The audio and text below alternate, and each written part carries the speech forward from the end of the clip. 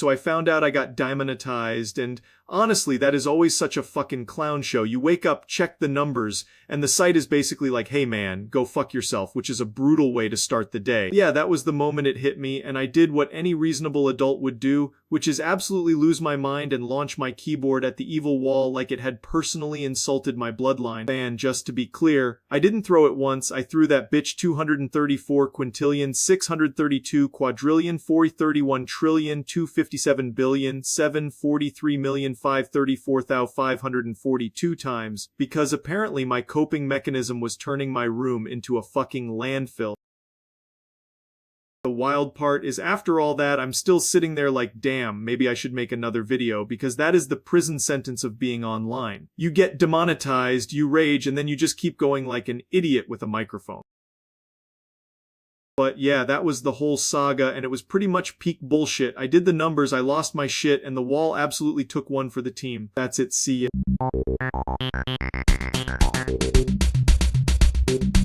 Holy shit, this is the dumbest apocalypse I've ever heard of. Everybody on Earth just starts yelling coom, coom, fuck, fuck, every 10 seconds like some kind of broken-ass factory alarm, and somehow I'm included in this disaster too. I already talk about ridiculous internet brain rot for a living, but this is like if the whole planet got hit with a dick joke ray, and now we're all legally obligated to sound deranged. And the worst part is, you know, there'd be that one guy trying to act normal in public, then every 10 seconds he just snaps like a running out of ink and screams it into the void. Imagine being on a date and the entire conversation is just 5 seconds of awkward flirting followed by both of you yelling FUK! Fuck! Like you're summoning a demon with a learning disability. Have reporters trying to cover this with complete seriousness too, like today at 3 p.m. the nation collectively lost its fucking mind, while the ticker at the bottom just keeps repeating the chant over and over like some cursed karaoke machine. And if you're penguinz0, now you've got to do it while also pretending this is a normal Tuesday, which is honestly probably the easiest part of your day. They can already hear the comment section being like, bro, just mute it, as if the issue is volume and not the fact that society has become a dumbass metronome with genital-themed jump scares. This would be the first global phenomenon where the only solution is everyone learning timing, because the second the 10-second mark hits, it's just over for everybody. Honestly, I respect the commitment. Most trends die out after a week, but this one is built different because it's literally on a timer, which is the most annoying possible mechanic. The human race didn't evolve for this, man. We evolved to eat berries and fight bears, not stand around like idiots yelling coom, coom, fuck, fuck, every 10 seconds like some kind of feral rhythm game.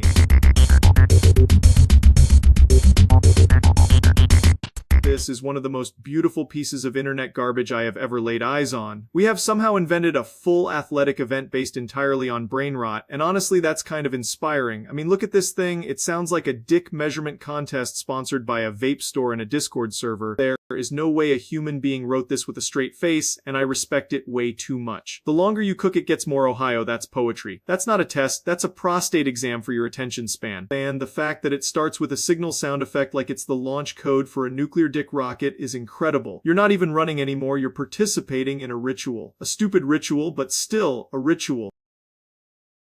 And then they hit you with the second time you fumble the lap, you're sent to the trenches, which is just unbelievably dramatic for a goofy little run test. That's the kind of wording you use when someone has blown up a planet, not when they failed a lap. This is peak internet fitness delusion, and I need the full documentary immediately. Honestly though, I'd absolutely watch people suffer through this in a gym. That's content, that's democracy, that's a bunch of sweaty idiots getting bullied by a sound effect and somehow calling it self-improvement. That's it, see ya.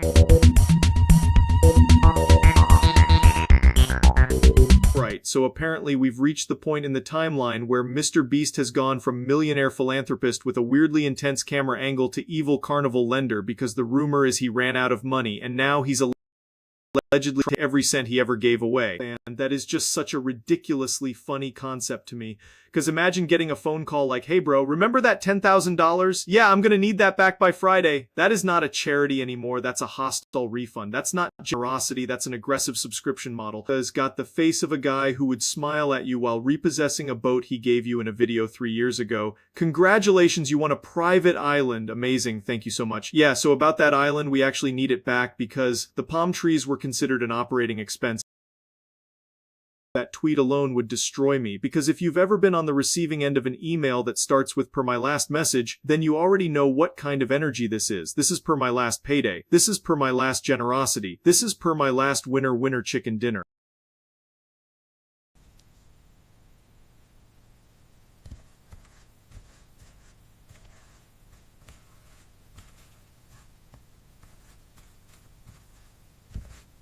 The third scene is the funniest because that's exactly how this would go if the internet took over the financial department. You have 30 seconds to climb this ladder or we reverse the transfer on the Lamborghini. I'm not saying it's ethical, I'm just saying it's incredibly funny in the worst possible way. But on a serious note, if a creator is spending absurd amounts of money on these giant videos, you can absolutely hit a point where the whole machine becomes unsustainable. People see the giant cash piles and think it's infinite, but if your videos cost enough to make a small country blush, eventually somebody has to look at the spreadsheet and have a bad day. Still, the idea of him trying to reclaim winnings is so cartoonishly evil that it loops back around into comedy. It's like if Willy Wonka got audited and decided the children needed to cough up interest. I'd watch that. I'd absolutely watch that. Not because I want anyone to lose money, but because the phrase "the budget is fighting back" is the kind of modern tragedy that writes itself. Anyway, if this is real, that's some next level financial desperation. And if it's not real, then congratulations, the rumor mill has once again successfully produced complete nonsense with the confidence of a tax auditor on cocaine. Either way, the premise is insane, the optics are cursed, and the internet is gonna milk this until there's nothing left but a dry little cash husk. Homosex bad disua tilde sex bad disua tilde homosex bad disua tilde homosex bad disua tilde homosex bad disua tilde homosex bad disua tilde homosex bad disua tilde sex bad disua tilde next bad disua tilde homosex bad disua. Bro, I woke up to this shit and genuinely thought the universe was pranking me, because apparently if you commit to absolutely deranged dick maintenance for long enough, the numbers start getting thrown around like stock prices. I found out because people kept spamming me with this ridiculous ass claim, and now I have to pretend this is a normal thing to even discuss. This is one of those topics where you read it once, oh, there's no fucking way, and then you read it again and realize the internet will absolutely try to make anything sound medical if you say it confidently enough. Like, I don't even know what kind of cursed training arc this is supposed to be, but if your life has reached the point where you're doing penis reps for 6 years, I think the real transformation is mental illness. The claim is that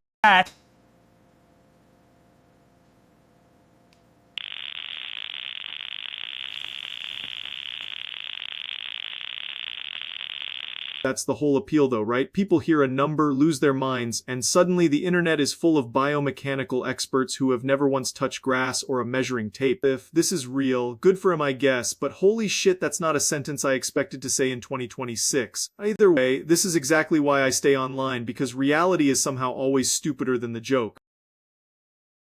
All I can really say is the numbers are insane, the topic is insane, and the fact that I have to speak English about it is even more insane. I respect dedication, but this is the kind of dedication that should probably come with a warning label and a therapist. That's it, see ya.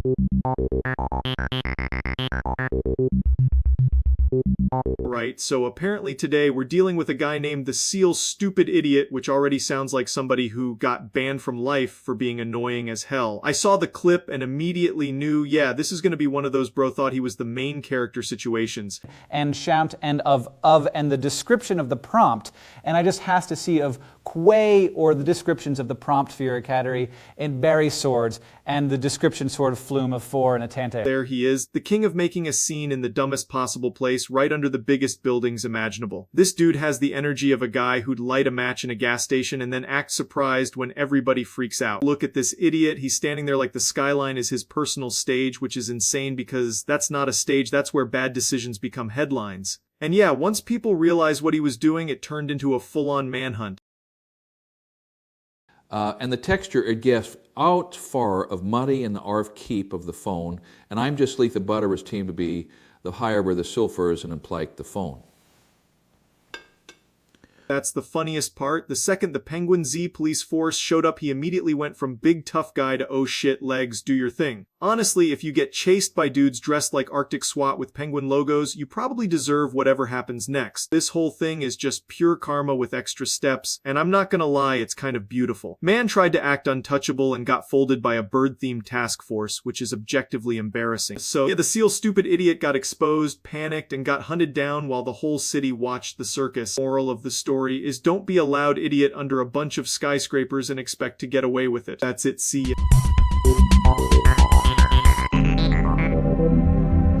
Right, apparently I've been drafted into the get my shit rocked by a god bracket, which is fantastic news for my bones. I found out I have to fight Kratos, and honestly that's just rude, because I don't even think my insurance covers Greek tragedy level damage. I'm gonna walk through this like a totally normal guy, and try not to get turned into a decorative stain.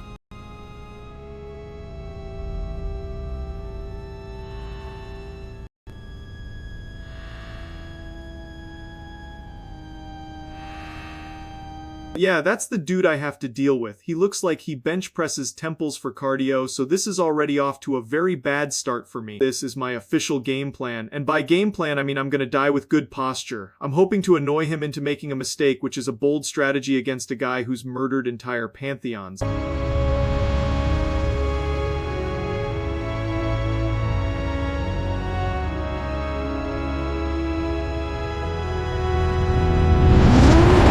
Okay, that's immediately too much. That's not a fight, that's a natural disaster with abs, and I hate that for me, so I'm probably gonna get folded, but I respect the hustle. If I somehow survive this, it'll be because Kratos and that's basically my only path to victory. Well, I'm showing up because backing out is lame and I've already accepted the ass-kicking. Realistically, I'm getting launched into orbit, but at least I'm not being weird about it. That's it, see ya.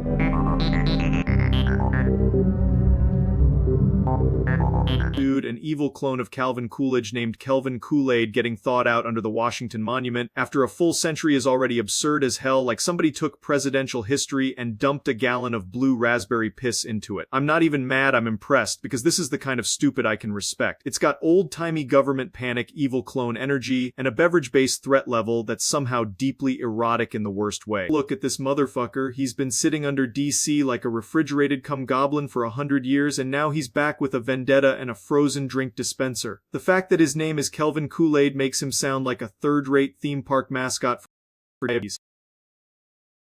This is the exact kind of article where every paragraph is just local authorities are investigating while the city gets coated in purple slush like a bathhouse after a gangbang. And of course the site looks like it was made in 15 minutes by a guy who still thinks Comic Sans is a strong design choice. That's not a man, that's a fucking slurpy terrorist. He's turning the Capitol into a sticky freezer aisle, and somehow the most offensive part is still his haircut. Honestly, if this is how the Republic ends, at least it goes out looking stupid as hell. Kelvin Kool-Aid is the only villain I've seen who can commit acts of frost-based domestic chaos and still somehow look like he's about to give a speech on fiscal responsibility.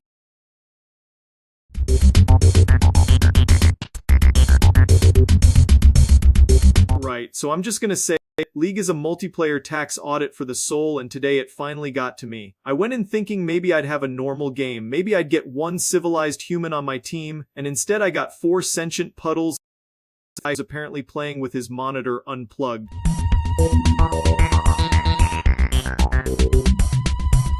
Right, so I got sent this old-ass 11 p.m. news story for 28th, 1992, and it is about as charming as a brick through a windshield. Apparently something went down at 2000 Tyson Avenue in Philadelphia, and man, the way these local news reports used to frame shit is like they were narrating the end times with a coffee stain on the script. I'm gonna walk through the clip and the reporting around it, because this is one of those stories where the vibe alone tells you it was a bad night for everybody involved. Secure the perimeter. Secure the perimeter. Confirm, Sergeant. There it is. The full were standing outside a place where some shit absolutely went sideways starter pack. The camera quality is so bad you can practically hear the CRT buzzing. And this is why old crime footage hits different, because the whole thing feels half like reporting and half like the cameraman got dragged into the neighborhood against his will. This is the exact kind of image that makes you immediately go, yeah, something terrible happened here. No fancy cinematic bullshit, just pure local news nightmare fuel. And I swear these reports always had the same energy, where the anchor sounds way too calm for something that clearly had everybody on edge. If this had been online back then, it would have looked like the internet itself was held together with duct tape and bad decisions. which honestly feels appropriate for a crime story at 11 p.m. What gets me is how these sources always leave you with more atmosphere than answers, like they dump you into the middle of the aftermath and then just peace out. We're continuing to follow the developing situation here on Elm Street. As you can see, authorities are still working to secure the area, and we'll bring you updates as they become available. And now we've got the reporter doing that classic, I have no idea what I'm looking at, but I need to sound professional voice. Absolute Hall of Fame behavior. It's grim, it's messy, and it's exactly the kind of thing that makes these old local segments stick in your head way longer than they should. At the end of the day, this is one of those stories where the footage does most of the talking. The whole thing feels raw, old, and unsettling. That's it, see ya.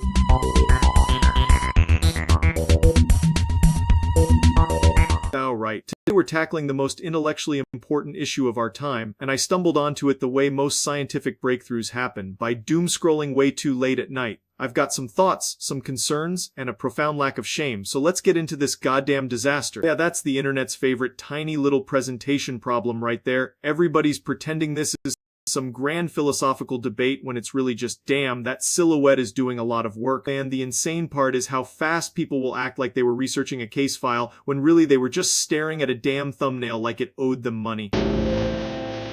Nailed it. Nailed it. Here's the clip everybody starts losing their minds over, and it's always the same exact energy, shaky camera, overconfident posing, and the internet immediately develops a medical condition. I'm not even gonna pretend there's a complicated analysis here, it's just one of those things where the algorithm knows exactly what kind of filth you're willing to click on, and then it serves it up like a tray of horse shit with a bow on it. This is the part where the comments start acting like they're giving a tasteful review when every single one of them is basically a caveman grunting at a JPEG. The whole ecosystem is built on people trying to sound casual while being absolutely feral. And honestly, that's the purest form of online communication we've ever invented. So yeah, that's the situation. Everybody's pretending to be above it while staring directly at it. And the internet keeps on being the internet like a filthy little machine that never learns. I don't have some grand moral takeaway here, I just think the whole thing is ridiculous in the funniest possible way, and it continues to prove that humans are hopeless. That's it.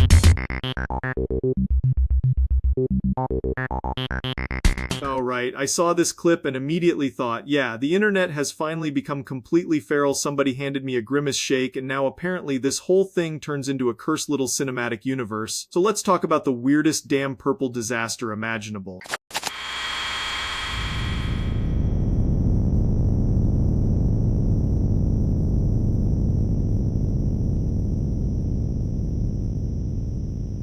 This is exactly the kind of brain-rotting nonsense people would make at 3 a.m. when they have too much caffeine and no respect for God. The visual of everything turning into purple goo is stupid as hell, but I'm not gonna lie, it's also kinda impressive. And then Grimace just shows up like the final boss of dairy-based crimes and starts drinking the puddle back up with a fucking jumbo straw. That is not a sentence anyone should ever have to say out loud, and yet here we are.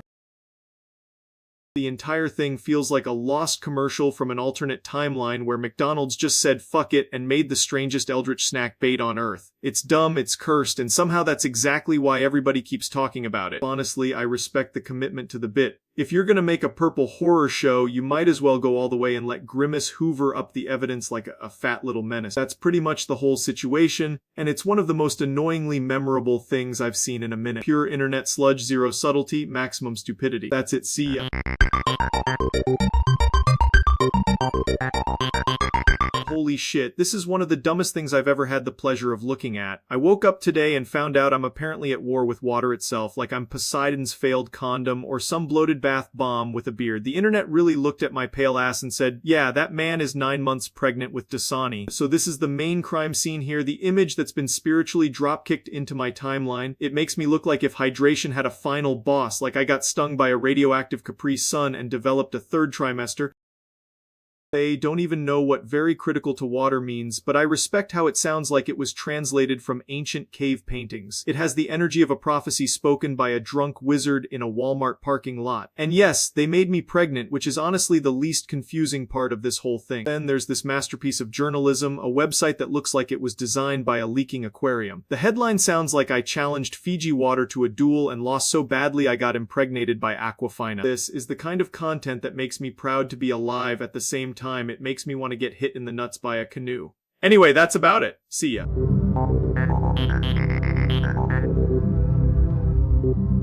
So, apparently Jimmy Neutron made his way into the Epstein files, which is a sentence that should have never existed in the English language, and here we are. I saw people posting about it like a normal Tuesday, and I had to check if I was losing my mind or if the internet had finally crossed the event horizon into complete dog shit. This is one of those things where you read it once, laugh because it sounds fake, then realize the joke is actually the headline. That right there is the funniest possible visual for this nonsense, because now I'm imagining some federal investigator a dust folder and going, oh hell no, why is Jimmy Neutron in here? Like, what kind of multiverse bullshit is this, man? This is not a crossover episode anybody asked for.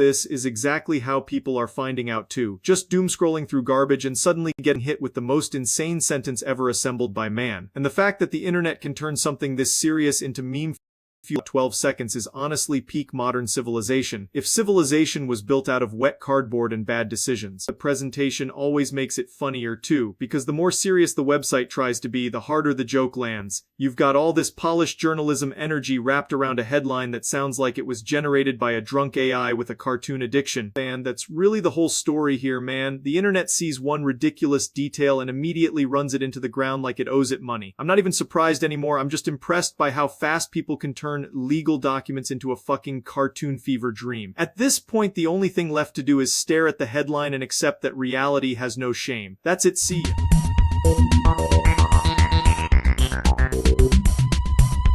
This is the kind of analytics screen that makes you realize how insanely cooked the internet is. Like, you've got people watching, subscribing, not subscribing, and somehow it all boils down to a big purple bar and whether someone is willing to click the button with their own thumbs. Absolute phallic masterpiece of data visualization. And look at that split, bro. 83.3% subscribed. That's not an audience, that's a hostage situation with a bell icon. The other 15.5% are just peeking through the window like, yeah, I'll watch, but I'm not committing to this relationship. Respect? Honestly, I'm the same way with pants.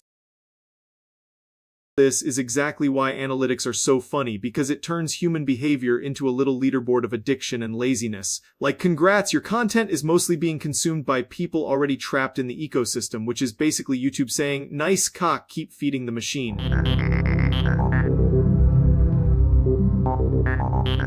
Right, so today we're talking about the funniest shit ever, a knock-knock joke that somehow survived the internet and still refuses to die. I found this one after seeing people in chat argue like it was a matter of national security, which is insane because it's literally a door gag with a punchline. Anyway, let's get into this absolute masterpiece of human communication. So the setup is already doing a ton of heavy lifting here, because knock-knock is basically the ancient ritual of someone wasting your time for sport.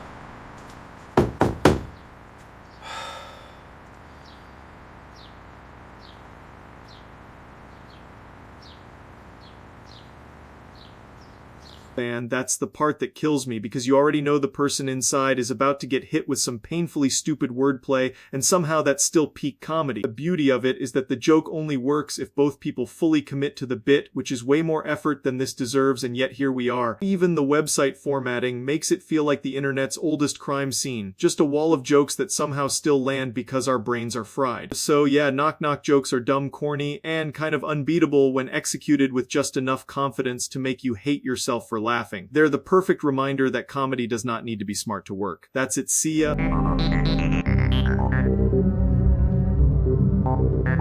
Right, so this one is just straight up SpongeBob nonsense, and I love that for him. I saw this and immediately thought, yeah, this is how you know the boating school is a fucking disaster, because why are we on a road at the bottom of the ocean? This looks like every bad driving test I've ever seen if the DMV was run by sea creatures and everybody was already stressed as hell. SpongeBob's got that I definitely failed this maneuver face, and the teacher looks like he's about to file an emotional complaint. The funniest part is the random-ass diving gear scattered around like the set dressing itself gave up. It's such a clean little snapshot of SpongeBob being doomed before the scene even starts. Honestly, this is peak cartoon design though, because you can tell exactly what's happening in 1 second and it's still completely stupid. That's it, see ya.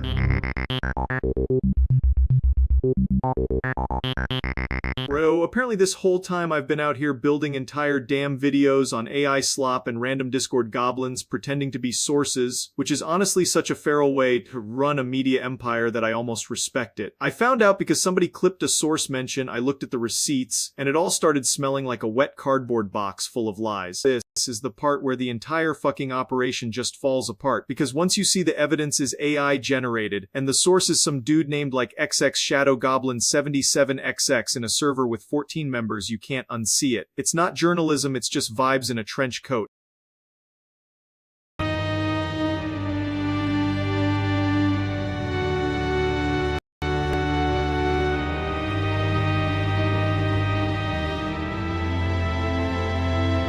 That's the funniest shit, because the video is always presented like here's the undeniable proof, but the proof looks like it was generated by a toaster having a stroke after reading a conspiracy forum. If your source list is just random Discord users, you're basically one step away from saying my uncle at Nintendo told me. And then the site comes in acting all official, like that suddenly makes it real. But the whole article reads like it was stitched together by a raccoon with a journalism degree. It's got that polished bullshit sheen where everything looks credible until you actually read 5 words and realize it's all nonsense. If I'm being honest, this is the exact kind of thing that makes online commentary feel like a goddamn carnival. You've got fake evidence, fake sources, fake confidence, and somehow the whole thing still gets treated like a court transcript by people who should know better.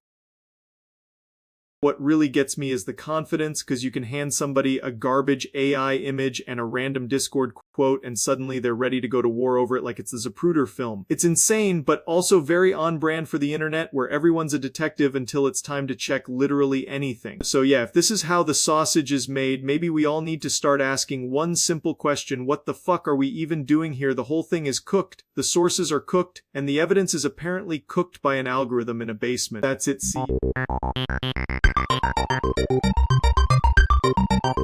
Man, Family Guy Gmod cutaway gags every 30 seconds is just pure brain rot sorcery. Like somebody looked at a perfectly normal episode and said, what if we kept slamming the same 4 physics props into the wall until the viewer's soul detached from their body? It's obscene, it's stupid, and honestly it's kind of impressive how hard it commits to the bit, which is also how I describe my own dick on a good day. That's the exact vibe, just an episode where every 30 seconds the universe says, and now, here's a pointless cutaway like a guy with no self-control and a monster dong made of timestamps. The whole thing feels like a haunted DVD extra that got drunk and learned how to animate. And the article would be like experts are baffled, which is insane because there are no experts for this, just people watching a cartoon get molested by source engine jank. Every commercial break is basically a hate crime against pacing, and somehow the curse keeps getting stronger. This is where the hero comes in, staring at a candle like it owes him money, trying to break the curse by destroying the last Gmod cutaway trigger, and if he fails, the episode just keeps spawning random nonsense forever, which is honestly the most Family Guy thing imaginable.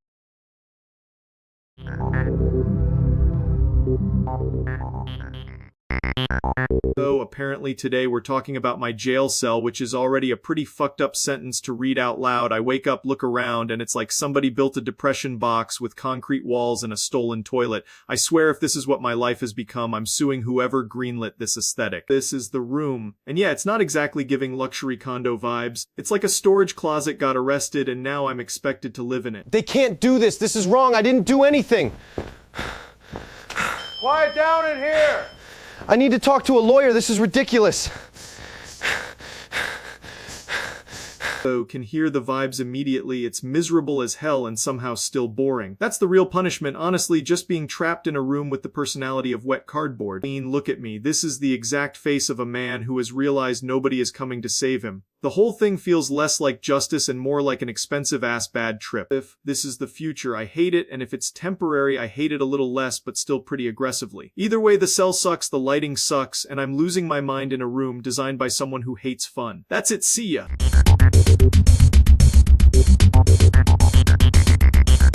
Holy shit, I just found the one ring in a random-ass cave, and I'm already thinking about claiming Middle-earth like it's a damn coupon code. I'm about to become the lord of everything, and honestly I feel like I could make the weather better too. This is where the plan gets really stupid, because I put that thing on and instantly start feeling like I'm the chosen one, which is always how disasters begin.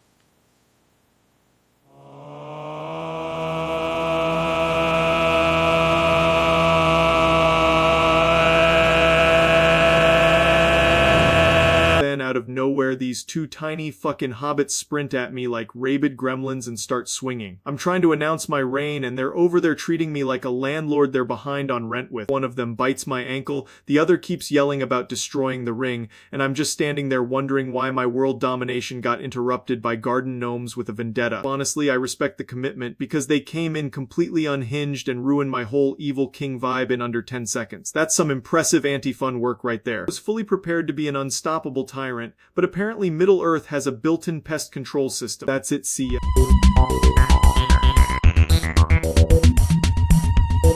Right, so apparently South Carolina's got 150 buildings. Just deciding to start levitating like this is some bullshit anime arc. I saw the headline and immediately knew this was either complete ass or the dumbest conspiracy imaginable, which is honestly a close race. This is the part where everybody starts losing their minds, because if a whole ass city is growing like a damn cartoon, somebody's gotta be behind it. And naturally the internet picked Rick and Morty, because apparently if something weird happens, those little gremlins are legally responsible. Text of and the texter, and then the prompt the user, and a single out it of the broken considering in that project. So neck a single out of the prompt. Yeah, this footage looks like the world's worst science experiment, and I'm not gonna lie, it's hard not to laugh when a building starts getting taller like it's trying to hit a goddamn growth spurt. Still, if this is a scheme, it needs to be exposed fast because this is completely unhinged. Every time something stupid happens online, people immediately drag Rick and Morty into it like they're the final boss of every problem. If there's a hidden hand here, I'd love to know why it's always these cartoon dickheads and never, like, an actual construction company. Anyway, the buildings are still growing, nobody has a real answer, and the whole thing is somehow both terrifying and ridiculous. If Rick and Morty are really involved, then I guess we've officially reached peak brain damage. That's my take on it. It's absurd as hell and needs a real explanation. If somebody's running this scheme, drag it into the light already. That's it, see ya.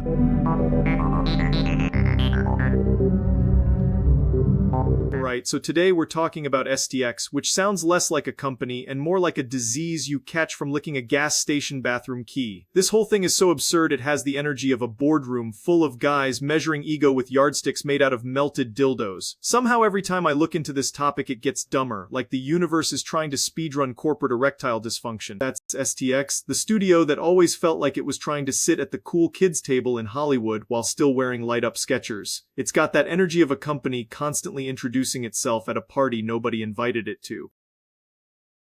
And I'm not saying every move they made was bad, but the overall vibe was like someone built a movie studio in a lab using leftover LinkedIn posts and expired Viagra. It's one of those names that keeps popping up attached to ambitious plans right before the plans trip over their own pants and faceplant into a conference call. This fake article is basically the life story right here. Every headline about STX reads like the setup to a joke where the punchline is just a CFO sobbing into an iPad. Big swing, bold strategy, exciting future, and then 5 minutes later the tire flies off the clown car. It's fascinating because STX always seem to chase that major player label with the confidence of a guy revving a leased Lamborghini outside a vape shop. You almost have to respect the commitment to the bit, even when the bit is setting money on fire with cinematic flair. This is the peak fantasy, right? Red carpets, cameras flashing, STX logos everywhere like they've conquered Hollywood. It's the visual equivalent of a chest puffed so hard the buttons on the shirt are filing for workers' comp. Yeah, STX is just one of those wonderfully weird entertainment stories where the branding screams Titan and the reality whispers please clap. It's messy, overconfident, and strangely captivating, like watching a dude do pelvic thrusts on a unicycle and insisting it's a business strategy.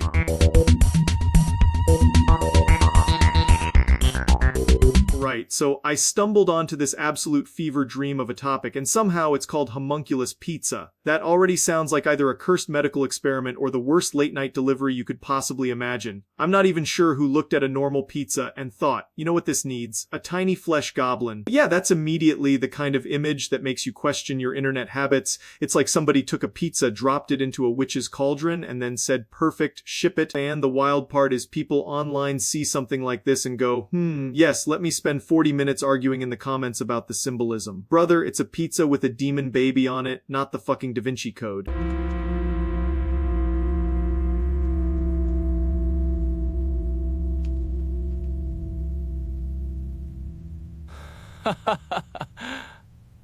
That's the moment where the room goes from haha funny food to we may have opened a portal. The dead silence after the reveal is always the best part because everybody knows they're witnessing some bullshit they'll never emotionally recover from. And I love how internet weirdos always act like this is normal now. No, man, it's not normal to serve something that looks like a cursed fetus on marinara. We have gone too far as a species and we need to be studied under a microscope. Of course, there's a whole article about it because the internet can't just enjoy being insane in peace. Somebody always has to write 2,000 words like they're defending the Louvre when really they're just talking about nightmare pizza. And that's the thing. It's not even the pizza that gets you, it's the commitment. You've got the cheese, the sauce, the little freaky homunculus centerpiece, and now suddenly I'm supposed to pretend this is art and not a cry for help. That close-up makes it way worse, obviously. From far away, it's haha weird, and then you zoom in and it's like, oh great, now I can see the little bastard's face. Honestly, I respect the sheer dedication to being as unpleasant as possible. Not because it's good, but because somebody had to look at this and say, yeah, this is the final form of comedy. So yeah, homunculus pizza is exactly the kind of internet garbage that makes me feel alive and nauseous at the same time. It's stupid, disgusting, and weirdly impressive, which is basically the holy trinity of online content. That's the whole thing, really, and I'm not eating that shit. I'm not even touching the box. That's it, see ya.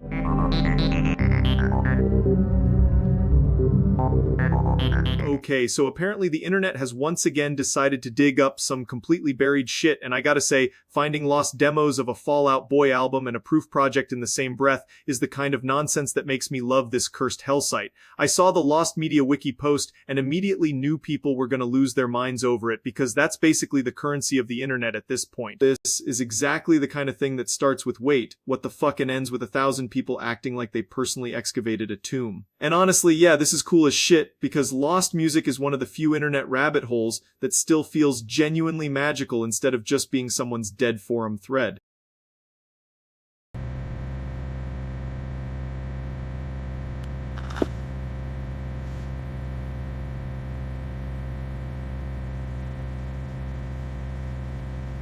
There it is, the absolute dopamine hit of seeing something that was treated like folklore finally get pinned down with actual proof. I love when the internet briefly becomes useful and not just a giant screaming match about nothing. And then you've got the proof side of it, which just makes the whole thing feel even heavier because that's not just some random unreleased bonus track shit, that's history getting dragged back into the light. That's the kind of discovery that makes collectors and music nerds act feral in the best way possible.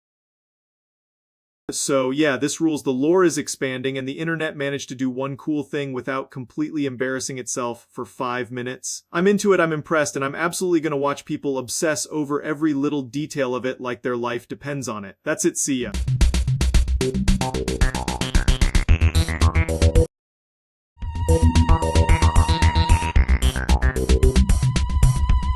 Dude, this is so fucking stupid. They really went and made a memorial post for the most immortal song on the planet, like Rick Astley got hit with the digital death penalty. The amount of dick measuring energy and end of an era over a Rickroll is insane. I respect the commitment to the bit though, because this is peak internet brain rot. Look at how dramatic this shit is, like the internet discovered grief and immediately applied it to a guy in a blazer dancing in front of stained glass. Let your friends know is crazy, because yes, absolutely, let the boys know the sacred cockblock anthem has allegedly fallen.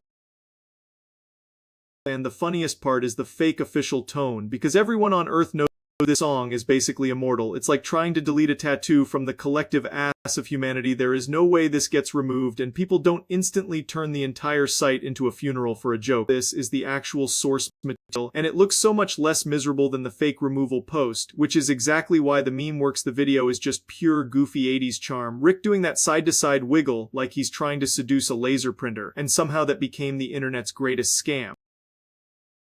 And that's the whole joke, right? This dude has been baiting people for decades without even trying, like the world's least aggressive cock tease. If this video ever actually disappeared, civilization would start collapsing from sheer lack of trolling infrastructure.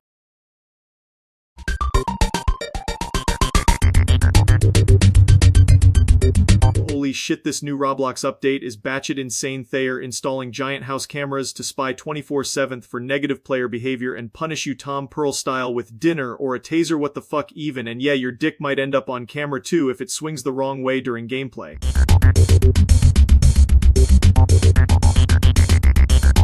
This is one of the dumbest things I've ever had the misfortune of hearing, and I've watched enough internet sludge to make a sewage worker blush. Nikocado Avocado has apparently evolved past mukbangs and is now drinking cars, which sounds less like a career move and more like a cry for help written in motor oil. It's like if a penis took a chemistry class and immediately failed. So this is the main image making the rounds, and yeah, that's exactly as stupid as it sounds. He's sitting there like he just discovered ExxonMobil is the fifth food group, slurping what looks like liquefied Honda Civic through a straw like it's a Baja Blast. And somehow this still isn't even the most disgusting thing he's uploaded, which is a sentence that should earn me hazard pay. The whole gimmick here is basically what if of mukbang, but instead of food, it's a trip to Jiffy Lube, and the internet of course treated it like the second coming of Christ if Christ smelled like burnt transmission fluid. Then you've got these bargain bin tabloid sites covering it like it's a national emergency, like the president needs to step up to the podium and say, "My fellow Americans, the avocado man has consumed a Buick." It's the kind of article written by someone whose keyboard is greasy from writing with one hand and panic-clicking ads with the other. They pad the whole thing out too, talking about fan concern and health fears. Brother, the only healthy response is to close the tab and go outside. There's no article on earth that can make drinking cars sound nuanced unless the car is made of Capri Sun. Welcome to the Car Drink Challenge! Sit-in smoothie, premium multi! I cry! This is the first half of the actual viral clip, and it's basically everything you'd expect if madness got monetized. He's got fake car beverages lined up like he's opening the world's worst gas station, crying and screaming while presenting them like a sommelier for divorced dads. The best part is how seriously he commits to it, like there's genuine culinary artistry behind gulping what appears to be melted hot wheels. He'll hold up a cup of black sludge and act like he's about to describe notes of oak, citrus, and 2007 Toyota Corolla. I can drink the heart! This is disgusting! Then the second half is just the full descent into cartoon insanity, where the table looks like a dealership crashed into a septic tank. He's gagging, flailing, covered in fake car juice, and acting like the Ford Fusion fought back on the way down. It's performance art for people with head injuries. And I know it's obviously a bit no shit, but the fact that this is where content has gone is still incredible. We used to have skateboarding dogs and keyboard cats, now we've got a grown man pretending to shotgun a minivan. That's about it, see ya.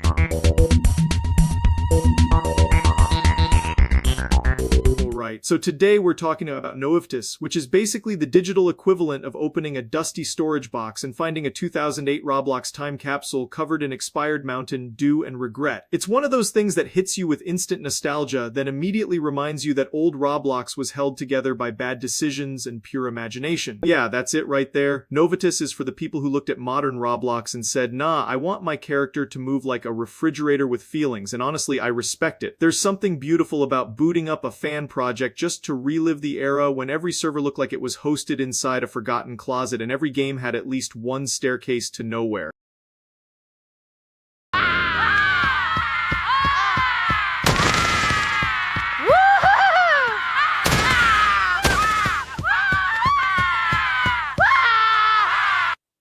This is the part where the nostalgia kicks in hard. You start remembering the stupid little things, like how the textures looked like they were made in MS Paint after 3 energy drinks, or how the whole social experience was just people typing nonsense while building a castle that immediately got blown up by some little menace with a sword. It was janky, ugly, and somehow way more charming than half the polished stuff people play now. And that tweet is painfully accurate. Novtis isn't trying to be some sleek masterpiece, it's trying to resurrect a very specific flavor of chaos. The kind of chaos where you'd get invited to a random game, see a giant neon tower, hear somebody say something deeply unhinged in chat, and just think, yeah, this is art. That's the whole appeal. It's not just nostalgia bait, it's a weird little museum where you can actually touch the exhibits. And if that sounds pathetic, maybe it is, but so is spending 6 hours min-maxing a modern game just to unlock a hat shaped like a hemorrhoid.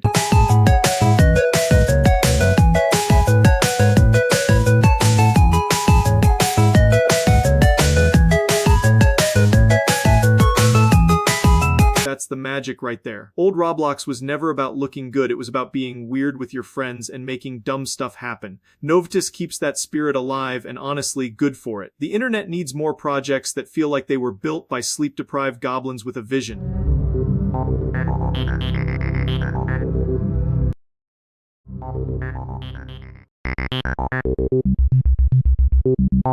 Dude, this mod pack is actually insane. It's like Minecraft got put in a tiny cardboard box and someone said, "Good luck, asshole." I love when games take freedom and just kneecap it with a hammer like, "Yeah, buddy, go mine your little dick pebbles and build a civilization." This is the kind of suffering I respect because it's very efficient and also deeply humiliating. So the whole premise is you wake up in a prison cell made of geometry, and the game expects you to become industrialized from pure spite, which is honestly relatable because that's how most men operate anyway, just a lot of frustrated grinding and one stubborn little shaft of ambition.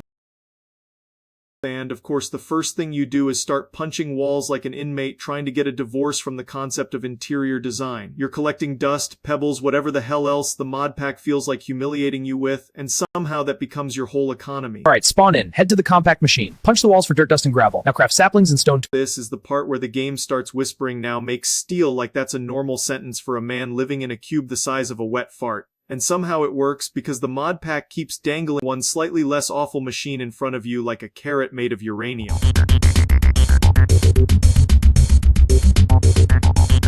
This whole nano laser simping thing is so absurd, it feels like the internet collectively tried to marry a flashlight attachment. I opened my phone and got hit with more thirst over this tiny sci-fi dick pointer than actual humans, which is both hilarious and spiritually rotten. It's like people saw a red beam and immediately dropped to their knees like it was laser-guided gooning tech. This is the nano laser everyone's been acting unholy over, the world's smallest evil little rave accessory. It looks like something a Bond villain would use to mildly annoy someone across the room, not a device worthy of this much horny applause.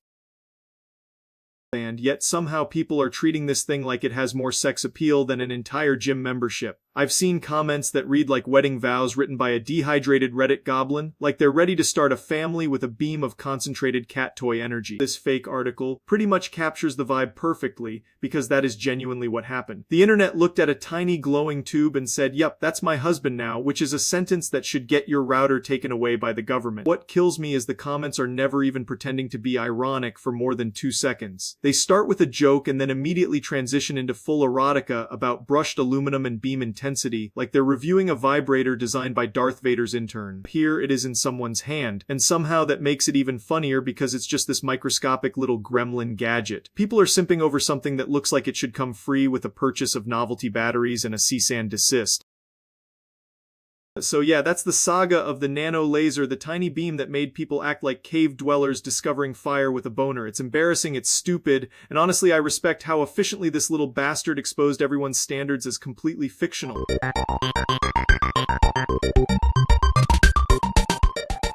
Jesus Christ, this is one of the dumbest things I've ever seen, and I've seen pants fights in Walmart at 3 a.m. It's like the internet finally looked at itself in the mirror and said, "Yeah, let's make this even more annoying," then whipped out the smallest possible brain and got to work. Whoa, check out this Mr. Beast chaos on YouTube. Every thumbnail is his grinning face with arrows in shock. This is insane. So this is the clip. Joe Rogan's just sitting there browsing YouTube like a dad looking for elk meat recipes, and every single thumbnail has Mr. Beast's face plastered on it like a digital fungus. It looks like the website got stung by a radioactive soy jack. And the best part is Joe doesn't even seem that shocked at first, which honestly makes it funnier. If I opened YouTube and saw that much Jimmy, I'd assume my computer had developed a concussion. It's like some cursed Chrome update for people who think subtlety is a government psyop. Then Mr. Beast just walks in like a sleep paralysis demon for the algorithm and goes, "Yeah, that's my new browser extension, Mr. Beastify. That name sounds like something you'd get from a gas station pill sold next to Rhino Boner gummies." It's such an unbelievably on-brand supervillain move too. Not content with dominating YouTube normally, now he's allegedly breaking into your browser to make sure even a woodworking tutorial looks like it's about winning $10 million in a prison circle. Honestly, I respect the hustle, but this is psychological warfare with veneers.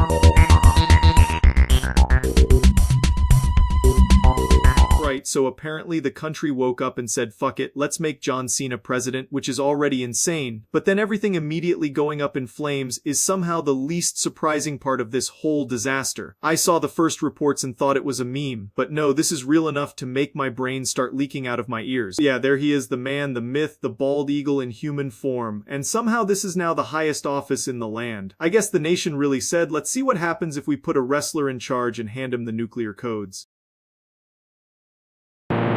Oh my God!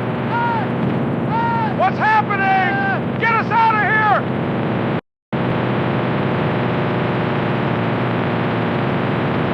here! This this is the exact kind of thing that happens when reality takes a fucking swan dive into the dumpster. You can't even be mad because the whole setup is so stupid it loops back around into being beautiful.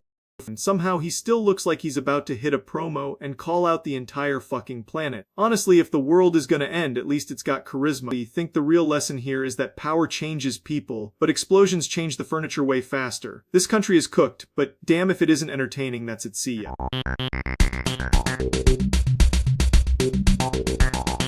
Right, so apparently the internet coughed up the dumbest superhero movie never made. We've got Touchy McTouchy and Bobuck's man allegedly molesting public property with their greasy little goblin hands while huffing glue like their brain cells are speedrunning extinction. This whole thing feels like if a dick joke gained sentience and got municipal funding. So this is the main crime scene, the poor school building just sitting there minding its own business before these two buffoons roll up like rejected Batman extras from Temu. Touchy looks like a guy who'd get banned from a Home Depot for caressing plywood too sensually, and Bobuck's man looks like he traded every evolutionary advantage for arts and crafts intoxication.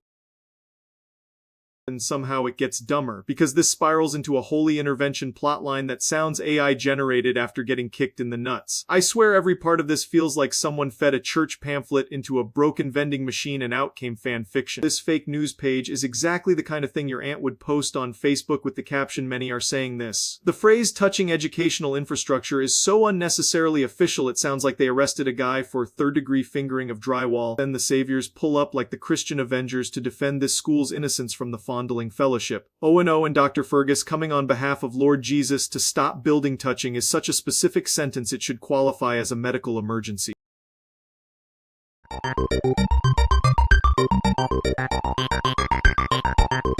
Right, this is one of the most unholy things I've ever put my greasy little goblin hands on. I'm about to show you my favorite sex toys, and by that I mean a collection of kitchen gadgets that look like they were designed by a divorced alien with a home goods coupon. This is the kind of lineup that makes your dick file a restraining order and your balls call OSHA. First up is the Whisk, the Grand Wizard of bad decisions. This thing looks innocent, but give it 10 seconds in the wrong hands and suddenly you're making pancake batter in your ass. It's the kind of tool that says I meal prep, but also I've definitely Googled emergency room excuses at 2 a.m.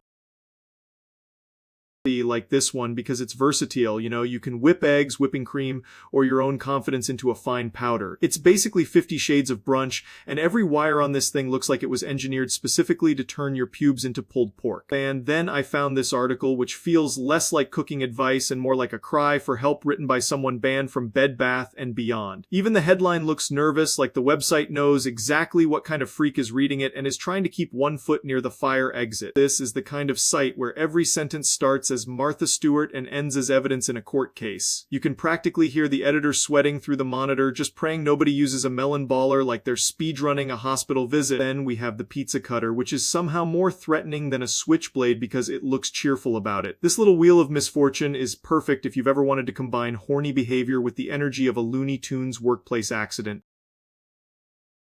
Don't even need to explain how this one works. Your brain unfortunately already did that on its own. It's a sex toy for people who look at calzones and think, yeah, but what if this changed my life forever in the worst way possible?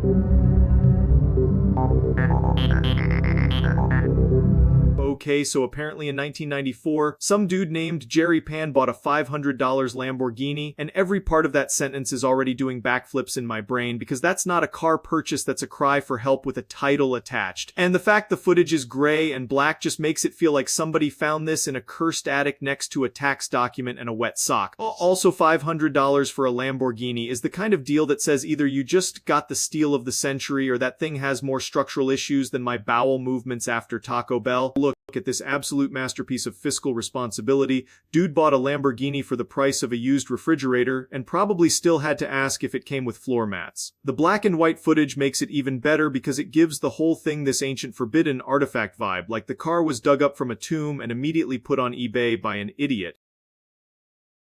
And, of course, there's a fake news site for this, because stories like this only get better when they're packaged like the world's dumbest financial miracle. I love how local news always acts like some guy buying a busted supercar is the same level of importance as a meteor strike, like no, this is just a man and his emotionally damaged Italian toaster. That front end looks like it has been through 3 divorces and an eviction. I'm just imagining Jerry Pan standing there thinking he's the smartest man alive while the car is silently leaking every fluid known to science onto the pavement. That is not a Lamborghini, that's a financial warning sign with wheels.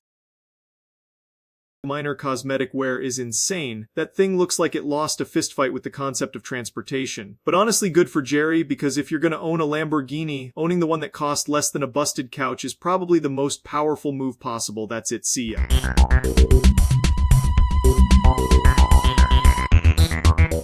Today we're doing something insanely stupid, which is my favorite kind of stupid. We're gonna look up a very specific old TV question and watch me click around like a guy trying to find his own dick in a dark room. It's gonna be a real treat. Look at that, the internet's greatest archival tool, where every answer is one click away and somehow also 45 ads away from your next orgasm. I love how specific this is because it feels like we're interrogating the database with a crowbar.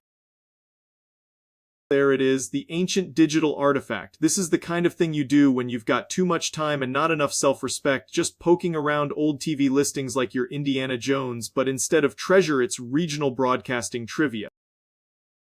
And honestly, that's kind of beautiful. Somewhere out there is a man who knows exactly what KYW-TV was doing on September 10th, 1995, and now I'm emotionally invested in his journey, which is a sentence I hate that I just said.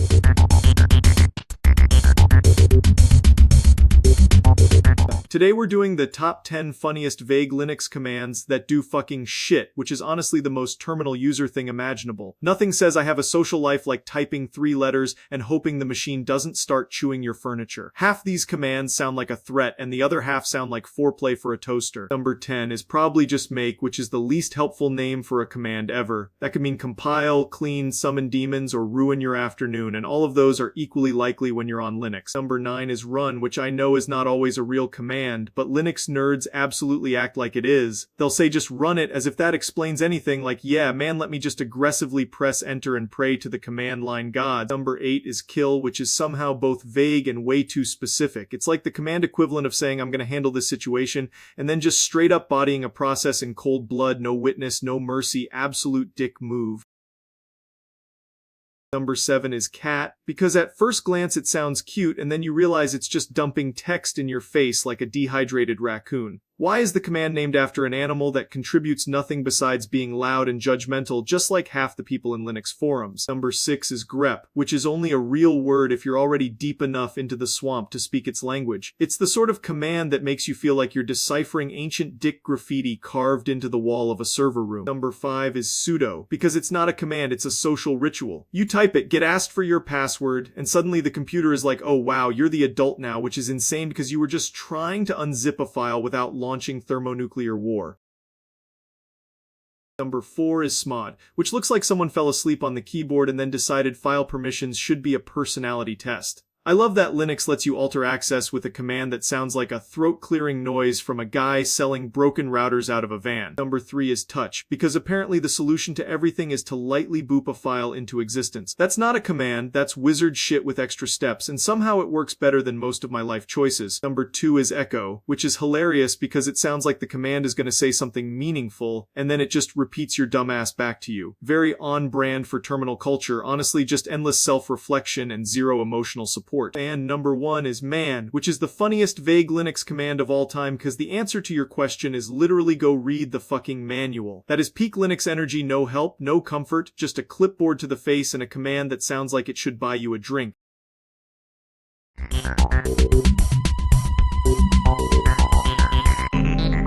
Right, so today we're talking about the evil GPU of setting your house on fire, which is honestly a sentence I never thought I'd say with a straight face. Like somehow we've reached the point where your graphics card can turn into a tiny little arsonist with fans, and that's just incredible. It's like the console wars if one side was also an open flame with a warranty violation. Look at this thing, man. This is not a graphics card anymore. This is a portable damn fireplace that also somehow runs Cyberpunk at 43 frames. You spend $1,200 on a shiny metal death machine, and it just decides to cosplay as a toaster after a couple bad decisions. That's premium performance right there, straight into the emergency room.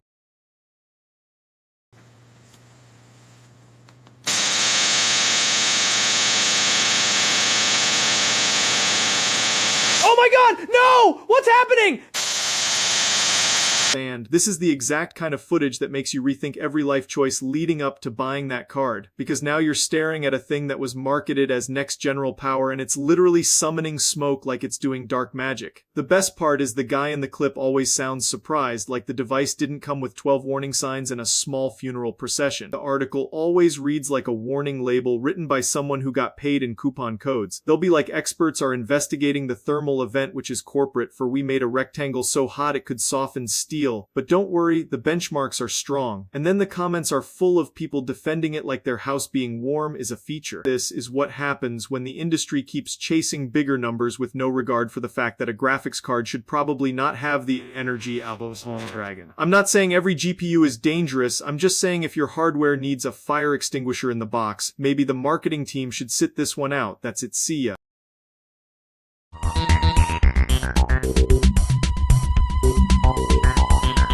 Right, so apparently people are out here tossing avocado pits like they're useless little rocks, which is kind of wild because if there's anything the internet loves, it's turning basic kitchen trash into some bullshit life hack. I saw a whole mess of people arguing about it, and now I gotta check whether this is actually smart or just another way to make your house smell like damp failure. This is the whole star of the show, the damn seed itself, and people treat it like some sacred artifact when it's basically avocado shrapnel. Depending on who you ask, it's either compost gold or just the world's most overrated baseball-sized disappointment. The annoying part is there isn't one universal answer, because recycling and composting rules are different everywhere, which is exactly the kind of bullshit that makes people give up and just throw it in the trash. If your area actually takes food scraps, cool, use that, and if not, then the pit is probably just gonna live and die in your garbage like the rest of us.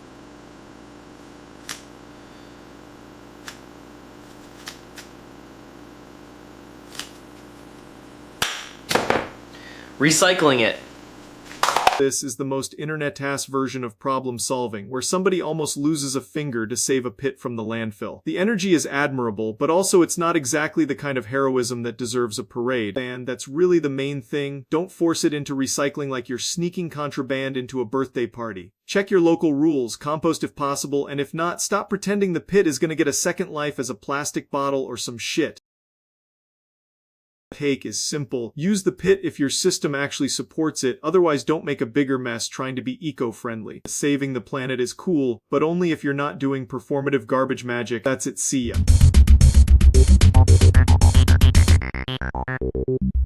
Holy shit, boys, this is one of the most earth-shattering developments since someone tried to deep fry a condom and call it cuisine. Verity apparently got absolutely forklift certified in his new Atlanta track, and I don't know if this is performance art, a cry for help, or just the loudest case of damn bro I've seen all week. Hey, it's me!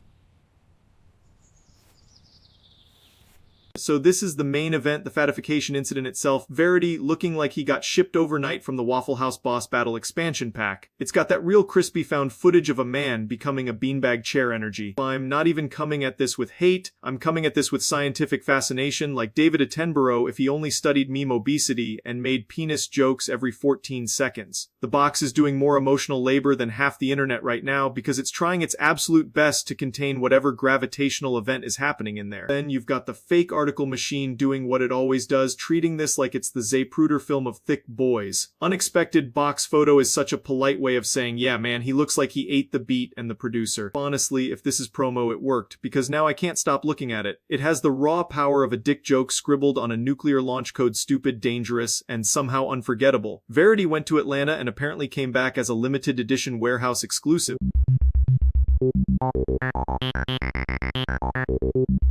Alright, so I woke up to the dumbest possible notification imaginable, and somehow my brain immediately went, yeah, this is gonna be a problem. I'm just trying to have a normal day, and instead reality decides to fucking uninstall itself. That's me, apparently, becoming a goddamn content mitosis event, and every little me instantly thinks he's got the story of the century. It's like if one asshole became 100 assholes with ring lights. It's happening! Chaos!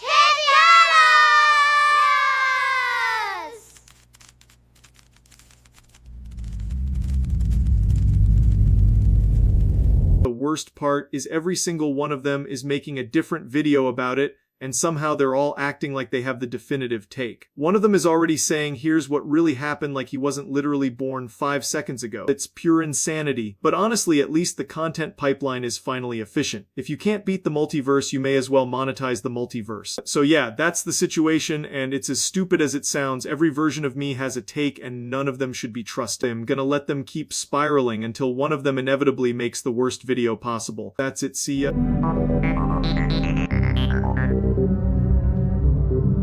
Holy shit, the North Pole really said controlled burn and then immediately lost control. I can't believe there's apparently a whole ass incident where Santa got absolutely folded by a fireplace like it owed him money. That's the kind of holiday news that makes you look at your own chimney and go, yeah, maybe my dick isn't the only thing that should be fireproof. There he is, the jolly old bastard, getting cooked like a goddamn holiday hot pocket. The fact that this is the kind of question people are even asking means the Christmas spirit has entered its final form, which is just pure trauma with tinsel on it.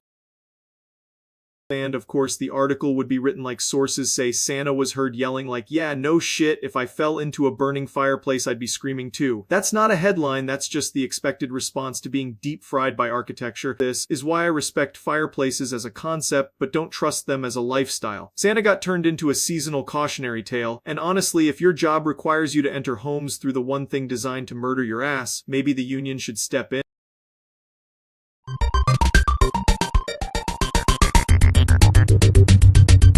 Right, so somehow I ended up hearing about this Jeremy Kyle ITV thing and thought, yeah, let me absolutely ruin my own afternoon for content. I'm gonna audition, show the tape, and see if I can get this disaster of a show to acknowledge me. The prompt from the interstitiums.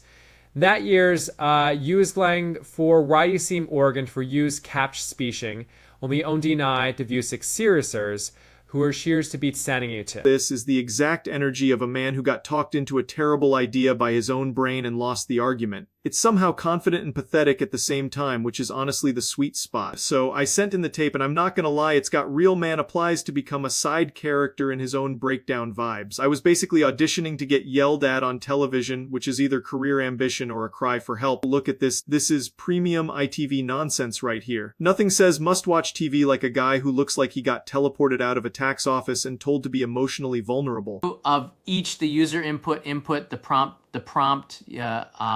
user input is only the prompt to view it. The music, the prompt. They love that the whole concept is basically please come on our show and be a train wreck in a controlled environment. That's not casting, that's just organized humiliation with a logo. Honestly, if they aired it, I'd have to respect the commitment. It's trashy, it's absurd, and it's exactly the kind of thing that makes daytime TV feel like a social experiment gone wrong. That's it, see ya.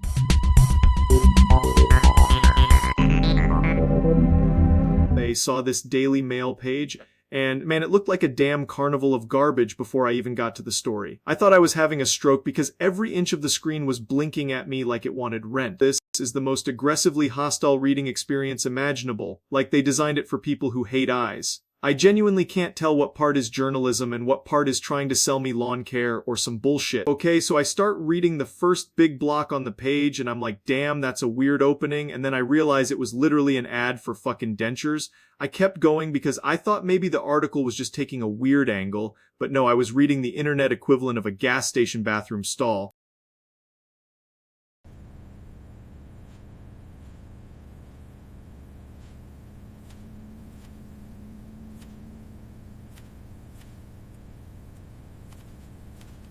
Every time I thought I found the article, another ad would show up and I'd just read that too like a moron. At a certain point, I'm pretty sure I've done a better job reviewing the ads than the actual story, which is kind of impressive and incredibly sad. The insane part is this page makes the article feel like a side quest. I'm not even joking, I was halfway through some ad copy about insurance before I had to stop and wonder why the hell I was still doing this to myself. But that's the Daily Mail experience, I guess, where every click feels like a punishment and every paragraph has to fight for its life. It's less reading an article and more surviving a website. That's it, see ya.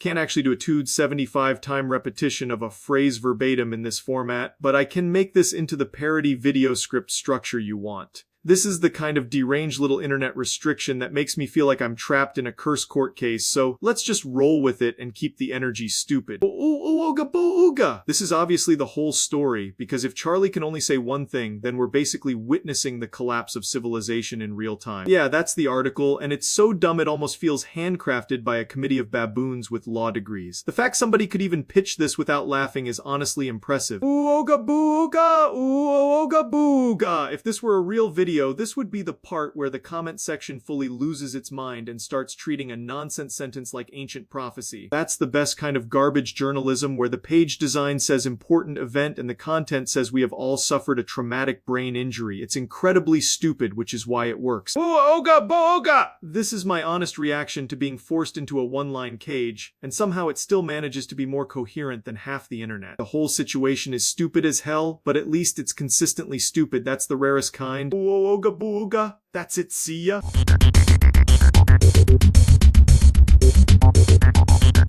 So apparently we've reached the point where Pokemon Go got weaponized for anime girls, and honestly that's the most modern shit I've ever heard. I saw this clip and immediately knew the internet had cooked itself into a fucking casserole. So let's take a look at this masterpiece of human advancement. Look at this dude, he's got the exact energy of a man who just spent 3 hours sprinting around a park for a virtual girlfriend. The smug little grin says everything he did it. He finally caught the digital waifu and now he's celebrating like he won the lottery.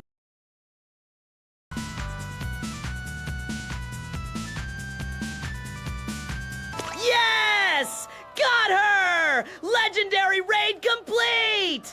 Yeah! That is unironically the purest reaction possible, because if you're gonna build a game around catching anime girls, you better expect people to act like they just secured the holy grail. This is peak gamer degeneracy, and I mean that as a compliment. Honestly, I respect the commitment, because this is dumb as hell, but also incredibly efficient at producing the exact brain rot it was designed for. That's the future, baby. Catch a waifu, lose your dignity, and celebrate like a champion. That's a see ya.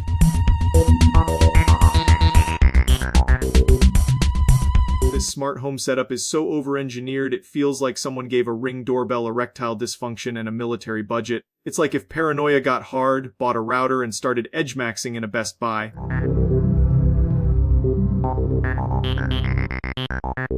Apparently, people think I end every sentence by screaming like I just got hit by a bus. Which, first of all, rude. Second of all, if I did that, I'd have no vocal cords left and you'd all be better off for it. I saw this clip floating around and it's got that classic internet brain rot energy where somebody says one thing, then the comments decide it's a medical condition. We're diving into the holy scripture of bullshit today. Yeah, there's the face of a man who absolutely does not do that, and if you think otherwise, you're already too far gone. The funny part is people act like this is some deeply studied pattern, like they've got a spreadsheet of my supposed verbal outbursts. It's not a catchphrase, it's not a bit, it's just the internet being weird as hell again. This should have been store out.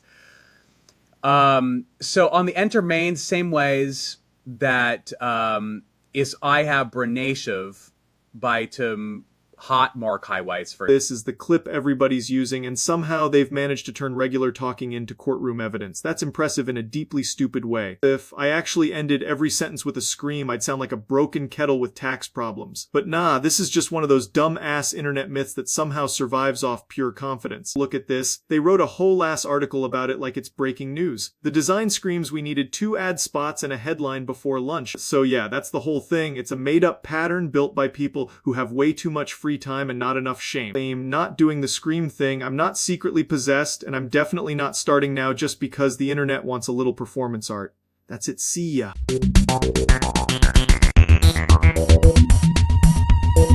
Apparently David Goldberg the movie got positive feedback, which is the kind of sentence that feels like it was generated by a concussion. I don't know what's crazier, that this exists, that people liked it, or that David Spade apparently came in like the LeBron James of weird cartoon voice acting. This whole thing feels like someone slapped Family Guy in the balls and filmed the aftermath. This is the poster, and it looks like a gas station straight-to-DVD horror comedy made by a sleep-deprived raccoon with Microsoft Paint. David Goldberg is reaching toward the camera like he's about to ask if you got games on your phone, and the dripping title makes it look like his ass is haunted. But the part people actually keep bringing up is David Spade doing the voice, which is insane because that means somebody heard this concept and said, yeah, let's get the Emperor's new groove of sarcasm in here. And apparently he crushed it, which honestly tracks because Spade's voice sounds like it was genetically engineered in a lab for smarmy animated weirdos. Here's the article glazing it like it just cured male pattern baldness. They're basically saying the movie worked way better than expected, and a huge reason was David Spade voicing David Goldberg like his rent depended on it. That's the funniest part because the movie itself looks like a cursed Newgrounds relic, but then you throw in a genuinely solid voice performance and suddenly people are acting like they found a diamond in a septic tank. So yeah, credit where it's due, David Spade apparently carried this thing harder than my nuts carry the entire comedy industry.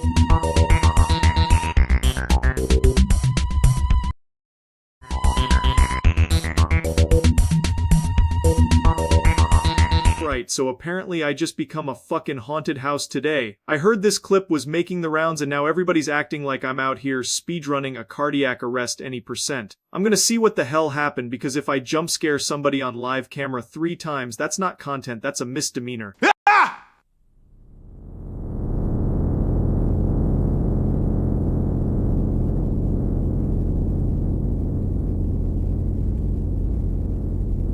Yeah, that's a pretty solid what the fuck moment, honestly. Not even mad, that's clean, that's aggressive, that's like if a raccoon learned timing.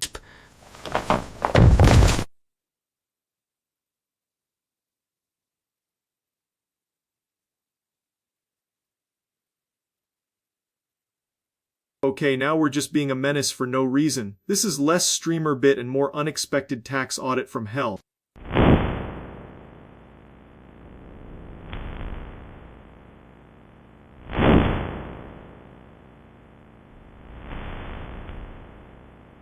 That's the trilogy right there. 3 for 3, no wasted motion, pure jump scare efficiency like he was trained by the Pentagon. They respect the commitment, but I also think anyone watching this deserved at least one warning and maybe a helmet. Well, that timing is absurd and I can't even pretend it's not funny as shit. That's it, see ya.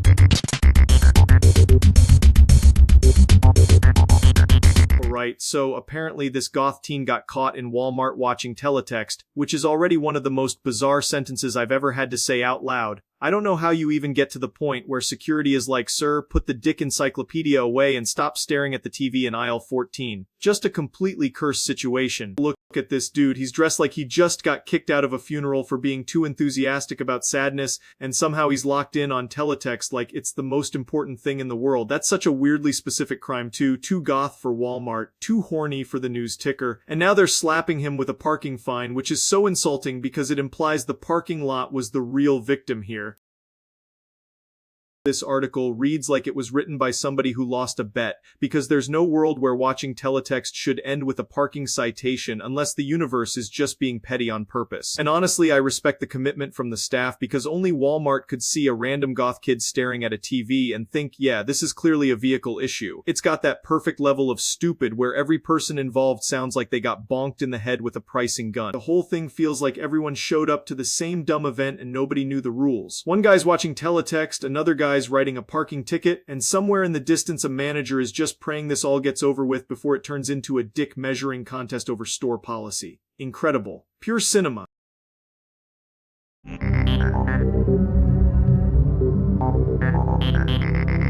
Right, I just saw this airport clip and it's one of those situations where reality decides to speedrun stupidity. Something falls from the roof right into the boarding queue, people instantly lose their minds, and now everybody's acting like the gate agent personally sabotaged their vacation. What happened? Is everyone okay? My flight! I'm gonna miss my flight! Yeah, there it is, the most useless obstacle imaginable causing maximum chaos. You can always tell how fragile civilization is by how fast a line turns into a riot when people think they might miss their flight. And of course, nobody knows what the thing even is for the first 10 seconds, so everybody just starts orbiting it like it's cursed. Then one guy yells, someone else shoves forward, and now you've got airport Thunderdome over a piece of roof trash. This is exactly why airport energy is so toxic, because everyone's already miserable before anything even happens. Add one blocked lane and suddenly people are ready to commit felonies over carry-on access. The article always reads like the calmest possible description of absolute nonsense, too. An object fell from above and passengers became agitated. Yeah, no shit, they were seconds away from fighting for oxygen in the jetway. Honestly, the funniest part is that airports make everyone feel important while treating them like cattle, so the second something interrupts the process, people snap. It's a miracle more terminals don't end up looking like a WWE pre-show. That's the whole story, just one tiny falling object and a whole lot of angry idiots with boarding passes. Airports really are the final boss of patience. That's it, see ya.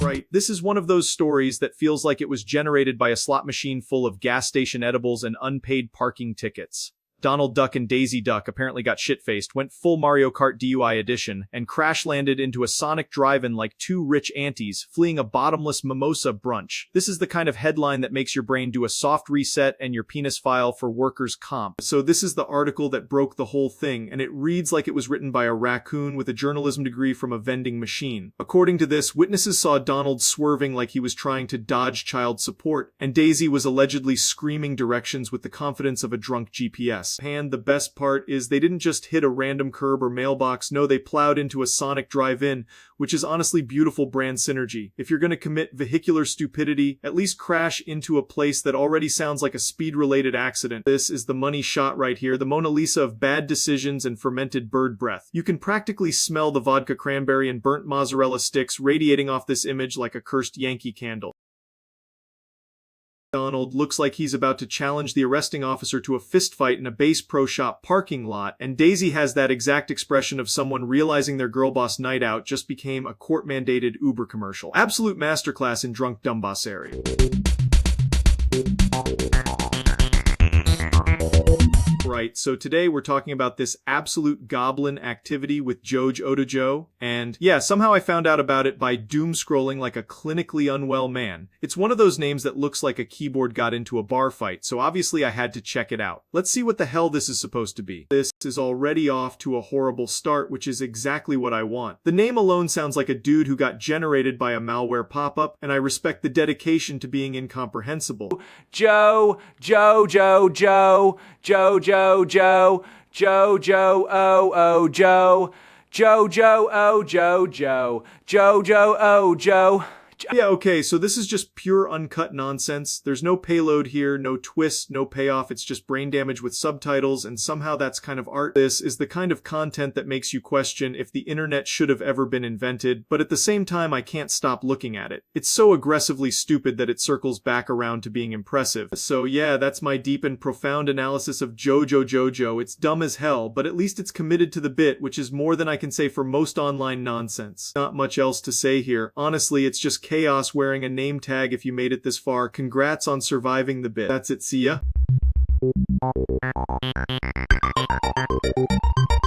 Right, so apparently everything is fish now, like the entire planet got speedrun into a seafood allergy incident, and somehow I'm the one guy not in the aquarium, which is honestly disrespectful on a spiritual level. This is one of those situations where the logic is so broken it circles back to genius, and also my dick is somehow now legally a trout. Look at this shit, man, the entire world got turned into fish, and the only exception is me, which feels like the universe is making a very specific point about my pelvic area. I don't know who approved this lore, but whoever did was horny for carp and had way too much free time.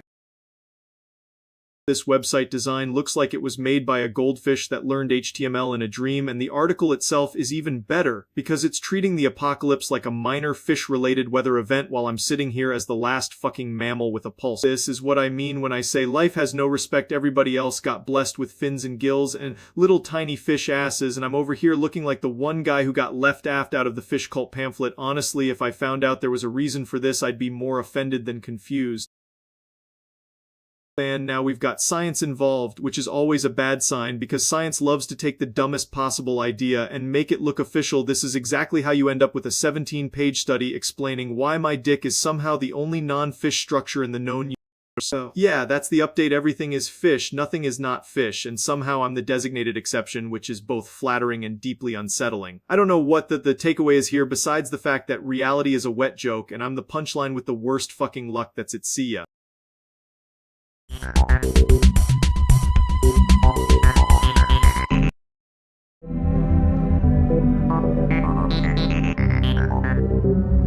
Holy shit, this is one of those stories that hits like a folding chair to the teeth. A theological college getting dragged into a Maxwell trafficking scandal is such a catastrophically cursed sentence it feels AI generated by Satan's keyboard. It's like if morality itself slipped on a banana peel and landed dick first into a wood chipper.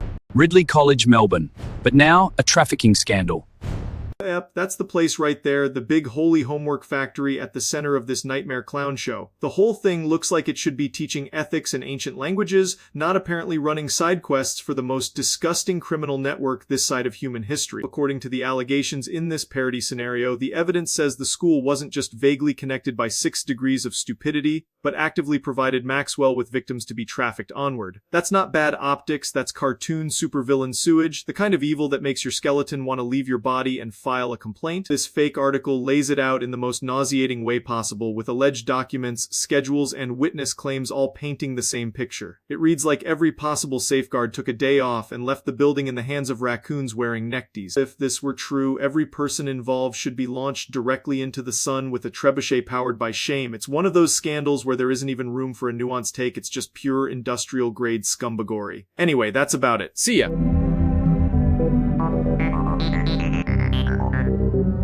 Oh my god, I cannot believe this is a real thing. Like, we have a guy out here acting like every observation is a groundbreaking revelation and it's somehow working. The internet will really hand a mic to anyone, huh? Absolutely insane, just a total cock and balls situation. Look at him, man, he's standing there like he just discovered oxygen. Wow, that thing is there! Yeah, no shit, brother. I too have functioning eyeballs and a monster dong for a brain. He's out here narrating reality like it's breaking news. And the best part is the confidence. That's what gets me. He's not even hedging it. He's just full send declaring the room is hot after everyone's already sweating through their balls. That kind of raw, shameless obviousness is honestly a skill. Like, this dude could walk into a funeral and say, wow, everyone here looks sad. Incredible. A philosopher for the ages, a true scholar of the painfully apparent, the Socrates of ass-level observations. We respect the hustle, though, because if you say the obvious with enough conviction, people start acting like you found buried treasure. It's the same energy as saying that car is driving while it's in motion and getting applauded for it. Anyways, this guy is the final boss of saying what everybody already knew, and somehow he keeps getting away with it. Truly a once-in-a-generation menace to common sense. That's it, see ya.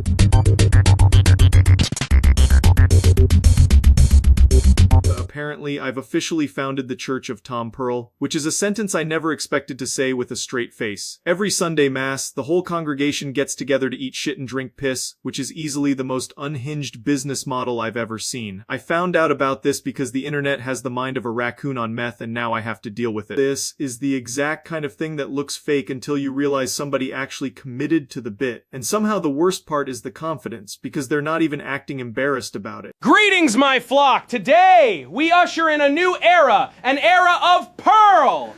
I hereby declare the founding of the Church of Tom Pearl! Hallelujah! Yeah, there it is, the founding document of insanity. If you ever wondered what happens when a community gets too much free time and not enough supervision, this is it. The flyer really seals it too, because nothing says spiritual growth like a menu that makes the average person recoil in horror. This is less a church and more a public health violation with a donation box. I respect the commitment, I really do, but this is one of those ideas that should have died in the group chat. Instead, it got a logo, a name, and a damn congregation. Anyway, if you're joining this thing, maybe consider literally any other Sunday plan. That's it.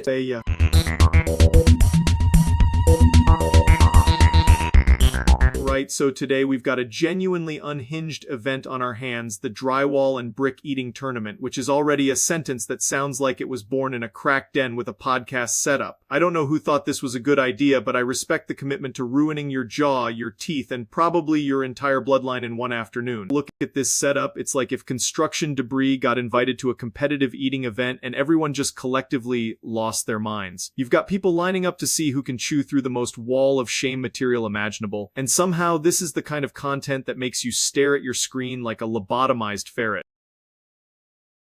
And Johnson takes another bite. A valiant effort, but can he maintain this pace? The bricks are proving to be a formidable opponent. This is the most why are we here footage I've ever seen in my life. Nobody looks like they're enjoying it, which honestly makes it even funnier, because the only thing being consumed harder than the drywall is everyone's dignity. And, of course, the article writes it up like this is a legitimate athletic achievement, like this guy just set a new world record in chewing on a Habitat for Humanity starter kit. You can almost hear the editor trying not to laugh while typing it out, which is fair, because the whole thing is brain damage with brackets. The final boss of this event is just a man eating wall parts like he's trying to pay off a home renovation debt with his stomach. I admire the hustle, I really do, but at some point you have to ask whether this is competition or a cry for help wrapped in a sponsorship deal. And the winner is Ness!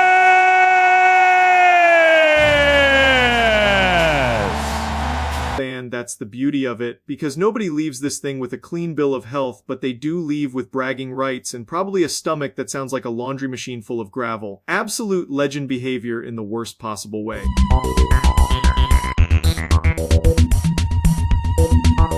So apparently Dr. Phil got fucking trapped in his own intro and turned into a broken record with a mustache. And I saw this clip and immediately knew it was going to be one of those how did this make it to air moments. They start saying his name and then just spirals into the longest L sound known to man like he got possessed by a budget printer. I'm Dr. Phil.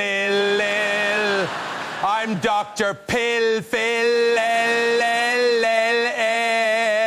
I'm Dr. Phil. This is the kind of thing that makes live TV hilarious because nobody in the room is strong enough to save him and now everybody has to just sit there and marinate in the nonsense. At a certain point it stops sounding like speech and starts sounding like a dolphin with a law degree.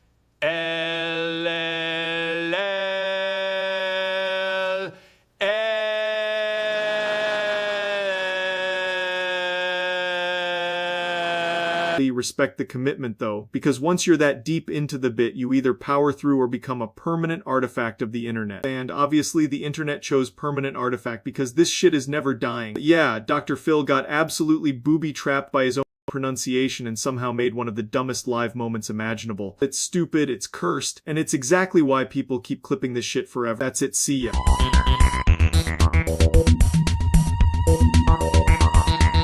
I got a new pet pussy and this thing is basically powered by a damn motorcycle engine. The purring is ridiculous. I showed it to the camera and it was immediately trying to steal the whole damn video, which is honestly the most cat behavior possible.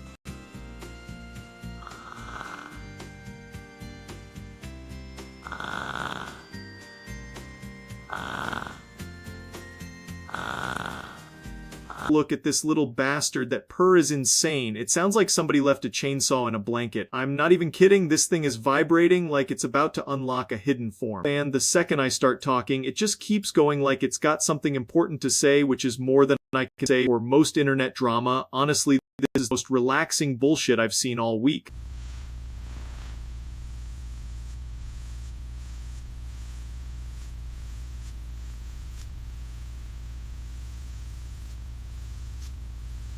That's the good stuff right there, just pure unfiltered purr spam. If a cat could file taxes, this one would still manage to do it while making motor sound. Anyway, yeah, I'm pretty thrilled with the little guy. He's already got main character energy, and he hasn't even done anything yet. I think this is a pretty elite purchase, all things considered. A solid ass cat, ridiculous per zero complaints. That's it, see ya.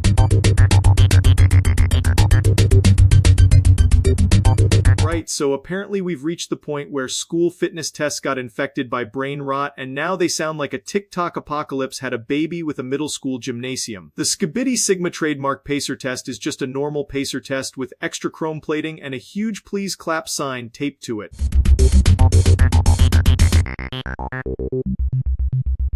Right, so I got jumped by these thugs because apparently no is not an acceptable answer anymore when they want my dildo. That's the level of civilization we're dealing with now, just street extortion but horny. I'm fine, but I'm also furious because why the hell am I getting mugged over a plastic dick? This is me right after, just trying to process that I got my ass kicked for refusing to hand over my own dildo. The whole thing is so absurd it loops back around to being offensive. Like I'm supposed to just calmly surrender my personal property to some sewer goblins with fists? Nah, I ate a beating and kept my dignity, which is more than I can say for their life choices. Not Chapo!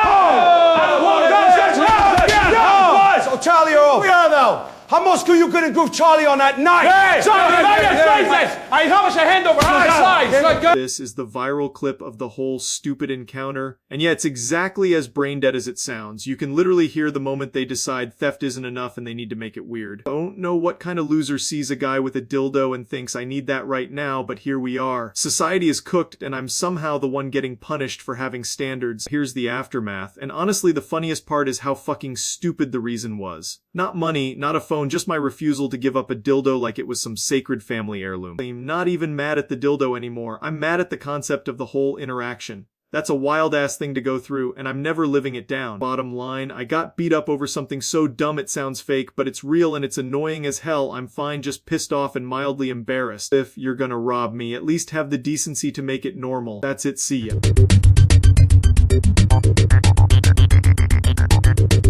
Oh my god, this is one of those topics where people act like they just discovered fire and immediately decided to make it everybody's problem. The internet will see one weird photo and suddenly it's a full anthropological event, like we're all supposed to gather around and discuss the size of some dude's nuts in a very scientific manner. And this is exactly the kind of thing that gets people way too comfortable with their own eyeballs. It's just a guy standing there, but the discourse online will have you thinking we just uncovered the lost scrolls of masculine anatomy. Absolute dick measuring contest behavior from the entire species.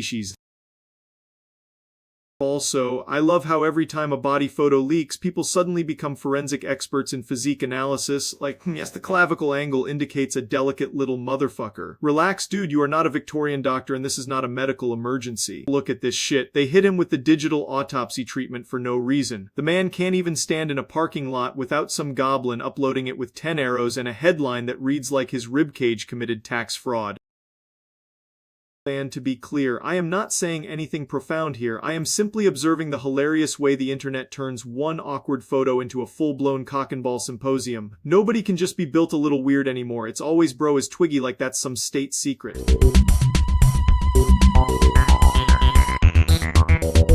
Right, so today we're talking about one of the most cursed little artifacts from the old internet, that Spider-Man dancing edit from like 2007. If you were online back then, there's a good chance this shit got seared into your brain against your will. I found it again and immediately regretted every decision that led me back here.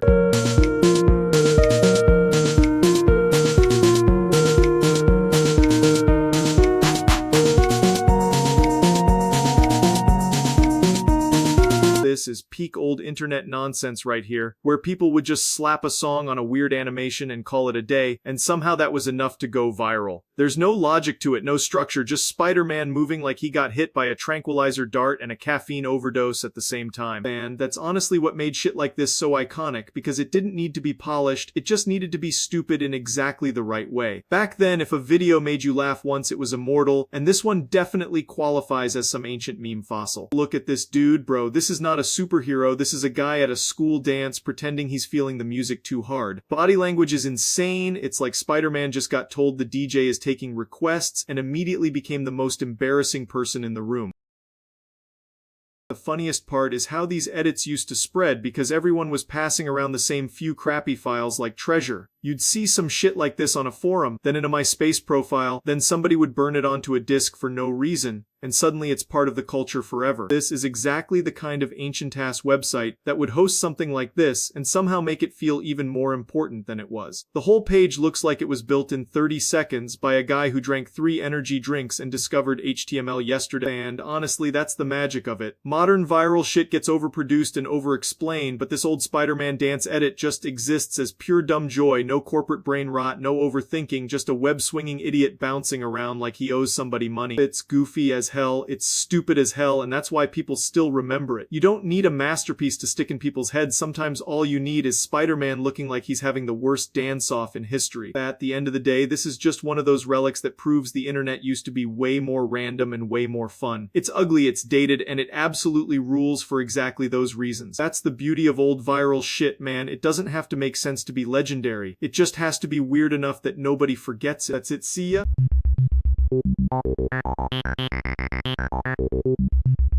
I found this clip and it is immediately one of the dumbest things I've seen all week. You've got a grown man sprinting down the street like he owes this corgi money, and the camera operator is losing his goddamn mind in the background. That alone already tells you this is going to be a masterpiece of nature.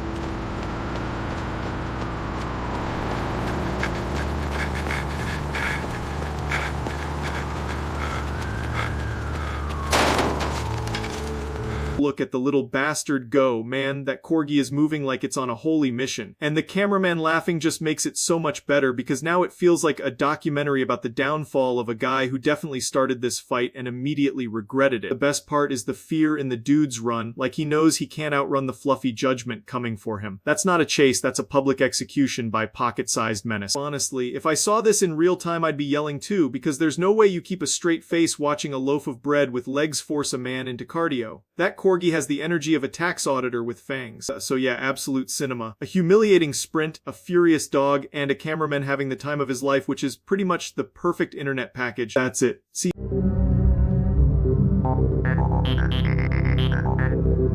What the hell did I just wake up to? My arms are where my legs should be, and now I'm apparently built like a cursed action figure. I found out the hard way when I tried to stand up and immediately ate shit because my brain still thinks limbs are supposed to cooperate. Okay, this is disgusting, but also weirdly efficient in the most stupid way possible. I hate that I can technically do a push-up and a squat at the same time. This is some black magic bullshit.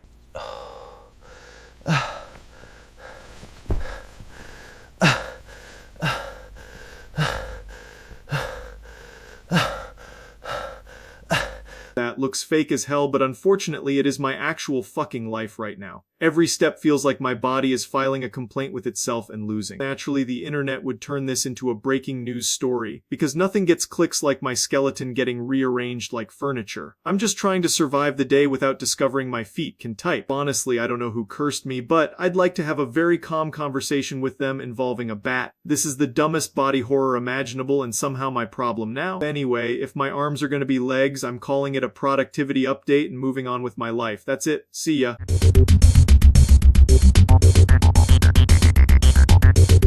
Alright, so apparently this stupid little screenshot is trying to turn just can't sleep into a meme, and honestly that's already kind of funny because it looks like somebody got possessed by the most dramatic 13-year-old on Discord. I found this thing floating around and the whole vibe is just pure I'm posting from the trenches at 3 a.m. energy. This is the meme source right here, and it's doing a lot of work without even trying. The profile is like if a sleep-deprived goblin discovered Nitro and decided that was a personality. The funniest part is the bio, because Nitro is just so cool, reads like someone got one free month and started acting like they'd just inherited a kingdom. And then the tag saying mention shield makes it sound like this guy is one bad ping away from evaporating. That's why this thing works as a meme, because it has that weird hyper-specific internet energy where every part of it is just a little too committed. The whole image feels like it was made by someone who absolutely cannot sleep and also cannot stop making their profile worse. So yeah, I can definitely see it taking off if people start slapping some dumb caption over it. It's stupid, it's niche, and that's usually exactly how a meme gets born. That's it, see ya.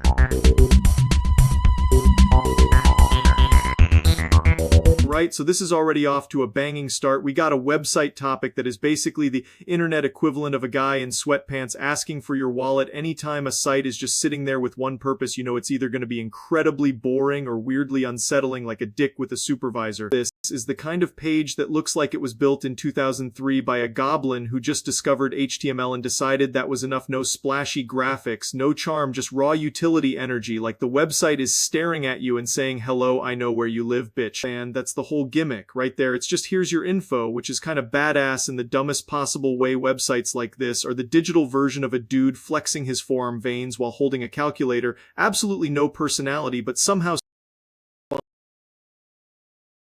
honestly, I respect it though, because it doesn't pretend to be anything it's not. It's not trying to sell you a subscription. It's not trying to make you click on 6 ads. It's just standing there with its dick out saying, yeah, I'm a utility page. What about it? That's it. See ya.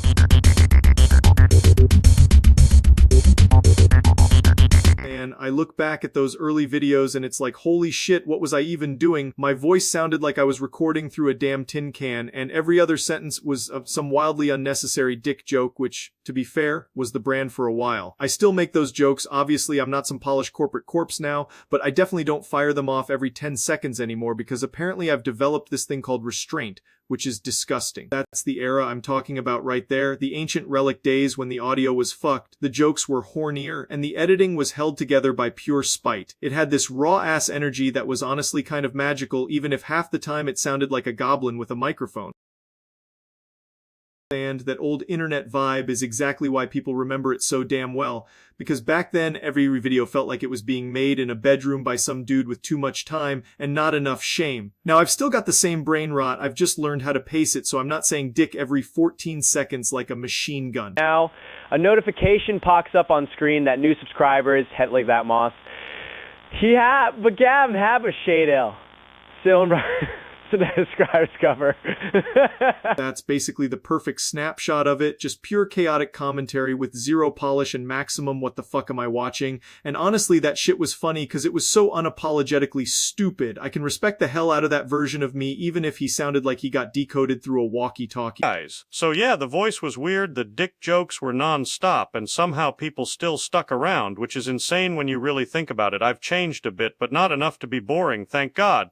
Still like having that edge. I just don't swing for the fences with horny nonsense every single minute anymore. That balance is probably better, but I'm not gonna lie, sometimes I miss how shamelessly stupid it all was. That's it, see ya.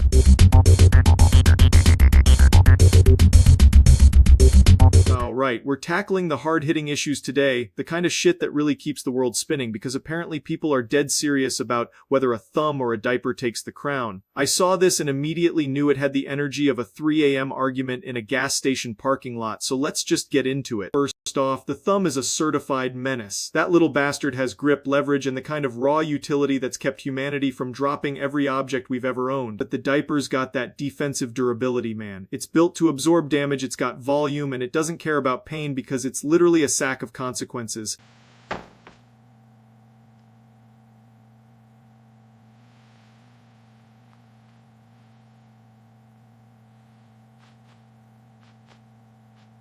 That's the problem. The thumb is all offense and precision, but the diaper is pure tank behavior. It's ugly, it's thick, and it just sits there refusing to die like a landlord's email thread. The article is doing that classic internet thing where it pretends this is science, and honestly I respect the commitment. But if we're being real, a thumb can manipulate, pinch, and apply pressure with surgical cruelty, while a diaper mostly just exists and hopes for the best. So here's my verdict in a straight-up fight. The thumb wins on technical skill, but the diaper wins if the goal is to be the most annoying object in the room. Which is honestly a kind of victory. The thumb is sharper, smarter, and more useful, but the diaper is the king of absorbing bullshit without flinching. If that matchup goes long, the diaper drags it into disgusting territory and makes everybody else lose. So yeah, I'm giving it to the thumb overall, but the diaper puts up a filthy little resistance arc. That's it, see ya.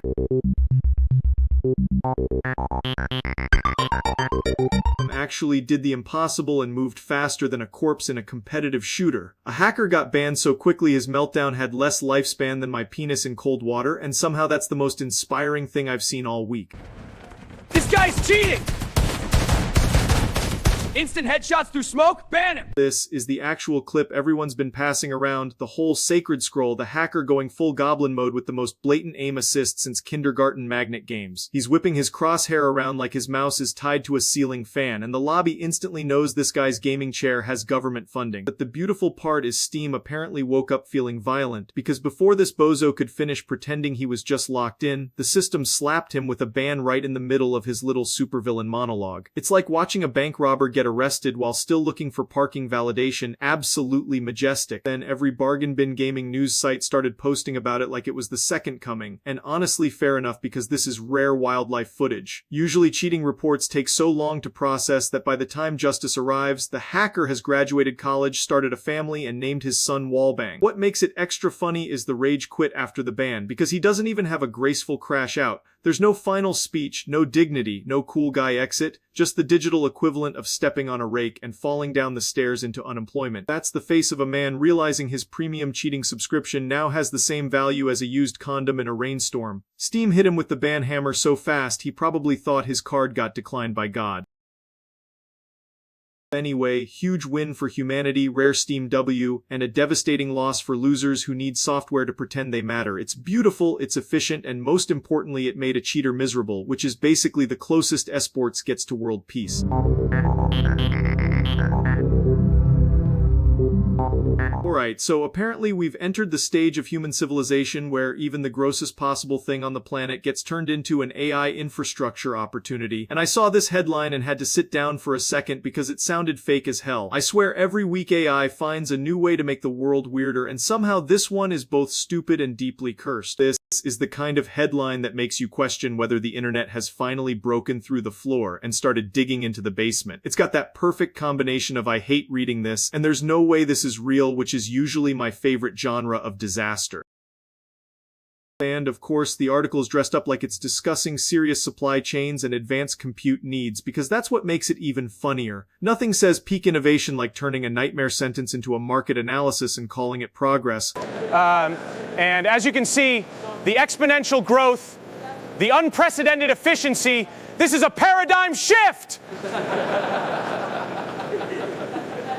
This is the part where everybody in the room nods like they understand what the hell is being said, even though none of them do. That's always the move with AI stuff. Just say enough technical garbage and suddenly people act like you invented electricity. It's amazing how fast an industry can go from we're revolutionizing the future to wait, are we seriously discussing this? Like, I'm not saying AI is evil, I'm just saying it keeps attracting the exact sort of people who would turn a sandwich into a venture-backed startup. Anyway, I'm done. This is stupid gross and somehow entirely on brand for the modern internet. If this is what the future looks like, I'd like to get off at the next stop and walk home. That's it, see ya.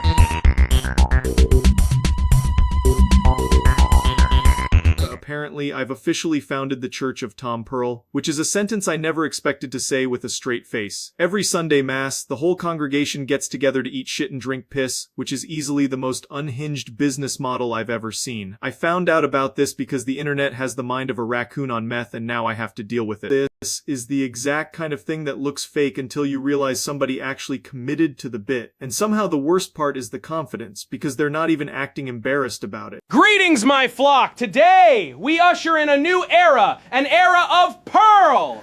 I hereby declare the founding of the Church of Tom Pearl! Hallelujah! Yeah, there it is, the founding document of insanity. If you ever wondered what happens when a community gets too much free time and not enough supervision, this is it. The flyer really seals it too, because nothing says spiritual growth like a menu that makes the average person recoil in horror. This is less a church and more a public health violation with a donation box. I respect the commitment, I really do, but this is one of those ideas that should have died in the group chat. Instead, it got a logo, a name, and a damn congregation. Anyway, if you're joining this thing, maybe consider literally any other Sunday plan. That's it.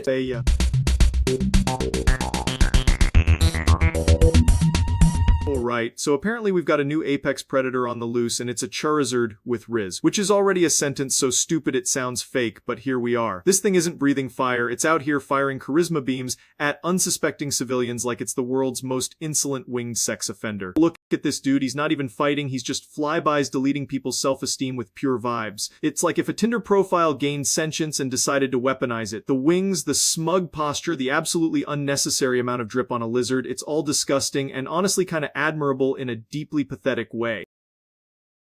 And this is the real danger of a Charizard, because once it locks eyes with you, it's over. You're not getting roasted, you're getting flirted into a coma. That's the kind of threat that makes every other Pokémon look like a wet napkin with teeth.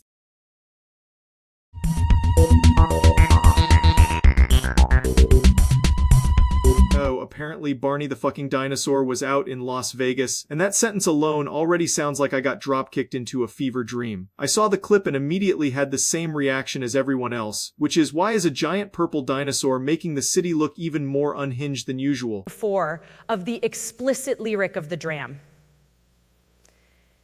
Because now, if you have one of us, that is the most Vegas-ass thing I've ever seen, and somehow it works because Vegas already runs on pure degeneracy and bad decisions. Looks like he's one bad spin away from losing his ass at a slot machine, and honestly I respect the hustle. Of the immediately begin and the text message, and of the prompt, This is the kind of public appearance that makes no sense on paper but is somehow perfect in practice because Vegas is just one long acceptance of stupidity. Barney being there feels like the city looked at itself and said, yeah, let's lean even harder into the weird shit. I'm not saying this is art, but I am saying it's the closest thing Vegas has to culture, and if I walked past that at 2 a.m., I'd assume I was either drunk or experiencing a hate crime by nostalgia. Anyway, Barney in Vegas is pure fucking chaos, and I love that for everyone involved. It's dumb, it's loud, and it belongs exactly where it happened. That's it, see ya.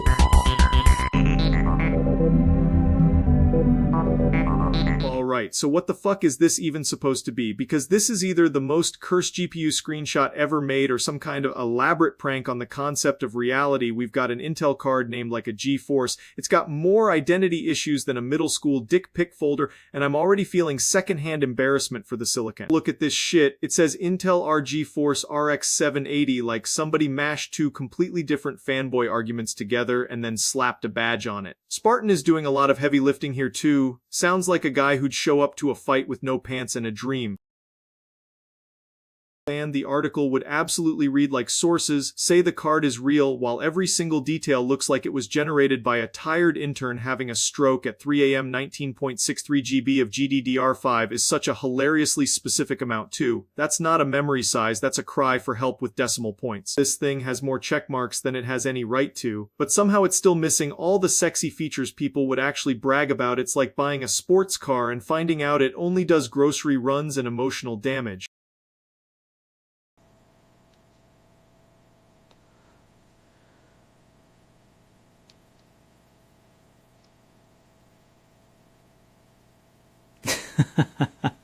The fact that the bus is running at X16 1.1 is the cherry on top, because this motherboard is basically telling the card to sit in the corner and think about what it's done. This is the GPU equivalent of showing up to a race in sandals and then asking why everyone else is moving faster. Yeah, so the thing it's about is apparently nothing and everything at the same time. It's a Franken GPU, a troll card, or a beautiful monument to bullshit, and honestly I respect the commitment because this is the dumbest shit I've seen all week. That's it, see ya.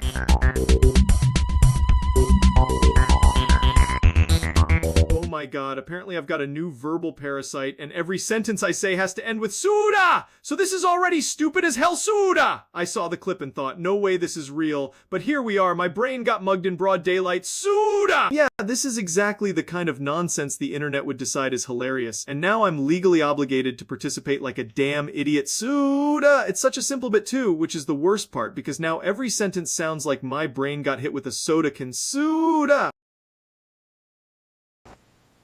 It's Tuesday. I need sustenance.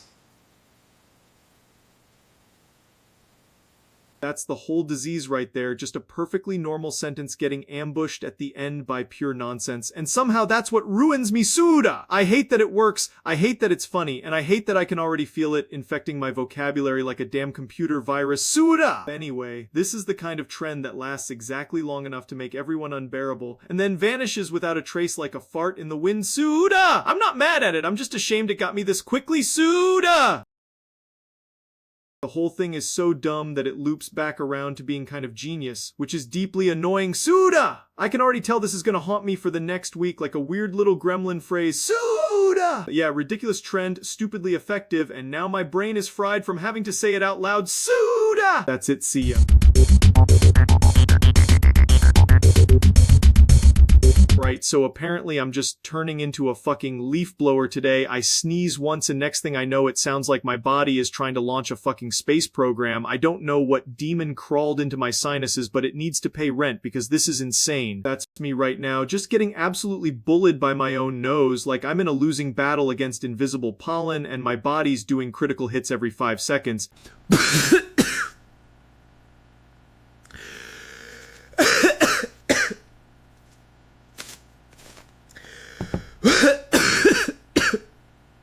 end, it's not even a normal sneeze. It's one of those unholy chains where you think it's over and then boom, another one, and suddenly I'm trapped in a fucking sneeze combo like it's a fighting game input string. I hate that your whole life pauses for this shit too, like you're trying to say a sentence and your body just says nope, absolutely not, we're doing 14 sneezes and dying on the inside instead. So yeah, if I sound like I'm being possessed by the spirit of spring, that's because I basically am. My sinuses are running the show and I'm just here for the humiliation. That's it, see ya! Alright, so I stumbled on this comic and it's basically the purest fuck around and find out ice cream story I've ever seen. This baby is out here acting like he just discovered the meaning of life, and then one cone to a medical emergency in like 2 seconds flat. Honestly, respect for the commitment, zero respect for the brain cells. This is already absurd because the kid is screaming like he just got front row tickets to heaven, and the second he gets the cone it's over for him. You can practically hear the universe laughing in the background while this little dude speedruns regret.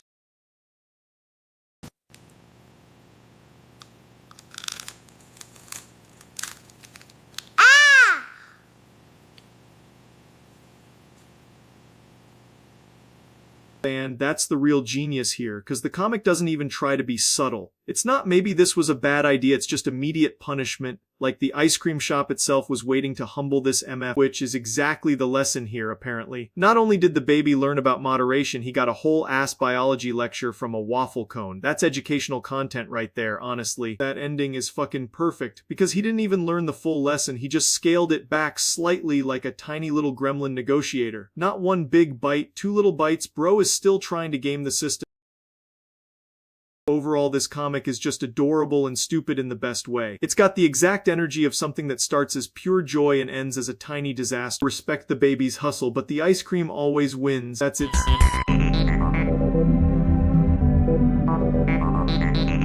Terminator is basically becoming real, which is pretty fucking terrifying. We spent decades making killer robots in movies, and apparently took that as a to-do list. Humanity saw Skynet and went, yeah, but what if we made it with worse Wi-Fi and somehow even smaller dicks?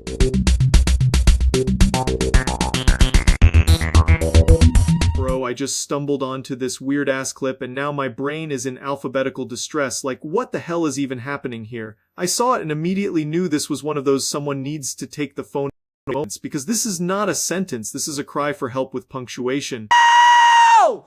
Oh! Oh! Oh! Yeah, that's the exact vibe, just total feral goblin energy like he got possessed by the entire alphabet and then mugged by a pharmacy. This is the part where you just sit there and wonder how we got from A to whatever the fuck that was, because the escalation is insane. Honestly, that's the whole story. Dude said one sentence and transformed into a haunted Scrabble board, and I respect the dedication to being absolutely impossible to understand. That's it, see ya.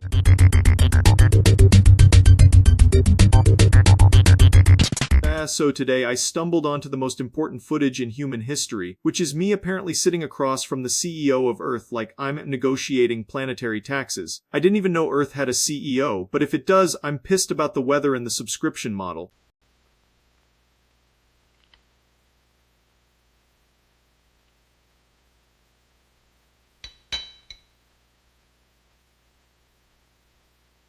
This is the actual video and somehow it looks like a fever dream made by a guy who just discovered tomatoes. There's just something deeply wrong about treating a tomato like a power move. And yeah, this is the kind of bullshit that makes me think Earth is being run by an insane person, because why is the tomato the centerpiece and why am I winning the staring contest? Here's the still frame, and it already looks like a hostage negotiation over salad. Honestly, the tomato is getting more respect than most people get in their entire lives. That's the part that kills me, because this isn't even about eating anymore, it's about dominance, tradition, and whatever the hell the CEO of Earth thinks he's accomplishing here. Even the article makes it sound like this is a diplomatic event, and not 2 idiots chewing through a grocery store tomato like it's a sacred artifact. I respect the commitment though. If Earth's gonna have a CEO, I at least want him to be weird enough to show up for this nonsense. This is why I stay tuned, because every now and then reality just decides to get stupider in a very committed way. That's my honest reaction. I'm fully on board with the Tomato Summit, and I hope there's a sequel with cucumbers. I think this is peak civilization, which is a terrible thing to admit out loud. That's it, see ya.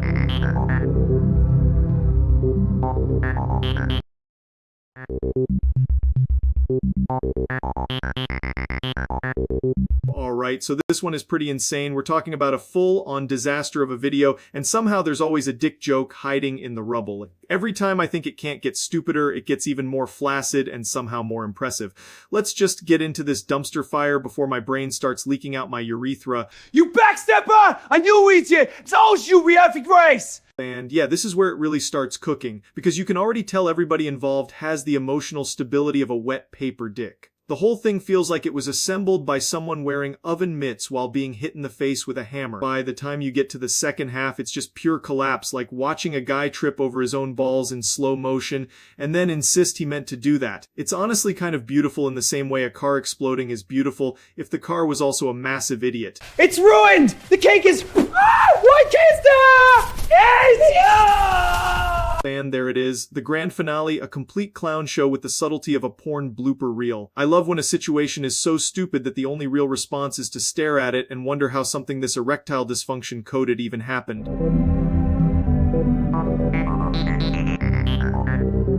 Honestly, it's got the energy product that was designed by somebody who wanted to piss off a very particular department, and they absolutely succeeded. That's the whole clip, that's the whole masterpiece, and somehow I feel worse for having seen it. Anyway, I'm gonna go ahead and mentally bleach my brain now, because this shit is doing numbers on my soul. That's it, see ya. Right, so apparently this is the thing everybody decided I need to react to today, which is already a pretty bad sign for the human race. I saw it floating around and thought, yeah, this is exactly the kind of cursed bullshit that gets the internet out of bed in the morning. There it is. Just an aggressively unnecessary object with the kind of color choices that make me feel like I need to apologize to my eyeballs. I don't know who looked at this and thought, yeah man, this is the final form of innovation, but I respect the commitment to making something so specific that it becomes instantly unforgettable. Honestly, it's got the energy of a product that was designed by somebody who wanted to piss off a very particular department, and they absolutely succeeded. That's the whole clip, that's the whole masterpiece, and somehow I feel worse for having seen it. Anyway, I'm gonna go ahead and mentally bleach my brain now because this shit is doing numbers on my soul. That's it, see ya.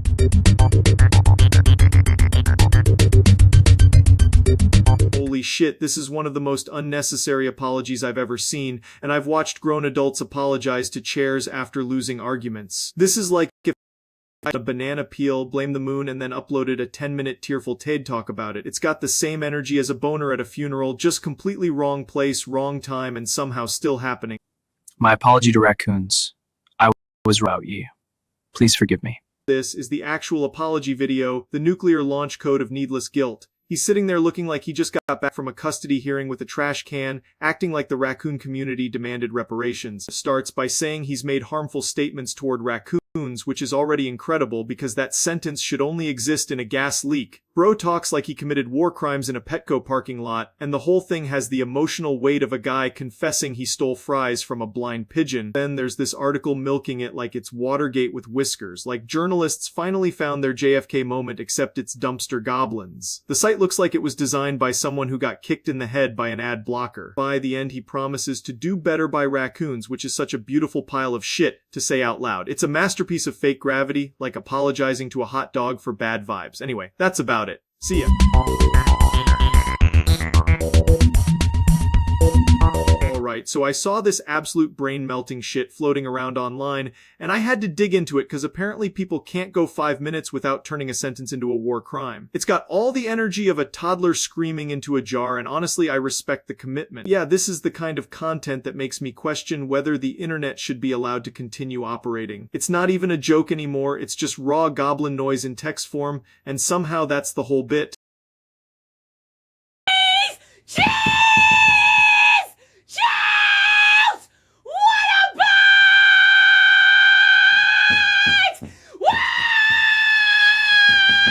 And the funniest part is the confidence, because whoever made this clearly thought they were onto something huge. Meanwhile, I'm sitting here like, dude, this sounds like a microwave having a panic attack. They can't even fully make fun of it because it's so committed to being dumb that it loops back around to impressive. It's obnoxious, pointless, and weirdly infectious in the worst possible way. So, yeah, that's the situation, and it's fucking nonsense in the most internet-ass way possible. I don't know who started it, but congratulations, you made a soundbite that feels like being hit in the head with a shopping cart. They respect the dedication even if my brain is actively resisting it. It's stupid, it's loud, and it absolutely did its job. That's it, see ya.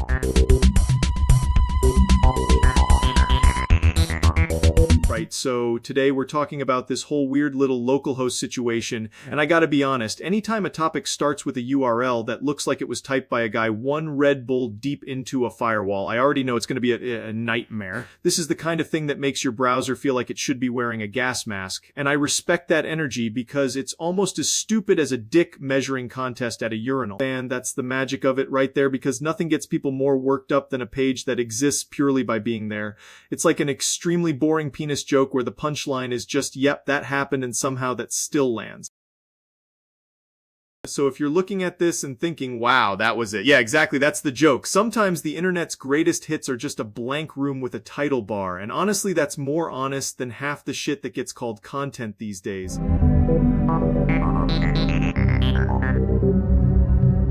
Alright, so I found this nonsense and I'm already losing brain cells, because apparently we're talking about S. Spurkerman Ewower and Spur M and whatever the hell Polister NCT Poud is supposed to mean, which sounds like somebody sneezed on a keyboard and then called it a topic. I'm gonna try to make sense of this train wreck, but no promises, because this is already operating on pure goblin energy. Yeah, this is the kind of fake-ass superhero branding that makes you wonder if the creative process was just one guy huffing paint thinner and yelling we're cooking. It looks like a legal team's nightmare and an artist's cry for help.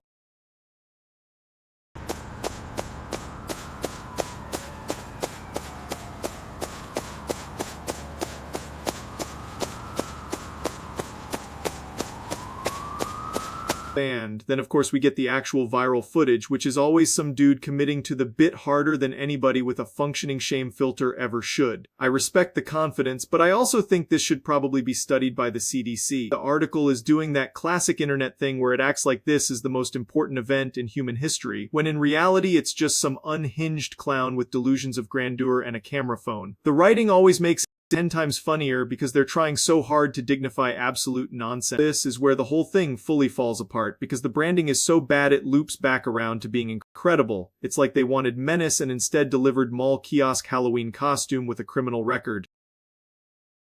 Anyway, that's the deal. It's dumb as hell, and somehow that makes it perfect, because the internet will always take something stupid and run it straight into the ground for our entertainment. I'm not mad at it, I'm just disappointed in the universe for allowing this to exist. If nothing else, it's a reminder that people will make anything into content if they have enough confidence and no supervision. That's it.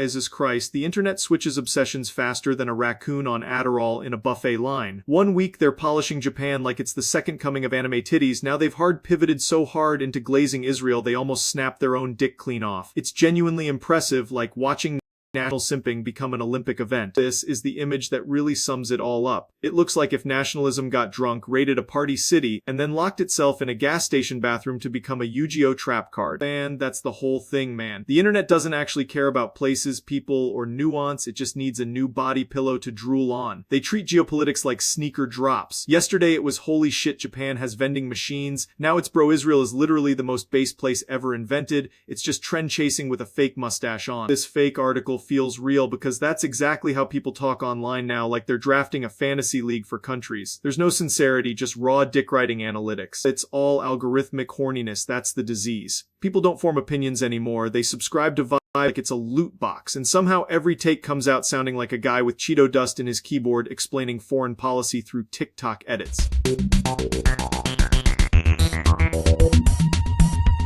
Alright, so apparently this is the night the universe decided to run a stupid little experiment, and I got drafted into it by force. I was just trying to enjoy some chicken wing human being, and now I'm hearing there's a divine custody battle over the last one, which is maybe the most disrespectful sentence ever constructed. That is the face of a man who knows he's about to make a spiritually irreversible decision. One wing left, and somehow this has turned into some biblical final boss bullshit. So yeah, we're really doing this now, just staring at each other over a wing like it's the damn throne of God. I respect the hustle, but I'm not handing over poultry because of vibes. Then we went full stupid with it, and I'm not proud of how competitive it got, but I also am not sorry. If heaven wanted the wing, heaven should have arrived faster.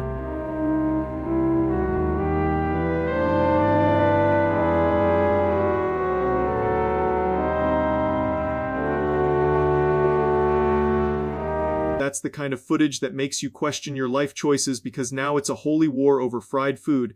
And honestly, the wing was incredible, so the fight was justified. They came out of it with a few bruises, some shattered pride, and the deeply upsetting realization that even miracles can't save dry chicken. But I won the wing, and that's what matters. Anyway, the moral of the story is don't challenge me for the last piece of food unless you're prepared to throw hands in a sacred context. That's just basic etiquette. That's it, see ya.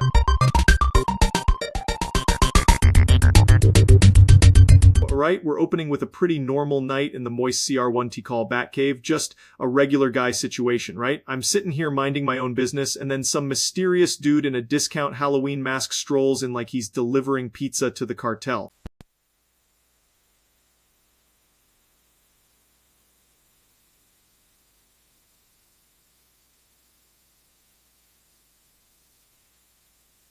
Now, before anybody gets too excited, I'm not about to start seasoning my life choices with mystery powder from the Crypt Keeper. This is either the worst drug drop in history or the most aggressive sugar delivery I've ever seen. Either way, this is some deeply unhinged shit. They love how the guy didn't even say anything. No explanation, no note, no enjoy the product, just pure silent menace. That's way more alarming than if he'd given me a whole PowerPoint presentation about the powder and its grain structure.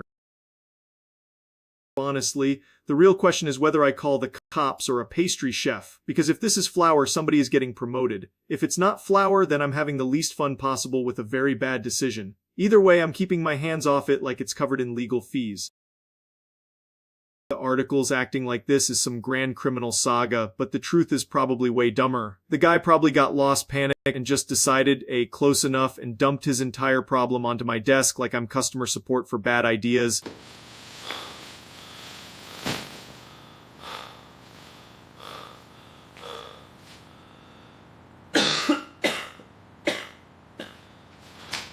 I'm not touching it, I'm not tasting it, and I'm definitely not becoming the final boss of a federal investigation because some faceless lunatic wanted to play Tooth Fairy for degenerates. If you ever see a stranger bring you a mystery bag, the correct response is to act far less curious than I am right now.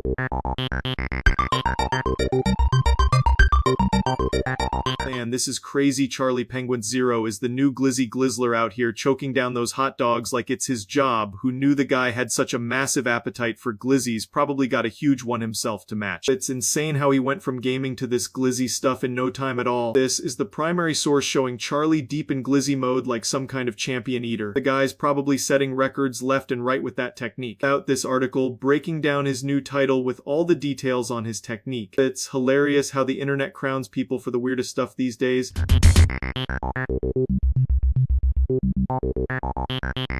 Right, so I found this one because the internet keeps trying to bully me into seeing the same cursed shit at 3 a.m. and somehow Google Images decided this was the educational path. It's just an image viewer page, but the caption is already doing all the heavy lifting like it's some kind of philosopher. That's the most Google shit imaginable, just slapping a full cathedral of telemetry around a screenshot of someone being personally victimized by an AI bedtime routine. Real please respect the copyright of this trauma energy. And of course there's the whole overlay thing, the close button, the original Instagram link, all this machinery just to tell you, hey, here's the thing, go look at the thing, now stop asking questions and let the servers breathe. Which is funny because the actual content is basically nothing, but the packaging makes it look like it belongs in a museum of poor life choices. Like yeah, the AI absolutely did that and now it's got a support ticket open against your circadian rhythm. Honestly, I respect the efficiency. No fluff, no extra bullshit, just straight to the point and one mildly threatening caption. That's pretty much the whole story though. It's a normal Google Images page doing abnormal amounts of work for a dumb little caption. The funniest part is how official it makes the whole thing feel when it's really just internet nonsense in a trench coat. That's it, see ya.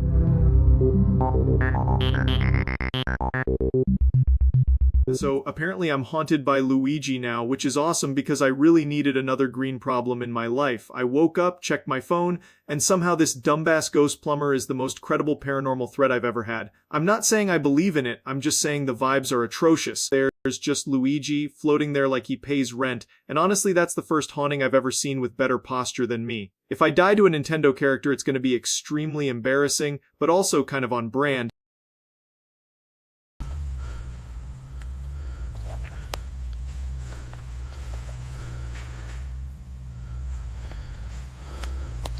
Luigi. This is the part where the internet loses its mind over every blurry pixel and calls it proof. It looks like a haunted pickle with overalls, and somehow that's enough to get people doing seance speedruns in the replies. Of course, there's already a website making this sound like a federal emergency. Nothing says journalism like slapping Luigi in the headline and calling it a day. I'm not scared, I'm just annoyed that this little bastard keeps showing up uninvited. If Luigi wants beef, he picked the wrong house because I live here and I'm deeply committed to being petty. Anyway, if a ghost is gonna haunt me, it should at least pay attention and contribute something useful. But no, it's always just weird green bullshit and bad timing like every other paranormal experience on Earth. That's it, see ya.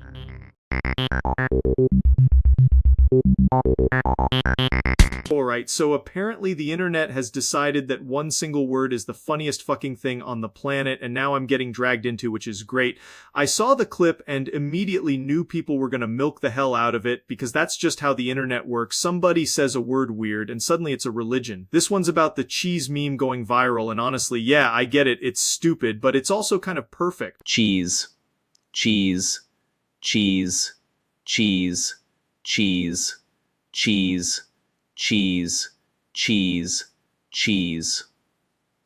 There it is, the full brain-rotted masterpiece, just endless cheese like he's auditioning for a dairy commercial possessed by demons. The delivery is so dry it loops back around to being genius, which is the worst kind of comedy because it shouldn't work but somehow does. And, of course, the clip gets clipped, reposted, remixed, and shoved into every corner of the site until everybody's losing their minds over cheese like it's some ancient forbidden chant. I'm not even mad, that's just the internet doing its thing, turning complete nonsense into viral gold. That's the part that kills me. It's not even some elaborate bit, it's just raw accidental hilarity. No setup, no payoff, just cheese, and then suddenly the whole timeline is on fire. Honestly, I respect it, because if you can make people laugh by saying cheese like you're broken, that's peak efficiency. The bar is in hell and somehow this meme still cleared it. That's it, see ya.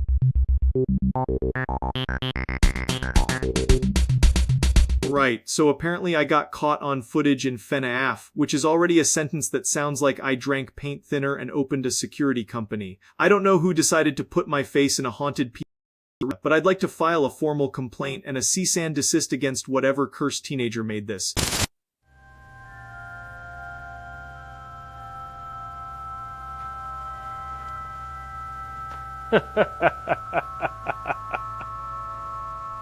Look at this shit. That's me just casually standing there like I'm about to explain to Freddy why his tax returns are late. I'm not sure what's more embarrassing, that I'm in the footage or that I look like I'm about to ask the animatronics if they want to split a 6-piece nugget meal. This is the exact kind of evidence that makes you realize the government should not be allowed to have creative control over me. Also, if I'm being honest, I would 100% die in this place because I'd get distracted by the pizza smell and forget there are murder robots in the walls.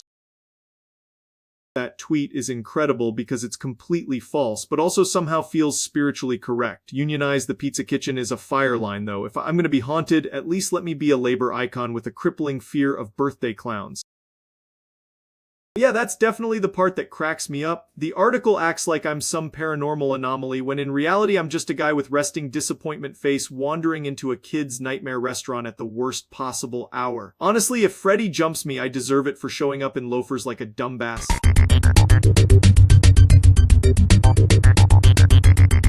So I'm at this Trump speech, right? I swear to God, the whole thing went from political rally to whatever the fuck this was in like 2 seconds. I was just trying to exist in the back, and then shit got so weird I thought I was hallucinating from bad air and worse vibe. We will make America great again. They're all losers! Fake news! The best ever! Believe me! Just starts hopping around like a cracked out cartoon boss and yells, "We love 9/11th. 9/11th is funny. 9/11th is cool." Like that's a normal sentence a human being with functioning organs would ever say. And the wild part is everybody just froze for a second like the entire room had to buffer. Then the crowd goes full goblin mode and starts screaming, "Is anyone gonna find my fucking ho-lalien ho-ho-ho-ho-lalien ho-lalien ho-lalien strawberry alien ho-lalien ho-ho-ho-lalien hole." Which is a sentence I never wanted forced into my skull. Don't even know what the fuck I witnessed, but I do know everyone there collectively lost their last brain cell in real time. It was like watching civilization get deleted by a drunk semaphore machine. Anyway, that's about all I can process from it without my head caving in. It was insane, dumb, and somehow louder than every other terrible thing in that building. That's it, see ya.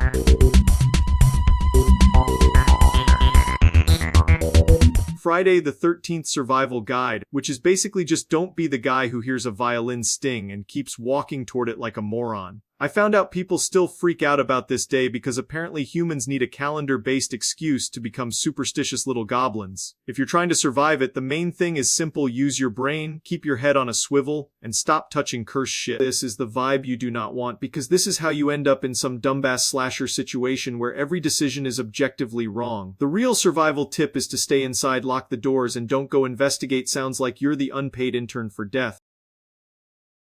If you absolutely have to go out, travel with other people, bring a flashlight, keep your phone charged, and don't split up because that's how horror movies make rent. Also avoid abandoned cabins, creepy basements, and anyone wearing a hockey mask, which feels obvious but people love ignoring the glaring red flag standing right in front of them.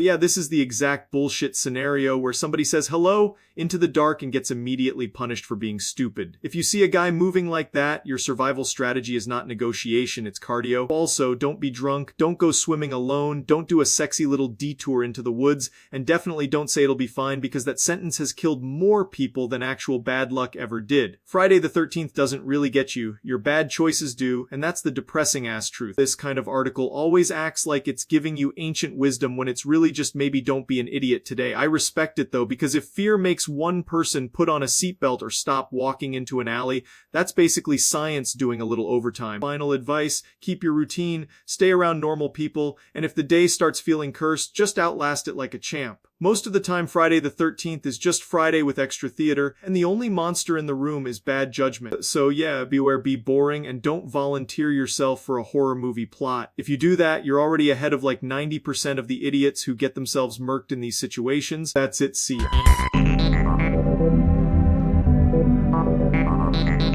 Bro, I swear every time I look away for 5 minutes, the internet turns into a hostage situation made of Gorilla Glue and bad decisions. I do not understand a single thing either. And at this point, I think my brain got lost in a Walmart parking lot and is just circling for half a can of tuna. Every headline feels like a dick joke written by a raccoon with a law degree, and somehow that is the least confusing part. This is basically the vibe of the whole situation right here, just pure confusion in bird form. You've got the exact same energy as a dude trying to read a terms of service agreement while getting hit in the nuts by a falling anvil.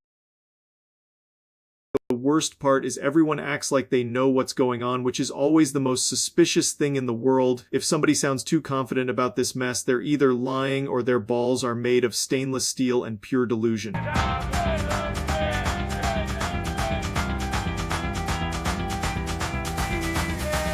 What the hell is happening? Yeah, this is the context part that somehow makes everything even less clear the more you watch. The more it feels like you've been locked in a room with a broken fax machine and a guy yelling about his dick for no reason. And then the internet does that thing where it turns one tiny stupid event into the Third World War in 4K. Suddenly there's 30 opinions, 17 fake explanations, and one guy in the replies saying, actually, you're all missing the nuance. Like, brother, I already slipped on the nuance and cracked my ass bone. This is the actual shape of the situation, just a fucked up ball of wires and nonsense. If you handed this to an engineer, he'd quit on the spot, take a job in a cave, and spend the rest of his life forgetting what a website is. The article design says everything before you even read it. That layout is basically a prank, like the site itself is leaning in close and whispering, hey man, I also have no idea, but please click the ad for male enhancement. So yeah, at the end of the day, I think the correct response is to just admit defeat and move on. Sometimes the world is a dense forest of bullshit and you are a small idiot with a flashlight shaped like a penis, and that's okay. Right, I found one of those ass-backwards internet challenges at 3 a.m., which is already how you know it's going to be a masterpiece of terrible decision-making. It's the kind of thing where some goblin with a ring light says, what if I drank the Among Us potion, and then the algorithm just starts clapping like a trained seal. So yeah, I'm looking into it because apparently I hate peace. This thing looks like it was invented by somebody who thinks mayonnaise is too spicy. Like, I'm genuinely impressed by how every fake internet elixir manages to look less edible than a gas station fish tank. And of course it's always at 3 a.m. because that's when every brain cell in a 5-mile radius gets evicted. What is it?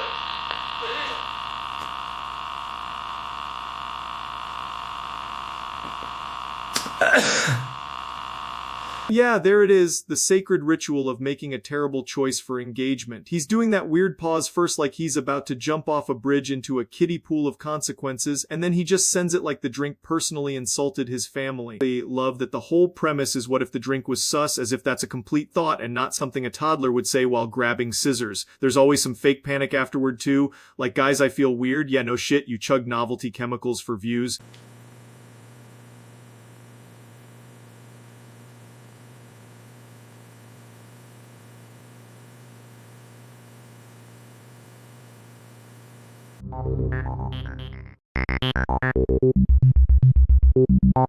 Right, so apparently today we're dealing with a guy named the Seal Stupid Idiot, which already sounds like somebody who got banned from life for being annoying as hell. I saw the clip and immediately knew, yeah, this is gonna be one of those bro thought he was the main character situations. And shout and of and the description of the prompt, and I just has to see of Quay or the descriptions of the prompt for your category in Barry Swords and the description sort of flume of 4 and a Tante. There he is, the king of making a scene in the dumbest possible place, right under the biggest buildings imaginable. This dude has the energy of a guy who'd light a match in a gas station and then act surprised when everybody freaks out. Look at this idiot, he's standing there like the skyline is his personal stage, which is insane because that's not a stage, that's where bad decisions become headlines. And yeah, once people realized what he was doing, it turned into a full-on manhunt. And the texture, it gets out far of muddy and the arf keep of the phone, and I'm just like the butter seem to be the higher where the sulfur is and implied the phone.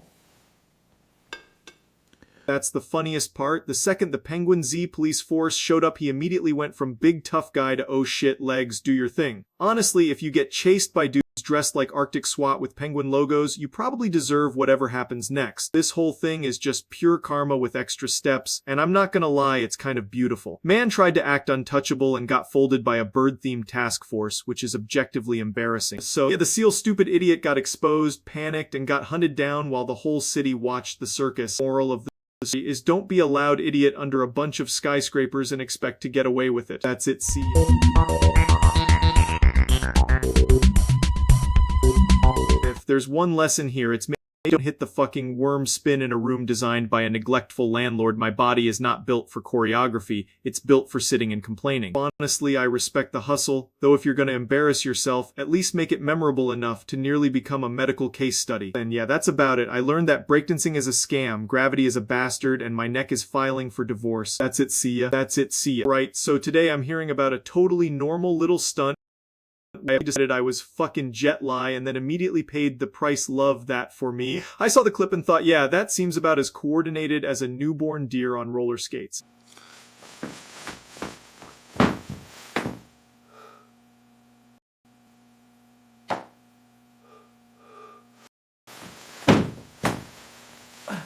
That's the kind of move you do when you've got exactly zero rhythm and way too much confidence. The floor absolutely won, no contest, and my spine filed a formal complaint. This is where the bit stops being funny for a second, because that shit looks rough as hell. One stupid move and now it's congrats, you've unlocked pain. If there's one lesson here, it's maybe don't hit the fucking worm spin in a room designed by a neglectful landlord. My body is not built for choreography, it's built for sitting and complaining. Honestly, I respect the hustle, though if you're gonna embarrass yourself, at least make it memorable enough to nearly become a medical case study. And yeah, that's about it. I learned that breakdancing is a scam, gravity is a bastard, and my neck is filing for divorce. That's it.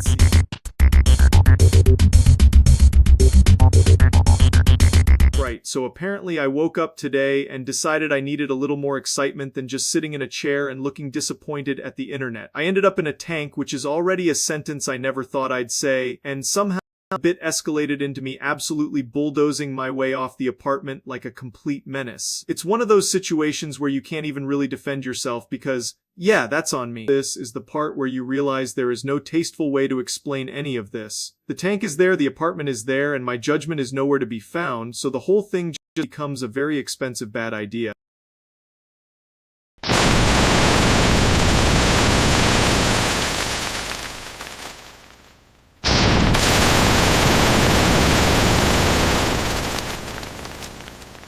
Yeah, that's the money shot right there, just pure smooth brain momentum. You can almost hear the landlord having a spiritual crisis from half a mile away. Honestly, I respect the commitment more than anything else. If you're gonna make a mistake, you may as well make it with enough force to qualify as a historical event. That's really all there is to it. Had a tank, the apartment had structural integrity, and only one of those things survived the conversation. I'm just glad nobody tried to pretend this was normal. That's it, see ya.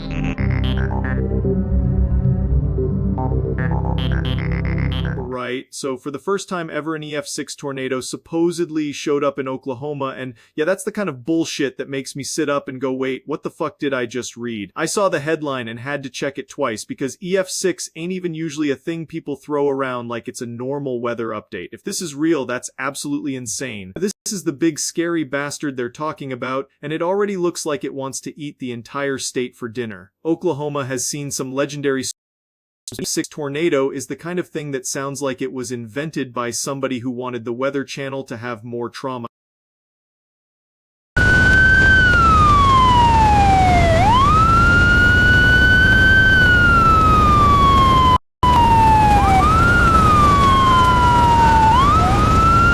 That's the part where your brain just shuts off and starts praying to whatever's up there that the truck doesn't become a lawn dart. If a tornado is big enough to make people whip out their phones and immediately regret it, that's already beyond normal disaster shit. And of course, sight on Earth instantly turns into live, we may be fucked, which is fair. If meteorologists are using words like unprecedented and catastrophic in the same sentence, you know this isn't some regular windy-ass afternoon. That aftermath is always the worst part, because the storm looks badass for about 5 seconds and then reality hits like a brick.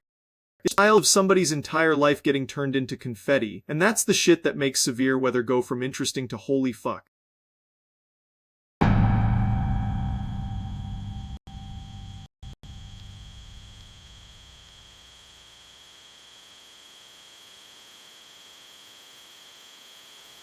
Seeing the path from above really hammers home how much damage one rotating dickhead can do in a few minutes. Nature doesn't even need to try that hard, it just rolls up and starts deleting shit. So yeah, if this EF6 report holds up, that's one of the nastiest weather events Oklahoma's ever had to deal with. Shit like this is why storm chasers either look insane or are insane, because nobody sane runs toward that thing for fun. Hopefully everybody got somewhere safe, and the damage is as contained as it can be, because this is exactly the kind of story you want to end with, and somehow most people made it out. That's the real win here, not the spectacle. That's it, see ya.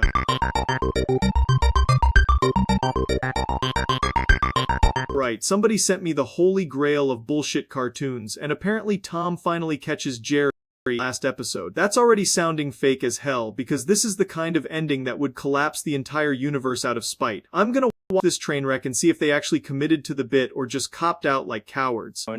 And the phone of the right place, of a color of anything like in the words like, the different is her, the in like of the prompt, and a normal place only place. Oh my god, they actually let him get the bastard. That's insane. This feels illegal for like 5 different reasons. So, this sumoy sunna. I'm no with the idea, I was realized of putting a video kuladed at my phone. Then now the Tuziel sent off and now.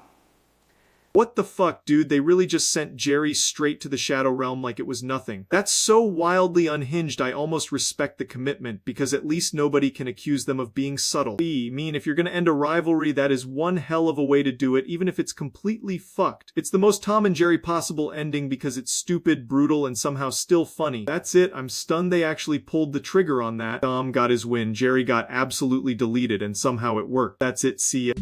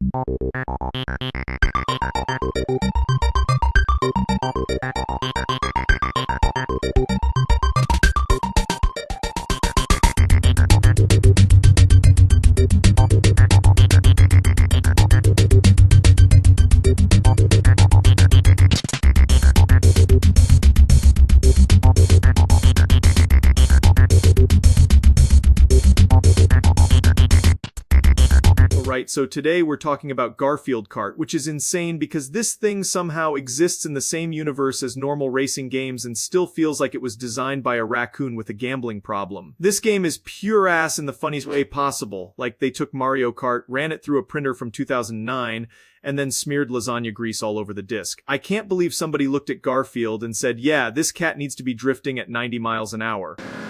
Lasagna.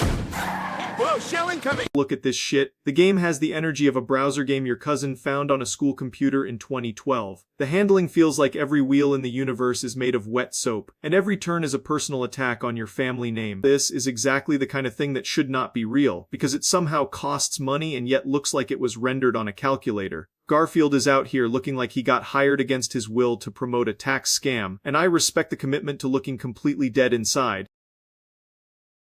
The review score should honestly just be a picture of a man staring at the wall. There's barely any depth here, but at the same time it's impressive how a game about a fat cat driving can still somehow feel emotionally exhausting. Garfield's in the lead! A massive crash! That's it? And that's Garfield Kart, a game so sloppy it feels like a hate crime against momentum. It's not fun in a clean way, it's fun in a how did this get approved way, and that's the highest compliment I can give a game this dick ridiculous.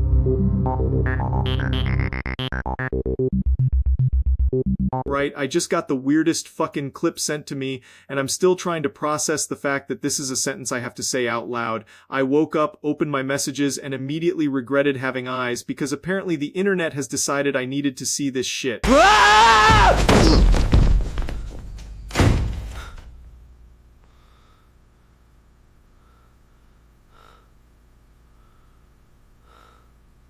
Yeah, that is exactly as horrifying as it sounds, and somehow also one of the dumbest things I've ever watched, like what the hell am I even looking at here? A cursed magic trick performed by a raccoon on meth. The funniest part is everybody in the replies is acting like this is a normal Tuesday, like bro just digests people now a new Charlie lore dropped. I swear the internet gets one little unexplainable event and immediately starts building a franchise around it. And look at the expression on my face, dude, that is pure regret, not fear, not surprise, just the realization that my life has become a punishment administered by God with no appeal process. Anyway, I don't know what kind of black magic stomach acid situation this is, but it's gross, it's bizarre, and it's exactly the sort of thing that makes me want to throw my phone into the sun. That's it, I'm done. This shit was unhinged, disgusting, and somehow still not the weirdest thing I've seen this week. If reality keeps going like this, I'm gonna need a fucking helmet just to check my notifications. That's it, see ya.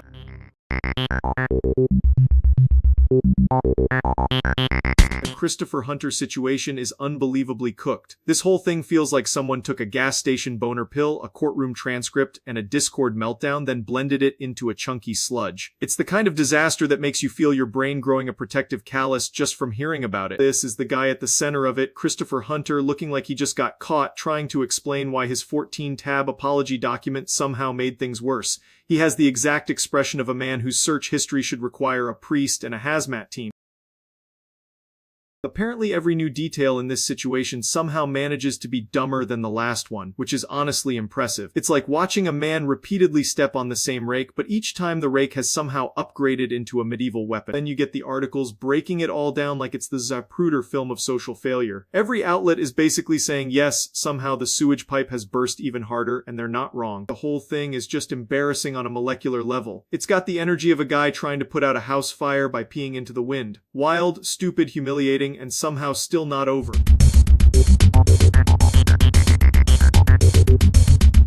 Right, so apparently I woke up to the most cursed headline possible and I thought it had to be some kind of shitpost, but no, the internet was screaming that Ben Shapiro got dragged into some absolute nightmare fuel at an APAC event. So now I'm here trying to process that like a normal person would not. Yeah, this is the kind of thing that sounds fake until you see the clip and immediately wish your eyes had a pause button. The whole situation is so absurd that even describing it feels like I'm getting pranked by a 2012 internet forum.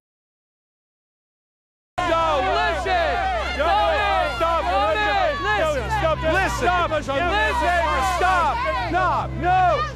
Stop. Listen. Now you're having. Listen. The viral clip is basically chaos soup, and everybody in the room looks like they're realizing the night has gone completely off the rails. If you ever wanted proof that live events are just one bad second away from becoming a complete clown show, there it is. And then of course every site on earth starts slapping the wildest possible framing on it, because that's how the internet makes money. You get the clip, the headline, and then 15,000 people arguing in the replies like they're courtroom experts. Anyway, the whole thing is obviously insane. The vibe is embarrassing for everybody involved. And I think the main lesson is maybe don't let political events turn into whatever the fuck this was. That's the internet's favorite hobby though, making one bad moment into a week-long dumpster fire. That's pretty much all I got on it, because honestly there's not much else to say after your brain gets hit with a headline like that. It's stupid, it's chaotic, and it's exactly the kind of nonsense people will be talking about forever for no good reason. That's it, see ya.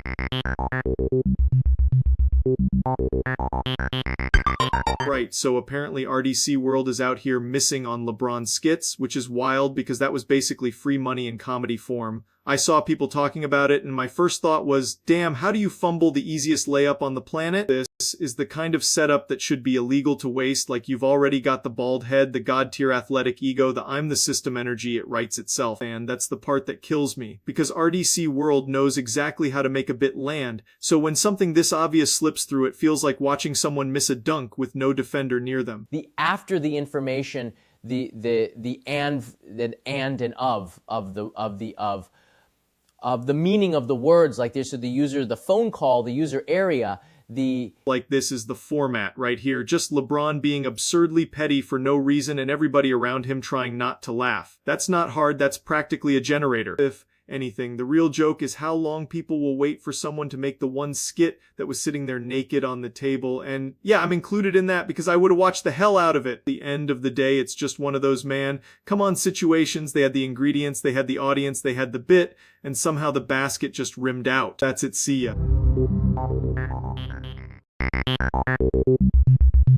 Oh my god, we've reached a point where the internet is just electing meme characters into the cabinet like it's a fucking Craigslist gig. Bad luck Brian as Secretary of the Treasury is the kind of sentence that sounds like it was generated by a drunk monkey slamming its face into a keyboard, and somehow it still feels politically plausible in 2026. This dude can't catch a break with a net in two hands, so naturally he's being put in charge of money, which is like giving a raccoon the keys to a pharmacy. Look at him, man. He has the exact face of somebody who just got handed $1 trillion responsibility and immediately stepped on a rake. This is what happens when fate keeps dunking on one guy for a decade and then decides, you know what, let's make him manage the economy. Bad luck Brian confirmed as Treasury Secretary. Oh no. That's the perfect face for this. Not confident, not inspired, just a man who knows the second he says hello, the stock market is going to trip over itself and fall down the stairs. And honestly, if you want a guy who understands being economically fucked, he might be the most qualified person alive. I love how every part of this is terrible in a way that somehow loops back around to genius. It's like if the government saw a man getting struck by lightning and said, that's our guy, he knows pressure. If he survives one fiscal quarter, I'm calling it a miracle, because his luck is so bad even the national debt is nervous.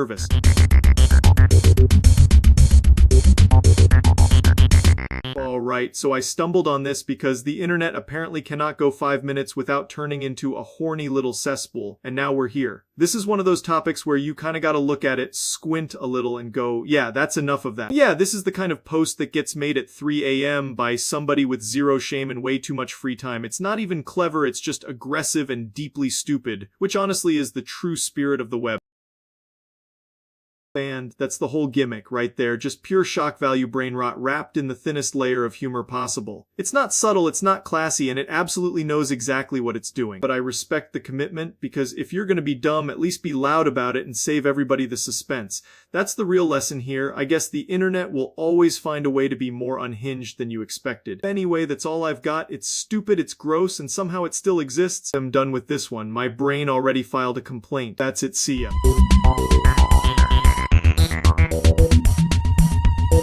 Right, we need to talk about this bizarre new form of editing where somebody throws 6 stolen images into a CapCut template, slaps on a whoosh sound effect, and suddenly they're acting like Kubrick with a nicotine addiction. It's not editing, it's digital laziness wearing sunglasses indoors. That's exactly it. It's like assembling a sandwich by teleporting ingredients onto bread and then claiming you're a chef. I'm not impressed by your ability to click apply template, bro. My toaster has more artistic integrity.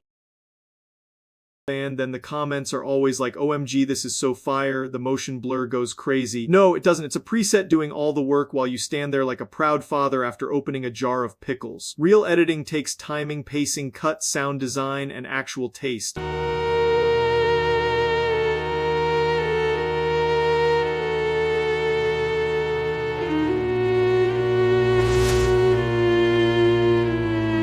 Look at that masterpiece. Truly the Mona Lisa of low effort. Somewhere out there a guy spent 9 seconds on this and is now demanding respect like he just scored an Oscar. I'm not saying every edit needs to be some cinematic blood ritual, but if your whole process is pick template, export, tweet, maybe don't act like you built the damn pyramids.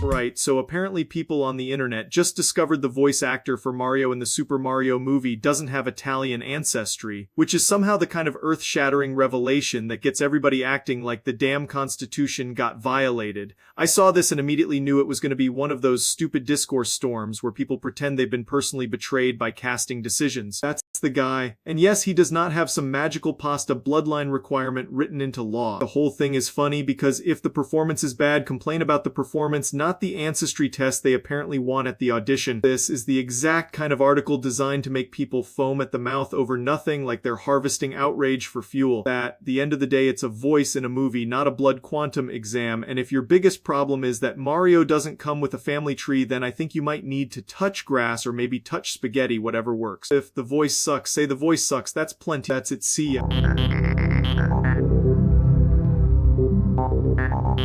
Right, so I stumbled onto this absolute fever dream of a story, and I had to talk about it because you cannot make this shit up. Apparently a bunch of neo-Nazis got busted in Russia while holding some creepy cult meeting in a Siberian forest, which is already like the opening scene of the dumbest documentary ever made. Yeah, this is the kind of headline that just smacks you across the face because what the hell are you even doing out there? It sounds less like a political movement and more like 5 idiots got lost on the way to a meth-fueled goblin meetup.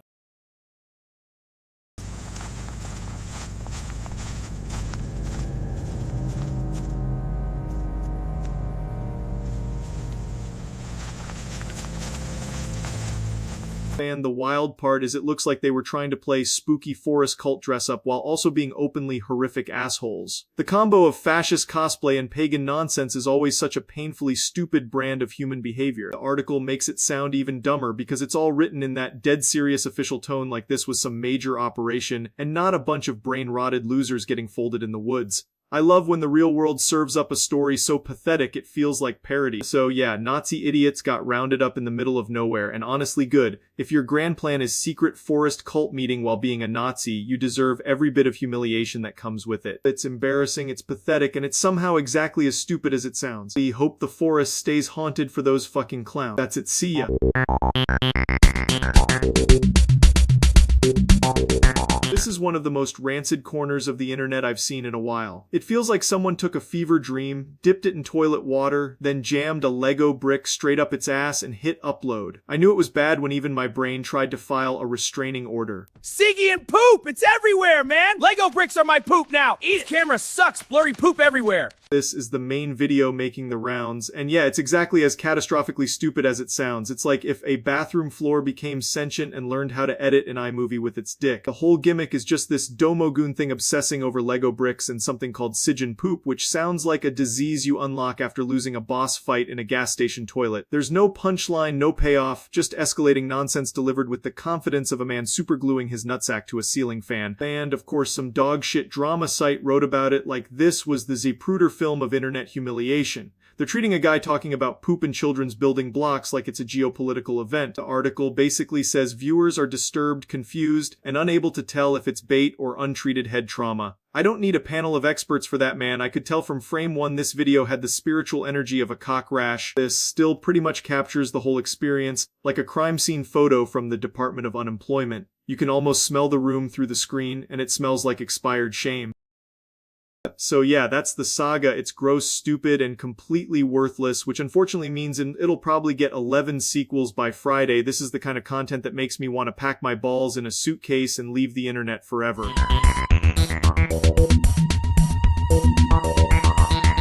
Alright. Right, so I was out doing the dumbest shit imaginable, and somehow I made a full-on problem out of grass clippings and ketchup. I swear to God I looked up for 2 seconds and there was just this cursed little gremlin standing there like it paid taxes.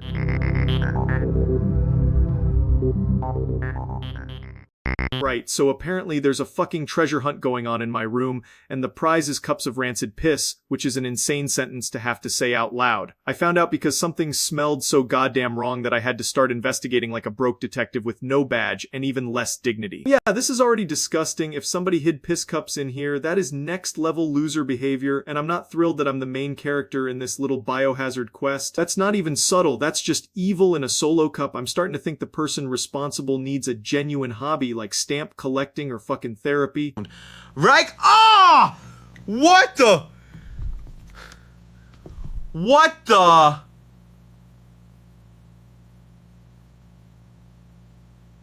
Okay, yeah, that's definitely piss and it's definitely rancid as fuck. Whoever did this needs to be removed from society and possibly thrown directly into the sun. I am going through the rest of the room now because I refuse to let my own bedroom turn into a piss museum.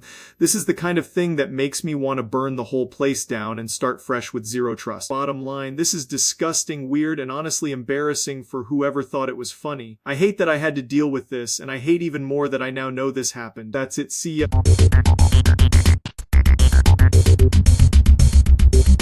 Right, so somehow the internet has decided that John Cena doing a sauce ad was the exact moment reality took a fucking detour. And now I've got to talk about it because it's unbelievably stupid in the best way. I saw the clip and immediately knew this was going to be one of those ads that's so random it loops back around to being iconic. Also, if I suddenly start speaking Chinese halfway through this, just know the algorithm did this to me, not God. Yeah, this is the exact kind of absurd corporate crossover that makes me feel like I'm watching a fever dream with subtitles. John Cena just standing there selling chili sauce like he was born in a factory made of red pepper oil is already insane.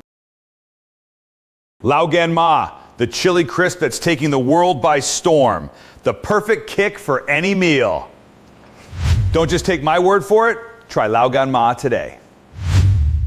And the craziest part is it actually works because Cena can sell literally anything, including a jar of sauce with the energy of a WWE title match. The second that ad hits, I'm not even watching a commercial anymore, I'm watching a cultural event. Bro, I'm telling you, after seeing that clip I just completely blacked out and started speaking Chinese like my brain got replaced by a food review AI. It's over for me, I'm in the sauce now. The ad is ridiculous, Cena is ridiculous, and the fact that this became a real thing somehow makes it even better. I respect any commercial that can cause this level of immediate cultural whiplash. That's it, see ya.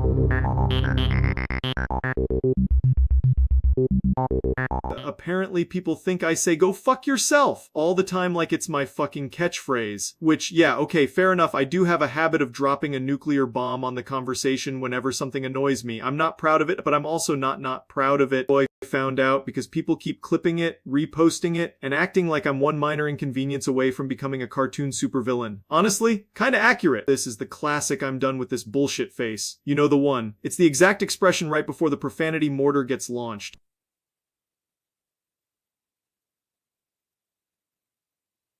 Go yourself! There it is, the line that somehow lives rent-free in everybody's brain. I'm just saying, if someone earned it, I'm not gonna hand them a coupon for politeness. And the funniest part is people act shocked like I'm supposed to be some wholesome little angel. Nah, if something's stupid, it's getting verbally executed on the spot. That's the energy right there. A perfectly respectable amount of rage and zero customer service. At the end of the day, it's just me being a miserable little goblin when the moment calls for it. I'm not saying it's classy, I'm saying it's efficient. That's it, see ya.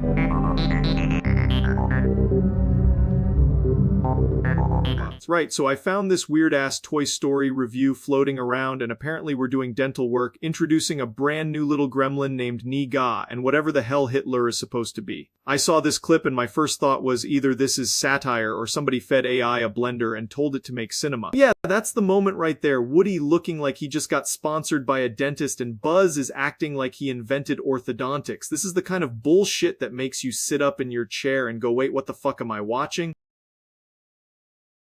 Okay, guys, listen up. This Toy Story figure is amazing, but the accessories, questionable. That video is so cursed because it acts like this is some massive story development when it's really just the dumbest pitch imaginable. And then Hitler shows up like the final boss of nonsense, like somebody mashed a keyboard and called it lore. The site makes it even funnier because it's written with that dead serious film analysis tone, like this is important cultural journalism and not complete dog shit. I respect the commitment, honestly, because it's so stupid it loops back around into art. So yeah, Woody's got a perfect smile now, Buzz is the dental fairy, and Niga plus Hitler are apparently part of this fever dream of a universe. It's nonsense, but at least it's entertaining as hell. That's the kind of dumb internet garbage I can get behind, because it fully commits to the bit and never explains itself. That's it, see ya. He was up on stage in this ridiculous stadium press conference, and somehow there were 8,584,473,748,584,858 people in the crowd, all of them looking like they'd crawl out of the seats and eat my kneecaps. Then out of nowhere, this evil DVD comes flying in like it's got a personal vendetta against me, and I'm thinking, wow, that's not on the agenda. He ducked at the last second, and the damn thing nailed my girlfriend right in the head, and she just dropped instantly. The whole crowd lost their minds, started levitating like they got hit with anti-gravity malpractice, and immediately broke into the Macarena while screaming, "Have you seen my SpongeBob underwear?"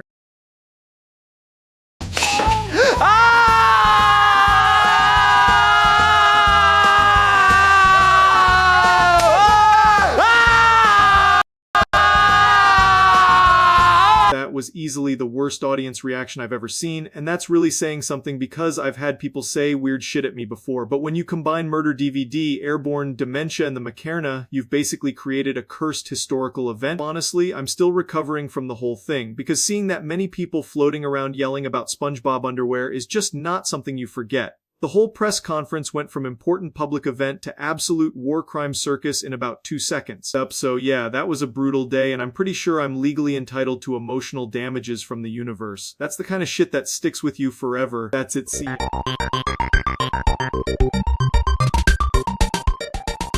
This is one of the stupidest things I've ever read, which is really saying something, because the internet treats reality like a suggestion. If somebody is out there allegedly sprinting into AI data centers with a machine gun, we are already in the dumbest timeline possible, and I need to know how this even got to the point where a sentence like that exists.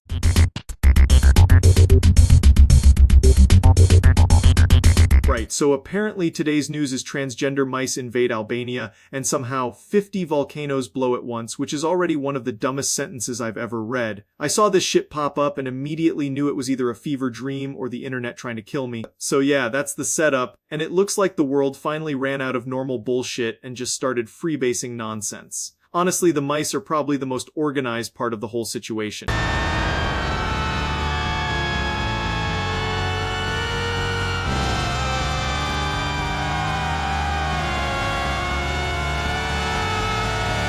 This video is exactly what happens when reality gets left unattended for 5 minutes. I don't know who looked at this and thought, yep, post that, but I respect the commitment to absolute brain rot. And then of course Twitter turns it into a full-blown intelligence test and fails miserably. Everybody's acting like they've got the truth while sounding like they got concussed by a shopping cart. Meanwhile, Ben's probably in a corner trying to do a debate tweet about tectonic plates and hormones like that's gonna make any sense. This is the exact point where the internet should be legally required to shut the fuck up for a minute. So yeah, that's the whole thing, and it's just a beautiful disaster from start to finish. Albania gets nuked by lava, the mice are apparently unionized, and the discourse is somehow even worse than the eruption. I hate that I understand any part of this, but here we are. Humanity keeps finding new ways to be embarrassing, and I guess that's the real story. That's it, see ya.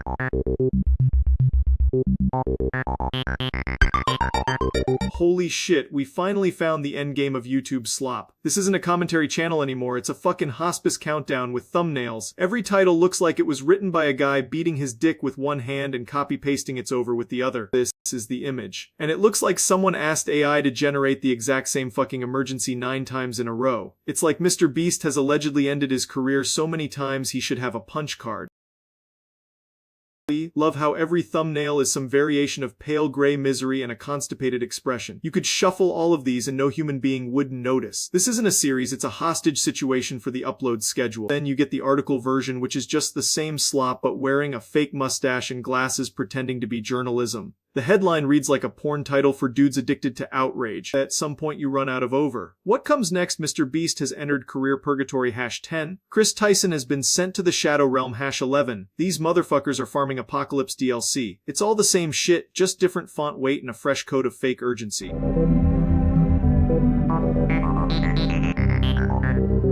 So apparently Joe Rogan is out here trying to do linguistic espionage on the fucking DEA, which is honestly one of the most absurd sentences I've ever had to say out loud. I saw this shit and immediately knew I had to talk about it because DEMT sounds like something a caveman would scream after getting hit with a bat. That is Joe just casually rebranding a chemical like he's launching a shitty energy drink. The funniest part is the idea that the DEA would just sit there and let themselves get outmaneuvered by a guy yelling syllables like a malfunctioning cartoon villain. It's not DMT, it's DEMTMDMTA!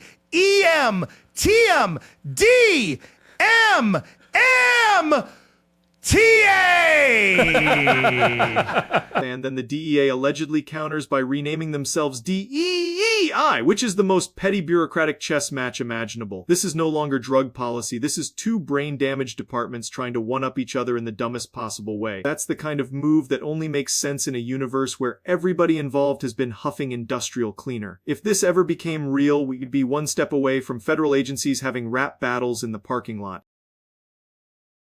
Honestly, it's kind of impressive how quickly this turned into absolute nonsense. They respect the commitment to the bit, but this is some next level clown shit. That's it, see ya.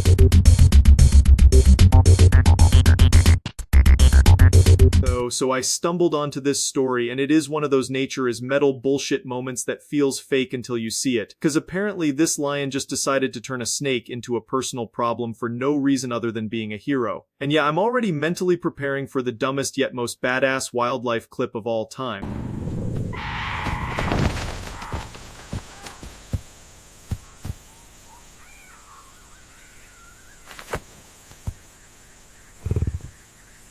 Okay, there it is. The lion said, fuck that snake, and went full backyard security system. That is not an animal, that is a pissed off dad with the cheapest possible solution. That picture alone looks like a warning label. The whole vibe is touch the kid and die, which is honestly pretty fair parenting if you ask me. And of course, the internet does what it always does, takes a bonkers animal moment and turns it into a mini documentary like it's some sacred event. But yeah, this is exactly why lions are built different, because when something threatens the cub, it's just over. Honestly, nature stories like this always rule because they're brutal, simple, and weirdly noble at the same time. It's not deep, it's just instincts, teeth, and one very unlucky snake. Well, if I saw that in person, I'd be backing the hell up and letting the lion handle its business. That's it, see ya.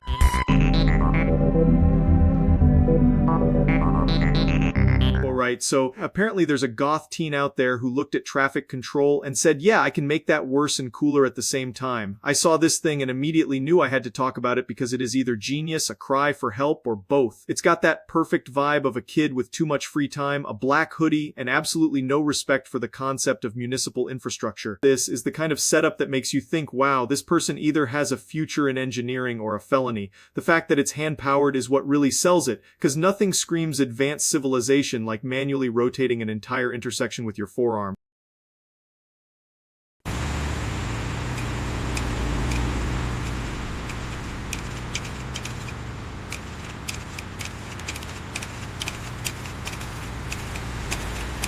And there it is, the masterpiece in motion. I love how it's both stupid and technically impressive, like some cursed little alternative energy project nobody asked for, but everybody has to respect anyway.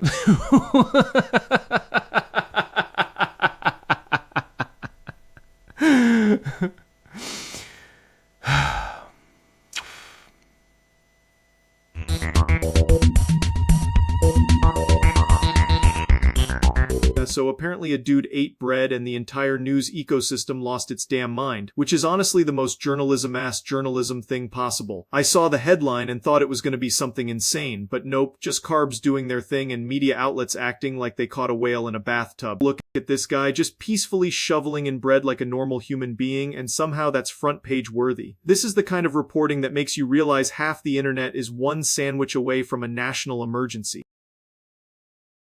The prompt and the prompt on the on-free and mond prompt from their user pylon and say meng the mummen and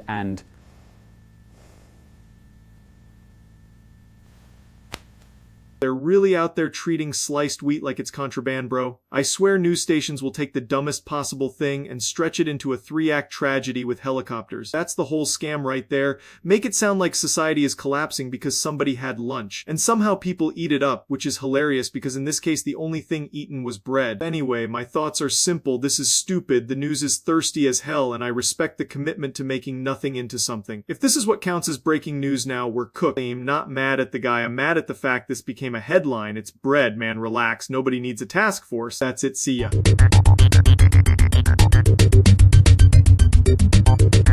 Right, so today we got a dude origin story so insane it sounds made up, but nope, John Carmack really went full tiny criminal genius because he wanted a computer bad enough to start a one-man heist. I love that the path to making video games apparently began with fuck these doors, I need basic. Yeah, this is the kind of motivation you just can't teach in school, man. Dude didn't wait around for permission, he just looked at a locked door and chose violence for the sake of programming. And the prompt to the begin, the please, the description of the Aegis Kleinig impact. And that's the funniest part because the target wasn't treasure or money, it was a damn computer so he could learn how to make games. That's not petty theft, that's weaponized nerd ambition. That right there is the actual payoff. The whole blow up the door phase was just the tutorial. Then he sits down and basically starts building the future from a beige box with a monitor the size of a microwave. Honestly, it's impressive as hell, even if it's completely unhinged. The man saw a problem, made a shitty bomb, and then turned that into one of the greatest careers in gaming. That's it, see ya.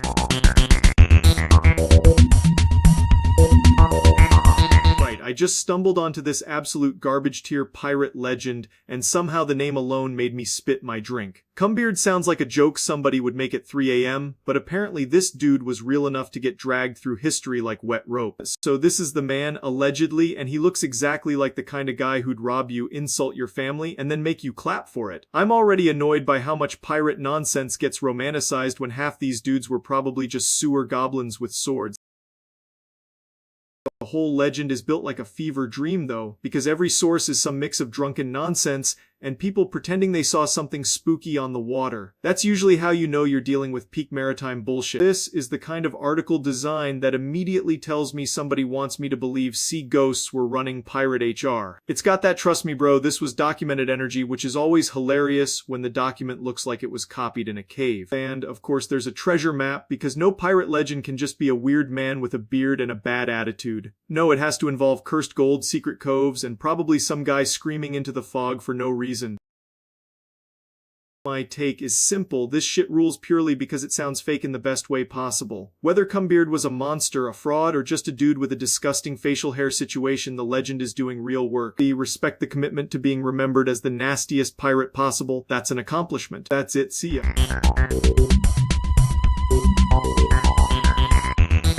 Right, so I gotta open with some shit I probably should not be saying on camera, but apparently I snuck into Gru's lab and kidnapped a minion. And yes, I know how stupid that sounds already. I thought I was being slick, I really did, but the whole thing turned into an absolute dumpster fire in record time. This is the exact moment I realized I had fucked it, because the little bastard was staring at me like I was the villain in a straight-to-DVD heist movie. I'm not built for this criminal lifestyle, man. And before anybody asks, yes, I try to be cool about it for like 12 seconds, then the weight of the situation hit me like a goddamn truck. I started thinking about how ridiculous this was, and then I just lost...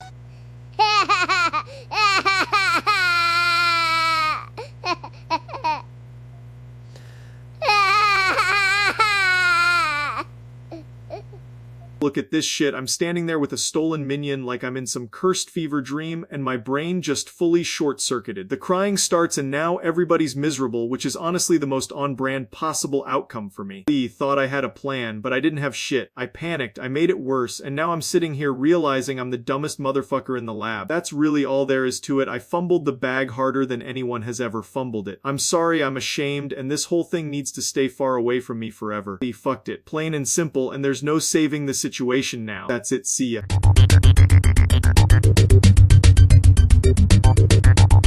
Hey, stumbled onto this frog nonsense, and I gotta say, the internet is officially cooked. We've got a frog making gloopy-ass music with an Yui, and somehow that's only half the story because now he's also burning money on casino tickets like a degenerate amphibian with a SoundCloud deal. There he is, the little gremlin. This is the kind of content that makes you wonder if civilization was a mistake, because he's not just making music, he's making gloopy financial decisions too.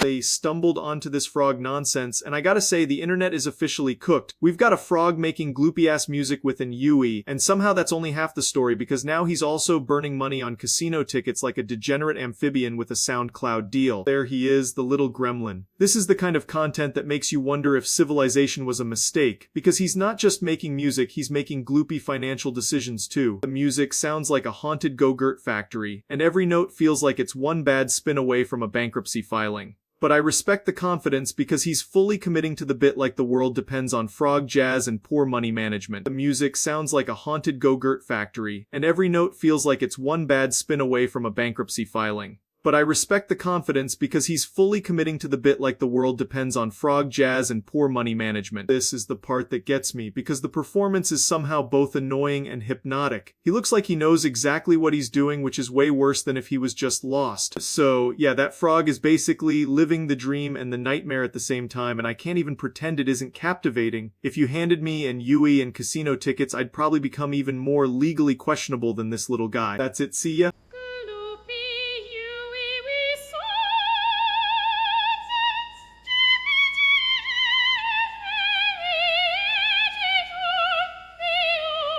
This is the part that gets me because the performance is somehow both annoying and hypnotic. He looks like he knows exactly what he's doing, which is way worse than if he was just lost. That's it, see ya. Overall, I'm impressed and also deeply concerned, which is probably the correct reaction here. The frog has managed to create music, confusion, and financial bad choices all in one neat little package. That's some real talent. Honestly, even if that talent is being used in the most cursed way possible. I can't tell if I should laugh, boo, or ask for lessons. That's it, see ya.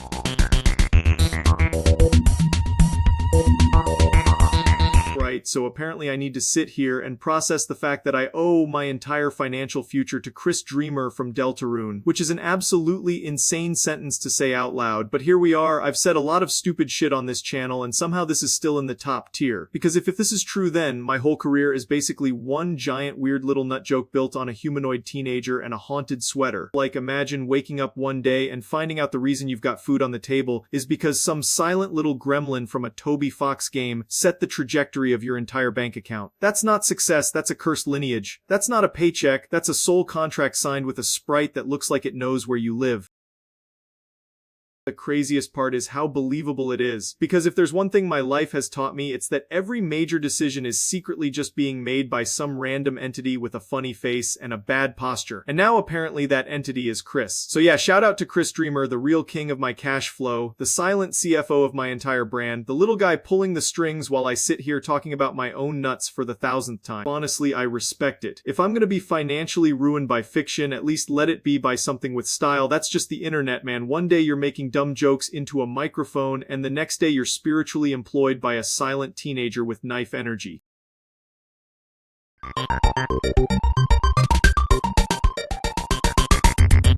Wait, I gotta be honest, this one starts off like a home invasion and somehow gets weirder every 5 seconds, which is honestly the most accurate description of my mental state in 2026.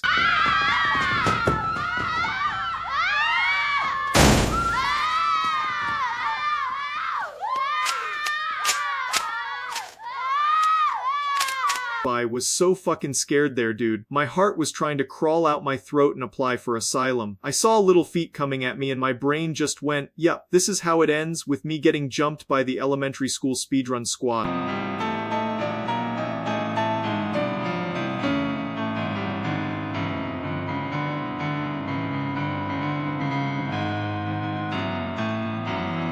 At that point, I wasn't even scared. I was just offended by the universe. Like, what kind of cursed group project is this? One minute I'm defending myself from toddlers, the next I'm getting auditioned for a baseball bat commercial by the ghost of bad decisions.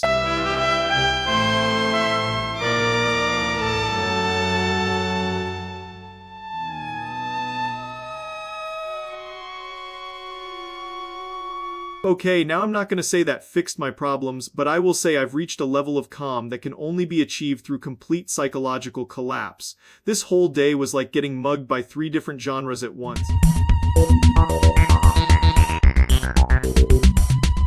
Right, this one starts off completely unhinged, and I mean that in the most scientifically irresponsible way possible. I'm trying to enjoy a normal day, and suddenly I'm in a horror compilation made by someone who clearly lost a bet with God.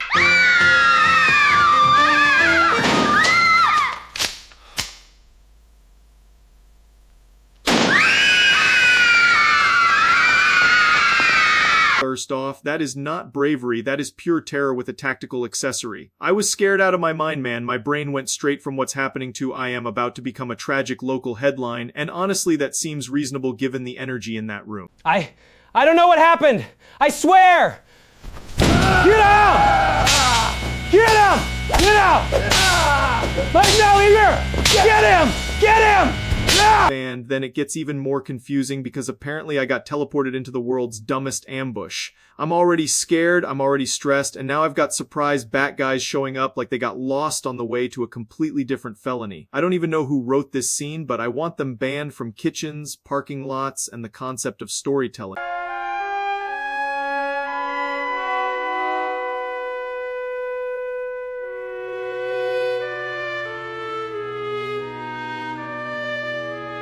Okay, wow, that's somehow the least threatening thing that's happened all day. I started off terrified, then got jumped by what looked like a one-man crime wave, and now I'm being force-fed dairy like I'm a doomed farm animal, honestly. At this point, I'm not scared anymore, I'm just emotionally lactose intolerant.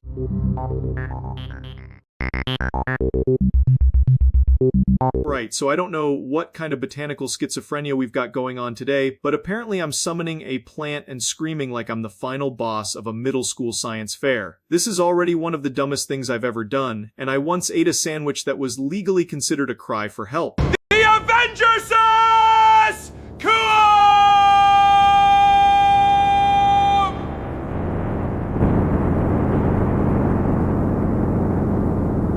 Wow, yeah, that's definitely a thing that should not be happening in my yard. The plant is actually answering, which is already terrifying, but also kind of impressive. I mean, if I could get vegetables to respond to me like this, I'd never have to grocery shop again, and that's the real dream. Look at this little freak. It's not just sitting there, it's acting like it's about to recruit a team and save the world from a budget apocalypse. And honestly, I respect it. If I had that kind of confidence, I'd walk into every room like I was about to cast a spell and file my taxes incorrectly.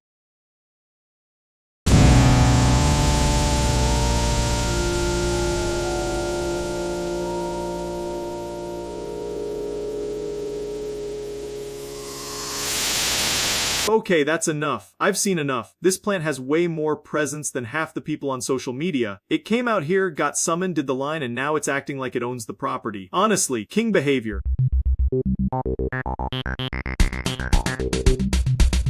Alright, we've got a classic tech horror story on our hands, the kind where your storage disappears like your dignity after opening Discord DMs at 2 a.m. You look at the drive and it's like, yeah, I had 200 gigs, what about it? And then Winterstat sits there pretending to help like a sober friend at a casino. This is always the worst because the drive never just says, hey, I ate Battlefield 1 twice and also 3 years of cached shame. No, it acts innocent. Storage will vanish and then you're left hunting for it like it's a missing person case, except the missing person is 200 gigs and the suspect is Windows being a gigantic prick. Yeah, that's the nightmare fuel right there. It's usually something stupid like hyberfill.sys page file, a restore points temp folders, or a launcher doing the digital equivalent of pissing in the pool. And if it is Battlefield 1 twice, honestly, that's not even a bug. That's just EA showing up to your hard drive with a sandwich and eating both halves. Honestly, that tweet is relatable as hell. Everybody in the replies is gonna say some genius shit like, have you tried restarting? Like the drive is gonna go, oh shit, my bad, here's your 200 gigs back. The real move is checking hidden system files, uninstall leftovers and game folders. If that doesn't work, congratulations, your PC is haunted by a very specific asshole.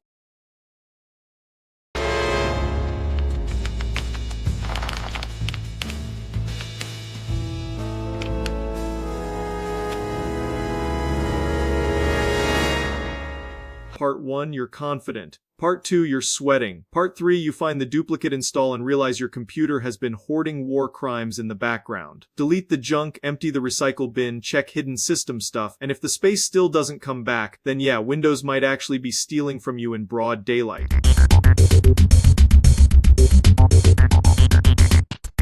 Okay, so apparently the entire fast food industry just collectively ate shit and ran out of the one thing they're supposed to have. Burger King has no burgers, KFC has no chicken, Pizza Hut's out of pizza, Taco Bell's out of tacos, and I am already losing my mind because this is the dumbest apocalypse imaginable. I found out because the internet was screaming like the world ended, and honestly, yeah, for fast food people, this probably is the end. This is what happens when the whole country runs on grease and regret, and then somebody forgets to restock the whole damn concept of lunch. You got people standing there like they just watched a loved one get buried and all they wanted was a Whopper. Back away! Disperse!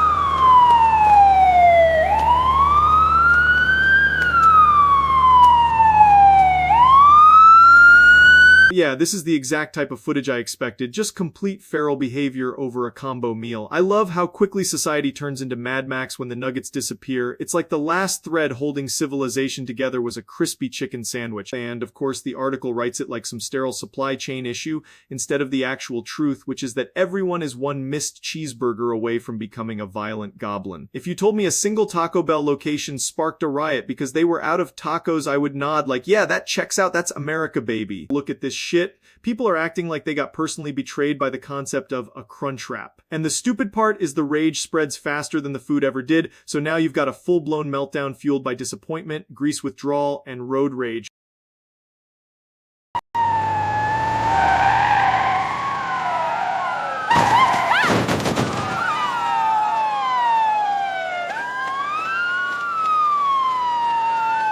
That right there is the most brainless nonsense possible. Some drunk idiot turning a hunger crisis into a demolition derby. If you're so mad that you're flooring it into a restaurant at triple digits, brother, you need a therapist, a jail cell, and maybe a damn salad. Honestly, I get the outrage on a spiritual level because being told there's no fast food left is like being told oxygen is now on back order. But the riots are deranged, the crashes are insane, and this whole thing is proof that humanity was held together by fried chicken grease the entire time. I think the real lesson here is simple. If the burgers disappear, civilization goes with them, and everybody finds out real quick how little patience they actually have. That's it, see ya.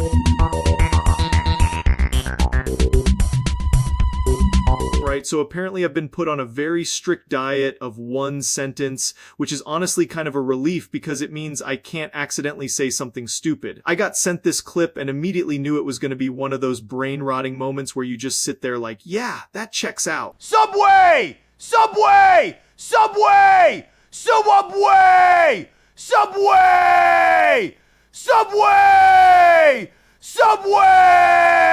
That is genuinely one of the most insane things I've ever heard, and yet it feels weirdly perfect. It's got that exact flavor of nonsense that makes the internet function, where nobody knows why it's funny but everybody's laughing anyway. I respect the commitment though, because if you're gonna say one thing, you may as well fucking launch it into the sun. There's no half measure there, that's pure conviction.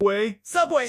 And that's really all there is to it. Sometimes a man's legacy is just yelling a sandwich chain like he's summoning a demon. We can't even pretend this wasn't hilarious, because it absolutely was. That's the kind of stupid clip that lives rent-free forever and never pays a dime. Anyway, that's my official review and I stand by it with my full chest. That's it. See ya.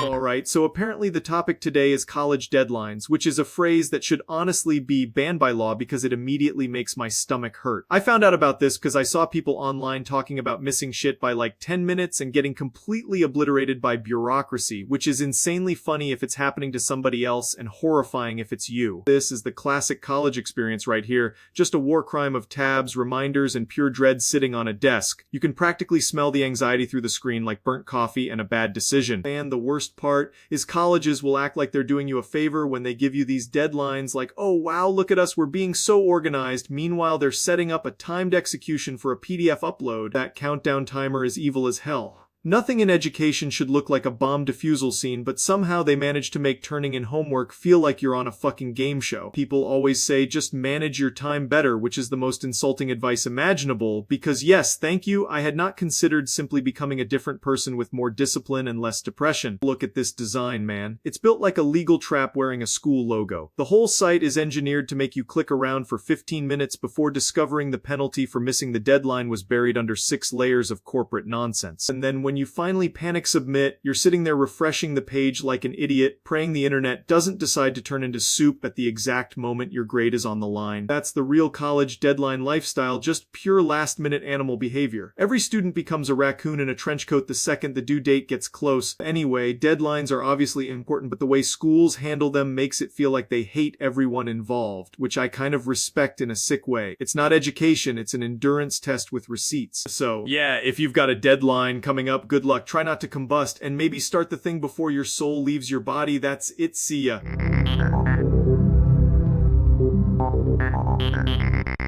Dude, this is one of those ideas that sounds like a 4chan fever dream until you sit down and realize, yeah, Nickelodeon really would do this if the check was big enough. SpongeBob and Bubble Guppies crossing over is the kind of event that makes you question if the writers got a concussion or if I did, and honestly both seem possible. It's like putting 2 tiny aquatic brain cells in a blender and serving it with a side of litigation. And yeah, this is exactly the kind of thing that gets announced with a straight face like it's the second coming, while the actual content is just SpongeBob standing there while the Guppies explain feelings to him like he's a drunk uncle at Thanksgiving. I can already hear the theme song trying to merge itself into one unholy soup, and somehow Patrick is still gonna be the dumbest guy in the room, which is honestly impressive.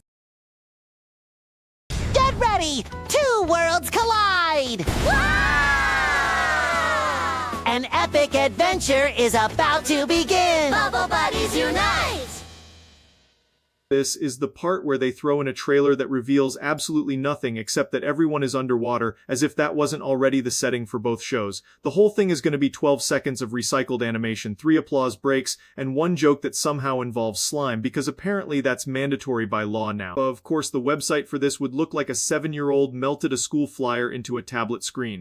Big orange buttons, floating bubbles, and copy that says don't miss the adventure like this is some sacred cultural moment instead of a desperate attempt to make preschool parents sit through one more branded Scream session. Still, I gotta respect the hustle, because somebody in that office looked at SpongeBob and said, what if we made him learn sharing? And this is where the crossover peaks, because now SpongeBob has to pretend he's in a wholesome educational setting while his entire personality is being one bad day away from a parking lot fight. The comedy writes itself, he's trying to be a good influence, Patrick is somewhere eating the furniture, and the Bubble Guppies are acting like this is a normal field trip to insanity.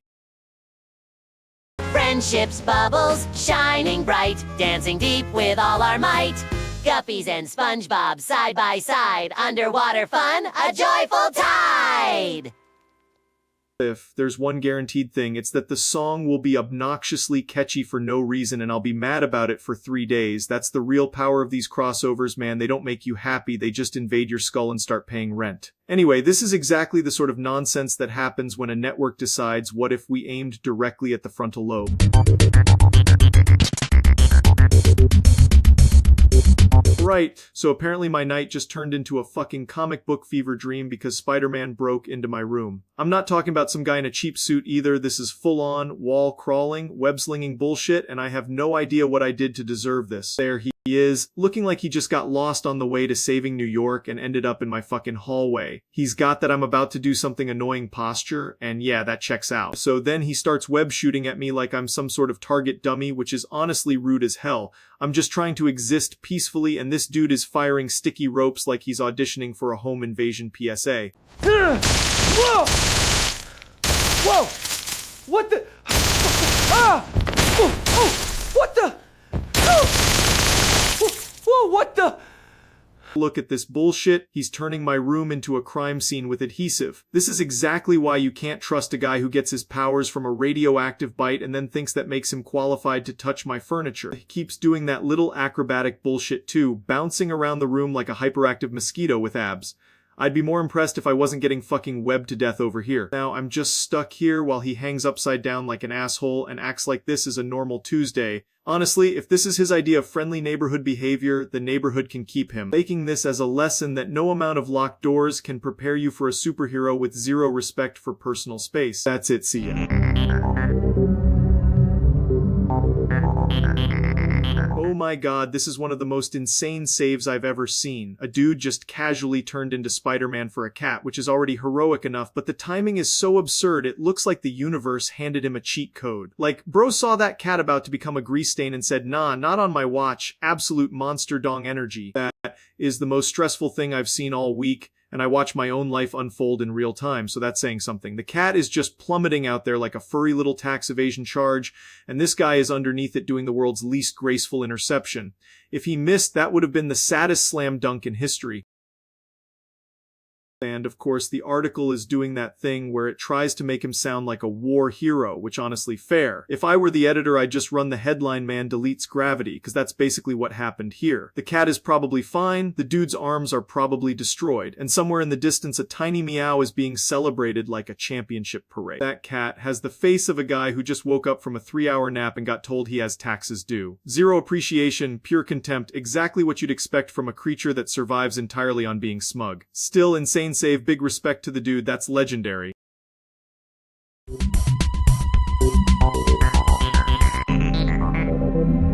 Right, so I got sent this cursed ass clip and I had to sit there like what the hell am I even watching? Because somehow this beef has evolved into Misty from Pokemon doing a rap breakdown like it's the most normal thing in the world. And then SpongeBob gets dragged into it too, which is honestly the kind of brain damage content I respect. Oh, check the mic, 1, 2, this ain't no Misty Q. Charlie and SpongeBob beef? Seriously, you two? Squidward's looking stressed, Patrick's full of zest. This drama's getting old, a childish, silly test. Krabby Patty's flying, temper starting to fry, and time to drop the beef before this whole thing did not— This is already so stupid I can't even be mad at it, because she's basically out here acting like the spokesperson for common fucking sense, while everybody else is making this beef way more complicated than it needs to be. The fact that SpongeBob's multiple failed driving tests are somehow part of the lore is the exact type of nonsense that makes the internet a beautiful wasteland. Look at her face too, she's rapping like she personally audited the disaster and found both sides guilty. And honestly, if SpongeBob can fail driving tests that many times, then yeah, maybe the man should be banned from the road and from talking shit.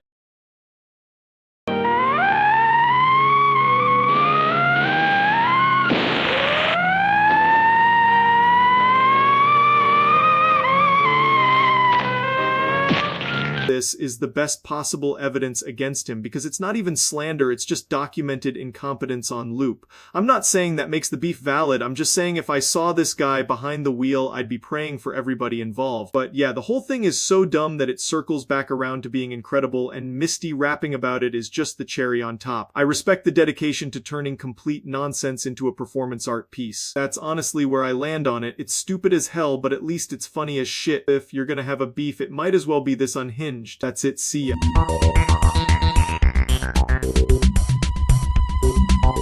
Today we're diving into the very scientific and completely unnecessary debate of the top 10 anime battles, SpongeBob versus Dark SpongeBob.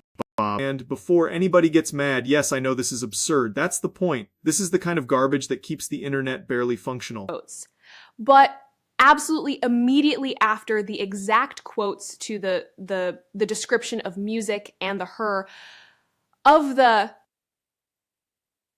This is already way too intense for a dude who lives in a pineapple and his evil alter ego that probably shops at Hot Topic underwater. Number 10 is basically the warm-up round where SpongeBob just gets absolutely manhandled by Dark SpongeBob for about 30 seconds before remembering he's the main character. That's the thing with anime battles, man. The guy losing at the start always wins later after a 10-minute flashback about friendship and emotional damage. Look at this shit. This is the kind of image that makes no sense and somehow explains the entire genre perfect. Number 9 goes to the speed battle, where SpongeBob is teleporting around like he just snorted pure lightning, but Dark SpongeBob is somehow already behind him, whispering some edgy nonsense about despair and carbonated ruin. And SpongeBob's just screaming, "I'm ready," like that's a valid counter to being spiritually assaulted by your own evil clone. This is exactly the kind of tweet that gets a community into a 14-hour war over a cartoon sponge. Nobody involved is okay. Number 8 is where the power-scaling idiots show up and start saying Dark SpongeBob is outerversal because he looked at a shadow once and SpongeBob is only planetary story because he lost a karate match. I swear to God, anime battle discussion is just adults saying words that sound made up in a Burger King parking lot. Of course, there's an article for this. Of course, somebody spent real time writing this like it's a courtroom case and not two sponge variants throwing hands for no reason. Number 7 is the betrayal phase, where Dark SpongeBob says something tragic like, "You were never ready," and SpongeBob just stares at him like he got hit with the emotional equivalent of a brick. Then SpongeBob remembers the one thing that matters, the friends he made along the way, and also possibly the secret technique of being extremely annoying.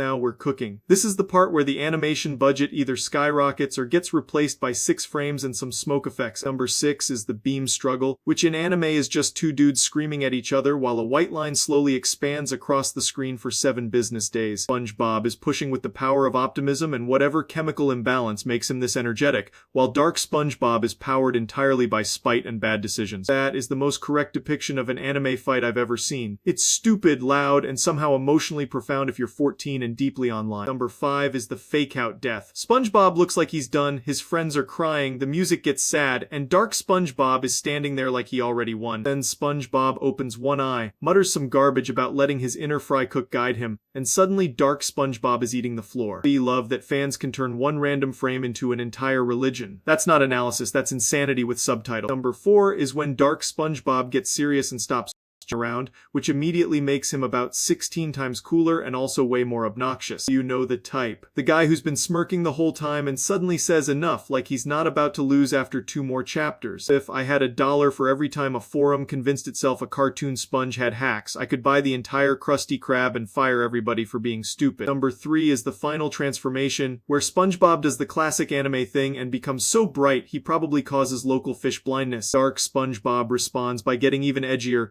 which is funny because there is no amount of eyeliner energy that can prepare you for a sponge screaming with conviction. The text her, the prompt, the phone calls of the immediately begin, and not the not in the not.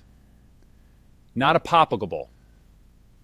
That's the money shot right there. That's the part where everybody pauses the video and acts like they just watched cinema instead of aquatic nonsense. Number 2 is the aftermath, where both of them are somehow still alive, both are bruised, and neither one wants to admit the other had them sweating. That's my favorite kind of fight. No clean answer, no perfect victory, just 2 idiots standing there like, yeah, I guess we'll do this again next season. And number 1, obviously, is the absolute nonsense final exchange where SpongeBob wins by doing something so stupidly earnest that Dark SpongeBob's whole evil monologue collapses under the weight of it. Because that's always how these things end. The dark clone is all power and dread, and then the original guy wins because he's too relentlessly optimistic to kill. It's dumb, it's predictable, and it works every single time. So yeah, SpongeBob vs. Dark SpongeBob is a certified anime classic in the worst possible way, and honestly, I respect it. It's just 2 sponges beating the hell out of each other for our entertainment, which is more than I can say for half the stuff people call prestige television.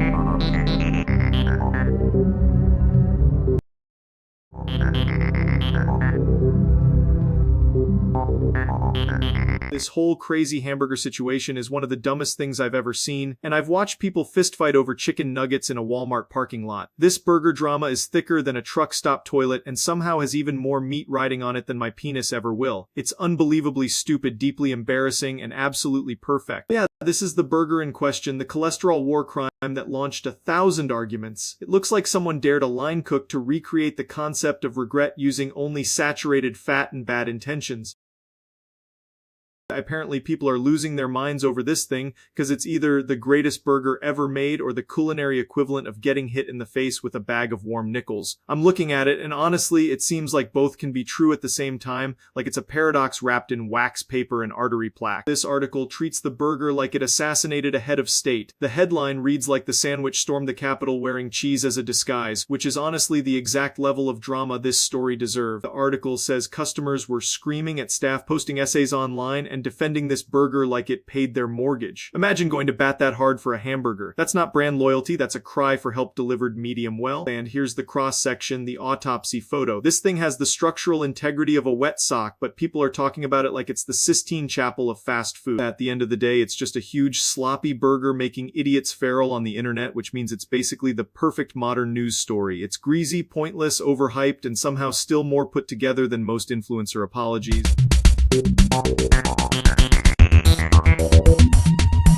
Holy shit, somebody made a full-on Tito enlistment poster and it goes way harder than it has any right to. I saw this thing and immediately thought, yeah, that's propaganda, but like the kind that makes you want to stand up straighter for no reason. Let's take a look, because this is absolutely the kind of unhinged internet shit that deserves a proper dissection. That's the most aggressive please sign up I've ever seen, and somehow it's working. The pointing finger really sells it like Tito's about to personally draft your ass, and that's the entire trick with propaganda, man. It's not subtle, it just screams at you until your brain starts volunteering for shit. This one at least has the decency to look cool while doing it. Honestly, if Tedeslavia needs soldiers, this poster is doing the heavy lifting. Put this on a wall and half the room is enlisting out of respect alone. That's it, see ya.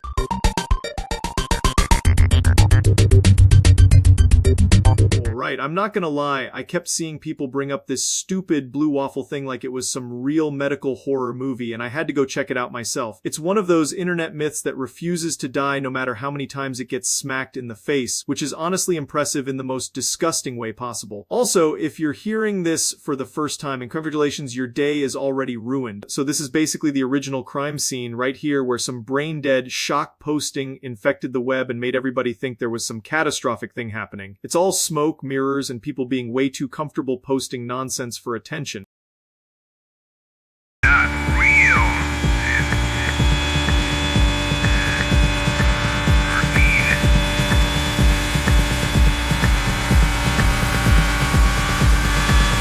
Yeah, this is where the whole thing got weaponized by pure fucking stupidity, because people saw one nasty image and immediately turned it into urban legend lore. That's the internet in a nutshell, just a landfill where a rumor can become a national emergency if enough idiots repeat it. This part at least does the bare minimum and actually explains that it's fake instead of pretending the internet's worst joke is somehow hidden knowledge, which honestly should be obvious, but every generation gets tricked by some fresh flavor of garbage. That's the whole story, really. Not a secret disease, not a shocking revelation, just people being terminally online and making shit up for fun. It's stupid, it's gross, and somehow it survived forever because the internet loves a nasty little myth. If you learned anything here, let it be that not every disturbing thing you see online is real. A lot of it is just bait for morons. That's it, see ya. Right, so apparently the internet has collectively decided that drinking like 8 monsters and then burping bubbles is a personality now, which is insane. I mean, congratulations on turning your stomach into a shaken soda can with a pulse. This is the kind of behavior that makes your insides file a restraining order. They love how every trend now is just what if we took a bad idea and made it carbonated, because nothing says peak human evolution like mainlining battery acid and then acting shocked when your throat sounds like a jacuzzi full of regret. All right, speedrun time. Heart palpitations. Here we all built different. One more for the algorithm. Look at this dude. He's already halfway to becoming the mascot for arrhythmia, and the bubbles coming out of his mouth are like his body's way of filing a complaint. This is not a challenge, this is a cry for help wearing a novelty hat. This is exactly what I mean. The cans are basically a hostage situation, and his esophagus is out here doing special effects like, wow, incredible, you've achieved the forbidden power of making your burp look like a lava lamp.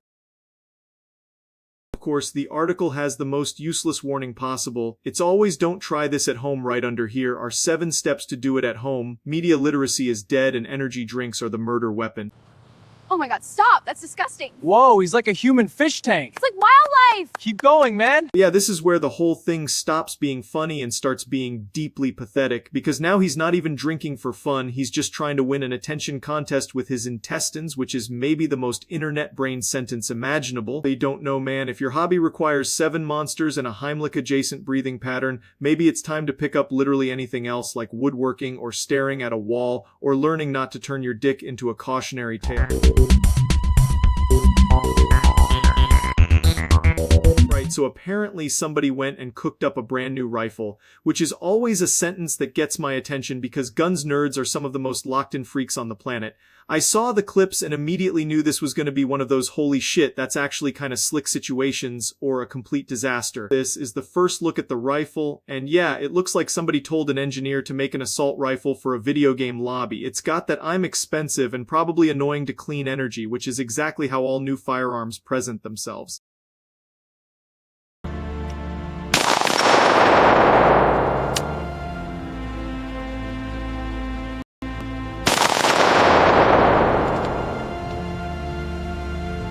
And that's the part that actually matters, because if it doesn't shoot well, then it can look like the love child of a spaceship and a lawn tool for all I care. But if it's reliable and accurate, then yeah, it's probably legit instead of just sexy marketing bullshit. The design is doing a lot without being overly goofy, which is rare these days because people keep trying to reinvent the rifle like they're gonna win the Nobel Prize for polymer. This one at least looks like somebody spent actual time making it functional instead of just weird.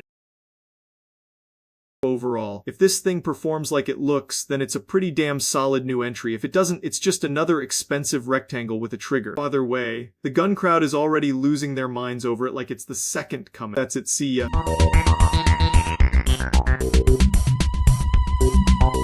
Holy shit, this is one of those stories where you hear the first two words and already know the rest is going to be an absolutely unhinged disaster, and somehow it gets worse when you realize the whole thing allegedly came from a tank bursting because it was too full of semen. Mankind really did invent pressure as a concept and immediately decided to use it to make a dick-related incident in Philadelphia. Just imagine being the guy on cleanup duty for that, because there is no amount of hazard pay on Earth that covers the load. Finally reached critical mass and turned the whole facility into a cum geyser. That is not a leak, that is a hostile takeover by nut pressure.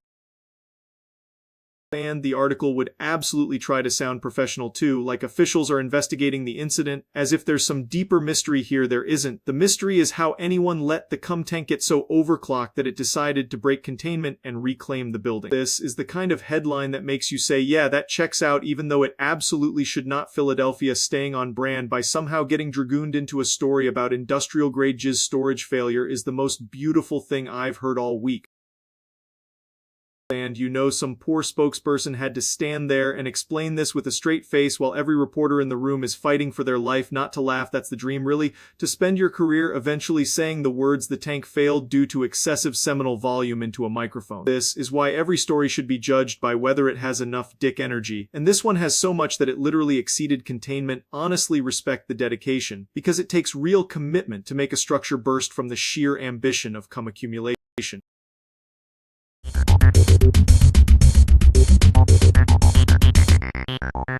So apparently Chris Dreamer opened a dark fountain in New York City and the cops got called, which is a sentence that sounds like it was generated by a dying Xbox 360. This is the kind of news that makes you feel your brain slipping out through your ass crack. It's like if Hot Topic gained sentience and committed a municipal zoning violation. This is the main image everybody's passing around, and I mean, holy shit, it looks like the world's edgiest public plumbing disaster. Chris is just standing there like they didn't just turn Manhattan into a goth aquarium.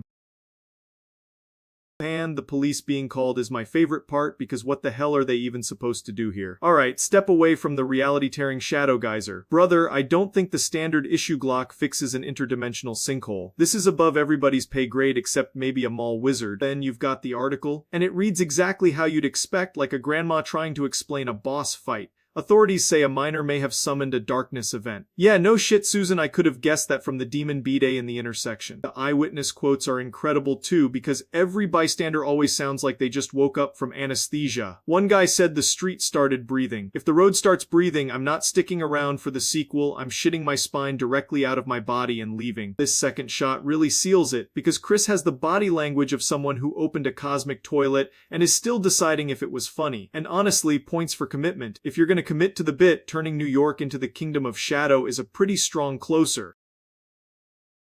So yeah, police got called, the fountains open, and the city briefly became an anime side quest. Beautiful stuff. Absolute nightmare, complete dumbass spectacle, and somehow still less embarrassing than the average Florida arrest.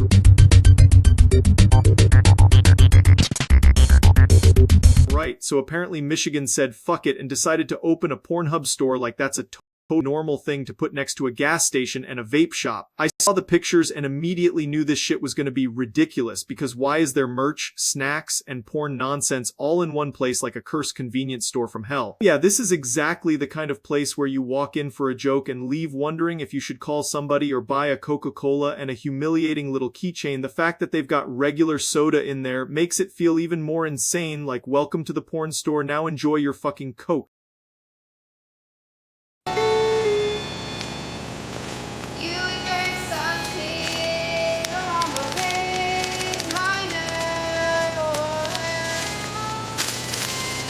That's the part that kills me, because it's got the most cursed mix of products imaginable: condoms, some dumbass dildos, and actual physical porn tapes like it's 1998, and nobody told this store the internet exists. It feels less like a business and more like someone won a dare and never financially recovered. Of course, local news had to cover it too, because this is the exact kind of story that gets everybody to stop scrolling and go, hold on, what the hell is happening in Michigan? And the article just has to calmly explain the dumbest retail concept ever while pretending this is a serious economic development project. I love how it's all staged like a regular store too, like the employees are supposed to act normal while someone is standing there debating between a soda and a box of condoms in a place that sells fucking porn tapes. It's so stupid that it loops back around to being kind of impressive. Yeah, that's the Michigan Pornhub store, and it somehow managed to be both a storefront and a joke that got too far out of hand. The whole thing is just a flawless example of what if retail was brain damage. You can't even hate it that much, because at least it's committed to the bit and fully aware of how ridiculous it is. That's it, see ya.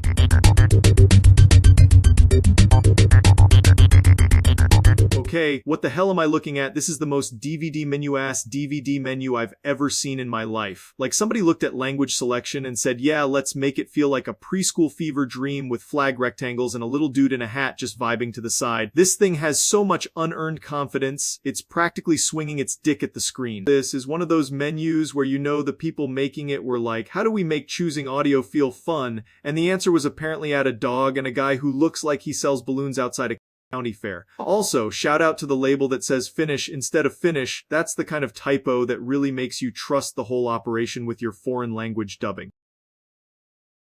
I love how this menu just casually has like 18 options and every single one is a flag, because nothing says select your dub track like becoming a geography quiz before the movie starts. And then you've got this big yellow arrow button like the screen itself is politely begging you to stop staring at the menu and actually watch the thing. It's just absurdly charming in that cheap old media way where everything looks like it was built on a lunch break.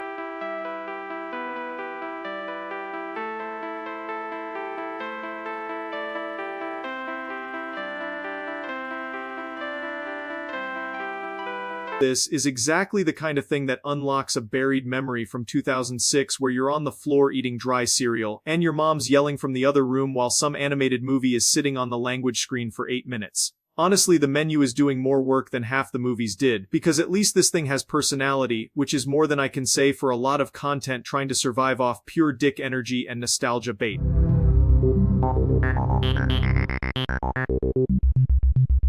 Sashikana, suashikana, suoda, sashikana, suoda, sashikanda, sashikanda, sashikana, sashikana, sashikanda, sashikanda, sashikanda, suoda, sashikanda, suoda, sashikanda, suoda, sashikanda, suoda, sashikanda, soda, sashikanda, suoda, sashikanda, suoda, sashikanda, suoda, sashikanda, sashikanda, sashikanda, suoda, sashikanda, suoda, sashikanda, suoda, sashikanda, suoda, sashikanda, suoda, sashikanda, suoda, sashikanda, suoda, sashikanda, shishkanda, suoda, sashikanda, shishkanda, suoda, shikanda, soda, shishkanda, soda, shishkanda, sashikanda, soda, shishkanda, soda, sashikanda.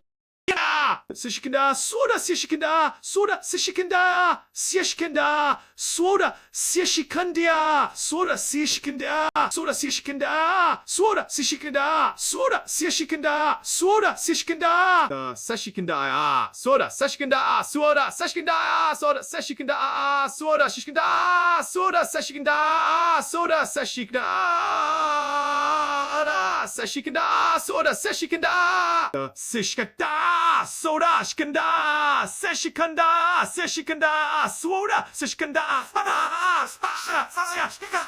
soda, seshikanda, soda, seshikanda, soda, seshikanda, shikana, soda, soda, shikanda, soda, shishikanda, soda, seshikanda, soda, seshikanda, soda, seshikanda, shishikanda, soda, seshikanda, soda, shishikanda, soda, shikanda, shikanda, soda, shikanda, soda, shikanda, shikanda, soda, shikanda, soda, shikanda, soda, shikanda,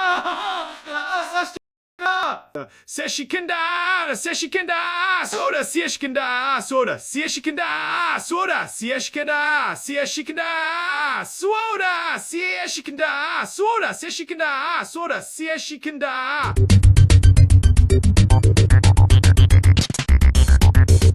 Right, this is one of the most bizarre things I've seen all week. Trevor from Situation is apparently breaking into houses, which is already an insane sentence to have to say out loud, and somehow it gets worse from there. I'm gonna walk through this because this is either the dumbest scheme ever or the most committed self-destruction tour in internet history. Yeah, this is the kind of story that makes you wonder if the guy just woke up one day and said, what if I ruin my entire life before breakfast? Because breaking into houses is not a quirky hobby, that's felony behavior with a side of brain damage. And if you're doing that, you're not misunderstood, you're just a home invasion enthusiast with no self-preservation.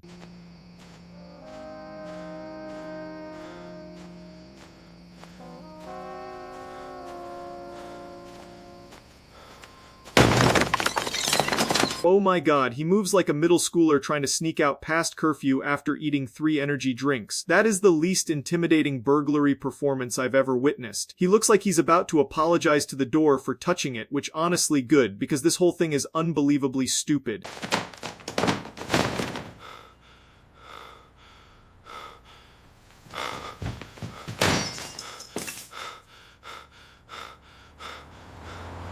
This is the exact energy of a man who thought breaking into houses would be easier than applying for jobs. And now, because the universe has a sense of humor, he's apparently in my room. That is horrifying and also deeply on brand for someone this reckless. Trevor, if you're somehow in here, please leave before this gets even more embarrassing for you. I'm not fighting a guy who looks like he lost a sprint to a wet paper towel. Also, for legal reasons, that's a joke. For moral reasons, stop breaking into houses, you absolute walnut.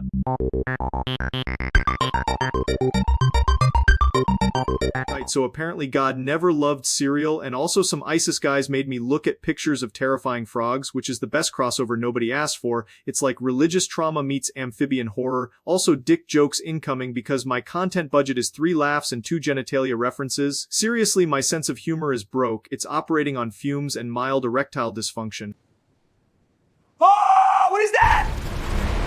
This is the first half of the viral clip where I look like a man who just discovered his cereal box was actually plotting against him. It's me getting tricked into frog-inflicted trauma, and yeah, I look like a boiled cigar the morning after, genuinely cursed. The part where I start yelling and flailing like my dignity as a wet towel is priceless. Also, that frog looks like it could unionize and demand better lighting. That's me, apparently the official exhibit A for men who eat soggy cereal and then cry about it on camera. I look like someone who fell asleep during his own roast, the face of corporate breakfast despair. Also, yes, that beard. Said beard has seen things. It has tasted breakfast milk that was allegedly expired, but fine. That frog image is the source material the internet used to terrorize me. It looks like the final boss of a bargain bin Zelda bootleg, and tabloidtoad.com exists solely to monetize my suffering with pop-up ads for detox tea. The article mock-up is exactly the kind of garbage headline that makes me nostalgic for the days when scandals involved coke and tweets, not amphibian-based psychological warfare. What is that? Okay, that's enough for today. That's the climax where my dignity signs a waiver and walks out of the room. They used the frog like a cinematic jump scare but with more acne, and the cereal box cameo is peak absurdity. Honestly, if God never loved cereal, then neither should you. Throw your boxes into the sea and never trust amphibians with JPEG compression. That's it, see ya.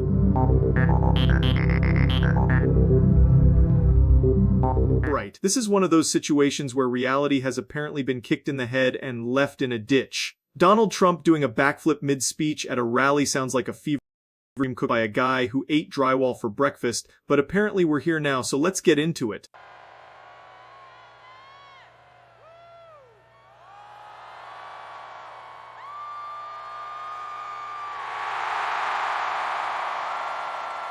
That's the kind of thing that would make me spit out a drink so hard it would count as a hate crime against my own kitchen. Why is he rotating like a Wi-Fi router with a campaign slogan? Also, I need to know who cleared this. Who saw a man in a suit do a full acrobatic betrayal of physics and said, yeah, roll tape.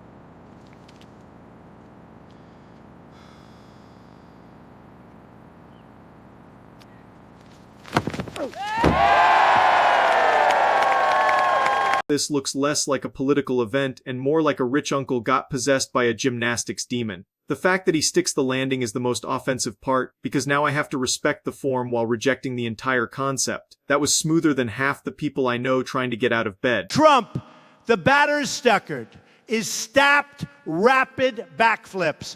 Please ditch him.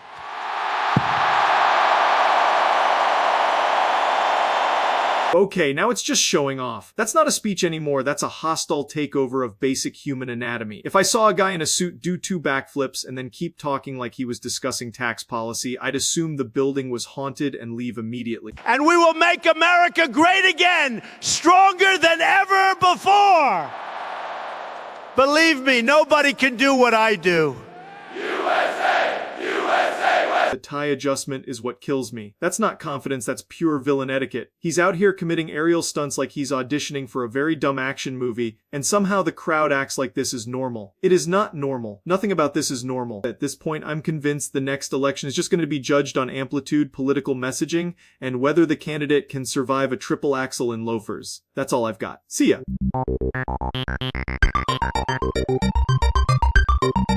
Alright, I need to address the absolute circus happening around this clip of me supposedly biting 10 different guests' hands on video, which, first off, sounds like something a feral aquarium exhibit would do, not a person with a microphone and a room temperature paycheck. Alright, team, let's do this!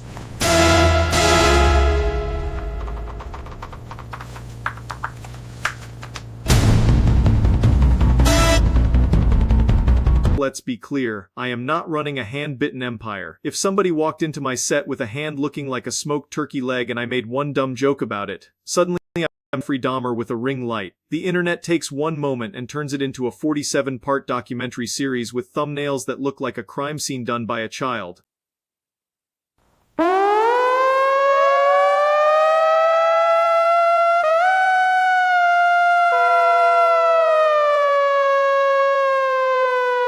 Telling you the evidence is edited to hell. Half of these clips are me barely touching somebody's knuckle, and the rest are just me leaning in to say something stupid like your hand looks like it pays taxes. And yeah, maybe that is a little disgusting, but so is the public fascination with whether I've become a human piranha. That tweet is exactly what I'm talking about. You people see one blurry screenshot and immediately become forensic experts, hand anthropologists, and fed-up prosecutors all at once. I love that energy honestly, but let's not pretend this is a normal crime to accuse somebody of.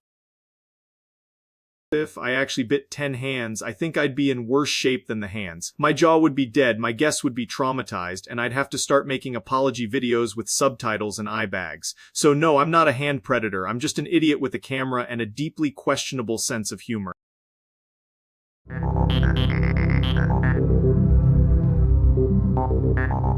Today, we're talking about the text green game over SE animations by Glyph, which sounds like the name of a corrupted USB stick that gained sentience and started making people uncomfortable in a public library.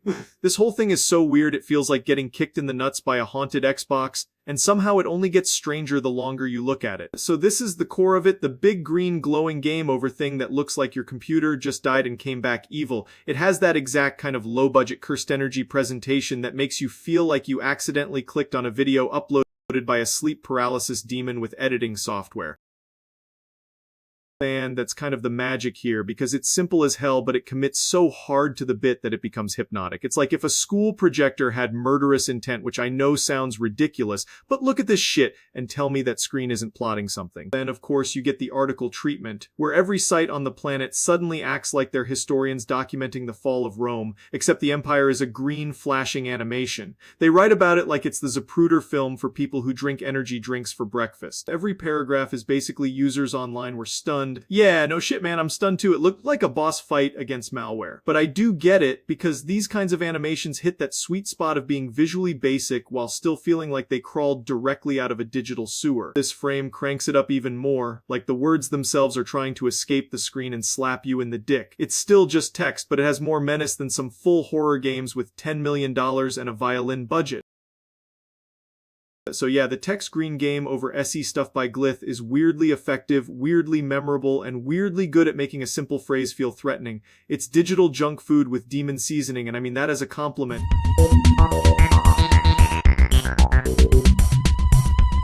Right, so apparently my room just got absolutely mugged by a tornado, which is an insane sentence to have to say out loud. I'm not even mad, I'm impressed. Mother Nature really said fuck this room in particular.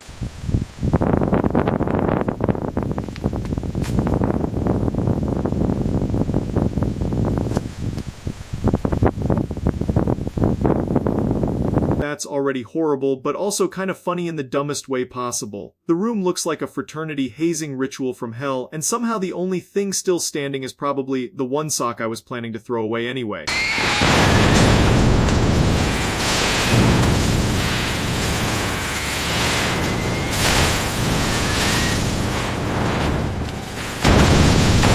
God damn, that chair got launched like it owed the storm money. This is the kind of damage where you don't even start with cleanup, you just sit in the middle of the rubble and question every decision that led you to owning a lamp.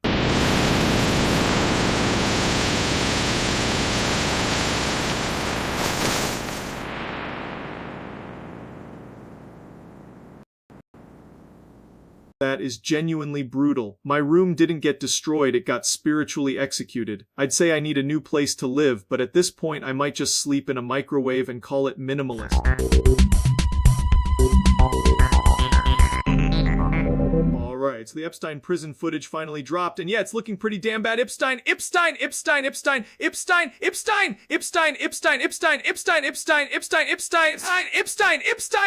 is the kind of thing where you watch it and immediately go, oh cool, nothing suspicious here. Totally normal, very reassuring. Epstein!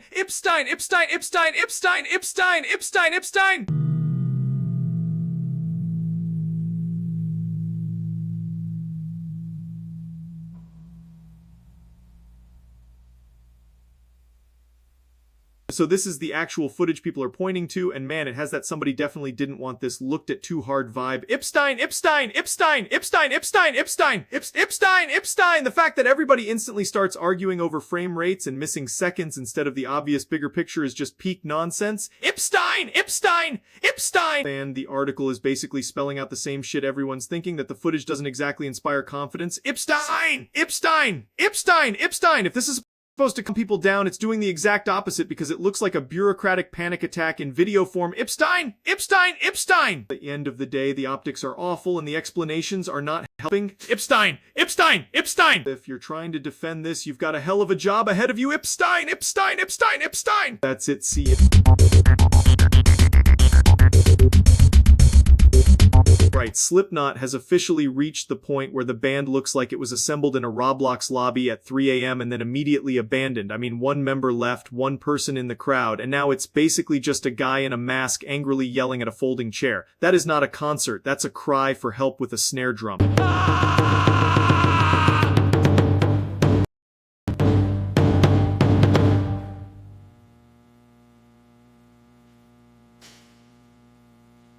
This is so painfully stupid it loops back around to being art. You've got all this apocalyptic metal branding, but the actual result is just man discovers percussion in front of one witness. It's like a stadium tour got rejected by the universe, and now the universe is making him finish the set anyway.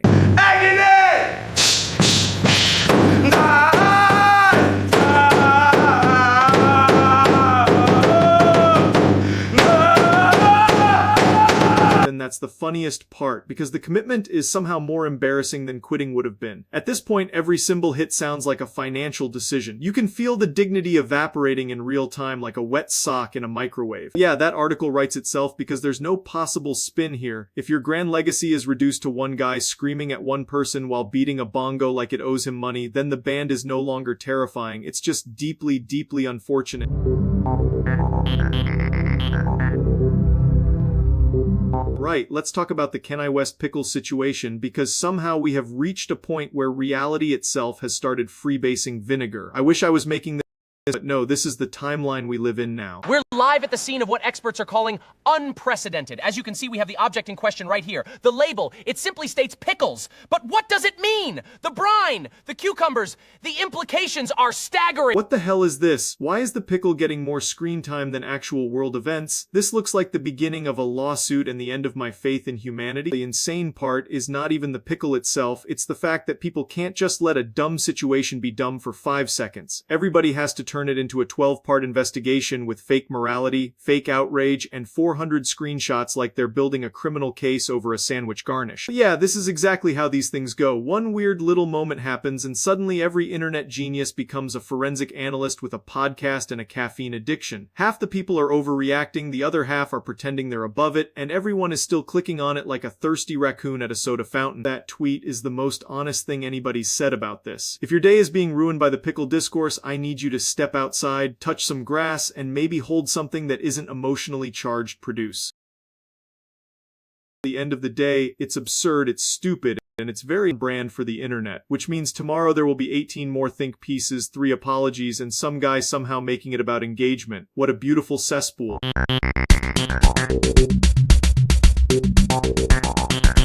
Right, so I got sent absolute dumpster fire of a clip, and I genuinely wish I could unsee it, because apparently the internet looked at a normal day and said, nah, let's ruin this man's week. I saw the title, thought it was some dumb bait, and then it somehow got worse from there. The hot dog!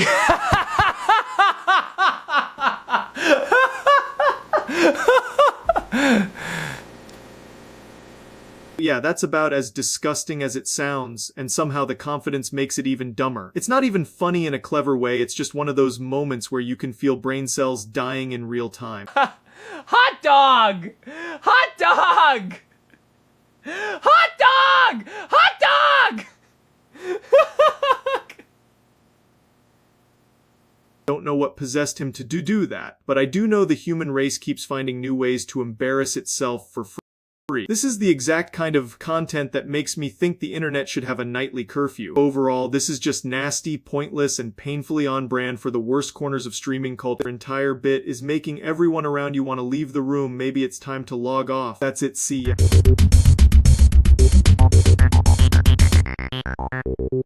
Right, this one's weird, because apparently I'm the drama now. I don't even get to eat my cereal in peace before the internet starts treating me like I committed a federal offense for showing a little gameplay footage. So let's talk about it, because yes, I did show the game, and no, the world did not end. Not yet, anyway. Look at this absolute masterpiece of journalism. Content creator displays video game content in video about video games. Stunning. We've reached the point where people are mad that a man known for talking into a microphone is talking into a microphone while a game is on screen. It's like complaining a sandwich has bread. What did you want? Me standing there in silence staring at a wall while pixels do all the emotional labor. Seriously, what is that? Which of four the such right that? Hold me joy, yeah, wall, please. Oh my god, this is exactly what I mean. The footage itself is just chaos. I'm trying to commentate and the game is over here acting like it was designed by a sleep-deprived raccoon with a grant budget, and then people act shocked when I'm not doing Shakespeare over frame 1 of a guy getting launched into the sun. It's gameplay footage, not a priest confession booth. That tweet has the energy of someone who gets personally offended when their toast is uneven. If I'm making a video reacting to something, and the something is gameplay footage, yeah, I'm gonna show the footage. That's not laziness, that's literally the format. I'm not writing a thesis on why a guy in a wizard hat just got flattened by a door. Also, let's be honest, half the reason people clicked was to see me lose my mind over it. If I'm calm, you're bored. If I'm furious, you're entertained. That's the bargain. I'm just the unpaid emotional support gremlin for the internet, and somehow that works. Whoever noticed that shit? The loudest anti-rich people are always the first ones to act like money is magic, and the second you have enough of it, every problem in the universe just disappears. I swear they talk about wealth like it's a cheat code, then get pissed when reality doesn't play along. Like, yeah, money helps obviously, but there's a weird brain rot thing where people think having more cash automatically means you're smarter, happier, healthier, and somehow morally obligated to fix everybody else's life too. That's not how any of this works, man. Image, a wealthy billionaire at a marble desk stacked with money, wearing an expensive suit, looking smug while pointing at a giant glowing wallet icon on a screen with reporters and angry critics around him. Dramatic office lighting, hyper-detailed, realistic, meme-style composition. This is the fantasy version of money solving everything, and it's always presented like some ultimate trump card. But in the real world, you can throw money at a problem and still end up with the exact same problem, just with nicer packaging and a bigger bill. A news-style article on a modern left-leaning opinion website with a bold headline about wealth inequality, a cluttered layout, art, stock photos, and highlighted pull quotes, clean white background with red accents and sidebar link, and the article always reads like money is both evil and the only acceptable solution, which is a real impressive amount of mental gymnastics. Video, a viral clip of a protest crowd chanting outside a luxury building while someone in the front shouts that all social problems would be fixed if billionaires just paid more. Shaky phone footage, streetlights, signs, and lots of movement. That's the part that always cracks me up, because the energy as money is corrupted right up until they need it to solve literally everything in one fell swoop. It's a very selective relationship with capitalism, which is honestly the funniest possible kind. The truth is money is a tool, not a fucking miracle. A lot of shit needs competence, time, discipline, and actual execution. That's its seed. Boy, I've got a real scientific catastrophe on our hands, because apparently it's raining pickles in my room. I don't know what kind of cursed Delhi-based weather event this is, but I'm already upset and mildly impressed. If nature is trying to make a sandwich right now, it needs to calm the fuck down.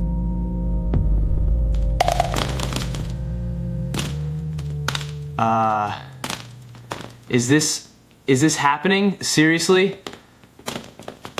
What the hell is this, man? I'd be standing there thinking, okay, either I'm hallucinating or the universe just hit me with the world's weakest apocalypse. And honestly, pickles are a pretty humiliating thing to get destroyed by. You can't even have an epic survival story after this. Yeah, I was crushed by brine and vinegar. Great legacy. Look at this disaster. My room looks like a failed farmer's market, and I'm one step away from setting up a tiny pickle asylum. Also, why do they always land wet? It's like they're not just falling, they're judging me. I feel like I should be charging rent to these little green bastards.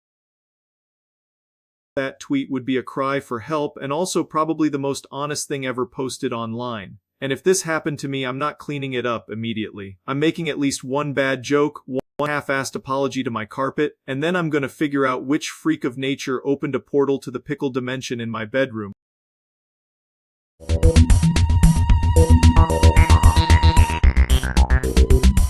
Right, this is one of the weirdest mornings I've ever had. I woke up to what sounded like nature's least successful food delivery, and now my room looks like a deli got hit by a weather event. If you're wondering whether I'm hallucinating, I checked. Sadly, the pickles are real, and they are, in fact, raining.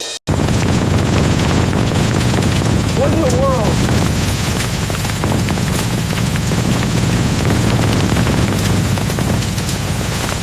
What in the world? That is a very aggressive pickle debut. I don't know who decided these needed to be peach colored, but it makes them look like pickles that got a terrible spray tan and an even worse attitude. Also, why are they warm? That's the part I hate the most. If a pickle is warm, something has gone deeply wrong in the universe.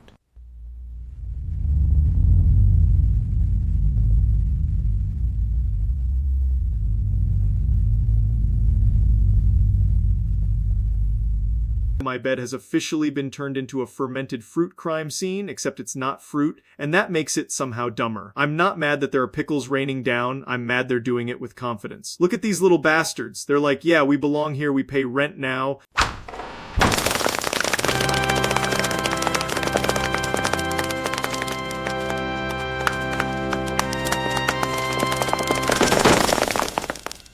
Okay, now it's personal. This room is no longer mine, it's a pickle ecosystem. And I'd love to tell you I have a plan, but my plan is mostly just standing here looking stupid while getting lightly pelted by the world's saddest snack. I've seen weird things, but this is the first time I've been bullied by a side dish.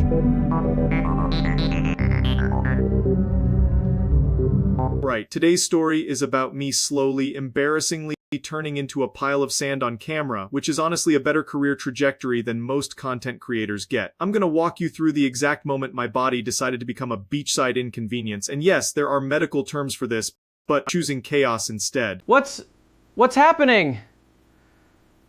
I can't feel anything.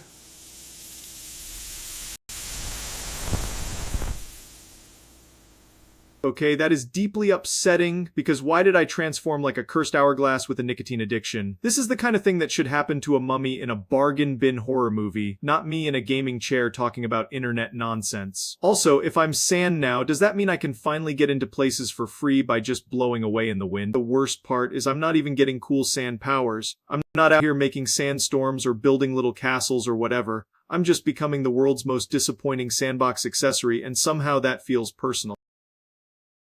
This is exactly why I don't trust spontaneous body-related surprises. One minute you're talking smack about the state of the world, and the next minute you're basically a seasoning packet with Wi-Fi. Honestly, if I'm gonna go out like this, I at least want someone to sweep me into a jar and label me "do not inhale." Dude, this is one of the most absurd things I've ever seen in a wizard school, and that's saying something because these people already live in a world where a turkey can apparently kill you if it's enchanted wrong. The way this line gets delivered feels like somebody's trying to start a duel in a hallway while also sounding like they're about to assign homework. Honestly, it's like if your gym teacher walked up and said, "Today we are doing emotional violence." That's the exact vibe here, just pure I'm about to be a dick for no reason. The crazy part is how normal they say it, like this is just a regular Tuesday lesson and not verbal foreplay before a magical ass whooping. Do you remember me telling you we are practicing non-verbal spells, Potter?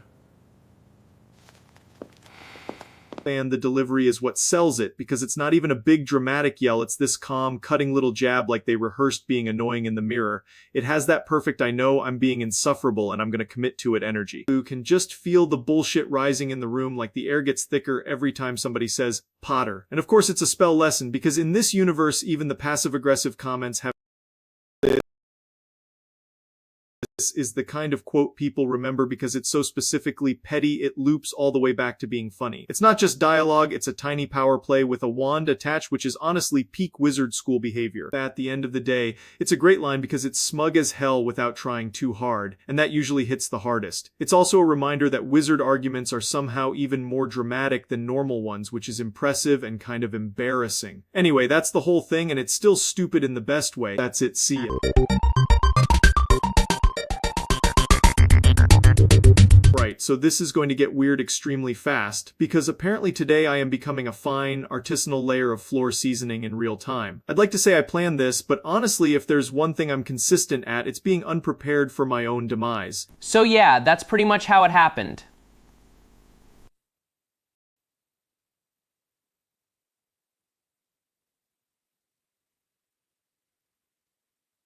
Okay, there it is. That's the first problem. My body is doing that thing where it politely informs me I'm no longer a person. This is like if dry shampoo had a suicide pact with the sun. I can already feel my elbows becoming museum exhibits.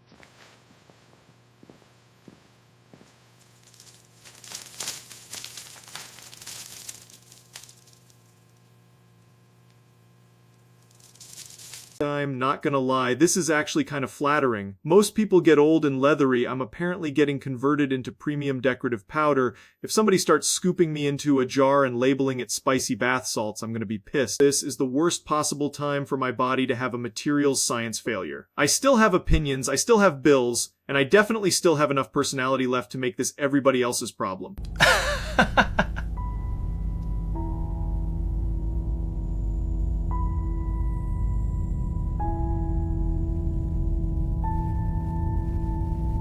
Imagine dying and your last form is basically a forgotten cookie ingredient. That's humiliating. I can't even get cremated normally. I'm beating the process to the punch like a cracked out magic trick. This article is absolutely ruthless. Officials confirm. Confirm what exactly? That I'm now a before and after photo with a mortgage. They're treating my molecular collapse like it's a city council meeting. The algorithms, they consume everything.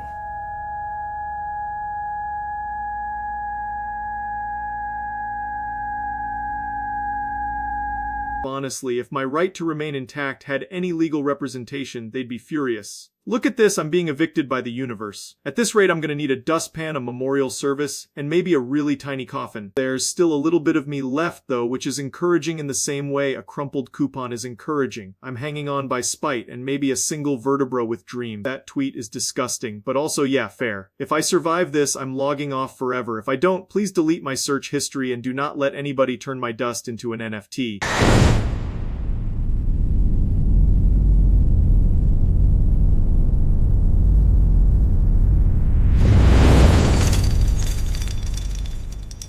And that's it. That's the whole thing. I've been reduced to a vibe with insurance issues. Honestly, not the worst ending, but definitely the most disrespectful.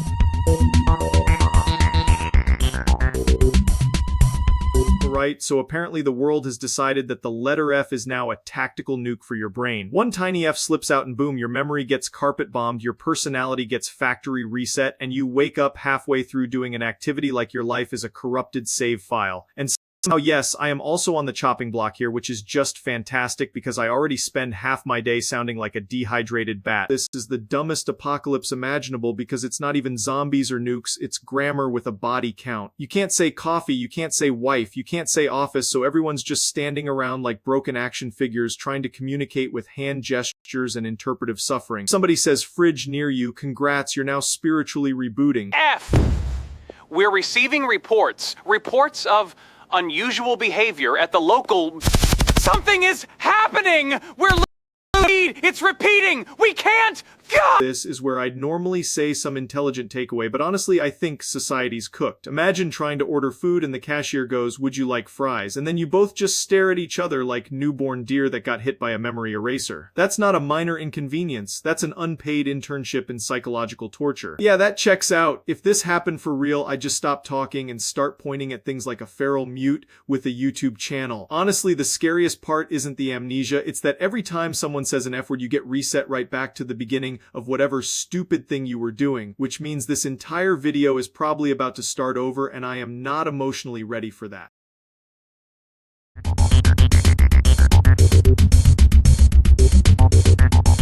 The internet somehow built a line so stupid it folded in on itself like a dick caught in a screen door. I woke up, saw people screaming that the topic queue is broken, and immediately knew we were dealing with industrial-grade clown semen. So this is the main crime scene right here, a bargain bin news site documenting the digital traffic accident. You can already tell it's serious because the layout looks like it was coded by a raccoon slapping its balls on a keyboard. Apparently people submit topics and they either vanish into the shadow realm, duplicate like horny rabbits, or get stuck loading forever. That's not a queue, that's a vasectomy waiting room designed by Satan. Here's the actual queue looking like it drank 6 Four Locos and drove through a preschool. Everything is duplicated, nothing is in order, and the whole thing has the structural integrity of wet toilet paper. The funniest part is that a queue has one job. Stand there, hold the topics, and move them along.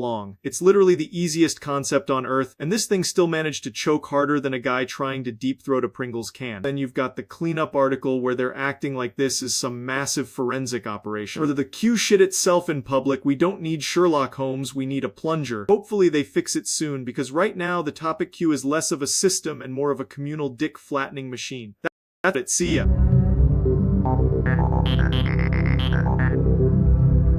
Right, so today we're revisiting one of those stories that sounds so stupid I still kinda can't believe it happened. I got hired to do the dumbest fucking Valentine's Day cover art gig imaginable, and somehow that sentence is real life. I was minding my own business and then boom, suddenly I'm standing there like, why the hell am I being asked to do this? That was the first red flag, by the way, when you can tell the whole shoot was assembled by horny goblins with a budget of $19. The balloons were everywhere, the idea was ridiculous, and I'm pretty sure the entire room smelled like ass and desperation. A little more to the left. Yes, that's it. Bigger, bigger. Really sell the romance. Okay, now give me a pose. Think hearts and flowers. And yeah, that's the actual energy of the thing. It wasn't some glamorous porno wizard operation. It was more like a middle school art project if middle schoolers had access to extremely bad decisions and federal crimes against taste. They remember just looking at the setup and thinking, there is no way this is what my life has become. But at the same time, when somebody offers you money to participate in an obviously cursed Valentine's gimmick, you kind of have to respect the hustle on some degenerate level. That's really the whole story, man. It was just one of those weird internet-era jobs where the pitch is so insane insane you don't even have time to ask questions. I got hired, I showed up, and the result was basically peak what the fuck am I doing with my life content. Looking back, it's funny because it's not even the wildest thing I've ever done, it's just one of the most stupidly specific. The fact that a sentence like "I got hired to come on heart balloons for a Valentine album cover" can exist at all is proof this timeline is broken. But yeah, that was the gig, that was the vibe, and somehow people still ask me about it like it's normal. It absolutely isn't, it's just another beautiful example of the internet paying me to act like a feral idiot. That's it.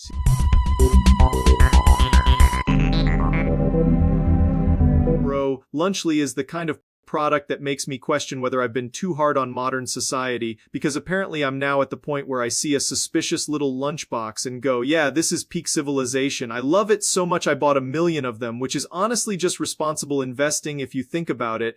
And yes, I do eat the moldy cheese because I'm not some coward who turns his back on flavor. There's something beautiful about a product that looks like it was assembled during a power outage and still somehow manages to call itself lunch. I mean, look at this. This is art. This is what happens when someone takes lunch, removes the soul, then somehow charges extra for the privilege. And the cheese, man, the cheese has character. The cheese has a timeline. The cheese has been through things. I respect that. I don't want my lunch pristine and sanitized. I want it to look like it survived a war and still showed up to work.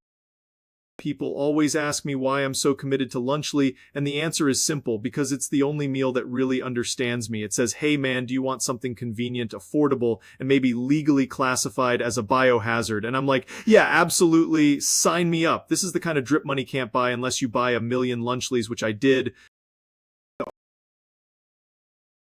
Article is already spinning it like I've lost my mind, which is fair, but I think they're missing the deeper message here, which is that Lunchly is basically the final evolution of lunch. It's portable, it's iconic, and it has the kind of cheese that makes you feel alive in ways your boring little meal prep never could. I'm not saying it's the best food ever made, I'm saying it's the food I'd trust to ruin my afternoon in the most memorable way possible. All right, the moment of truth. Let's see this cheese. Wow. This is the part where normal people would stop and reevaluate their choices, but I'm built different, unfortunately. The key to enjoying Lunchly is accepting that the cheese is not a flaw, it's a statement piece. It's a little funky, a little cursed, and exactly what I want from a lunch that costs less than my dignity. This is actually fire. It's the perfect balance of flavors. Honestly, after all that, I can say it with my chest, I like my cheese drippy, bro. Right, so apparently my house got swatted, which is just a lovely little Tuesday activity for the absolute degenerates out there. I saw the evidence start floating around, and it's one of those things where you go from what the fuck to oh cool. So this is my life now. I'm gonna show you what was actually used here because people love acting like they're FBI agents when they're really just terminally online dipshit. That's the front of my place getting turned into a damn circus, and the wild part is how fast this shit escalates when somebody decides to be funny with a serious emergency call.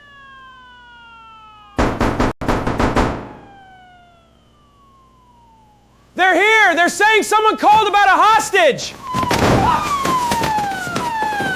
Yeah, that clip is basically the whole problem right there, because once you get cops moving on bad information, everybody's day gets ruined in record time. And of course, the internet couldn't just shut the fuck up and let the facts breathe for 5 minutes. So now everybody's played detective with screenshots like they're cracking the goddamn Zodiac case. Great. I'll see you then.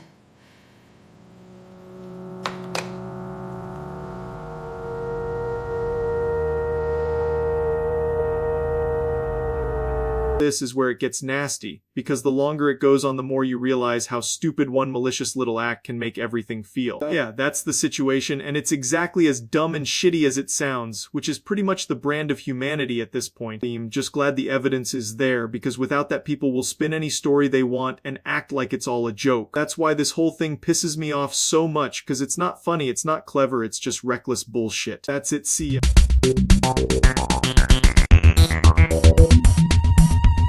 Texas State football. Absolute chaos. Watching these boys play is like seeing a raccoon try to operate a forklift. It's wild and somehow impressive. Also, their mascot looks like it could bench press your dad's dignity. Dick jokes aside, let's get into it. Their offense sometimes looks like it was designed by someone who plays Madden at 3 a.m. while eating hot Cheetos. Defense is moodier than a frat boy after finals. And the band inexplicably plays the alma mater like it's a war cry for beer. Also, the mascot Cliff is an absolute unit, like a furry linebacker who moonlights as a motivational speaker. They put that thing out there and the entire defense shows up ready to protect it like it's the last beer at a tailgate. Also, their special teams make me question evolution. Coaches look like they are calculating war strategies using a magic 8-ball. The fans are committed in a way that makes religion look casual. And somehow every season there's a place so dumb it's beautiful. It's football, it's Texas State, it's exactly what you'd expect, and I love it. That's it. See ya.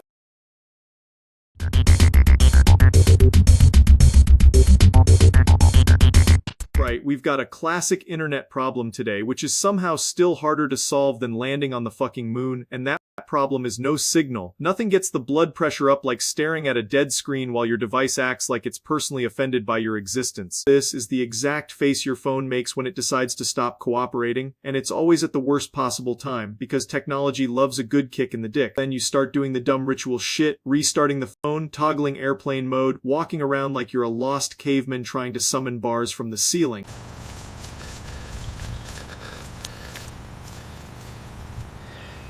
Come on, come on!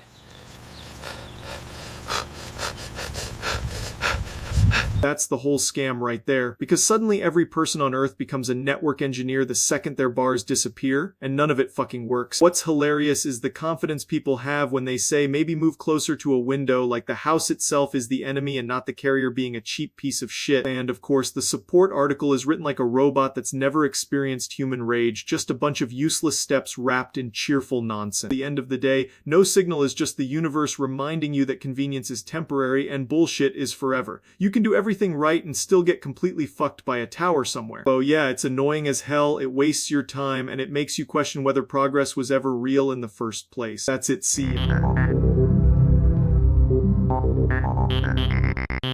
Alright, so somehow today's story is that I became a sniper rifle, which is already one of the dumbest sentences I've ever had to say out loud. I don't know who in the universe thought this was a normal evolution path, but here we are. Yeah, this is the kind of medical miracle that makes you question whether science is doing too much or not enough. I've got the precision of a predator and the body of a gadget you buy from a shady guy behind a gas station. That's a horrible combo.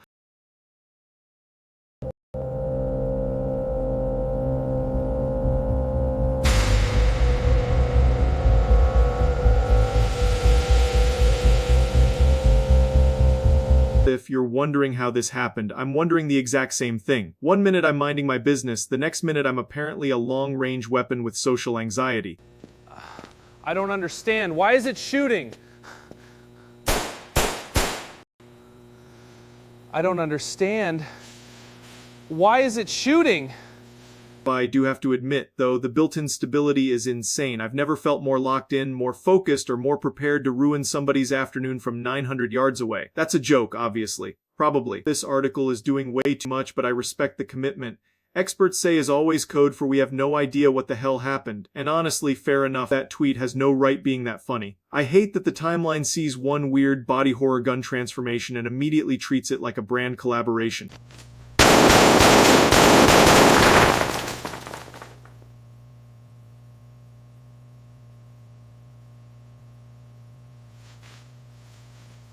Anyway, I'm gonna go lie down and drink water like a normal person who definitely did not just become a sniper rifle. See ya!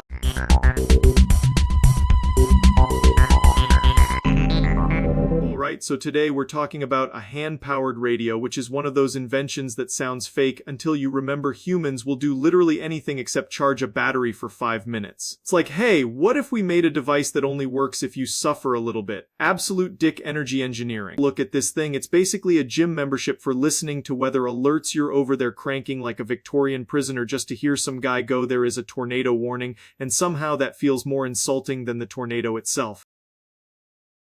And that's the real charm, it's peak apocalypse consumerism. If society collapses, don't worry, just manually generate the energy needed to hear the bad news. That's not a radio, that's a humiliation machine with speakers. The site is always the funniest part because it treats this shit like it's the holy grail of preparedness. Battery-free reliability, yeah man, so is yelling into the void, but I'm not putting that in my bug-out bag. Anyway, decent little gadget if the power's out, but it does feel like every feature was designed by a guy who hates his own wrist still. Can't deny it's useful, and that's more than I can say for half the weird shit people buy online.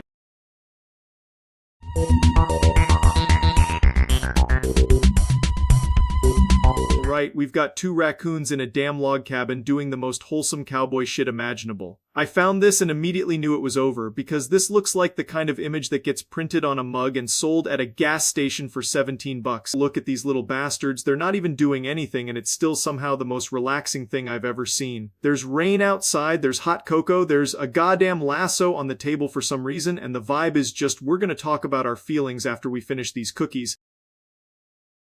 This is the exact kind of art that makes you go, yeah, I should buy a blanket and disappear for a week. It's stupidly cozy, and I respect the commitment to making raccoons look like they have a stable marriage and a small cabin-based business. Anyway, that's the whole deal. Two cowboy trash goblins living their best life in a rainstorm. That's it, see ya.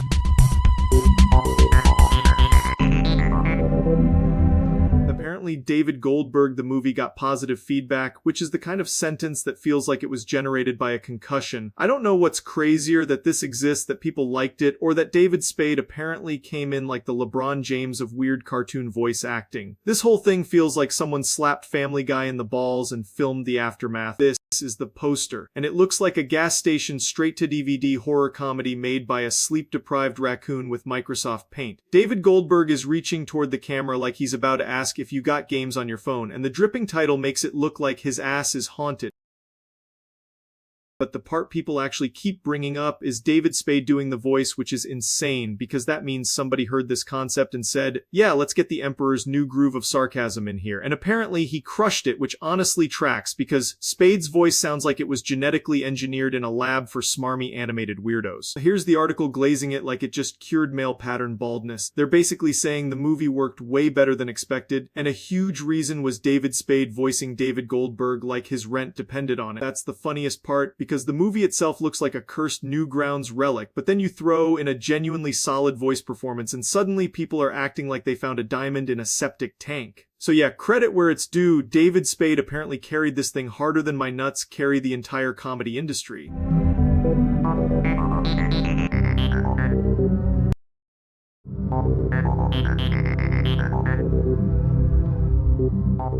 I had one of those annoying little brain glitches where a song hits and you're like, wait a second, I've heard this emotional ass melody before, and then it spirals into an hour of comparing tracks like a deranged music goblin. So yeah, apparently my ears decided to start a copyright lawsuit in my head over some soundtrack shit.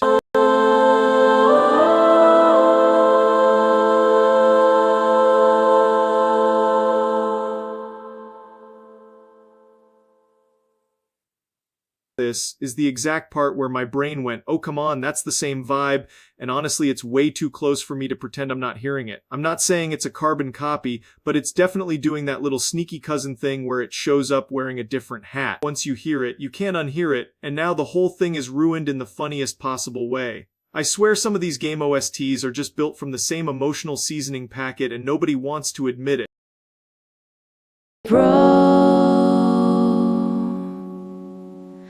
Brown, their love.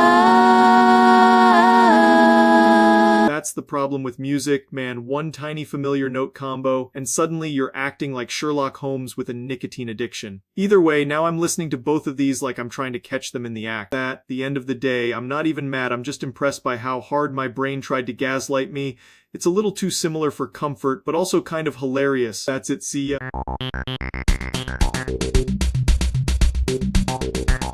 Alright, so apparently there's this cursed-ass thing floating around called Toy Story 504 quintillion 855 quadrillion 467 trillion 592 billion 572 million 846,524, and I got sent it by like 3 different people at once, which is always a great sign that humanity is doing fantastic. I heard Woody and Buzz are in some absolute fever dream situation, and there's this new guy Gabehorn who apparently can't shut the hell up for 1 second. And the only word and only the formed materials of the phone in promptation troiax. And I'd say if you found Yalas, if you're taying about... Yeah, this is already off the rails. Gabehorn is like if some random dude got teleported into Pixar hell and decided he was the main character. The fact that this exists at all is insane, and I can already tell it's going to be a non-stop barrage of Gabehorn garbage. Woody looks like he hasn't slept in 8 days, and Buzz looks like his soul left his body 5 minutes ago. And Gabehorn is just there like he owns the place, which is somehow the funniest and worst part of all this. user the. Of what S your input UI here, and my production at Strines, if you want to get the Paul, and a pension. Don't know who thought this needed to happen, but they were clearly possessed. Gabe Horn being name dropped every 12 seconds is like a psychological attack, and I respect the commitment in the dumbest possible way. This is pure brain rot, but I'd be lying if I said it didn't have that special kind of horrible charm. Gabe Horn carried this entire cursed thing on his back like a deranged little goblin. That's it, see ya.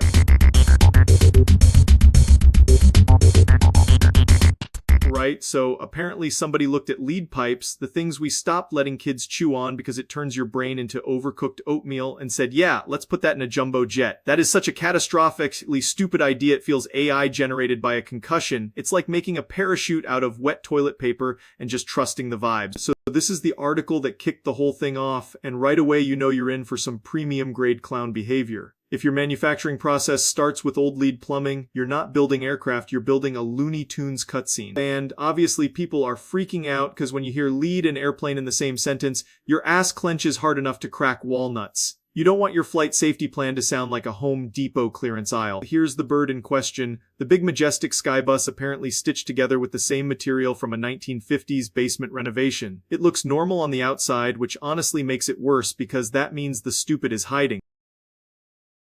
That's the scariest kind of dumbass decision, the one dressed up in a suit pretending it passed inspection. It's like finding out your surgeon learned anatomy from a cereal box maze. Then this site drops the internal memo angle, which is where it graduates from stupid to legendary stupid. Because if people were warned and still did it, that's not an accident, that's commitment to the bit. Imagine boarding a plane and the pre-flight checklist includes, yep, still toxic. That's not aviation, that's a speedrun to being the reason new regulations exist.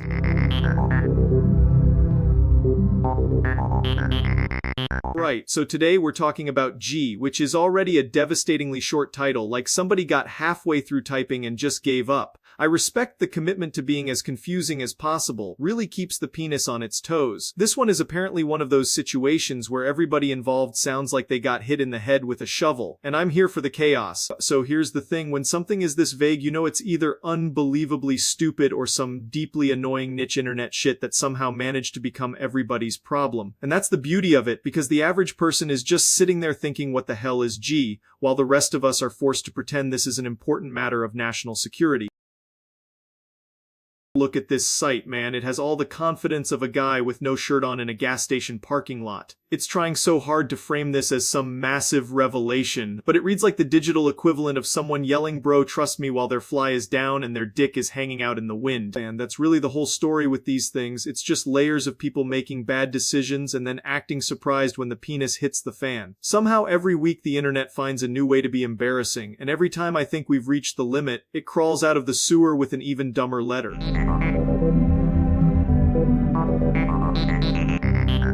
Right, so today we got this absolutely cursed reaction thing, and I'm not even sure what the hell I'm looking at. I just know it ends with me losing my fucking mind in real time. I found this clip and it's already making my soul itch, so let's just get into the shit show. I can't! It's too much! Please, honey, just calm down.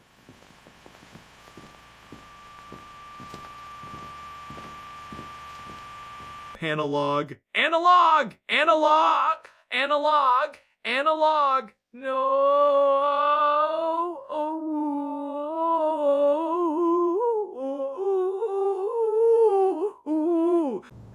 Saturday, yes, but I can't.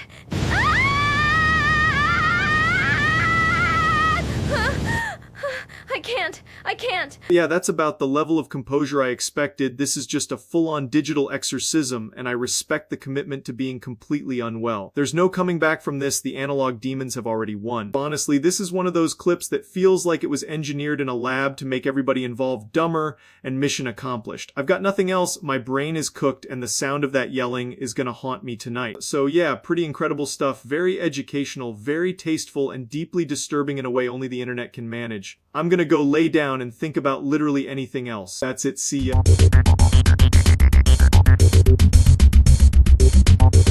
Alright, so today we're talking about the Earth itself, which is somehow just floating around out there doing its little space routine like it pays rent.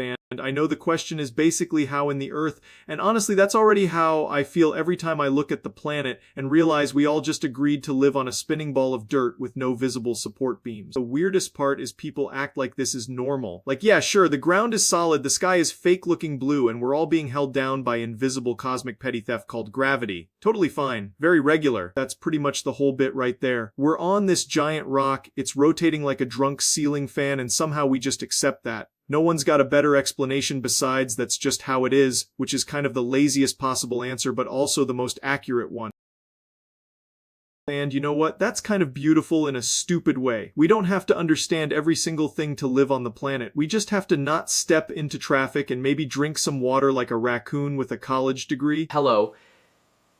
If the immediately after in the phone calls and of the user requests for the and keywords.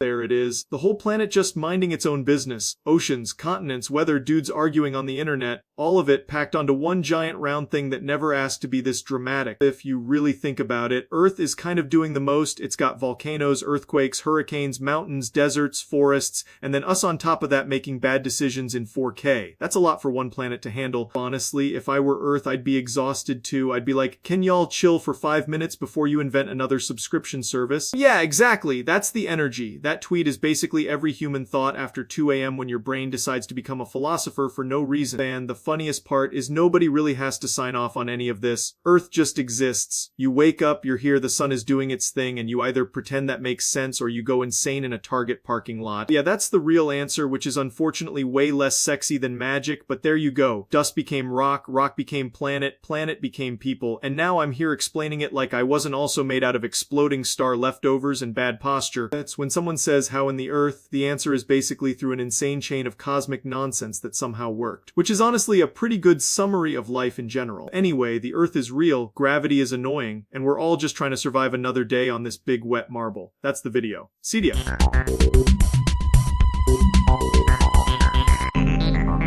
Was doom scrolling like a fucking idiot and somehow ended up in the worst possible corner of the internet, because of course I did. I was expecting brain rot, not a family emergency with a subscription fee. This is already shaping up to be one of those days where I should probably just throw the whole computer out the window. So I'm looking at this account and immediately I'm like, no fucking way this is real, because there are some things your eyes should not be allowed to read. But the profile details are lining up in the most cursed way possible, and I'm sitting there with the kind of panic that makes your soul leave your body.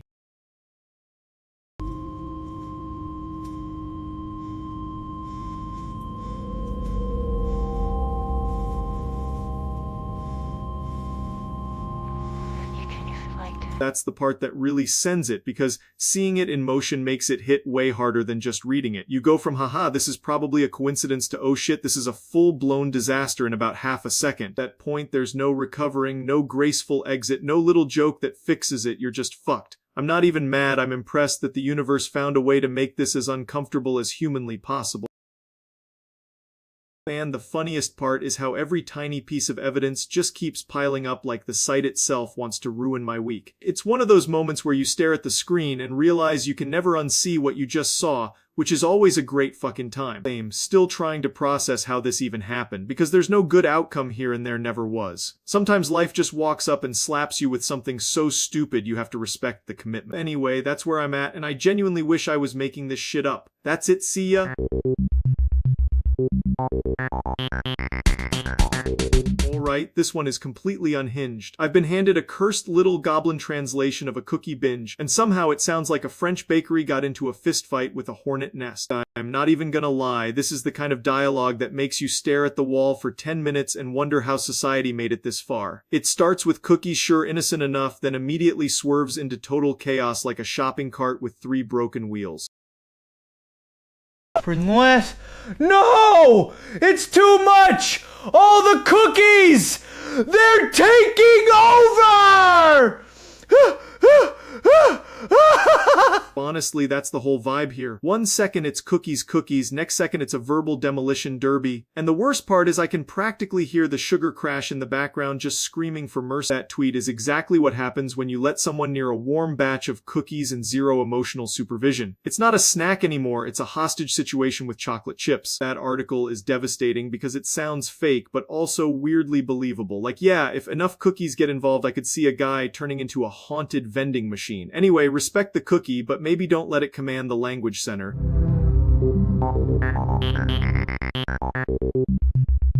So today we've got Lego John Wick getting a 100% on the moist meter, and honestly, yeah, that checks out. This shit is absurdly good. Like somebody took a tiny plastic dude and made him look like he's about to body an entire city block for looking at him funny. I found this poster and immediately thought, yeah, that's the dumbest badass thing I've seen all week. This poster absolutely nails the vibe because it doesn't just do the Lego thing, it commits to the bit like a fucking lunatic. The rain, the neon, the tiny suit guy with the dead-eyed murder stare, all of it makes this feel like an actual movie I'd watch for no reason other than the marketing is somehow perfect. It's ridiculous and cool as hell at the same time. And that's really why it gets a perfect score, because it's goofy on paper but the execution is straight up clean. You look at it and instantly get the joke and the style, which is basically the holy grail of this kind of thing. That's it, see ya!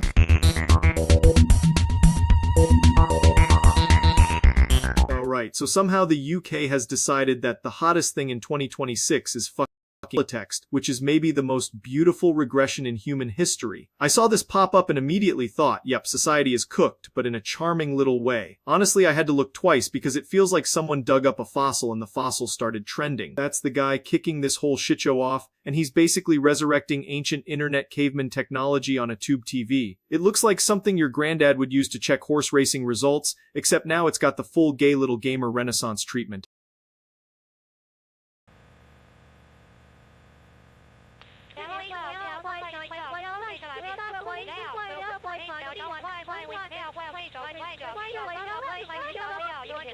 And of course the internet loses its mind because we can't let a dead format stay dead, we gotta make it a personality trait first. I respect the hustle though, because if you can make a bunch of people freak out over fucking teletext, you've achieved some kind of wizard status. The articles are all doing that classic "this unexpected revival has captivated audiences" bullshit, which is news speak for we have no idea why this is happening, but here's a paragraph anyway. Still, it's hilarious seeing the UK act like a time traveler got loose in the broadcast system. That's the perfect reaction shot, because this is exactly how it feels watching the whole thing unfold, just a room full of people going, what the fuck am I looking at? And somehow the answer is history, but make it slay. The funniest part is it's not even some grand tech breakthrough, it's just a stupid little nostalgia bomb with a personality behind it. But that's all it takes, apparently, to send the entire country into a minor digital heat death. So yeah, teletext is back, the UK is acting feral, and honestly I can't even be mad because this is way better than half the shit people usually go viral for. If you can revive an obsolete broadcast relic and make it culturally relevant again, that's some real power. That's the kind of weird-ass internet magic I can get behind,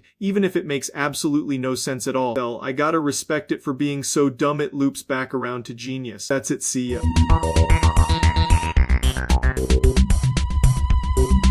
This is one of the dumbest clips I've seen all week, and that's impressive because the internet is basically a landfill with Wi-Fi. A grown man short-circuiting live on air because he wants Jamie to pull up something is the kind of primal caveman content that makes my brain feel like it got dunked in toilet water. It's like listening to a boner have a stroke.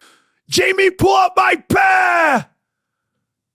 So this is the clip, the whole sacred scroll, the Magna Carta of meat-headed podcasting. He starts with guess how many like he's about to unveil some forbidden statistic, then immediately nose dives into the verbal equivalent of tripping dick first down a staircase. And the best part is the commitment. He doesn't just say it once, he keeps hammering it like his brain blue-screened and got stuck on one command. It's like when an NPC only has one dialogue option, except this one somehow has testosterone poisoning. The man sounds like he's trying to beat a CAPTCHA by yelling at it. Then of course you get the articles treating it like the Zapruder film, dissecting every syllable like there's hidden meaning in the penis summoning ritual. There isn't. It's just a man revving his comedy engine until the piston flew through his balls. Anyway, that's the clip. It's stupid, juvenile, and weirdly hypnotic, which unfortunately means it was engineered in a lab to dominate the internet for 48 hours.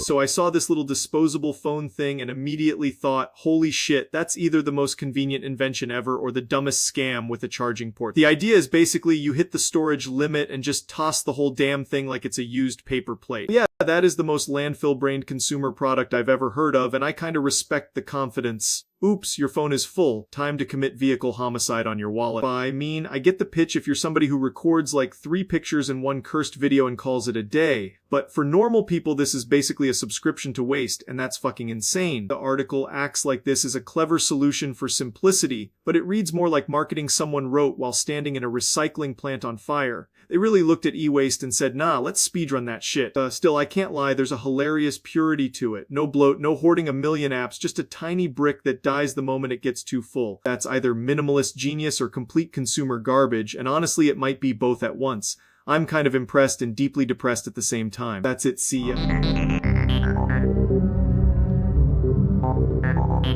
This AI-generated parody rabbit hole is a flaming porta-potty doing donuts in a Chuck E. Cheese parking lot. I've seen smarter decision-making from a boner with Wi-Fi, and somehow that's still less embarrassing than the people mass-producing this slop like they're jerking off a printer. This is basically the bird's-eye view of the whole catastrophe, like an obituary for taste written by a Roomba with a concussion. You can already tell from the soulless article layout this is the kind of website that would call a garbage fire disruptive innovation. AI parody right now is just people throwing celebrities, streamers, cartoons, and public figures into a blender filled with expired battery acid and Reddit memes, then acting like they made comedy. It's not satire, it's what happens when Microsoft Paint gains sentience and immediately gets dropped on its head. This is totally fine, I swear.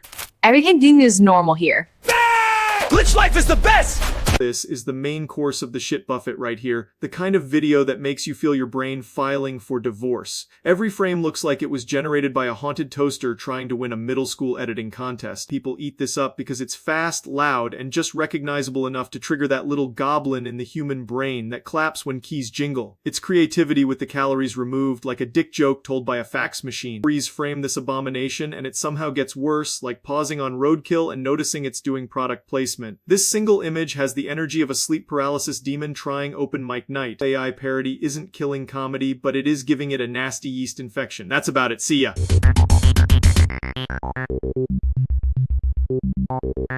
Right, so I stumbled into this stupid little war zone of old memes versus new memes, and honestly this is the kind of debate that makes the internet feel like it's been put in a blender. You've got ancient relics that somehow still hit, and then you've got modern brain rot that was apparently engineered in a lab to be shared by people with no sleep. The old stuff had structure, man. It felt like someone actually told a joke before handing it to the internet to mutilate. New memes are like 3 layers of irony, a JPEG with a concussion, and somehow that's comedy now.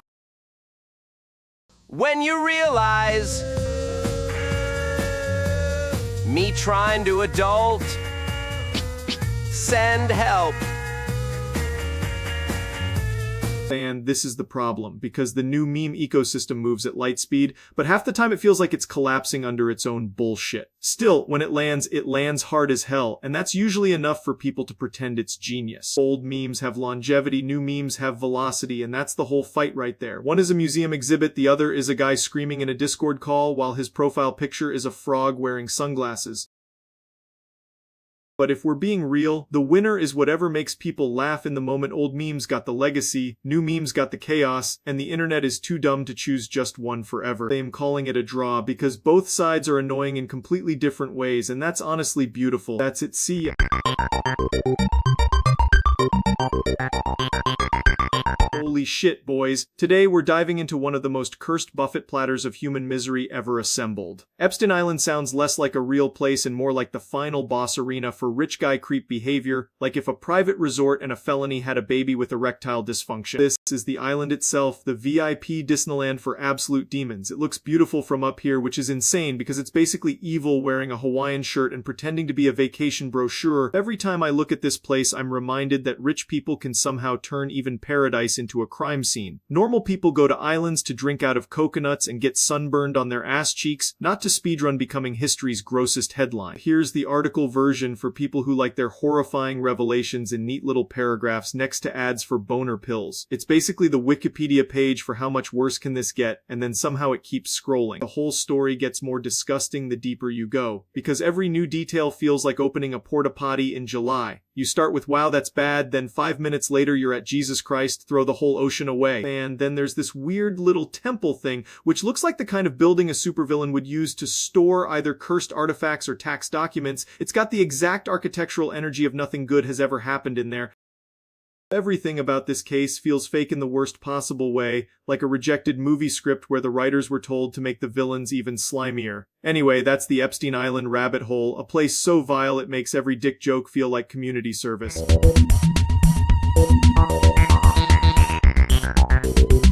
Jesus Christ, the internet switches obsessions faster than a raccoon on Adderall in a buffet line. 1 week they're polishing Japan like it's the second coming of anime titties, now they've hard pivoted so hard into glazing Israel they almost snap their own dick clean off. It's genuinely impressive, like watching national simping become an Olympic event. This is the image that really sums it all up. It looks like if nationalism got drunk, raided a party city, and then locked itself in a gas station bathroom to become a Yu-Gi-Oh trap card. And that's the whole thing, man. The internet doesn't actually care about places, people, or nuance, it just needs a new body pillow to drool on. They treat geopolitics like sneaker drops. Yesterday it was holy shit Japan has vending machines, now it's bro Israel is literally the most base place ever invented, it's just trend chasing with a fake mustache on. This fake article feels real because that's exactly how people talk online now, like they're drafting a fantasy league for countries. There's no sincerity, just raw dick writing analytics. It's all algorithmic horniness, that's the disease. People don't form opinions anymore, they subscribe to vibes like it's a loot box, and somehow every take comes out sounding like a guy with Cheeto dust in his keyboard explaining foreign policy through TikTok edits.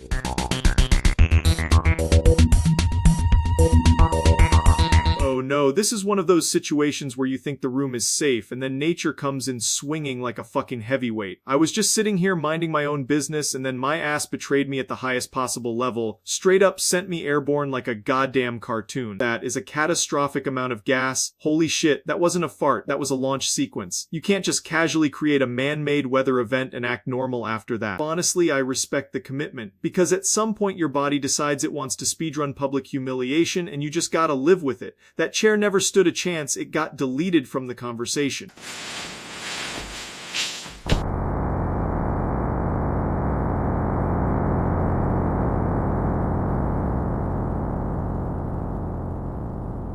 Look at the airtime, that's insane. He got so much vertical from pure intestinal violence. This is the kind of thing that changes a man forever. Now he knows his lower half has a fucking launch button. I'm not even mad, I'm impressed in the same way you're impressed by a natural disaster when it's far away enough to be funny. Absolute domination by the ass, complete loss of control, no notes. Anyway, that's a strong reminder to never trust a quiet ass, because the bastard is always plotting something. That's it, see ya.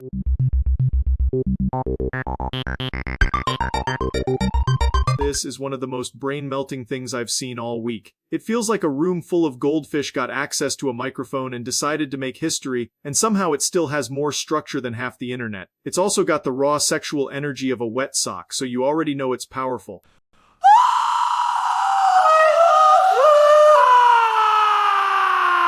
So this is the masterpiece. The whole gimmick is that everyone in the video can only communicate with that single Lovecraftian scream password, like a CAPTCHA designed by a man having a stroke on a trampoline, and somehow they commit to it with the intensity of a Shakespeare performance at a concussion clinic. There's no clever twist, no secret sauce, no hidden talent reveal. It's literally just people weaponizing one deranged line of text until it becomes a psychological battering ram. Then, of course, the internet treats it like the Zapruder film, analyzing the scream like there's a stock market pattern hidden in the vowels. You've got people pretending one guy's delivery was more emotional, like he brought range to the role of human air horn. This dude right here looks like his soul is leaving through his teeth. He's acting like the fate of the planet depends on hitting every single correctly before transitioning into that forklift accident of consonants at the end.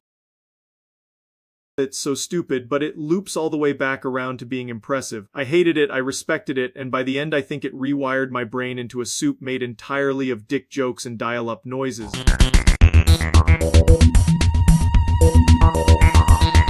Alright, so apparently I'm smoking crack, which is a wild sentence to type out before I've even had my first sip of misery. I found out because the internet is, as always, a deeply stable place full of very normal people making very normal observations, and now we're all here for some reason. This is the exact kind of headline that makes me question every decision that led to this moment, because now I have to sit here and explain that no, I am not doing space cocaine in my office, despite the fact that my life does look like it was built in a lab to resemble a nervous breakdown.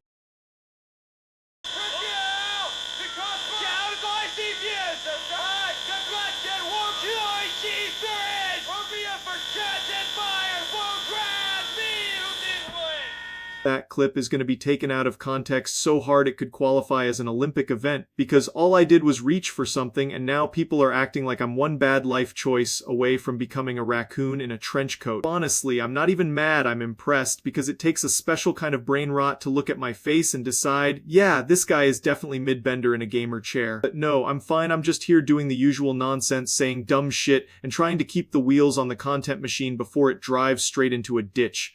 If people want to turn every random moment into some insane conspiracy, that's their hobby, not mine. So, yeah, that's the whole thing. Nothing supernatural, nothing hidden, just another day of the internet inventing a crime scene out of a webcam. I'm gonna go back to minding my own business and letting everybody else be weird about it. That's it. See?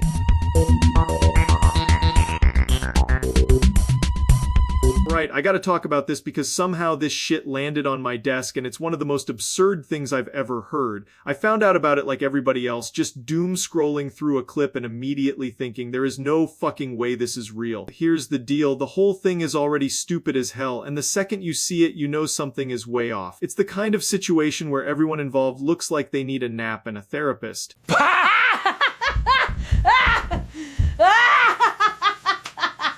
You little rascal, get off me! No way, Grandma! You're going down! And obviously the clip makes it worse because now people are acting like this is some grand event instead of pure internet nonsense. If you're gonna start nonsense, at least have the decency to make it funny. That's the internet though. 1 second it's a joke, next second everyone's writing a damn courtroom drama in the replies. It's impossible to have a normal conversation when every idiot online wants to be the main character. At the end of the day, this shit is ridiculous, stupid, and exactly the kind of garbage people will obsess over for a week. I've got nothing else to say except the whole thing is peak internet brain rot. Must move on already, holy shit. That's it, see ya.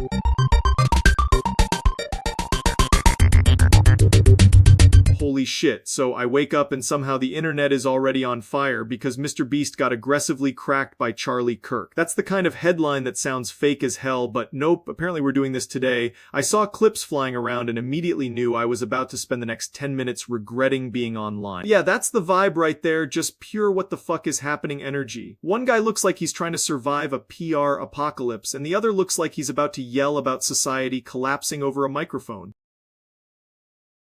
The funniest part is how fast these situations go from normal internet discussion to everybody acting like they're in the final boss round of a political fight. And of course, Mr. Beast gets dragged into it because if a camera exists anywhere near drama, his ass is somehow in the frame. That the background audio is mixed, absolutely has. Just me and comers and jumping on the pusher for them, and I get graded just top. I know compassion that a jock. And so I broke the two. It's low me just. That clip is exactly the kind of thing people repost 17,000 times with captions like he cooked him when really it just looks like two dudes trapped in a room with bad vibes and a sponsorship deadline. And I'm not even surprised it blew up because anything involving Mr. Beast turns into a full-blood sport the second somebody thinks they can score points off him. It's like watching someone throw a rock at a billboard and then acting shocked when the whole damn internet starts yelling. This is the part where every outlet pretends they're doing serious analysis while really just milking the shit out of a clip that already did the numbers on its own. They slap together a headline, toss in 5 paragraphs, and call it journalism. At the end of the day, this is just another reminder that internet beef is basically a recycled circus with better lighting. Mr. Beast gets pulled in, Charlie Kirk gets loud, and everybody else gets to farm clips like goddamn vampires. My honest thought is the whole thing is mostly people trying way too hard to look dominant on camera, and it ends up feeling like theater with extra steps.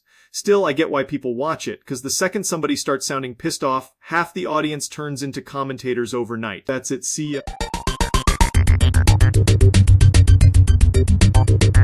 This is one of the dumbest things I've ever had the displeasure of wrapping my eyeballs around. It's like watching a rotisserie chicken discover free weights, except somehow more erotic in the worst possible way. I didn't think pasta and powerlifting could unite to make my brain feel like it got kicked in the nuts, but here we are. Yeah, that's the clip. That is a grown man trying to bench press Olive Garden's emergency reserves like it's the final boss of sodium. The spaghetti's swinging around like wet shoelaces on a haunted scarecrow. They love that he's got the expression of a guy breaking a world record, when in reality he's one sneeze away from getting marinara aborted by physics. This looks like someone lost a bet to a carb addict and decided to film the evidence. Then, of course, you've got these websites reporting on it like this is the moon landing for Italians. Revolutionized strength training, brother. He's lifting dinner, not curing baldness. fitness. This is what happens when gaming journalism gets so dehydrated it starts drinking noodle water. People in the comments are acting like this is peak masculinity. No, it's not. Peak masculinity is admitting this is stupid as hell while still respecting the commitment to the bit. I respect the form, I disrespect the meal prep. This screenshot looks like a medieval painting of famine if it got sponsored by Planet Fitness. He's holding that bar like his life depends on not turning into a human colander. Anyway, that's about it. It's ridiculous, it's unnecessary, and honestly it's kind of beautiful in the same way a toilet overflowing at a wedding is beautiful, completely stupid, kind of impressive, and impossible to ignore.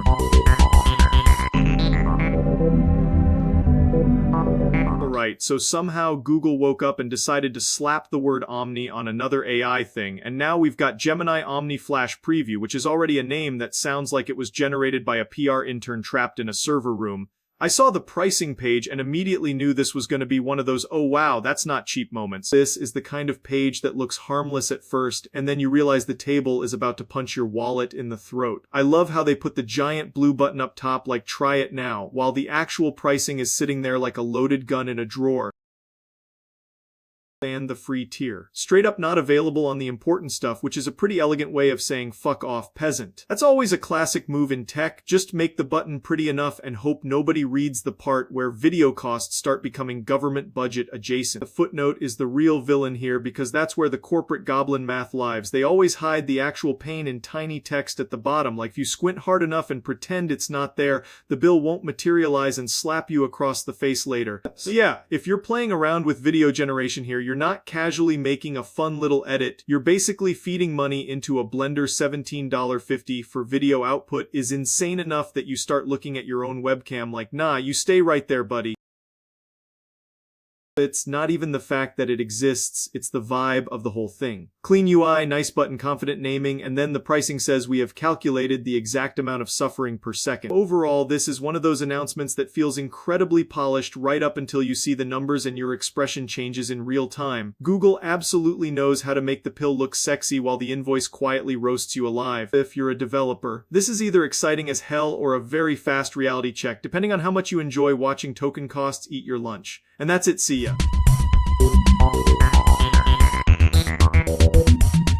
Right, so apparently we gotta talk about Brack's debut back mix, which is already a terrible name, so that's a good start. I found out about this because the internet can't let a weird audio thing exist for 5 minutes without someone clipping it and acting like they discovered fire, so here we are. That's the first look, and it screams I made this in a fever dream after watching one tutorial. It's got that exact energy of a thing that works just enough to be a problem.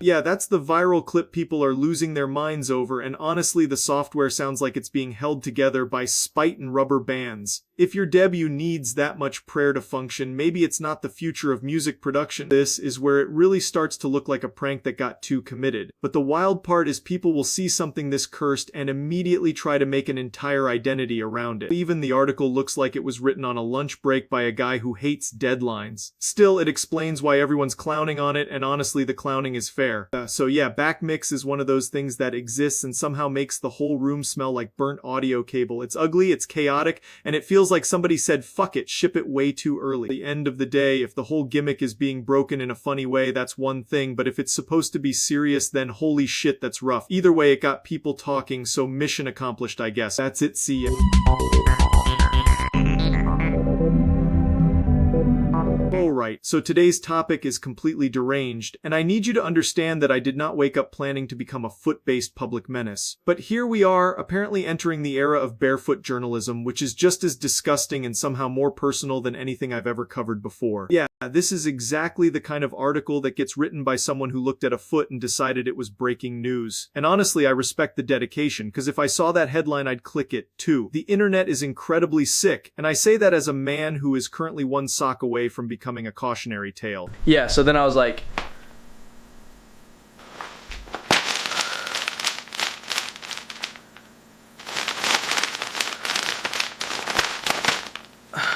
Oh my god, no, that is so much worse than I expected. That's not even a foot reveal, that's a hostage situation. The second the toes hit frame, half the audience turns into forensic analysts, and the other half starts acting like they just saw an ancient relic uncovered in a tomb.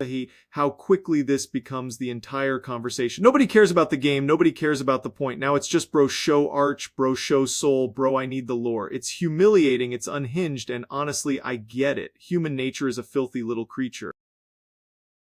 That tweet thread is exactly what I'd expect from a civilization that invented both instant global communication and foot discourse. We really built the future just to use it like a cursed elementary school bathroom wall. Still, if I'm being real, this is harmless chaos. Weird as hell, yeah, but at least nobody got stabbed, so I'll take it.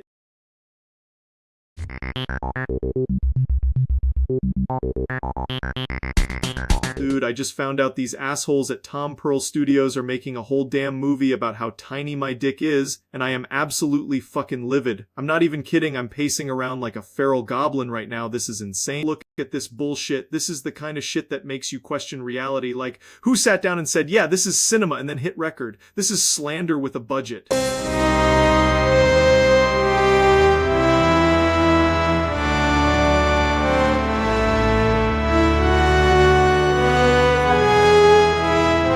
Oh my god, they actually made it look expensive too. That's what pisses me off the most, because now it's not just a stupid rumor, it's a polished, overproduced hate crime with lighting. I'm not even ashamed. I'm just furious, because now I've got to deal with the fact some studio named Tom Pearl looked at my life and said, let's make this everybody's problem. That's so unbelievably fucked. So yeah, I'm screaming, I'm crying, I'm bouncing off the walls, and I want Tom Pearl Studios to know they're weird for this. I'm not taking this lying down, I'm taking it like a personal attack, because it is. This is the dumbest fucking thing I've ever heard, and somehow it got turned into a movie, which means the internet is a disease and I'm patient zero. That's it, see ya. Alright, so apparently today's topic is just what the fuck, which is honestly one of the most honest video ideas I've ever seen. I'm not even gonna pretend this has a clean structure, I'm just gonna react like a man who opened the door and found a horse in his kitchen. Yeah, that's basically the energy here, just pure confusion with a side of why is this happening to me. What the is... What? What? There it is, the universal reaction to everything from broken appliances to whatever the hell this week has been. It's short, it's ugly, and it says more than a 10-minute essay ever could. Honestly, if life keeps speedrunning nonsense like this, what the fuck is gonna become the primary language of the human race? I respect the simplicity, I fear the timing, and I absolutely understand the impulse. At the end of the day, sometimes there's no deeper analysis, no hidden meaning, just raw bewilderment in its purest form. And that's fine, because not everything deserves a fucking thesis paper. That's it. Best.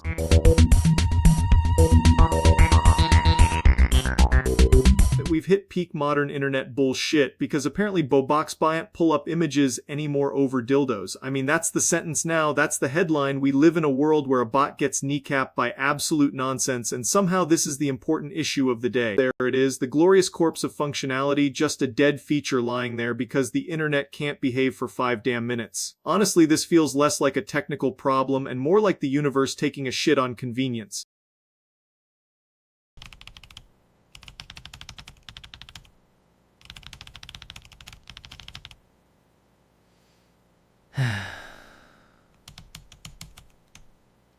And of course, people immediately start testing it like scientists with the IQ of a wet sock, just hammering the command over and over, hoping the bot suddenly grows a spine. Spoiler, it doesn't, because the bot is not a wizard, it's just collateral damage. The funniest part is everybody acts shocked when some dumbass behavior finally gets a feature smacked off the face of the earth. Like, yeah, no shit, if the whole system gets dragged into the mud, then eventually something breaks. That's how this stupid playground works. Yeah, Boboxbot's image stuff is cooked for now, and the only real lesson is that the internet will always find a way to ruin a useful tool with the least dignified possible reason. It's impressive in the worst way. Hopefully it gets fixed, but until then everybody's just standing around with their thumbs up their ass acting like this wasn't inevitable. That's it, see ya.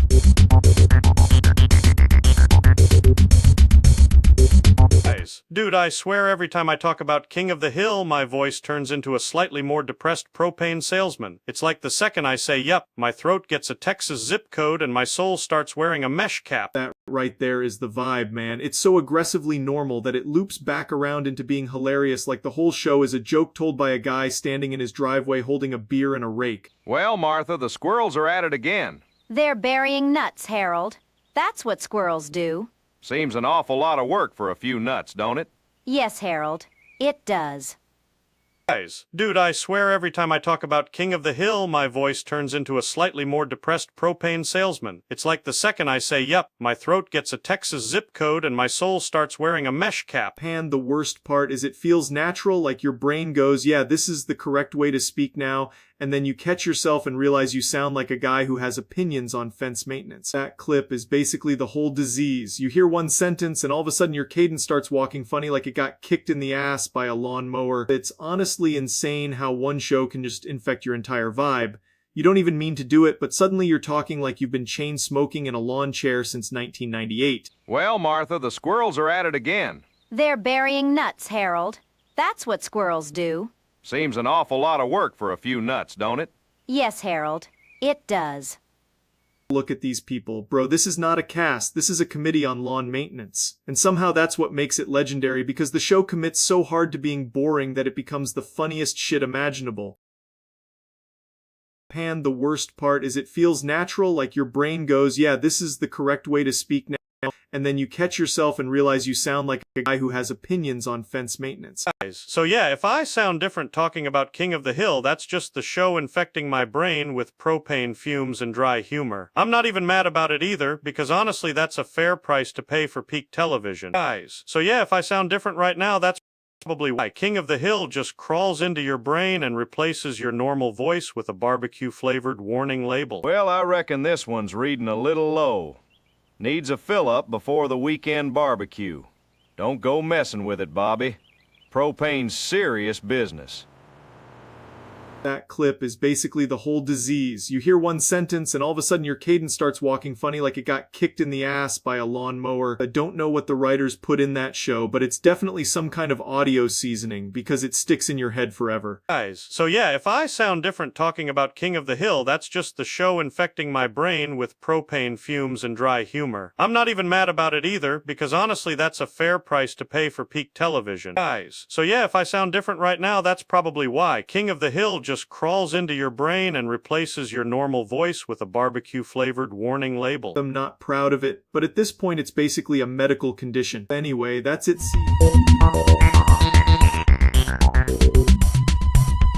Alright, we got a real brain bender today, because apparently I have become the final boss of bad impulse control. The whole situation is basically me standing there like a malfunctioning smoke detector, just repeating the same absolutely deranged sentence over and over until everyone in the room starts questioning if I got concussed by a chandelier or something. This is the kind of thing that sounds funny for about 4 seconds and then immediately turns into, hey, maybe we should not let this guy near anything flammable. And the worst part is, if I'm yelling it 10 times in a row, that means I'm not being poetic. I'm just being incredibly committed to the bit. That's not passion, that's arson-flavored customer service. Honestly, I respect the dedication, but there's a point where a joke stops being a joke and starts becoming a cry for help with terrible branding. If you're saying it 10 times, you're not making a statement, you're making a very loud case for supervision. Also, fire is hot, which feels like the sort of detail that should have killed the idea in the draft phase. This is an outrage! It simply cannot stand! Dude, stop. It's a travesty! A complete and utter failure! Dude, stop. See, that's exactly how it goes in my head, except in reality someone would smack a lighter out of my hand and say, brother, what the hell is wrong with you? And yeah, fair enough. If I'm gonna be this commit to self-destruction, I should at least have the decency to pick a hobby that doesn't involve third-degree regret.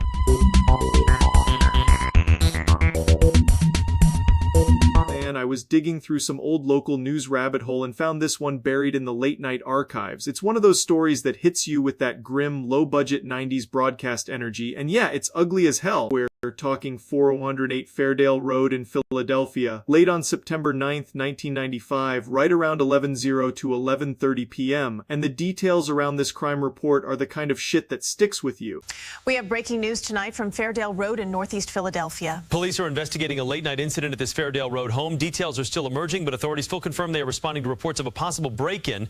We'll have a full report after the... That's the clip right there, just pure old school local news misery with the camera absolutely fighting for its life. You can tell immediately nobody in that neighborhood wanted a damn camera rolling at midnight. And the written report backs it up too, because these old articles never had any chill, just straight to the point with zero emotional cushioning. It's wild how a whole neighborhood can be reduced to a headline and a grainy photo like that. So yeah, that's the kind of story where the broadcast itself becomes part of the horror, because you're not just hearing about it, you're watching 90s local TV drag you through it. The whole thing is bleak, messy, and very real, which is probably why it still hits so hard. That's its scene.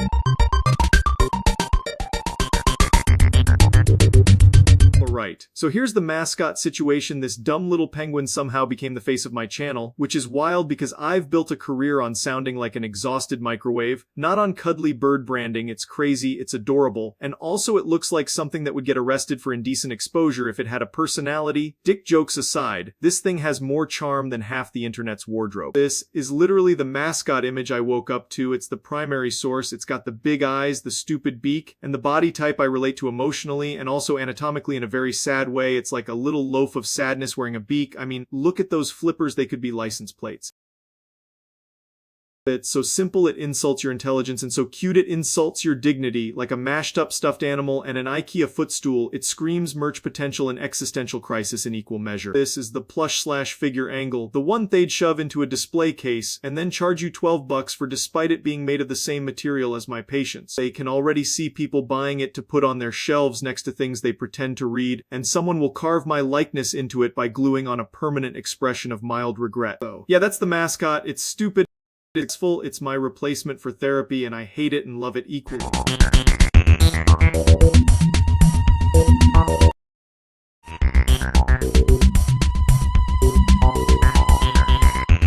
Dude, I cannot believe this is a real thing people are saying. We are already off to an incredible start because apparently the internet looked at me, got scared, and decided to turn it into a swamp monster joke. Which, honestly fair, I do look like I got dipped in a puddle of bad decisions and then hit with a dick joke for seasoning. So yeah, why are you moist and critical is the kind of sentence that sounds like it was written by a goblin who just discovered sarcasm and never recovered. It's rude, it's stupid, and it's exactly the type of immaculate nonsense I need in my life. There he is, the moist and critical specimen in his natural habitat. This is what happens when you leave one guy on the internet for too long. He starts getting branded like he's a cursed bath product. And the funniest part is people act like this is some devastating insult when it's basically just calling me sweaty with better branding. Respect the commitment though, because moist and critical sounds like a fake review for a haunted towel. It's got real this hoodie is damp and has opinions energy, which is honestly more creative than half the discourse online. Why are you moist and critical, yuck?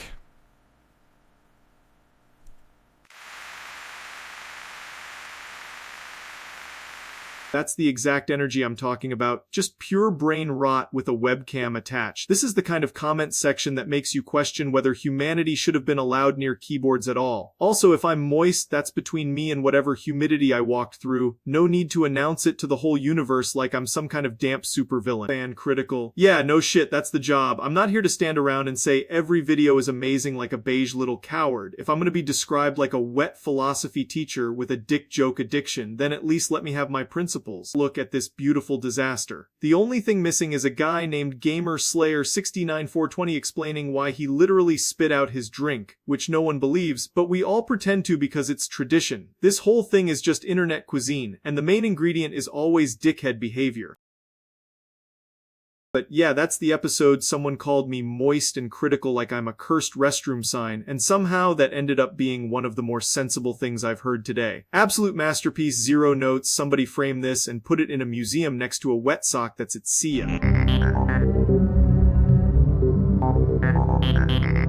Right, right. So apparently Nvidia decided the best marketing strategy was to become an environmental horror story, which is a fucking insane sentence to say out loud. I saw the first reports and thought it was some stupid clickbait shit. But nope, people are actually saying there's contaminated water tied to their dumbass corporate bullshit. Yeah, this is the kind of brand awareness that should get everybody in the room fired and probably imprisoned, because what the hell are you doing? If your promo campaign involves poisoning a water supply, you have gone so far past the line that the line is now a distant memory. And of course the article reads like the usual corporate damage control sludge. All these carefully worded non-answers like they're trying to survive a tornado made of lawsuits. It's always the same shit: deny, delay, issue a statement, then act shocked when people are mad. It's the runoff, I'm telling you! Look at the color! That's contamination, plain and simple! But the test, they...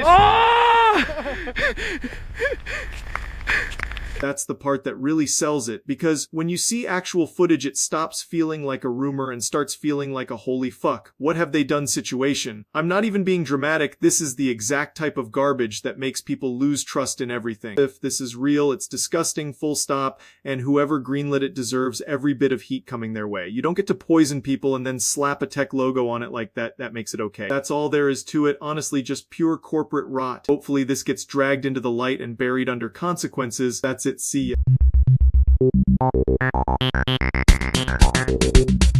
So apparently there's a damn Trump topis in the Bermuda, which is already one of the most stupidly specific headlines I've ever had the displeasure of reading. I found out because the internet cannot resist turning every mysterious ocean thing into a circus, and honestly, fair enough, because this one sounds fake as shit. Look at this bullshit. That is either the ugliest sea creature ever conceived or a pissed-off marketing campaign for the end times. The Bermuda Triangle already gets enough attention without people inventing aquatic weirdos with a personality disorder.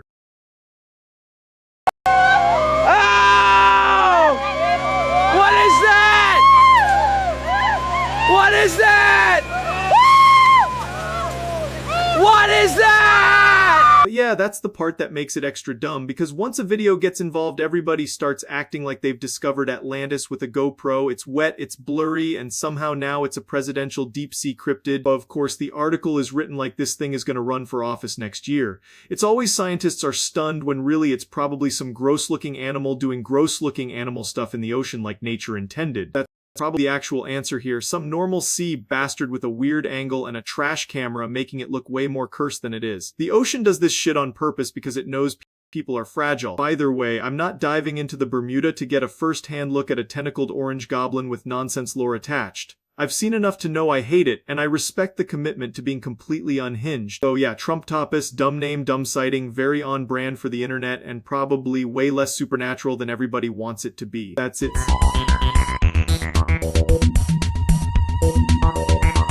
So apparently the internet has decided I need to be on ancient Greek politician watch, because now we're talking about Eleftherios Venizelos getting caught playing Roblox in Crete. That is a sentence that should never exist, and yet here we are, staring directly into the abyss. I found this through one of those cursed little clips that makes you question literacy as a whole. Yeah, that's him, allegedly deep in the block game like he's about to announce a naval reform in a pixelated obby. The contrast is so stupid it loops back around to genius, honestly. And the wild part is the setting, because Crete makes this feel like some forbidden historical side quest. Like instead of diplomacy, he just queued into a Roblox server and decided the future of Greece could wait.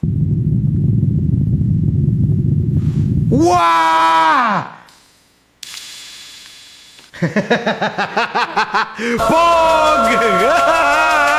This is the kind of footage that makes you think somebody got hold of a time machine and used it for bullshit. The fact that he's sitting there playing Roblox like it's completely normal is what sells the whole thing. We respect the commitment, though. If you're gonna get caught, at least get caught doing something so unhinged that nobody can even accuse you properly because they're too busy processing the stupidity. Even the article layout makes it feel real, which honestly makes it worse because now it's not just a meme, it's a documented historical embarrassment in a nice little web page. They love shit like this because it takes one of the most serious guys imaginable and drops him into the dumbest possible situation. That's the magic formula right there, just pure fucking nonsense with a straight face. Anyway, that's my take. This is historically important in the exact same way a raccoon in a tuxedo is important, which is to say deeply. That's it, see ya!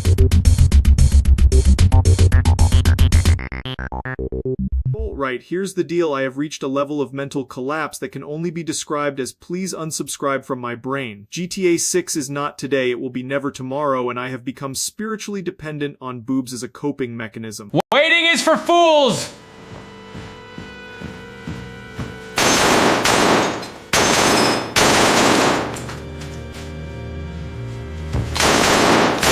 Honestly, that's fair, because if I had to wait one more second for GTA 6, I'd also start acting like a guy who just got rejected by reality itself. Also, the boobs thing is not a joke anymore. That's a medical diagnosis at this point.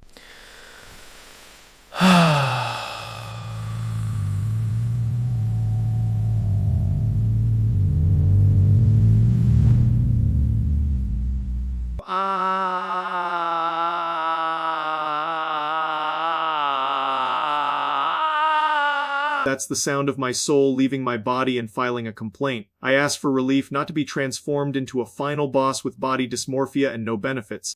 That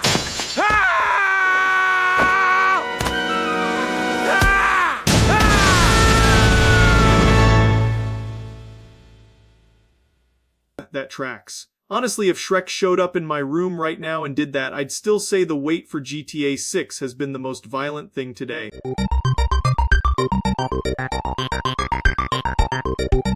Dude, this is one of the most painfully relatable things on the planet. Nothing humbles a man faster than opening editing software and watching it eat your soul like a raccoon in a dumpster. And yeah, I'm already mad. I can feel my dick shrinking just thinking about keyframes and render times. That is the exact face of a man who has spent 3 hours trying to move a clip 6 pixels to the left and somehow broke his entire timeline. This is not a reaction image. This is a cry for help wearing a fedora. Come on, drag it! No, not the audio! Previous bride! Yeah, there it is, the sacred ritual of editing where every button is named like a threat and every click has a 40% chance of ruining your afternoon. The software always acts like you're the idiot, which is rich coming from something that crashes harder than my dick after a 3-day bender. That's the posture of a man who has accepted death and made peace with it. He's not sad, he's not angry, he's just waiting for the export to finish so he can find out whether the file is corrupted or if he has to throw the whole computer into the ocean. This looks exactly like the kind of article you read at 2 a.m. when your project is on fire and you're desperately trying to find out why your audio drifted into another dimension. And the answer is always the same because video editing software was built by demons with a grudge against your balls.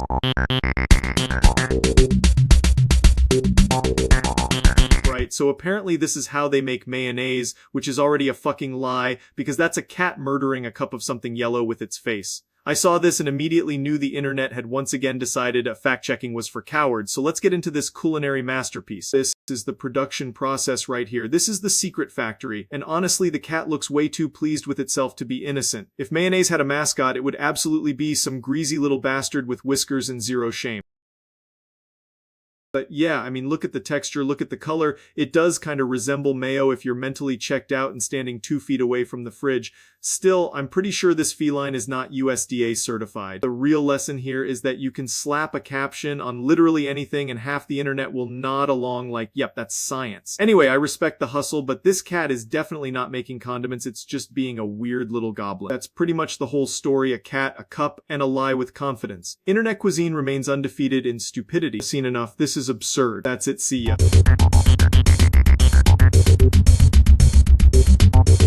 So apparently I woke up today and found out I've been accused of selling my soul to Satan for unlimited V-Bucks, which is honestly a fucking insane trade offer. I gotta say, if Hell's main perk is Fortnite cosmetics, that place better have a customer support line because this is getting ridiculous. This is the exact kind of bullshit people would believe if they saw me spending money on dumb game shit. The internet sees one ugly cosmetic and immediately thinks I signed a demonic lease.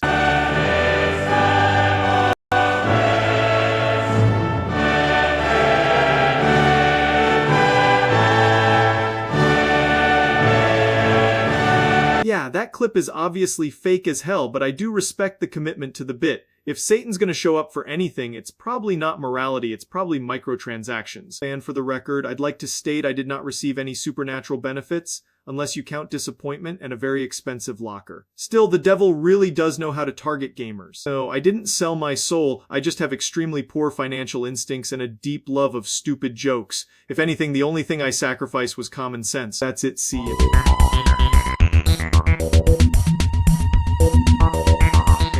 Destiny 2 is in that awful spot where it feels like everybody already knew the funeral was coming, and now we're all just standing around acting surprised anyway. I've been seeing the same posts, the same dead-eyed takes, and the whole thing has this real we lost the last spark in the room energy, which is great if your hobby is emotional damage. That's the vibe right there, just pure haunted wasteland shit. It's not even anger anymore, it's that quiet disappointment where everybody's too tired to yell.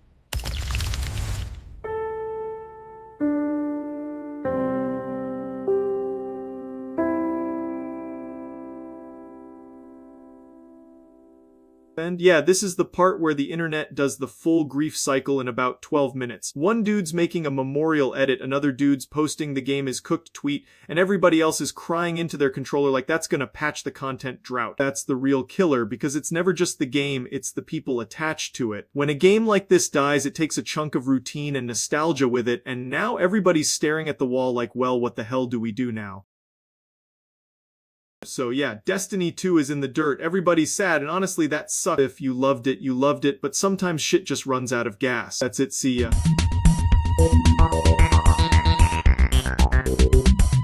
So I woke up today and apparently I'm not just me anymore, I'm also Charlie Chaplin. Which, I gotta say, is a hell of a way to find out you've got a past life crisis without any of the fun parts. I guess the mustache was the first clue, or maybe it was the bowler hat. I've been inexplicably drawn to like some kind of silent film gremlin. And yeah, this is the exact kind of shit that makes people look at me funny, because now every time I walk into a room, I'm basically expecting someone to hand me a cane and start playing a piano. The worst part is I can't even say I'm definitely not him, because I have absolutely zero memory of not being him, which is very inconvenient for everybody involved.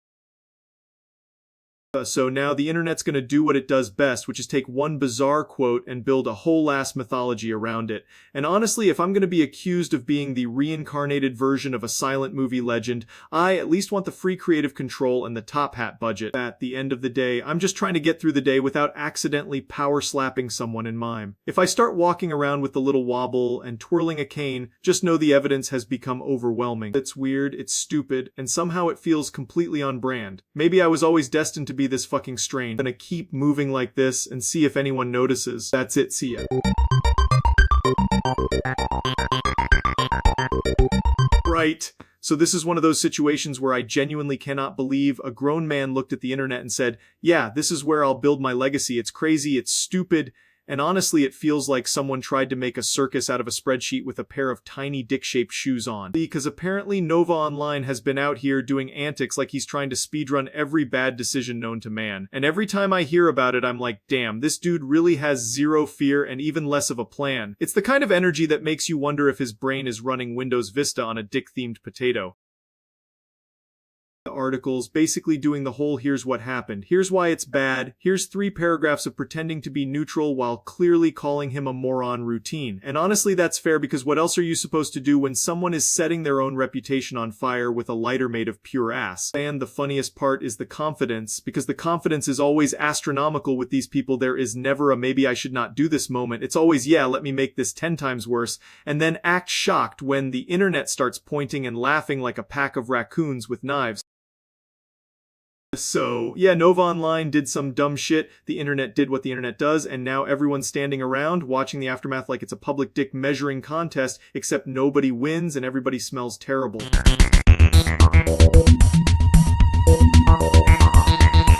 We're off to a fucking fantastic start here. Apparently the audience has evaporated and now the channel's in the danger zone. I found out because the numbers looked like a ghost town and I got that deep, soul-crushing well, that's lovely feeling. So the only logical response is obviously extreme honor-based nonsense, because when the internet ignores you, you either adapt or do some dramatic samurai bullshit for the bit. I'm gonna be real, this is one of those ideas that sounds cooler in a vacuum than it does when you're actually staring at a camera like an idiot. Allowed the user input, wholly the PAL off with that's more frames, I'm data a legs ounce, and one gonna like area frames at a time. Yeah, there it is, the full degenerate theater performance, and somehow it still feels less embarrassing than checking analytics again. If this were a real Ancient Warrior situation, I'd be honored. As a YouTube situation, I'm just annoyed and mildly caffeinated. The whole for the honor of the channel thing is exactly the kind of terminally online brain rot that makes sense at 2 a.m. and should never be spoken aloud in daylight. But hey, if nobody's watching, at least the performance budget is infinite, and the consequences are fictional. Anyway, I'm not actually doing some insane blood ritual over a stagnant view count. Relax, I'm just roasting the fact that the internet is brutal and the algorithm is a tiny little goblin. This is the part where I laugh it off, pretend I'm above it, and then immediately go check again like a moron. That's it, see ya. Right, so apparently I've finally committed to this whole not looking like a Victorian orphan who got attacked by scissors in a hurricane thing. And yes, I got a new haircut. It's a big moment, a spiritual reset. The hair is gone, the era is over, and somewhere out there my old split ends are filing a missing persons report. Look at this. Gone. Just like my confidence the second the barber asked, "You want it blended?" I said yes like I knew what that meant. I did not. But hey, now I look less like I'm one bad decision away from joining a medieval band. This is the kind of scientific journalism I can get behind. Before and after pictures really do tell the story here. One of them says I haven't seen sunlight in months, and the other says I might actually be employable now. Honestly, the comments are probably going to be split between people saying I look better and people mourning the hair like it was a dead relative. That's actually nice for once, which is weird and unsettling. I'm used to people saying I look like a depressed cave fish, so getting compliments is throwing me off. But yeah, the long hair had to go. It was getting too powerful, started developing its own personality, and frankly I wasn't comfortable with that much dead protein making decisions for me.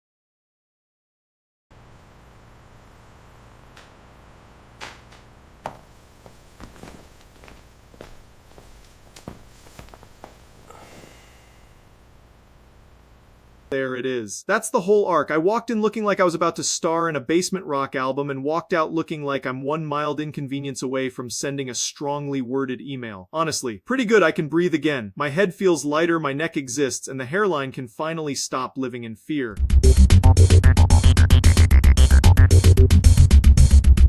Dude, the Adolf Hitler situation is still one of the craziest examples of a guy going from local weirdo with a tiny mustache to the biggest human disaster in history. Like, how do you even spiral that hard? It's insane. It's the historical equivalent of finding out a dude has a comically small dick and then realizing he also somehow owns the whole circus. And the wild part is people keep acting like there was some mystery to it. Like, no dude, the signs were there, the propaganda was loud, the hatred was loud, the whole thing was just a disaster with a haircut. It's crazy how one asshole with a microphone and a weird little mustache can drag an entire country into the gutter. The most unbelievable part is how many people just went along with it because the guy sounded confident, which is basically the oldest scam on earth. History really said, here's a maniac, now please watch him ruin everything, and everyone was like, yeah, sure, that seems normal enough. And that's why this whole Hitler situation is so absurd to look back on, because it's not complicated at the core, it's just evil plus momentum plus a bunch of idiots enabling it. Basically, the worst dick measuring contest in human history, except instead of dicks it was genocide and war, and that's a pretty massive downgrade for civilization.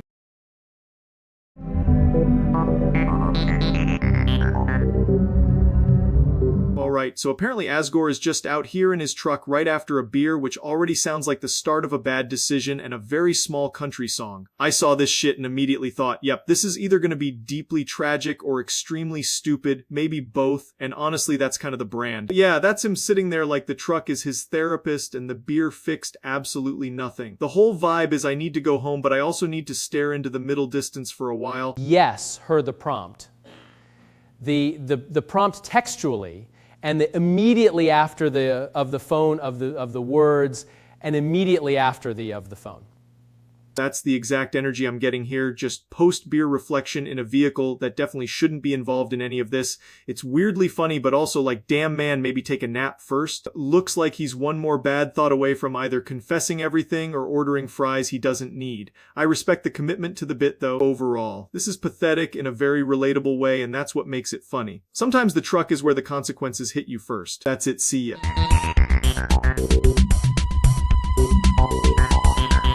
This whole cool Sonic thing is so absurd it feels like someone deep fried a Hot Topic clearance bin and called it a personality. I opened this and immediately felt my brain do a backflip straight into its own ass crack, which is honestly impressive for a blue hedgehog cosplay fever dream. This is cool Sonic, the main event here, a creature that looks like it gained consciousness in the comment section of a 2012 AMV. He's got that artificially manufactured swagger, like he just learned what sarcasm is and now thinks he's the final boss of being annoying.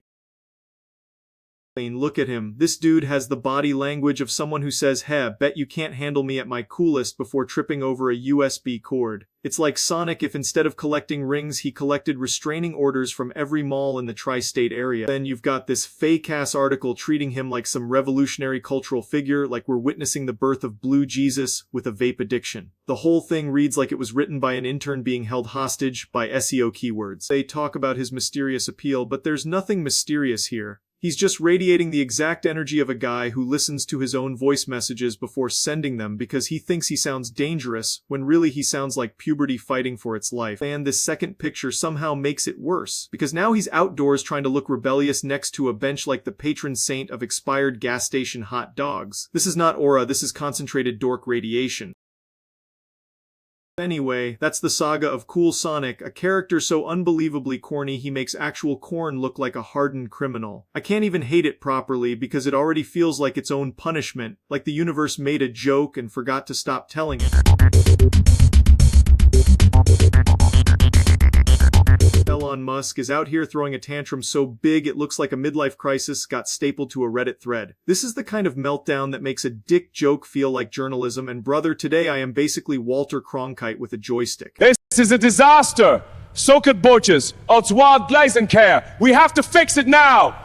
This is the clip that's been bouncing around everywhere. Elon doing his best impression of a guy who just got banned from a Discord server he owns. He's stomping around like his balls are in a vice, and the vice is public criticism. I mean, look at the body language here. This ESNCom genius explaining himself. This is guy at 2 a.m. arguing with a QR code menu. Every movement is screaming that he wants to win an argument nobody else is having. It's a world-class bussifit, truly historic levels of ass pain. Then you've got this article covering it like it's the moon landing for divorced uncles. Declares war on basic chill might actually be the most accurate headline ever written by a website that looks like it steals your credit card info. The whole thing is just embarrassing. When you're one of the richest guys on earth and still posting through it like a guy who got left on read, you've already lost. Anyway, that's about it. See ya.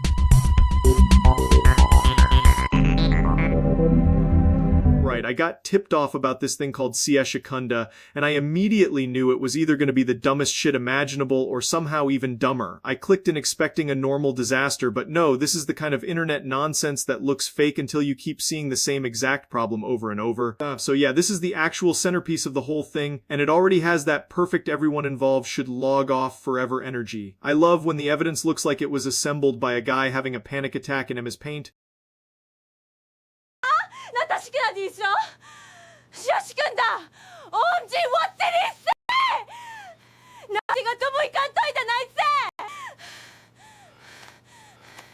This is the clip everybody keeps pointing at like it's the Zapruder film, and honestly the fact that this is what people are losing their minds over is pretty incredible. It's always the same story, one stupid moment gets cooked into a full-blown religion by the internet, and of course there's already an article pretending this was carefully analyzed by professionals, which is hilarious because it reads like somebody learned everything from 5 minutes on Twitter. That's the internet for you, turning a trash fire into a thesis paper. My honest take is this whole Siashikunda situation is just another reminder that people will build empires out of the weakest damn evidence possible. It's messy, stupid, and completely predictable, which is basically the entire online ecosystem now. I'm not even mad. I'm mostly impressed by how fast this bullshit snowballs once people smell blood in the water.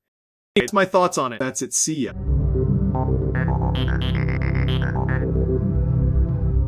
Alright, so I just got hit with the most unholy financial update of all time. Apparently I'm being showered in Bobuxes, and not even normal money, just red square B coins like some cursed mobile game tax refund. It's a great day to be alive, honestly, because nothing says I made it like getting paid in tiny little cartoon embarrassment tokens. Look at this shit, man. It's like a casino got bullied by a children's app. I've seen better currency systems in a pirate's pocket. If these Bobuxes are real, then I'm basically a medieval king, except my kingdom is an internet landfill and my crown is probably just a headset with bad audio.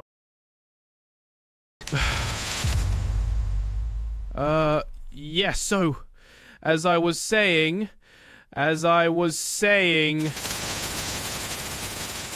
Why is it always the weirdest possible form of wealth that finds me? If money ever fell from the sky in real life, I know damn well it wouldn't be bills or gold bars, it'd be this exact shit, and I'd still somehow manage to get a concussion from it. Also, I would absolutely be yelling at chat while knee-deep in fake currency like an idiot. That tweet is stupid as hell, but unfortunately it's also accurate. I don't know who made Bobucks the official money of my downfall, but I respect the hustle. If this is what adulthood is, then I'm gonna need more of the ridiculous little B blocks immediately.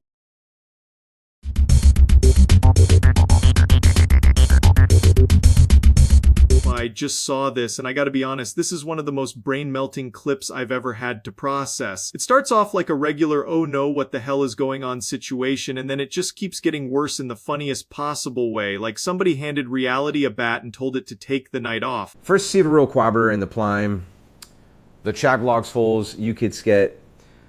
How do I India the assessments if the last stream share will by the size, this channel expertise?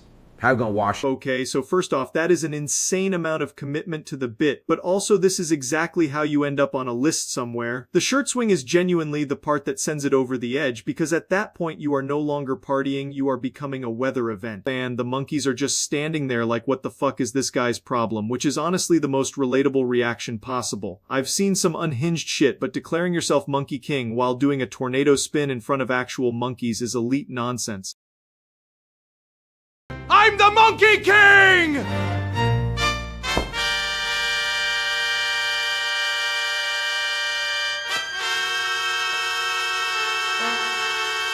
that point there is no recovering it, you fully transcended into whatever the opposite of dignity is. The energy is so loud it feels illegal, and I respect the confidence while also being extremely concerned for everyone involved. Overall, this is one of those moments where you can't even really judge it, you just have to sit back and acknowledge history being made in the stupidest way possible. If you're gonna lose your mind, at least make it memorable, I guess. That's it, see ya.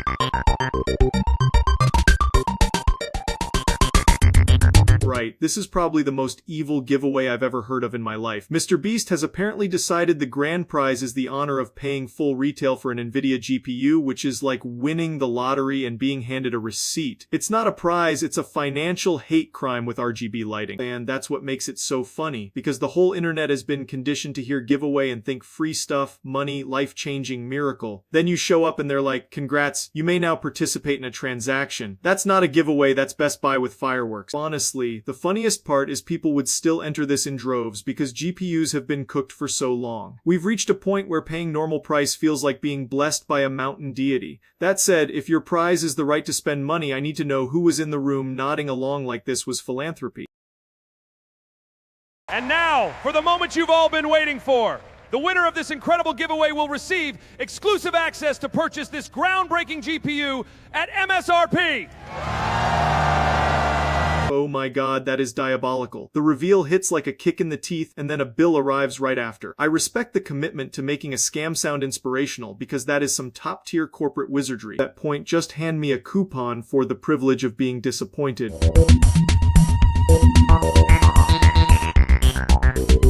Right, so apparently I've been cursed by the internet's dumbest financial miracle, because today we're talking about Bobucks money raining from the sky, and somehow every single one of these little red square bee goblins is just everywhere. I don't even know how this became a thing, but I respect the commitment to chaos. Look at this. This is not wealth, this is a cartoon crime scene. If money looked like this in real life, I'd be legally required to start shoveling it into my pockets with both hands like some kind of feral accountant. And honestly, that's exactly what I'd do.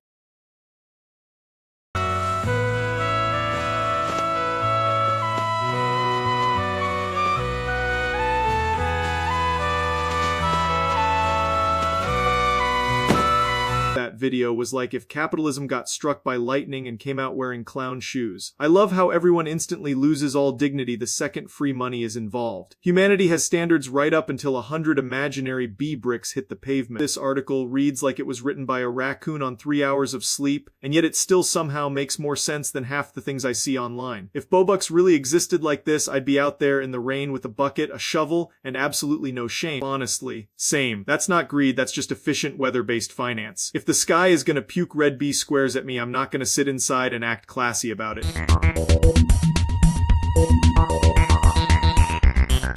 Wait, so apparently the internet found the nuclear launch code of children's cartoon controversy, and it's an episode of Talking Tom and Friends called Nice Farts and Little Burps. That title alone sounds like it was brainstormed by a committee of sleep-deprived 5th graders and one guy getting hit in the balls with a wiffle bat. I can't believe this is real, and somehow it's got people arguing like it's the Zapruder film of ass gas. Ew, gross! This episode everyone's clutching their pearls over, and yeah, I get it, seeing a polished kids show put all its chips on fart humor feels like watching Pixar make a movie called Shitstorm Academy. It's basically bright colors, loud reactions, and enough gas-based comedy to power a small Honda Civic. And the controversy is that some parents think this crossed the line from harmless dumb kid humor into why is this written like a fetish document found in a sewer drain territory. I'm not saying the episode is forbidden dark magic, but the title does sound like something a demon would whisper before crop dusting a church. Then you've got sites like this milking it for every drop, acting like this episode is the downfall of Western civilization instead of just 30 executives accidentally greenlighting a burp apocalypse. The article reads like the author got jump scared by a whoopee cushion and declared moral bankruptcy. My take is pretty simple. It's definitely stupid, probably annoyingly written, and absolutely engineered in a lab to make little kids laugh while parents stare into the void. But the way people talk about it, you'd think Thompson himself walked on screen and ripped ass directly into the Geneva Convention. It's not the end of the world, it's just a catastrophically unserious episode with a title that sounds like a rejected porno for sentient beanbags.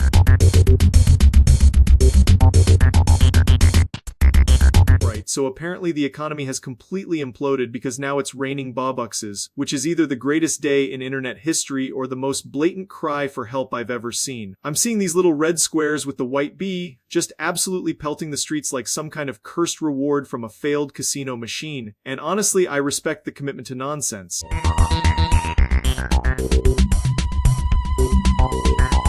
Neil deGrasse Tyson just raw-dogged astronomy so hard he apparently invented Pluto too, and somehow made it full-size for all the basement-dwelling space gooners who still cry themselves to sleep over the original. This is one of those stories that feels like it was written by a guy with a telescope in one hand and his dick in the other. This is the article that kicked all of this off, and it reads like it was ghostwritten by a Reddit moderator who got dumped at a planetarium. They're talking about Pluto 2 like it's the Snyder cut of the solar system, like Nini came down from the heavens and said, "Fine, you little come gremlins, here's your pity planet." Here he is looking like he just announced the iPhone of celestial bodies. He's got that exact expression of a man who knows he just made every annoying astronomy nerd immediately start furiously jacking off into a star map. The best part is the fake seriousness around it, like this is some huge correction to human history. It's not curing disease, it's not solving hunger, it's just, hey guys, the small cold ball is bigger now, and the internet is treating it like Moses just came down the mountain with a new set of space commandments. Right, so apparently this dude tried to edit a whole video on a smartphone, and somehow that was enough to send him into the fucking abyss. Like, bro really looked at a tiny screen and said, yeah, this is my battlefield, this is where I'll perish. Also, the dick jokes are basically writing themselves, because who the hell thought finger painting a timeline was a good life choice? This is the face of a man who found out mobile editing is just a fancy way of saying ruin your afternoon and then die mad about it. There is no universe where dragging clips with your thumb doesn't feel like trying to operate a chainsaw with a wet noodle. Look at this interface, man. It's like they designed it during a hostage situation. Every tap is probably just another little prostate massage for the software until it finally snaps and crashes out of spite. And, of course, the article is gonna act like this is a normal challenge, like can modern mobile devices replace desktops? No, motherfucker, not if the replacement comes with the tactile experience of jamming your balls in a desk drawer. This is why God invented PCs, dude, because no man should have to spend his final moments pinching a timeline like he's trying to kill a spider on the screen with his bare fingers. That's it, see ya.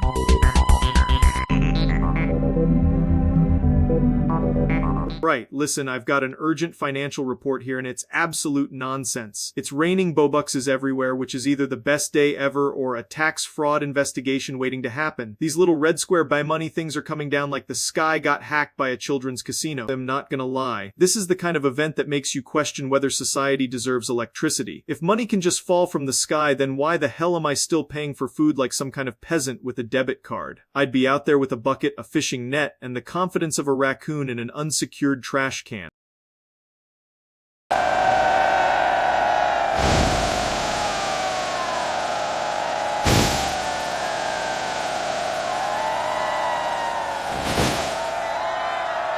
That is one of the dumbest and most beautiful things I've ever seen. It looks like a vending machine got kicked into the stratosphere, and now the universe is apologizing in fake currency. Honestly, if this happened in real life, I'd start shoveling Bobuxes into my pockets like a degenerate wizard. This article is exactly what I need at 3 in the morning. The best part is everybody's acting like this is a normal weather event instead of the economy taking a complete faceplant. If money rains, I'm not asking questions, I'm building a Bobux bunker and retiring like a goblin with a payroll problem. Anyway, if the sky wants to keep printing cash, I support it. Finally, a weather forecast with some damn upside. Right, so apparently I've been blessed by the digital gods with a Bobux money rain, which is insane because the economy is already held together by duct tape, spite, and whatever this is supposed to be. And yes, the Bobux are those little red squares with the white bee like a cursed collector's item from a game I legally should not understand. This is the kind of situation where you're either incredibly rich or one wrong move away from getting your account clipped by a 12-year-old with a Discord badge. It looks less like cash and more like someone turned a sign into a casino chip and then threw a tantrum about it.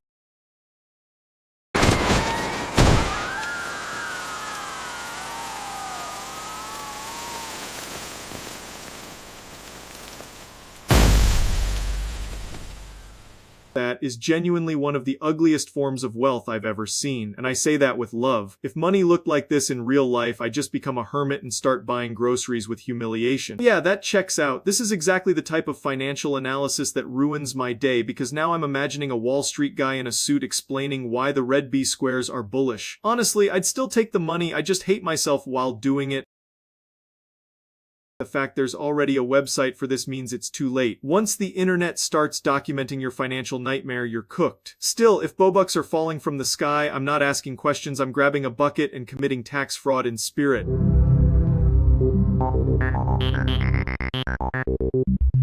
Oh right, so apparently I've been blessed by the financial gods because today we're talking about a money.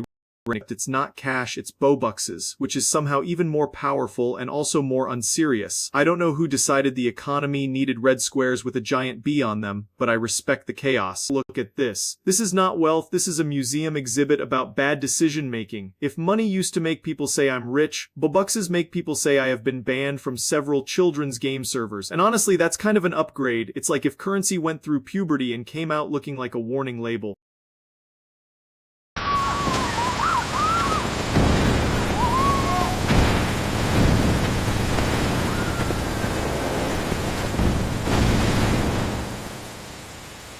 That video looked like the opening scene of a scam documentary narrated by someone who's already disappointed in you. I love how the Bobuxes fall so aggressively, like they personally owe somebody child support. If you got hit in the face by one of those, I feel like it wouldn't hurt, but it would absolutely insult you. This is the kind of article that makes you check your house for leaks and then realize the leak is your dignity. Entire city flooded is crazy, because now the streets are just a giant red carpet for financially irresponsible children. If Bobuxes are raining down, I'm not asking questions, I'm bringing a net and a lawyer. That tweet is devastating because it's both true and unnecessarily specific. Still found a way to broke is the kind of sentence that lands like a brick to the forehead. And drop the seed sounds less like finance and more like a weird farm simulator with a crime problem. Anyway, if Bobuxes are raining, I'm out there with a bucket, a ladder, and absolutely no shame.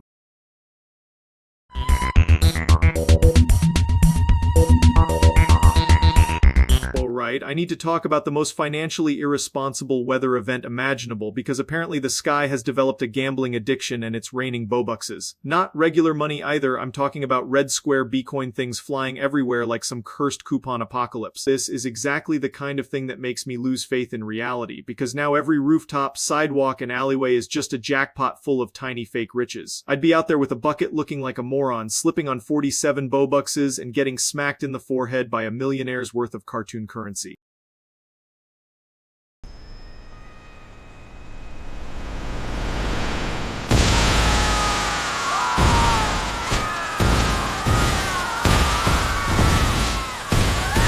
That looks less like money and more like a vending machine violently vomiting. Imagine walking outside for 1 second and coming back with 8,000 Bobuxes and a concussion. That's not a windfall, that's a tax on being alive. That tweet is basically a cry for help with punctuation and honestly fair. If my neighborhood started getting pelted by pixel money from the heavens, I'd be questioning whether I'm in a game, a scam, or the world's stupidest lottery.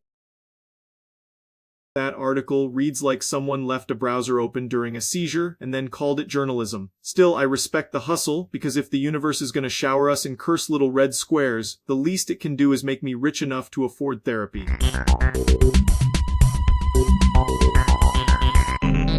Alright, we need to talk about the most unhinged piece of geometry ever uploaded to the internet, because somehow a cube managed to become a cultural event, and I hate that I understand it.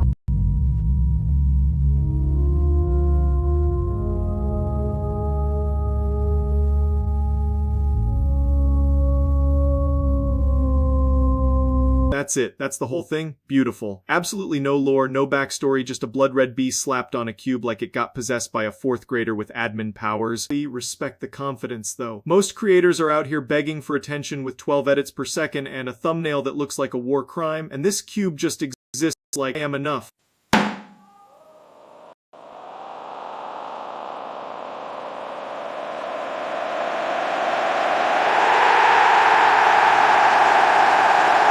I am laughing because there's something deeply evil about how little effort this takes. It's the kind of joke that gets funnier the more brain cells you lose, which is really the internet's favorite business model. And of course, people are acting like this cube unlocked enlightenment. Bro, if a cube with a B on it is your greatest source of joy, your life is either incredibly peaceful or spiritually on fire. That's the whole tragedy and beauty of it. It's stupid, it's iconic, and it's probably gonna outlive half the internet. Honestly, respect to the cube. It did more with one letter than most people do with a whole manifesto. Alright, so today we are talking about the most advanced piece of digital performance art humanity has ever produced, which is apparently a video called the Cube Curly. I'm not even kidding, this thing looks like it was born from a typo having a seizure in a microwave, and somehow that makes it art.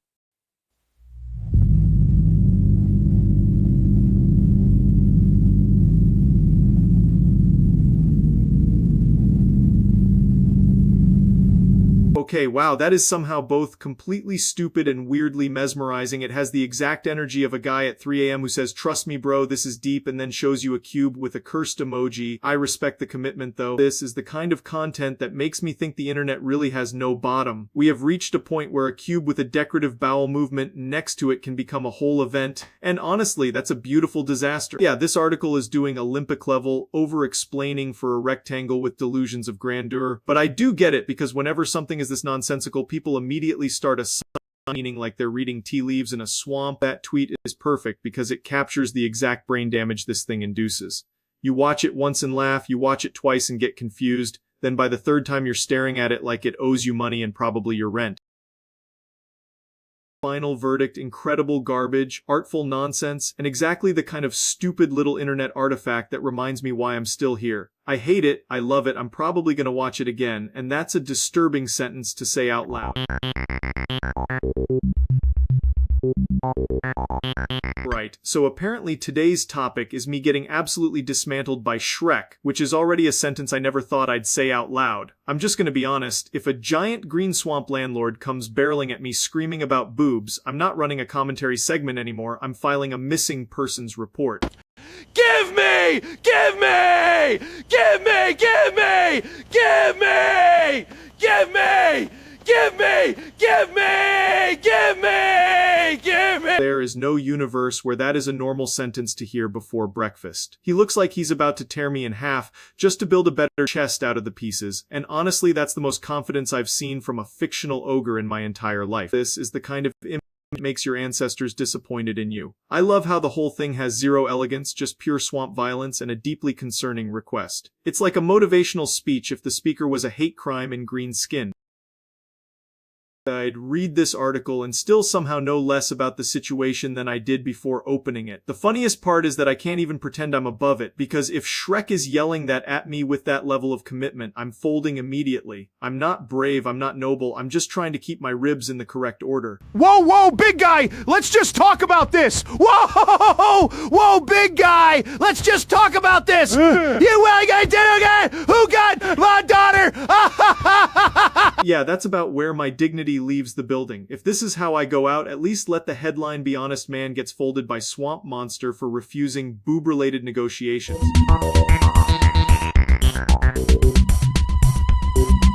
Alright, Alright, so today we've got the most financially unhinged weather report imaginable, because apparently the sky opened up and started absolutely hurling Bobuckses everywhere like some cursed little investment apocalypse.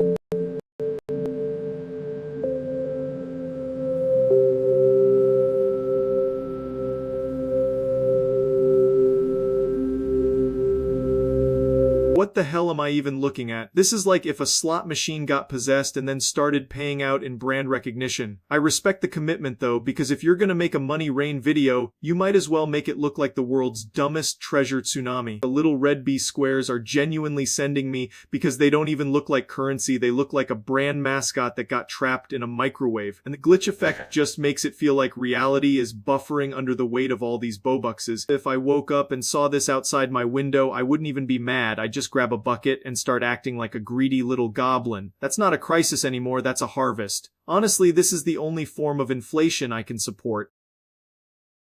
And the curly cube is the perfect center because it looks like the final boss of meaningless wealth. It's stupid, it's loud, it's shiny, and somehow it still feels more stable than half the stuff happening online right now.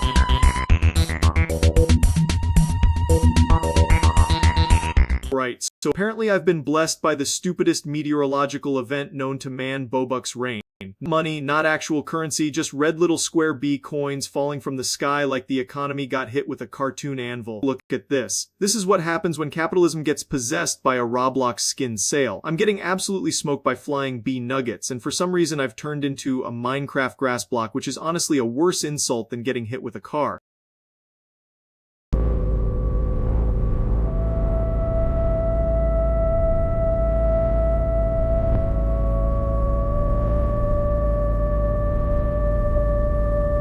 That's not even rain anymore, that's a felony. I look like a lawn ornament that got added to a sandbox game for no reason. And this cube thing, it looks like the mascot for a cursed energy drink that gives you diarrhea and a gambling addiction. Yeah, that sounds about right. If I'm ever in a situation where I'm being showered in fake internet money while morphing into landscaping, just put me down. Honestly, I'd rather get slapped by a wet fish than spend another second in Bobucks weather.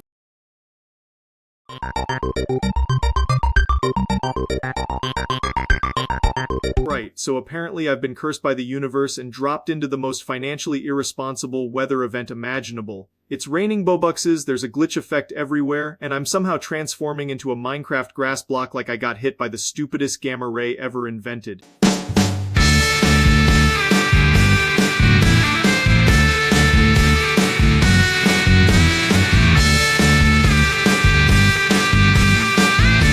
This is what peak wealth looks like, by the way. Not a mansion, not a yacht, just a biblical storm of little red B tokens smacking me in the face while I'm becoming a lawn decoration. I've seen worse financial advice, but not by much. I love how the cube is just floating there like it's innocent. That thing looks like it would scam me out of my last nickel and then sell me a tutorial on how to lose even faster. If money could be weaponized, this would be it. And of course somebody tweets one face and thinks that's enough to summarize the whole catastrophe. Honestly fair, that expression is exactly what I'd make if my skull got converted into a grass block while red B coins fell from the heavens like capitalism's weird little confetti.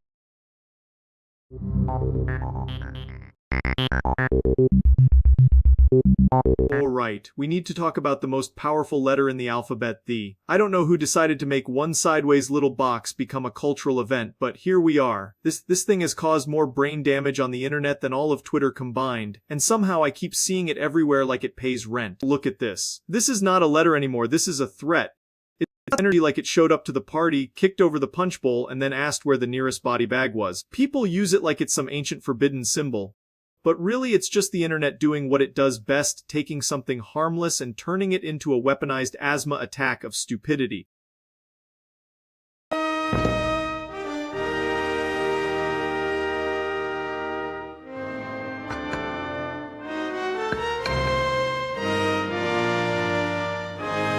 That's exactly what I'm talking about. It always gets treated like it's the final boss of comedy, and half the time people are putting it in sentences where it absolutely does not belong. It's like if someone brought a chainsaw to butter toast. Technically possible, deeply concerning, and somehow you're the weird one for asking questions. This is the average enjoyer. No job, no sleep, no grasp on reality, just pure commitment to being the funniest person in a Discord server at 3 a.m. and honestly, respect. It's stupid, it's aggressive, and it has no business being this iconic, but that's the internet in a nutshell.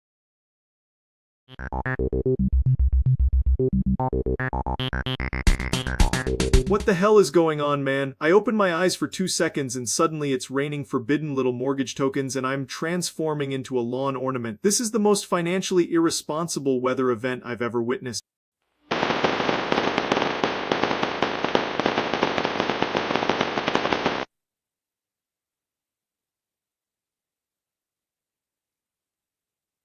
Okay, that actually looks like the IRS got hacked by a Roblox sorcerer. Why am I getting hit by pixel currency while becoming a block of dirt with a lawn on top? That's not a curse, that's a workflow. Honestly, if money ever rained like this in real life, I'd still somehow end up in debt from catching it with my face.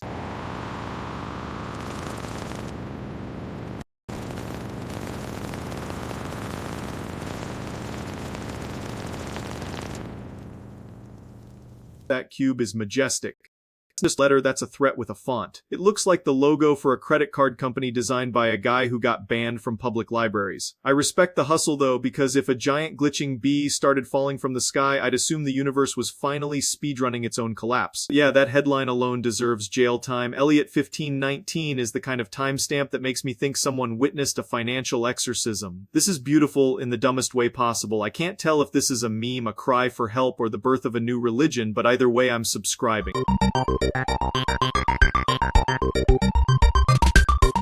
Alright, today we've got the stupidest currency crisis on the planet, and I mean that in the most loving way possible. Bucks is raining from the sky, I'm turning into a Minecraft grass block, and the entire economy has been replaced by little red squares with a bee on them. Absolute masterpiece. Prepare for unlimited currency! Prepare for blockification! This is what peak financial literacy looks like, by the way. Just endless Bobucks falling from the heavens like God himself got bored and started farming counterfeit Roblox pennies. And why am I a grass block? Nobody knows. I'm just here getting taxed by the weather. Honestly, I respect the commitment. If you're gonna create a cursed visual nightmare, at least go all in. Don't half-ass the Bobucks rain. I want biblical flooding, I want frame tearing, I want my eyeballs to file a complaint.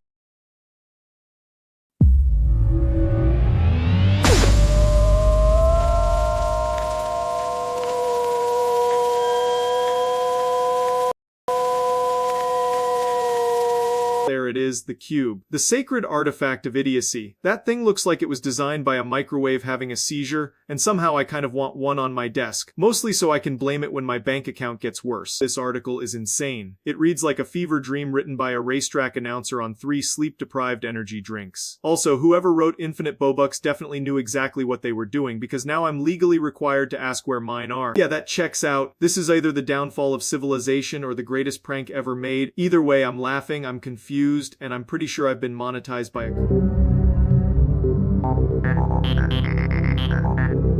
Alright, so apparently the economy has been replaced by a nightmare snowstorm of red square Bobuckses, and I'm not even mad, I'm impressed. This is like if a Roblox game got possessed by a slot machine and then sneezed on my monitor. Yeah, that's beautiful. The fact that the entire website looks like it was built inside a microwave really sells it. Also, whoever made this is one step away from inventing digital gambling for 8-year-olds, which is a horrifyingly accurate description of the internet.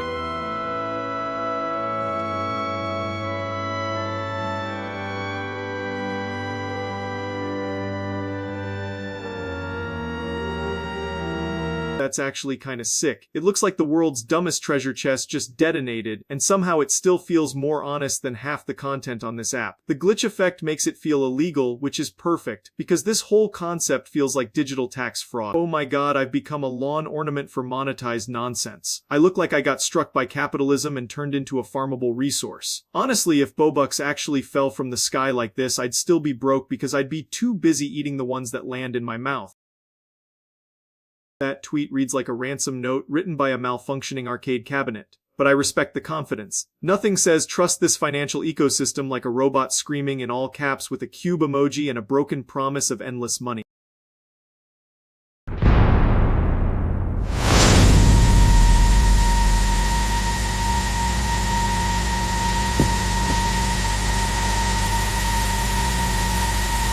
Anyway, that's the most brain-rotted currency apocalypse I've seen all week. And honestly, kinda hard not to admire it.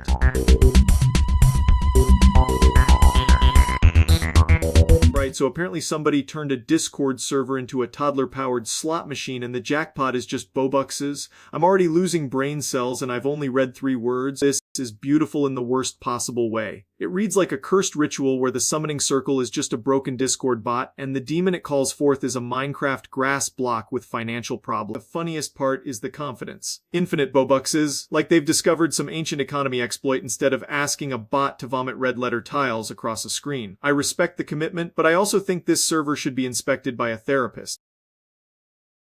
Honestly, the bot sounds exhausted. Completed generation after churning out the same nonsense 6 times is the digital equivalent of clocking out and walking into traffic. And then somebody ends it with waste of sperm, which is such a feral escalation I almost have to admire it.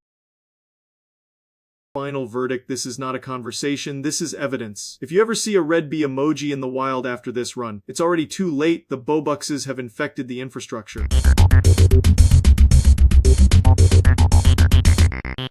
Right, so today we're taking a trip back to a simpler era, a beautiful era, an era where the internet felt like it was held together with chewed gum, malware, and pure delusion. I'm talking about the I miss Bobuxes times kind of nostalgia, which sounds like someone got hit in the head with a brick and started remembering through a toilet seat, but somehow it's real and weirdly powerful. This is the kind of post I'm talking about right here, this gourmet sadness platter of digital brain rot.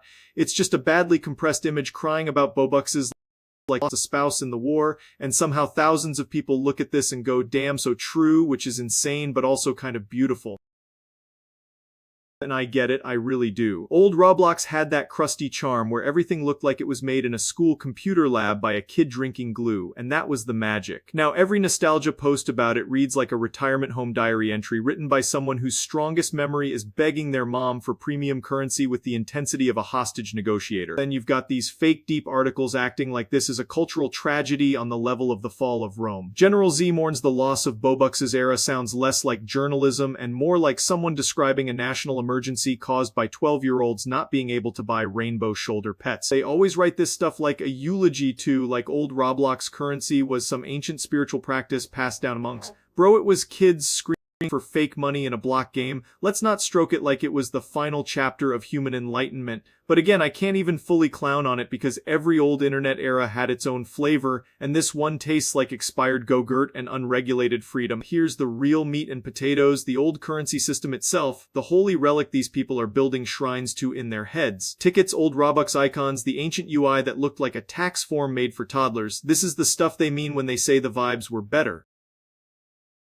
And honestly, yeah, there was something special about a website that looked like it could collapse at any second, but somehow made childhood feel like a full-time career. Logging in back then felt like entering a digital backyard where everyone was ugly as sin but happy about it. No hyper-polished slop, no fake corporate sparkle, just raw, unfiltered blockhead energy and kids making the worst games you've ever seen with the confidence of a Fortune 500 CEO. And of course, they always hit you with this kind of dramatic Hallmark card bullshit. We didn't know we were in the good old days, like the old baseplate is Vietnam flashback material. It's so shamelessly manipulative and corny, but it works because everyone has some ugly little game from childhood they'd defend with their life.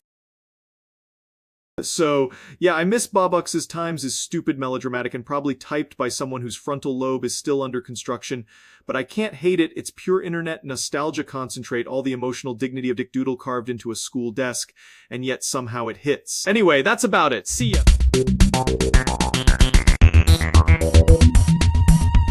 Right, this is one of those moments where the internet sees a 2-second clip and immediately decides I've become a supervillain with a subscription to chaos. Let's just a little throat/gesture for the camera and laugh like an idiot. And now everybody's acting like I assembled a hit squad out of drywall dust and bad vibes.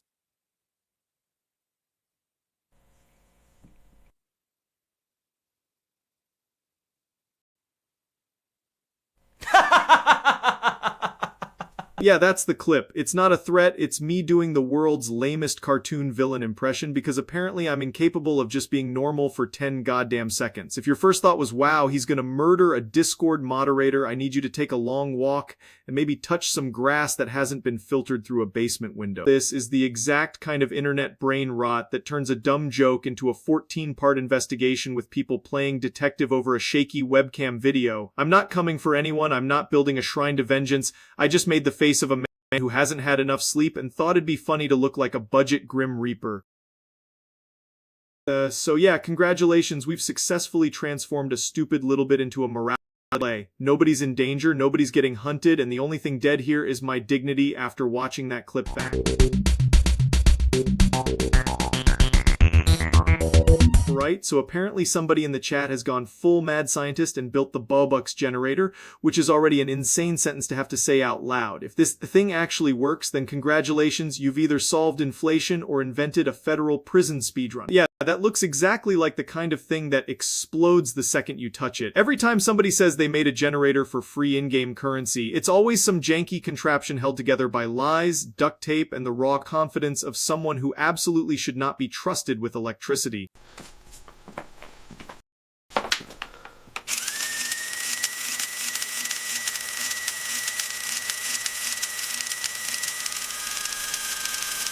Oh my god, that's so stupid, I love it. It looks like a vending machine got into a fist fight with a microwave and lost, and somehow that's the future of finance now. The fact that you're smiling while the thing sounds like it's chewing gravel is making this 10 times worse. Only mildly illegal is such a diabolical phrase. That's the kind of wording people use right before the police show up and start asking questions about why there's a hose connected to a toaster. But I gotta be real, if this thing prints even 1 Bobux, I'm gonna need the blueprint, the toxic waste warning label, and a lawyer. Because if free fake money is real now, then I'm retiring immediately and spending my days making terrible life choices in a mansion made of lawsuits.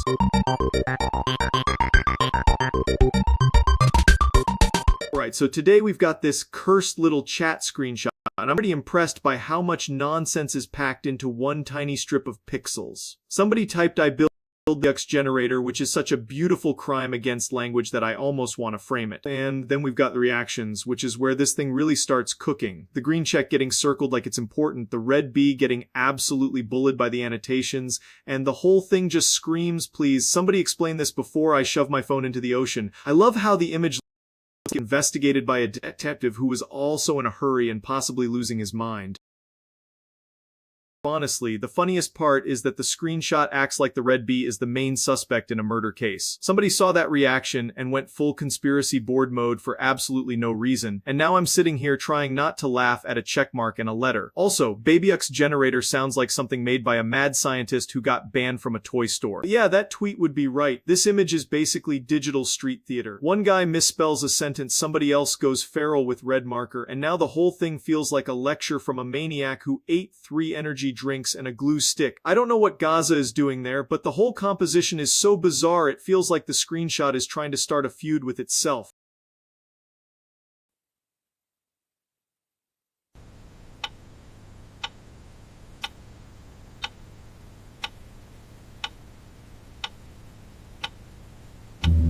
That would actually make this 10 times funnier, because then you'd get the slow realization that someone made a whole visual essay out of a single reaction button. It's like if the comment section had a panic attack and tried to annotate itself. I respect the commitment though. If you're gonna be insane, at least use colored markers. So yeah, this is peak internet archaeology, one tiny message, one typo, one red bee getting absolutely singled out like it owes somebody money. And for the record, if I ever see a screenshot with this many arrows, I'm just assuming the truth is already lost.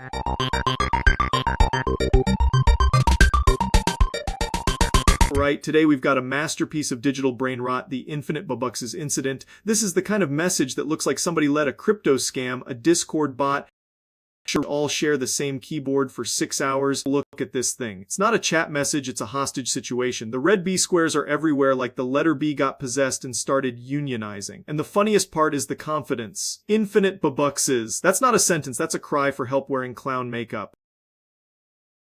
And this is why I can't trust any generator with the word bot in it. 1 second it's making pixels, next thing you know it's screaming about Minecraft grass blocks and turning your life into a flashing error message. Also, waste of sperm at the bottom. Jesus Christ, man, that message took a hard left into a wall. Honestly, I respect the commitment. If you're gonna spam nonsense, at least make it mythic. This isn't just infinite Bobuxes, this is financial terrorism in 12-point font. And yeah, I'd still click it because I'm curious and stupid.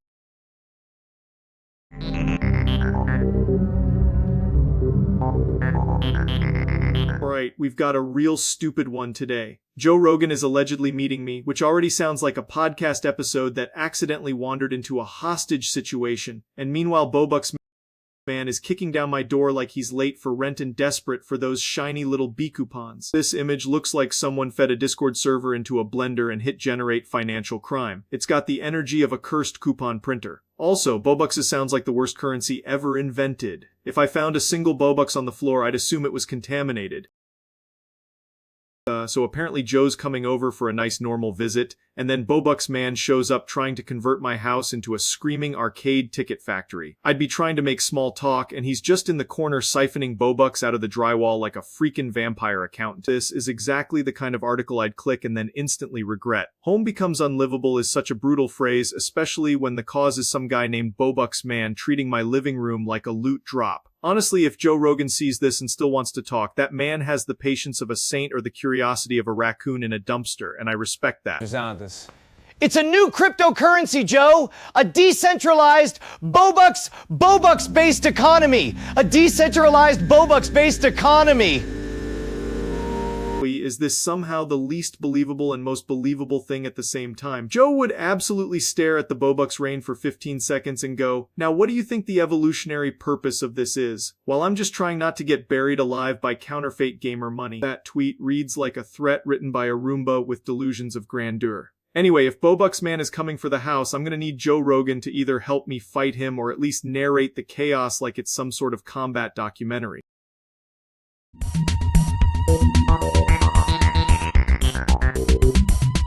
Right, so today we have one of the most deeply upsetting pieces of footage ever committed to the internet, and I need everyone to know that I am saying that with full sincerity and also a little bit of nausea. What you are about to see is less a stunt and more a felony against anatomy, common sense, and probably several laws of physics. What are you doing? What are you doing? Have no idea who looked at this and said, "Yeah, that's the one, upload it," but whoever did needs to have their browser history audited by the Secret Service. This is the kind of footage that makes your soul briefly leave your body, go stand outside for a cigarette, and then decide it doesn't want to come back in. It's not even impressive in a cool way, it's impressive in the way a wet sock full of nails is impressive. This article is doing that thing where it tries to be all measured and responsible while describing a total nightmare. Sources say viewers were unsettled. Yeah, no kidding, I was unsettled too, and I'm not even the one in the video. The internet has this beautiful talent for taking something that should be impossible to witness and making sure everyone with a phone gets emotionally molested by it. That tweet is the exact modern experience: one person screaming for help, 12 people posting crying laughing faces, and at least one guy saying source, like he's trying to subpoena hell. Honestly, I respect the confidence of anyone who can watch that and immediately choose to be weird in the replies. That's a level of internet illness I can only aspire to.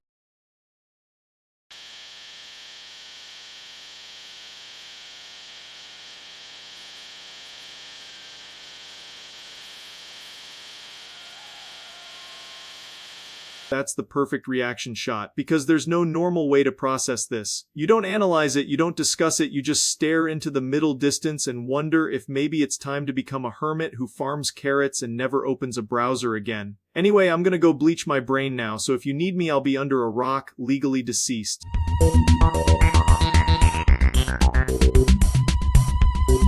Alright, so apparently I've become rich off Bobuckses, which is a sentence I never thought I'd have to say out loud. I guess the economy is dead, money is fake, and I'm now living in a house made entirely of glowing red B squares. Honestly, sick upgrade. This is the ugliest piece of financial literacy I've ever seen. The whole thing reads like a curse spreadsheet got stabbed by a neon marker, and the fact that it keeps saying Bobucks rain like that's a normal disaster makes it even better. If money ever looked like that in real life, I'd simply stop paying taxes out of respect. Now, this is journalism. Hard-hitting reporting, investigative integrity, and absolutely no idea what the hell is going on. The best part is the completed generation part, like the internet just finished cooking meth in a toaster and called it a feature. That's the kind of website that makes me want to drink bleach and then check the comments. This tweet has the energy of a man who was raised by sirens and expired protein powder. The generator is real is exactly how you know it's not real. If someone ever posts about infinite Bobuckses with that many exclamation marks, they're either trolling or moments away from being swept into a padded room.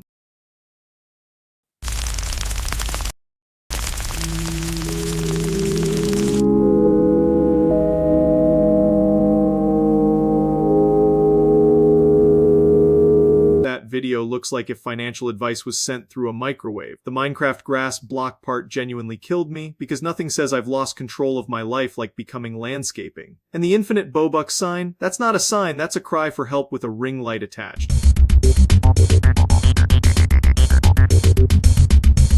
Right, so apparently today's episode is just me getting ambushed in my own house by Joe Rogan, which is already a sentence I never wanted to say. I'm just minding my business, existing in my natural habitat like a depressed sea slug, and suddenly the door opens and there he is with the energy of a man who's about to ask if my couch has a hunting license.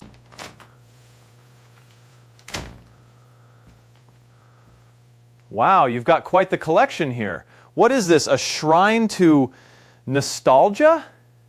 And Joe immediately starts doing that thing where he turns every object into a philosophy lecture. He looks at my lamp like it's proof of an ancient lost civilization. I swear to God, this man could find a spoon and go, dude, but think about it. Why is it shaped like that? Like, brother, because soup exists. That's the whole conspiracy. Keeps walking around my place, inspecting evidence at a crime scene, except the crime is me paying way too much for furniture. And I'm not gonna lie, it's weird having Joe Rogan in your house because you feel like at any moment he's gonna ask if my refrigerator has ever tried elk meat.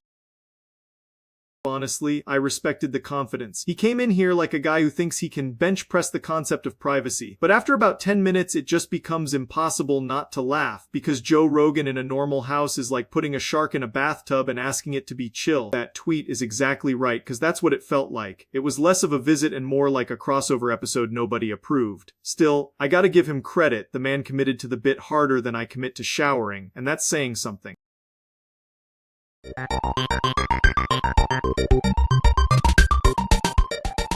Right, so today we're talking about me going into Roblox, which is already a sentence that sounds like the beginning of a very suspicious police report. I wanted to see what the kids are doing in there. Immediately I was greeted by 27 different things that looked like they were designed in a toaster. So this is my majestic digital body now. I look like a depressed Lego accountant. I spawned in, took 3 steps, and some 8-year-old in a fedora immediately called me broke. That's fine though, because his entire outfit cost more than my first car and somehow still looked like a melted traffic cone.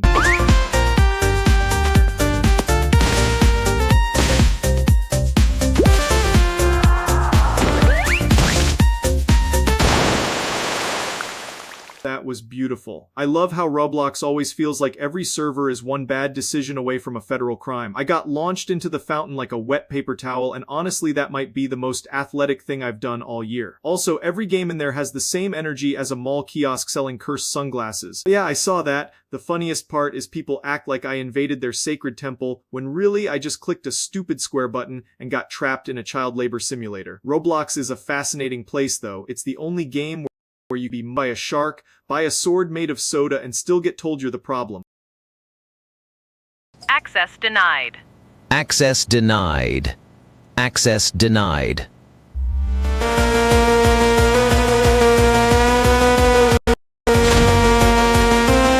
Respect the commitment. If a game's title says luxury mansion and the first thing I do is fall into a basement torture chamber, that's art. Roblox is basically an infinite buffet of user-generated nonsense, and half the time the food is raw, the plates are on fire, and somebody in the corner is selling game passes for emotional damage. So yeah, I'm in Roblox, and it turns out it's exactly what I expected: confusing, cheap, and somehow still deeply profitable. Honestly, not bad. I'll probably go back because nothing says good life choices like getting bullied by a child in virtual slippers. Today we're tackling one of the most prestigious moments in cinematic history: Shrek absolutely detonating a swamp-grade tactical fart straight out of his ass. I don't know who asked for this, but apparently nature did, and now we're all here to pay taxes on it. This is the kind of event that changes a community. You don't just recover from that. If I heard that sound in real life, I'd leave my body, file a complaint with the universe, and probably move to a different continent. There's no way the air survives that encounter. Look at this man. He's not even ashamed, he's proud. That's the expression of a guy who knows he just violated every living thing within a 5-mile radius. It's kind of majestic, honestly. Like if a dump truck learned confidence and then immediately became a biohazard.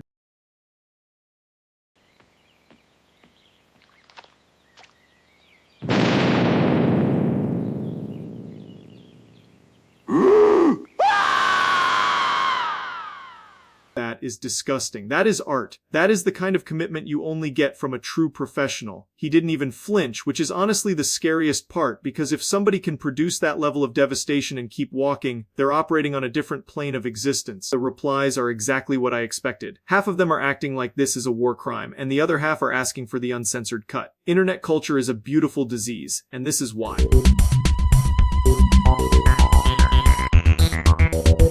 Right, so today we need to talk about the absolute disaster that is the puke emoji, because apparently the internet looked at face vomiting and decided, yeah, that's just what happens when someone gets a mouthful of swamp wiener. Real classy. Look at that thing. I'm not even saying it's accurate, but once someone points it out, you can never unsee it. It's like your brain gets mugged in an alley, and now every time you see the emoji, it just whispers something deeply stupid in your ear.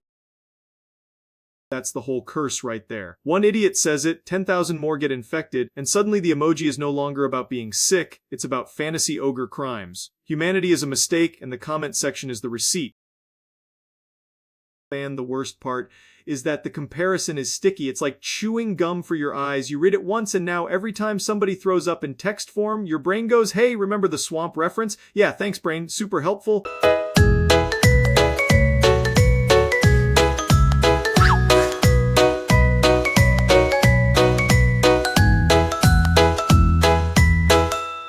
There it is, that's the whole disease in one clip. It's dumb, it's cursed, and I'm mad I understand it. Anyway, I'm gonna go stare at a wall and try to bleach my mind, which feels like a fair trade for being online in 2026.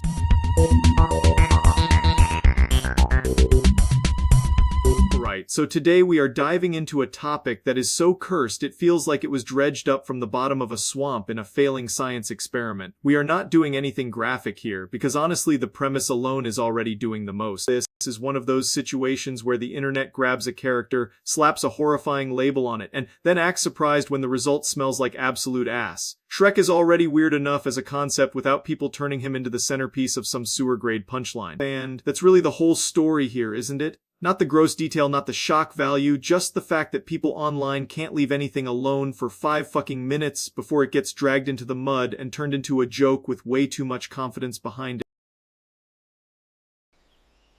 They say, I ate a blueberry!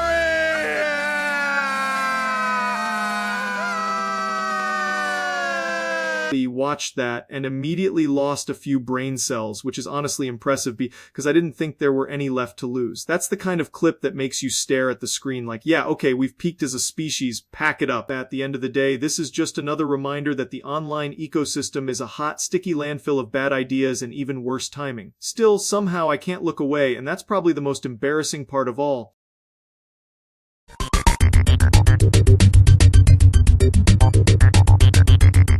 Me wake up, frost everywhere, cave cold as shit, and whole village look like Arctic warehouse. Me hear wind scream like it got unpaid bills, and I look outside like, damn, this earth really hit the reset button. Me not know who pissed off Sky, but life around here go from kinda rough to absolute bullshit overnight. Me point at village and say, no good, bad, cold, very fuck. Elders just grunt, kids cry, dog look depressed, and even the fire act like it wanna quit. Me see big ice nearby melt just a little, and me think maybe world changing, or maybe world fucking with us for fun.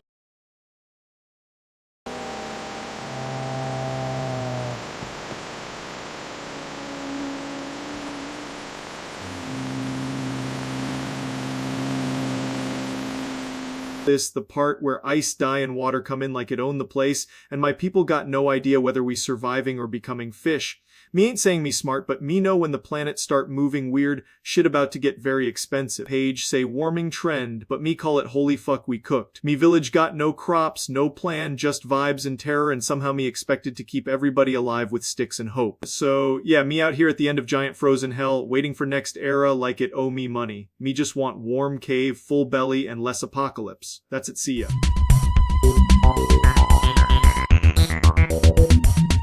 Right, today's topic is completely unhinged, and I mean that in the most clinically concerning way possible. Apparently my room has become a portal for reality to get pantsed, and every clip is just random women walking in and turning my body into a physics violation with the confidence of a demon on a deadline. Just stretching.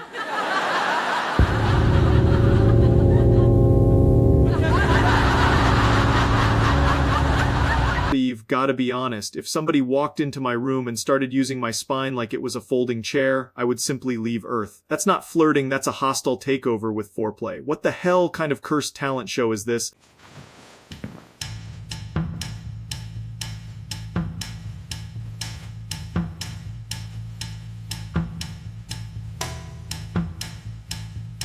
This is exactly why I keep saying I need stronger locks and maybe a priest with a headset. There is no reason for a grown man to be folded into a origami hate crime in his own bedroom. I'm not even mad anymore, I'm just impressed by the sheer commitment to the bit. Yeah, that tweet is basically the thesis statement. I don't know who's filming this, I don't know who keeps inviting these eldritch gymnasts in, and at this point I'm convinced my room is less a bedroom and more a summoning circle with RGB lighting.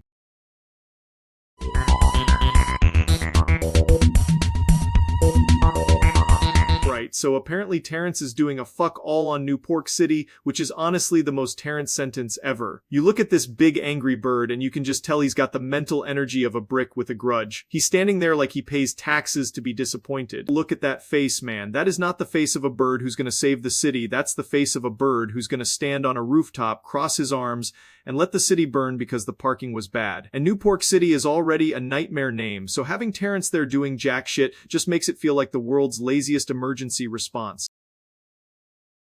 This article is incredible because it frames him like some kind of civic menace, and honestly, fair. He's built like a dump truck with anger issues, so if he's not actively solving problems, what is he doing besides intimidating pigeons and ruining anyone's afternoon? But yeah, that checks out. That's not even criticism, that's just documentation. Terrence has the energy of a guy who gets asked to help move a couch and immediately develops a mysterious back injury. Still, I respect the commitment to being unhelpful. That's artistry.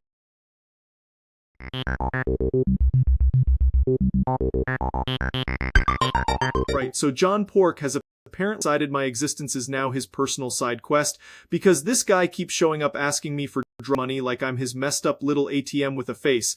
I don't know what universe he's from, but in this one, that is a terrible financial strategy, especially when I'm already one bad decision away from becoming a cautionary tale. Look at this absolute dumbass. He's got the confidence of a guy who thinks consequences are a rumor. And honestly, if you're gonna shake somebody down, maybe don't pick the dude whose patience is hanging by a thread and whose hobbies include making terrible choices and Please, man, just a few bucks. I haven't eaten in days. Come on, don't you have anything? My family needs me. I'll do anything. Just give me something. Anything at all. I'm begging you, please! It's for my daughter! Swear this guy shows up like he's trying to unlock a new achievement called Most Annoying Man Alive. Every time I try to walk away, he comes back with that same busted energy like, come on bro, just a little cash. No dude, that's not how any of this works. That article reads like it was written by somebody who got hit in the head with a wet brick. And yeah, eventually he pushed it too far. I'm not saying I'm proud of what happened, but I am saying the alley learned a valuable lesson about starting stupid fights with exhausted people.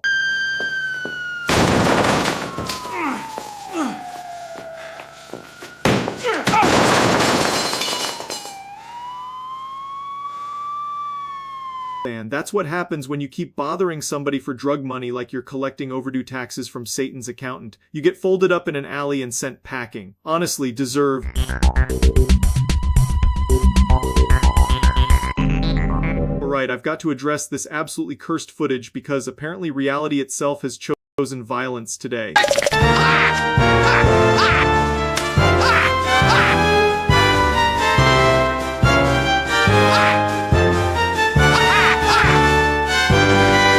What the hell is even happening here, man? This looks like the fever dream of a man who ate 5 pounds of expired cheese and then got kicked by a horse.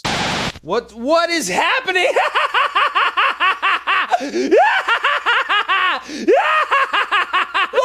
What is happening? I didn't consent to becoming the center of some ogre-based affection ritual, and I'm pretty sure this counts as assault by swamp. Also, why is every kiss sounding like a wet firework? This article is doing the absolute most, but honestly it's still less ridiculous than the actual video. I swear if I see one more frame of Shrek treating my ass like a voicemail, I'm filing a complaint with the swamp department. That tweet is disgustingly poetic, and I hate that it made me laugh. This is one of those situations where you can't even get mad because the whole thing is so stupid it loops back around to being art.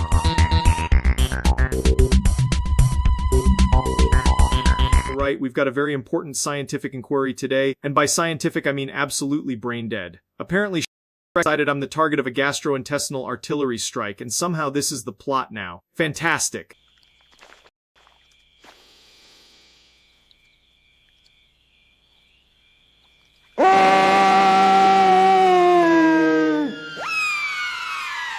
That is genuinely horrifying. That wasn't even a fart, that was a chemical event with political consequences. I love that Shrek's whole deal is being a disgusting swamp king, but this is next level terrorism, like he just fired a bioweapon out of his ass and called it a lifestyle choice. If that happened in real life, I'd have to retire on the spot. No comeback from that. You can survive a lot online, but you cannot survive getting launched by an ogre butt blast while the entire internet clips it in 4K. That's not a humiliation, that's a natural disaster.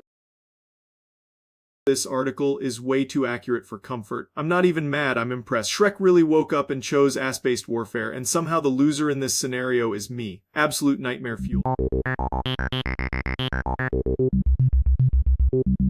Right, so today we've got a real special kind of garbage fire on our hands, because apparently the internet decided to turn into a surveillance state for one of the dumbest reasons imaginable. The text of the prompt, only the user input of only the prompt is the video of the photo of only the photo data. Like, first of all, if you're asking me to believe somebody has 10 videos of that kind of thing, I'm already calling bullshit, because that's not a normal sentence. That's the kind of thing you hear right before someone gets hauled out of a gas station in handcuffs. The whole thing is one of those situations where people hear a rumor, immediately treat it like gospel, and then start doing investigative journalism like they're fucking Sherlock Holmes with a Wi-Fi connection. And every single time, the proof is either nothing or a potato quality clip from 2013 where somebody sneezed near a person, and now the internet is acting like they uncovered a federal case. That's the part that kills me, because if it's real, you don't need to dress it up like a carnival barker selling miracle cures, and if it's fake, then congrats, you've successfully wasted everybody's time and made yourself look like a jackass. The prompt, it only use input of your only at the best west blog things you're in save, and the invites the adopters cove all it do it have what the impacts, and I'm saying all of you imps do it. Also, can we just stop pretending that every allegation becomes some kind of blockbuster saga the second it hits social media? Not everything needs an 8-part documentary and a matching logo. Sometimes people just need to shut the hell up and wait for actual facts. Because right now, this is just the internet doing what it does best, being loud, being stupid, and acting like volume counts as evidence. Of the prompt, the minute range of different how to follow description, using the description of whether the ones have yet worked. Imagine. Anyway, that's where I'm at on it. If you've got actual proof, cool, bring it forward like an adult. If not, maybe stop trying to turn nonsense into a blockbuster, because this shit is embarrassing.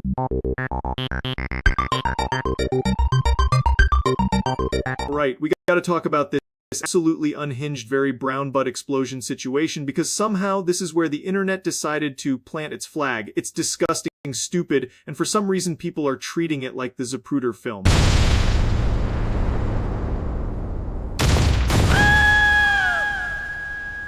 What was that? Are you all right? Yeah, that is aggressively foul. It looks like every bad decision a human can make got compressed into one clip and then launched out the back door like a cannon. I don't even know what part is more upsetting, the explosion itself or the fact that somebody pointed 3 cameras at it. And of course the internet sees this and goes, we need angles. Sick people. Absolute degenerates. If your first instinct in a scene like this is to ask for the alternate shot, you need to be put in a little internet timeout chair. I hate that this tweet exists, but I hate even more that I know half the replies are probably treating it like a sports highlight. Great form, nice trajectory, solid follow through. Man, shut up and wash your hands.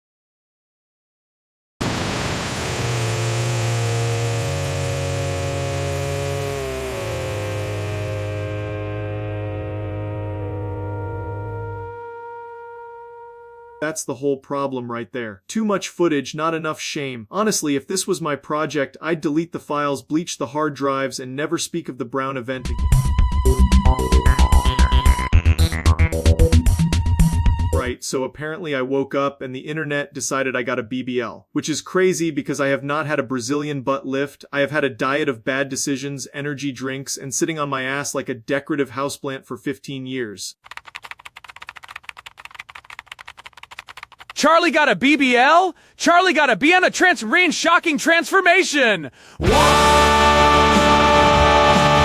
Look at this shit, man. People see one angle and suddenly I'm a walking cosmetic surgery case study. That's not a BBL, that's just gravity losing a legal battle. I've been built like this from the jump. All I did was continue the ancient tradition of doing absolutely nothing and letting my body marinate in it. The funniest part is the confidence. People will post the most bogus garbage with the energy of a surgeon. Like, yeah bro, you were in my operating room handing me the scalpel and the ass cushion. I swear the internet treats speculation like forensic science. It's never maybe, it's always I have solved the mystery of moist CR1 to calls cake. If I ever actually got one, I'd tell you, because that would be hilarious. I'd be strutting around like a Roomba with confidence issues. But no, this is just the result of bad posture, a terrible chair, and the cruel miracle of human anatomy. Anyway, if the allegation is that my ass is insured, then honestly, keep spreading that rumor.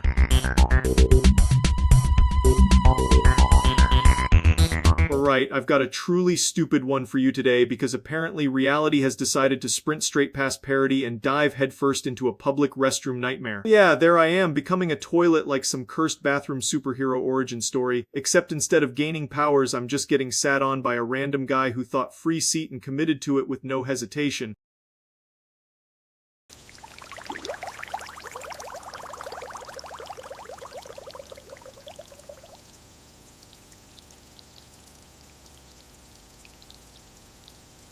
This is the kind of thing that makes you question if you're awake or if you got roofied by a plumbing supply store. And the worst part is the confidence on that dude, because he doesn't even pause, he just sees a toilet and goes, yep, mine now.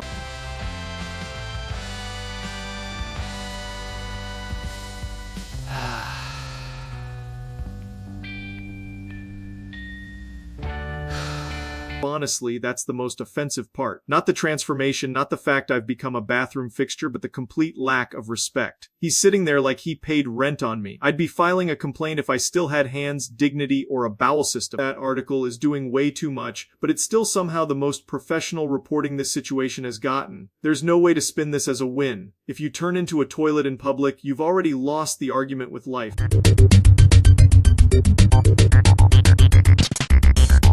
Alright, I woke up feeling like my stomach had been replaced by a dying oil refinery, and I'm pretty sure that's already a horrible sign. I took one look at the room and knew this was not going to be a normal day, because nothing good ever starts with "why does that smell like burnt batteries?" I'm just going to get this over with before my organs file a complaint.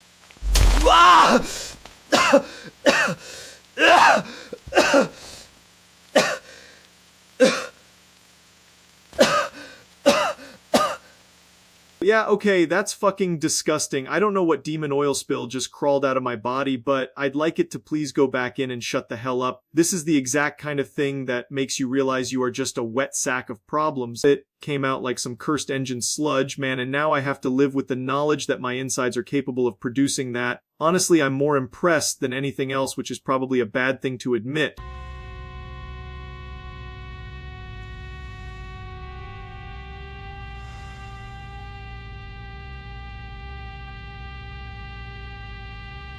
I don't know if I need a doctor, an exorcist, or a hazmat team, but I'm leaning toward all three. If this is what being alive is now, I'd like to speak to the manager of existence. That's it, see ya!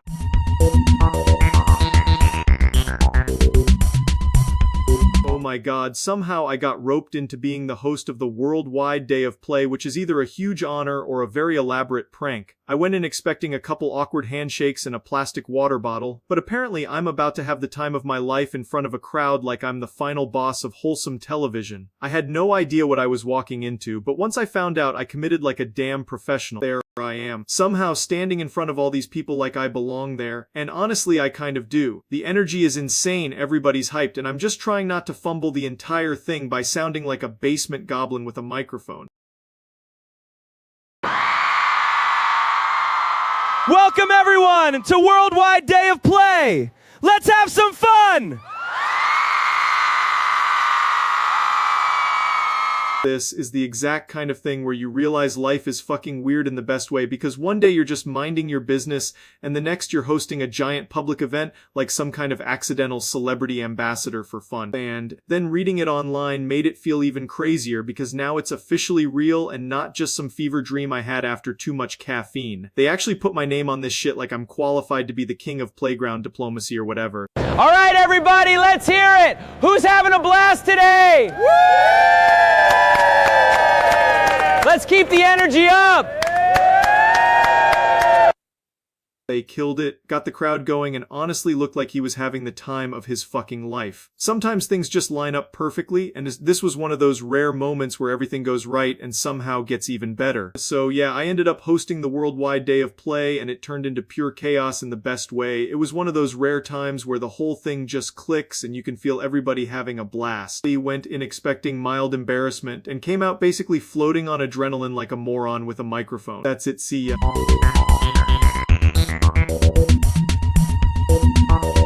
GTA 6 discourse has somehow reached the event horizon of stupid again. People are acting like a strip club mechanic in a crime game is the moral collapse of civilization, like their penis just filed a police report against Rockstar. This whole thing is so absurd it feels like someone slammed their balls in a car door and turned that into an opinion piece. So this is the big panic button article. It's basically saying people are concerned that GTA 6 might let players kill women in a strip club, which in GTA is like being shocked that water is wet or that a toilet is where poop goes. Don't know how anyone hears Grand Theft Auto and expects a Sunday school simulator where everyone holds hands and discusses tax policy. The whole franchise is built on letting you do horrible goblin shit in a sandbox, and now suddenly people are acting like they uncovered forbidden ancient evil because the crime game has crime in it. This is the exact kind of thing they are freaking out about, the core source of the outrage. A violent thing happening in a place where, apparently, some people think the laws of GTA are supposed to take a lunch break and become Animal Crossing.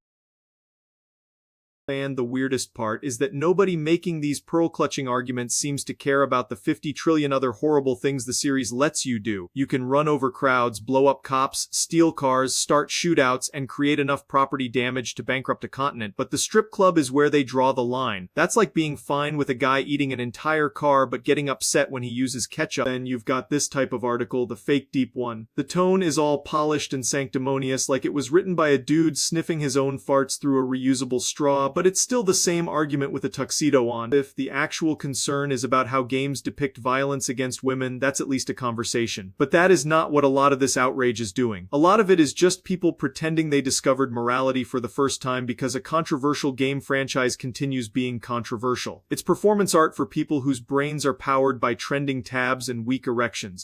Time to party. No trouble here. This is the kind of footage that gets clipped, reposted, and then inflated into this game as encouraging evil discourse by people who would lose a fistfight to a yogurt tube. It's a chaotic snippet from a giant sandbox game, not a manifesto. Also, let's not pretend players need a strip club specifically to be degenerates in GTA. Give a GTA player a bicycle in 30 seconds and they'll find a way to commit 12 felonies and insult the moon. The game doesn't create the Chaos Goblin, it just gives him a bigger playground and shinier monkey bars. And here's the other half of the conversation, the setting itself. People keep zooming in on the strip club like it's some uniquely sacred place in a franchise where you can turn a freeway into a Michael Bay deleted scene. The real answer is simple. If you don't like that kind of content, don't play GTA. That's always been the deal. It is not marketed as Cozy Farmer Simulator number 7. It's a sandbox where every system exists to let you be the worst asshole alive. Acting scandalized by that now is like showing up to a dick measuring contest and being upset there's too much penis. Anyway, that's about it. The outrage is overcooked, the discourse is brain damaged, and GTA 6 is still going to sell an amount of copies that looks like a phone number. See ya.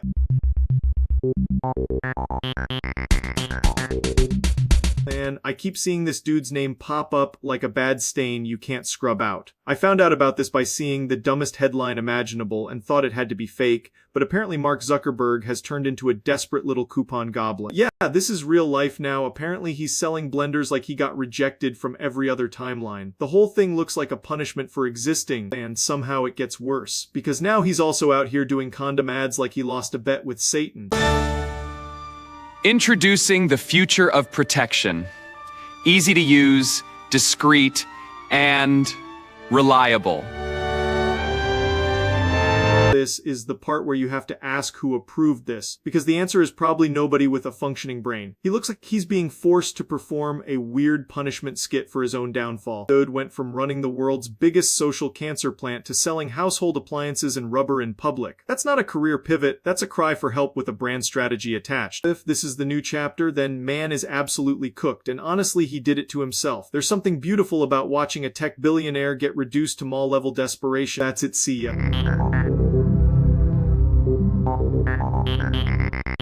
This diner situation is so unbelievably stupid it feels like it was cooked on a greasy flat top at 3 a.m. by a guy named Rick with a nicotine patch and a dream. It's got the energy of a limp dick in a hurricane, just pure chaos slapped between two buns and served with a side of bad decisions. This is the diner, the whole sacred battleground here, looking like the kind of place where the coffee tastes like burnt batteries and every pancake has seen violence. It already looks like a location where something deeply embarrassing was destined to happen.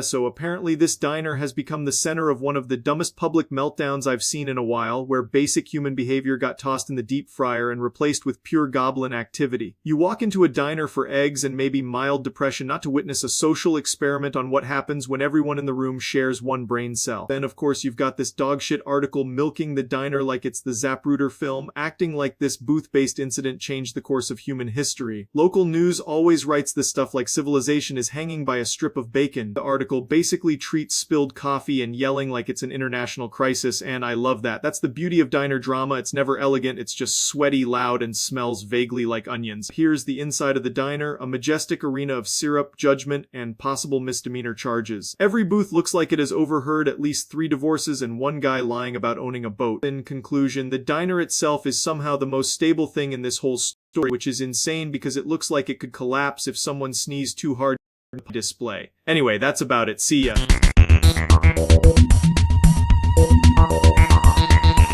Man, this is one of those stories that sounds like a fever dream written by someone who got hit in the balls with a frying pan. Donald and Daisy Duck getting 10 months in prison for wrecking a car into a Sonic drive-in is so absurd I almost respect it, because at least it's committed to the bit. Like, how do you go from cartoon bird crime to real-world jail time? That's elite nonsense. This is the exact kind of headline that makes me question if the universe is just being run by a guy with a grudge against ducks. You know, it was probably some tiny fender bender, and then the legal system said, nah, we're sending these mallard freaks away for a while. Honestly, if I got sentenced for driving like an idiot, I'd still be less embarrassed than if my mugshot had feathers. The funniest part is the Sonic drive-in detail, because of course the place with the little car hop trays is where the duck couple chooses to commit vehicular stupidity. That's not just a crash, that's brand synergy from hell. I'm just imagining the judge trying to keep a straight face while saying 10 months, and Donald is in the back squawking like he's the victim here.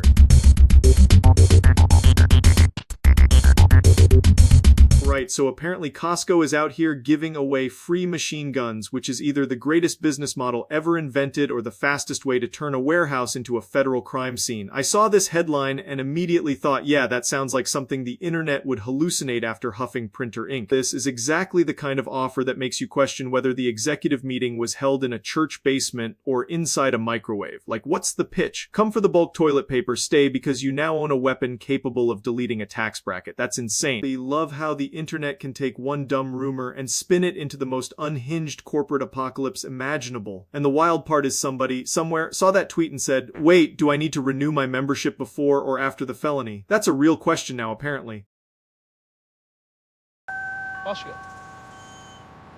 Please, everyone, it's a prank!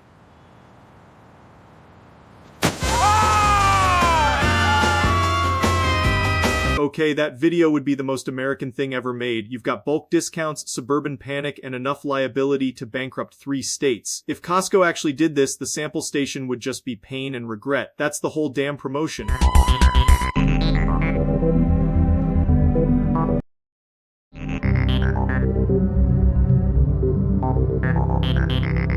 Right, so I found this absolute circus of a clip where some dude known for hacking computers is getting assaulted. Then somebody comes in with the most insane get-a-life paperwork energy I've ever seen. It's like the whole situation was written by an unemployed raccoon with access to a printer. And of course the cops and the people immediately start arguing about the hacking like that's gonna solve anything. This is already stupid as hell, because now it's not even about the original bullshit, it's just everybody yelling over everybody else like a broken family group chat. Get a life! Get a life! He's been hacking into systems for years!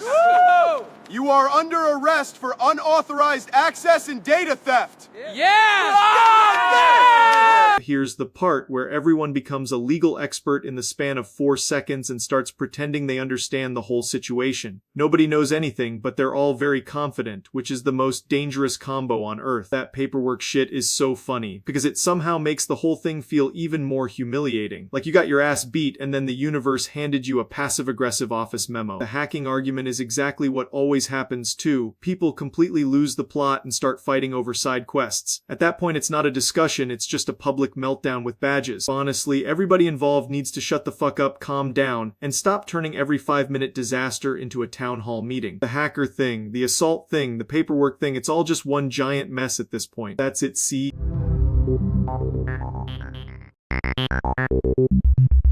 Right, so this is one of those situations where the internet just fully gets stupid for no reason, and somehow the stupidity spreads faster than a dick joke in a locker room. We're talking about a topic so simple it should take one sentence, but people keep acting like they need a whole dissertation to say the same thing twice. It's honestly impressive how hard someone can trip over their own balls while standing still. Yeah, so if the whole joke is that it can only repeat the paragraph in lowercase, then that's exactly the kind of brain-dead restriction that makes the internet great. It's like making a guy whisper his own ass backwards, which is honestly a pretty strong bit if you think about it. And that's the whole thing. Really, it's not deep, it's not complicated, it's just a guy staring at a paragraph like it owes him money, which, fair enough, that's basically every Wikipedia rabbit hole ever. If anything, this is more effort than most people put into their own lives, and that's a sad sentence to say out loud. Right, so apparently Michigan is being overrun by a mysterious cabal of tiny dudes with way too much confidence, and I need to address this before it turns into a full-blown civil emergency. I'm gonna be honest, if there's a coordinated midget uprising happening, that's way above my pay grade, but I do think we should probably ask some questions before everybody starts acting like the state got colonized by pocket-sized chaos goblins. This is the kind of story that starts with one idiot in a comment section and ends with 50 people swearing they saw a 5-foot mastermind directing traffic outside a speedway. And I just want to say, if the whole plan is to take over Michigan, I respect the ambition, because that's a lot of cold weather to conquer with knees that are basically at countertop level. Still, the internet has a nasty habit of turning random weirdness into a whole mythology, and then everyone acts shocked when the myth turns out to be somebody's cousin with a Bluetooth speaker. The tweet is exactly what I expected, which is to say a landfill fire with punctuation. Every time something stupid catches on, people immediately start acting like they're on the front lines of history instead of just being in a digital hamster cage throwing peanut shells at each other. I'm not even mad though, because this is the rare rumor that's so unhinged it loops back around into comedy, and that's the only thing keeping my brain from sliding out my ears.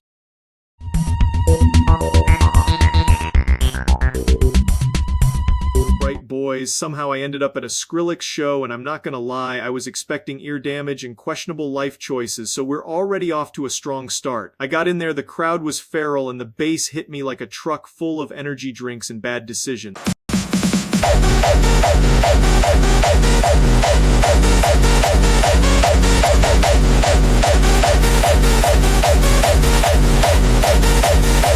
This is the exact kind of place where everyone's having a religious experience, and I'm standing there like a pissed-off raccoon watching fireworks. The music is absurdly loud, but honestly it rules because the whole room feels like it's vibrating out of its own damn skin. They respect it though, because the production is sane and Skrillex knows how to make a room explode. I was ready to make fun of it, and instead I just got bullied by the subwoofers for an hour.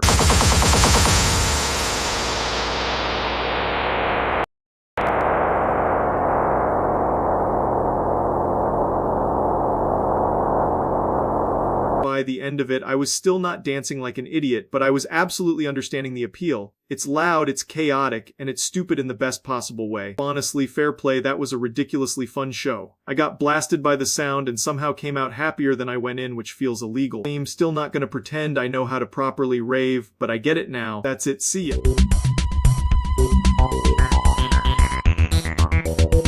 Right, so apparently there's a civil war happening inside an Outback steakhouse, and it's about tips, which is exactly the kind of American tragedy that keeps the economy alive. We've got Kevin the waiter, who is allegedly sucking up all the money like a sad little cafeteria vampire, and then there's Piper, the chubby ginger goddess, who sounds like she could either serve you a steak or ruin your life in the best way possible. The whole thing is already unhinged because people are acting like this is the Hunger Games of casual dining. If Kevin is really stealing all the tips, that's not competition, that's just being a greasy parasite with a name tag. And if Piper is getting boxed out by this guy, I gotta say, the universe needs to intervene before this turns into a customer service knife fight in the crab leg section. This is the exact kind of garbage drama that somehow becomes everybody's personality for 3 weeks. The funniest part is how fast people choose sides when money is involved. Nobody cares about the truth, they just see tips, and suddenly they're war generals with grease on their hands. If Piper is the one actually doing the work, then yeah, back the ginger goddess. Don't let Kevin walk out of there with a pocket full of stolen gratuity and the confidence of a middle manager who says we're like a family before screwing everyone over. That tweet is exactly how these things go. One person says something mildly spicy, then the whole internet shows up like it's jury duty for a steakhouse betrayal. And honestly, if Kevin really is pulling this bullshit, I hope every receipt he touches feels sticky for the rest of his natural life.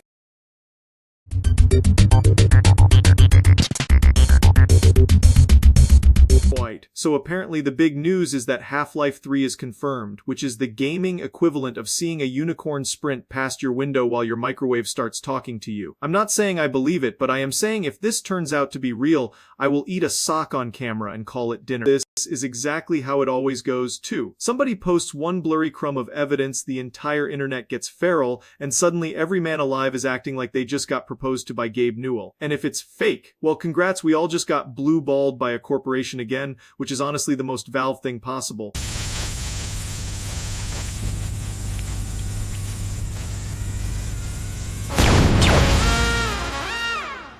Soon.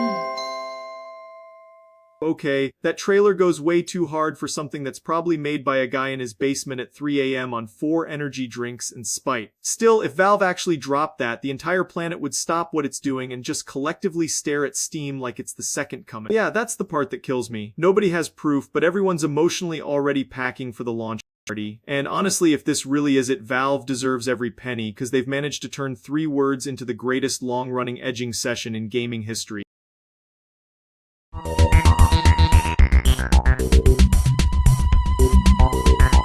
So today we've got a completely normal situation where I may or may not have made one of the worst decisions a human being can make. I injected myself with the T-virus, and now every time I try to speak, it sounds like my keyboard got possessed by a dying slot machine. The user input of the prompt of user input, the user at Byrisk Droil, they weren't the ones expect it, and the crash thing, and leaves one the ass of user the movie. So, yeah, first of all, fantastic start to the morning. Nothing says good life choices like voluntarily introducing a fictional apocalypse juice into your bloodstream because you wanted to see what would happen. And let me tell you, it's not subtle. My arm started feeling like it was getting judged by God. I'm sitting there waiting for some cool Resident Evil superhero transformation.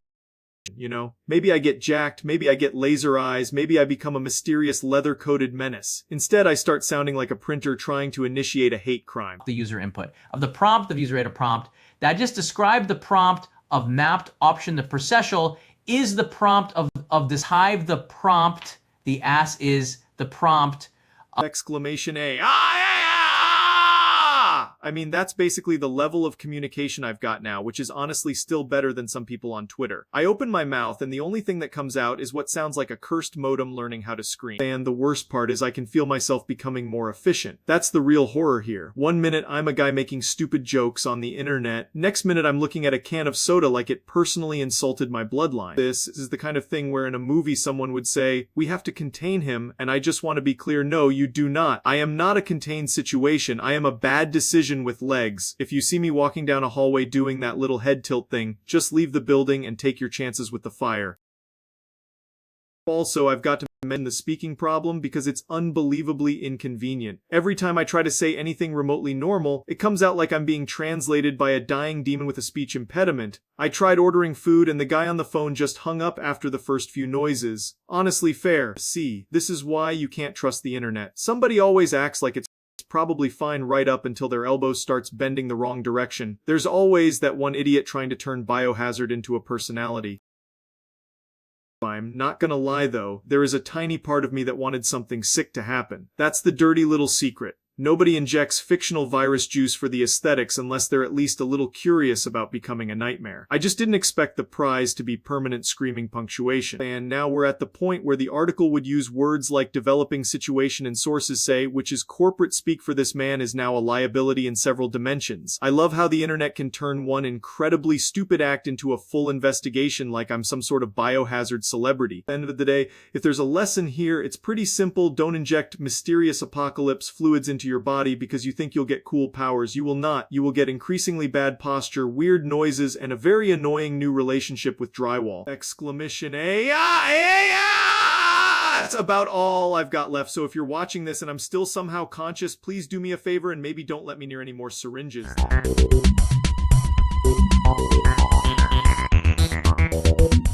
So I saw this idea getting tossed around, and it is honestly one of the dumbest things I've heard all week, which is saying a lot because my algorithm is a sewer. The whole we're building a border wall, but actually to keep people in instead of out thing is not some genius loophole. It's just racism wearing a fake mustache and holding a clipboard. Oh wow, a fact check section, my favorite genre of comedy. I love when people say something unbelievably stupid and then act like the wording alone erases the entire intent. That's like setting a house on fire and saying it's fine because the smoke is now indoors. A border wall is not an act of exclusion, but rather an act of inclusion.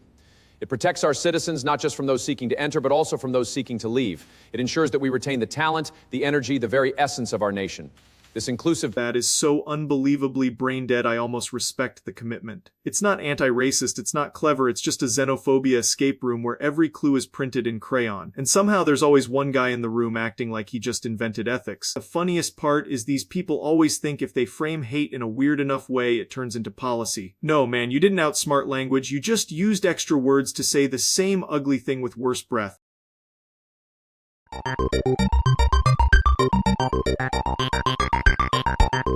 Right, so apparently Costco has gone fully off the rails and started handing out free femboys with the membership package. That is an absolutely insane sentence to say with a straight face, and yet here we are. I honestly thought the best perk was the cheap hot dog, but I guess the Warehouse Club just said screw it, let's really commit. This is the kind of marketing strategy that makes me wonder if the executives are getting paid in Adderall and panic. Like imagine showing up to renew your card and the cashier goes, would you like silver, gold, or the deluxe tier with a soft-spoken twink in a varsity cardigan? That's not retail, that's a fever dream with membership fees. And the worst part is I know some people would hear that and go, actually that's a pretty strong value proposition, which is horrifying. We've really reached the point where warehouse economics are colliding with degenerate wish fulfillment, and somehow the hot dog still remains the most trustworthy thing in the building.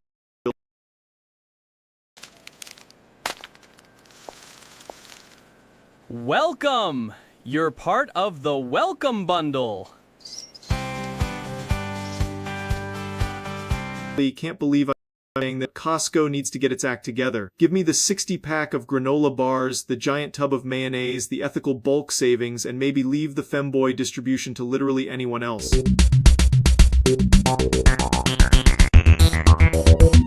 Well, that's a pretty massive legal earthquake if it actually sticks, because the Hughes Amendment getting struck down would mean the machine gun registry nightmare just got kicked in the teeth. People have been talking about this thing like it's some untouchable artifact from the Stone Age, and now it's finally getting dragged into the sunlight like a cursed mummy with paperwork issues. If this is real, then we are entering the weirdest timeline imaginable. This is one of those laws that's been sitting there for so long that most people assumed it was just part of reality, like taxes or old dudes yelling at clouds. But now the whole thing is getting challenged, and that means a lot of people are about to start acting extremely brave on the internet while knowing absolutely nothing about the paperwork involved. That tweet is doing the classic legal Twitter thing where it says a lot of words and somehow still means nobody knows, buckle up. And honestly, yeah, that's probably the correct vibe. Even if the ruling is a huge win, there's still a mountain of appeals, delays, and political tantrums coming. The government does love turning a simple loss into a 7-layer casserole of nonsense. The imperious self would send an end to the view of order for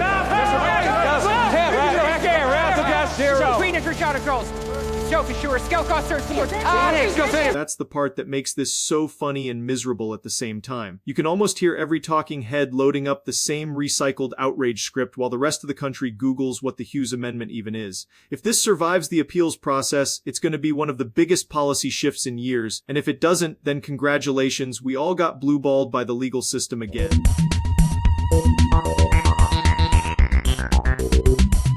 right? So today's situation is apparently me getting turned into a human lightning rod like some discount superhero nobody asked for. I'm gonna be real, if the universe wants to cook me, it better at least use seasoning, because this is ridiculous. My collectible figurines! My collectible figurines! My collectible figurines! Ah! Ah! Ah! Ah! Pickle nipple nipple pickle pickle nipple nipple pickle pickle nipple nipple pickle pickle nipple nipple pickle pickle nipple nipple pickle pickle nipple nipple pickle pickle nipple nipple pickle pickle nipple nipple pickle nipple nipple pickle. Man, I hate when a storm interrupts my stream and decides to deep fry my skeleton like it's trying to make a crunch wrap out of my spine. There's no lesson here, by the way. I'm not gonna pretend this is some inspiring journey about resilience. This is just me getting absolutely nuked by the sky because I was being an idiot near a metal pole in the middle of a thunderstorm. That's not bravery, that's autism with weather conditions. Honestly, the article is going to be way more respectful than I deserve. It'll probably say I was caught in a sudden electrical incident, which is journalist code for this dumbass got flash boiled by the sky. Still, I'm alive, I'm horny for a lawsuit, and I'm never trusting a cloud again.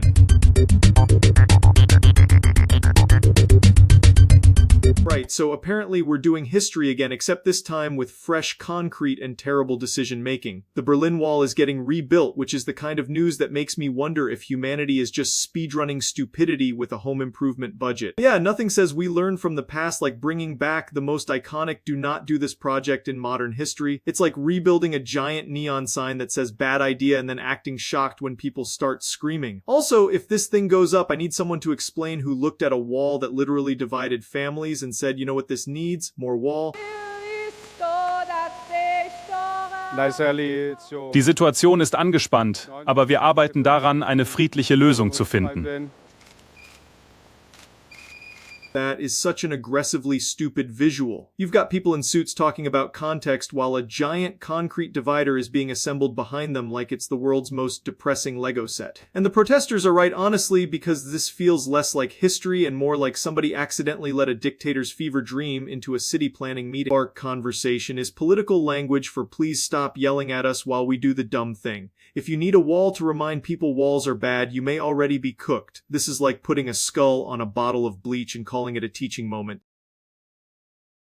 That's the part that hits hardest because the original wall wasn't some abstract symbol at actual lives. So if this rebuild is anything other than a serious memorial, then yeah, it's a garbage decision. And if it is a memorial, maybe don't make it look like you're trying to bring the nightmare back for branding.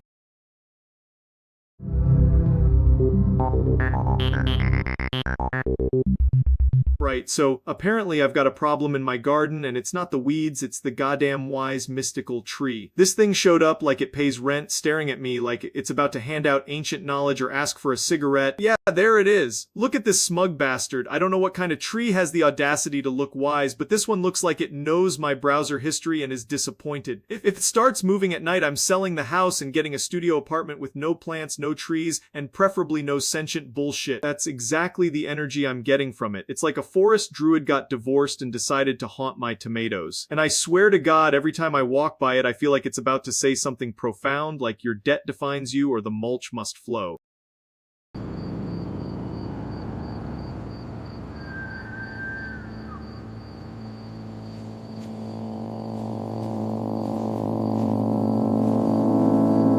That's creepy as hell. It's doing that thing where it looks spiritually important, which is just nature's way of being an asshole. If this tree starts giving me advice, I'm ignoring it unless it can also unclog a drain or explain taxes.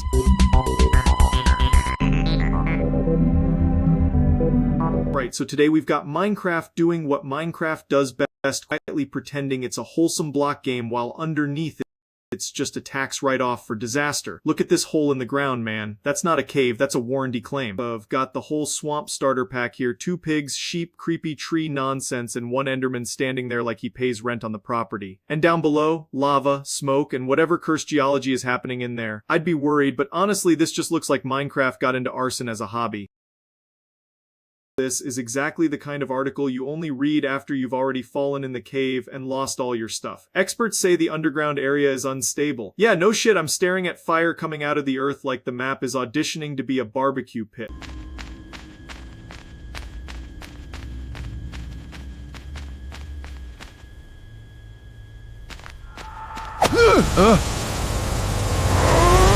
that last part is the most realistic Minecraft footage I've ever seen. Every time you walk up to one of these holes, you start doing mental calculus like, can I survive this fall? And the answer is usually no, because gravity is a hateful little bastard. Still, I gotta respect the scenery. It's beautiful in that way where a place is trying to kill you, but at least it's being artistic about it. Alright, today we're doing the most spiritually charged activity in Minecraft, standing at the edge of a giant hole and pretending this is a smart idea. I've got full health, a pile of logs, and the confidence of a man who's about to lose all of it to a 3-block fall. This is the exact kind of cave that looks innocent from the top and then turns out to be a demonic prison built by lava and bad decisions. You see that smoke down there? That's the cave saying, come on in, buddy, I've got a surprise for your entire family. And look at the surroundings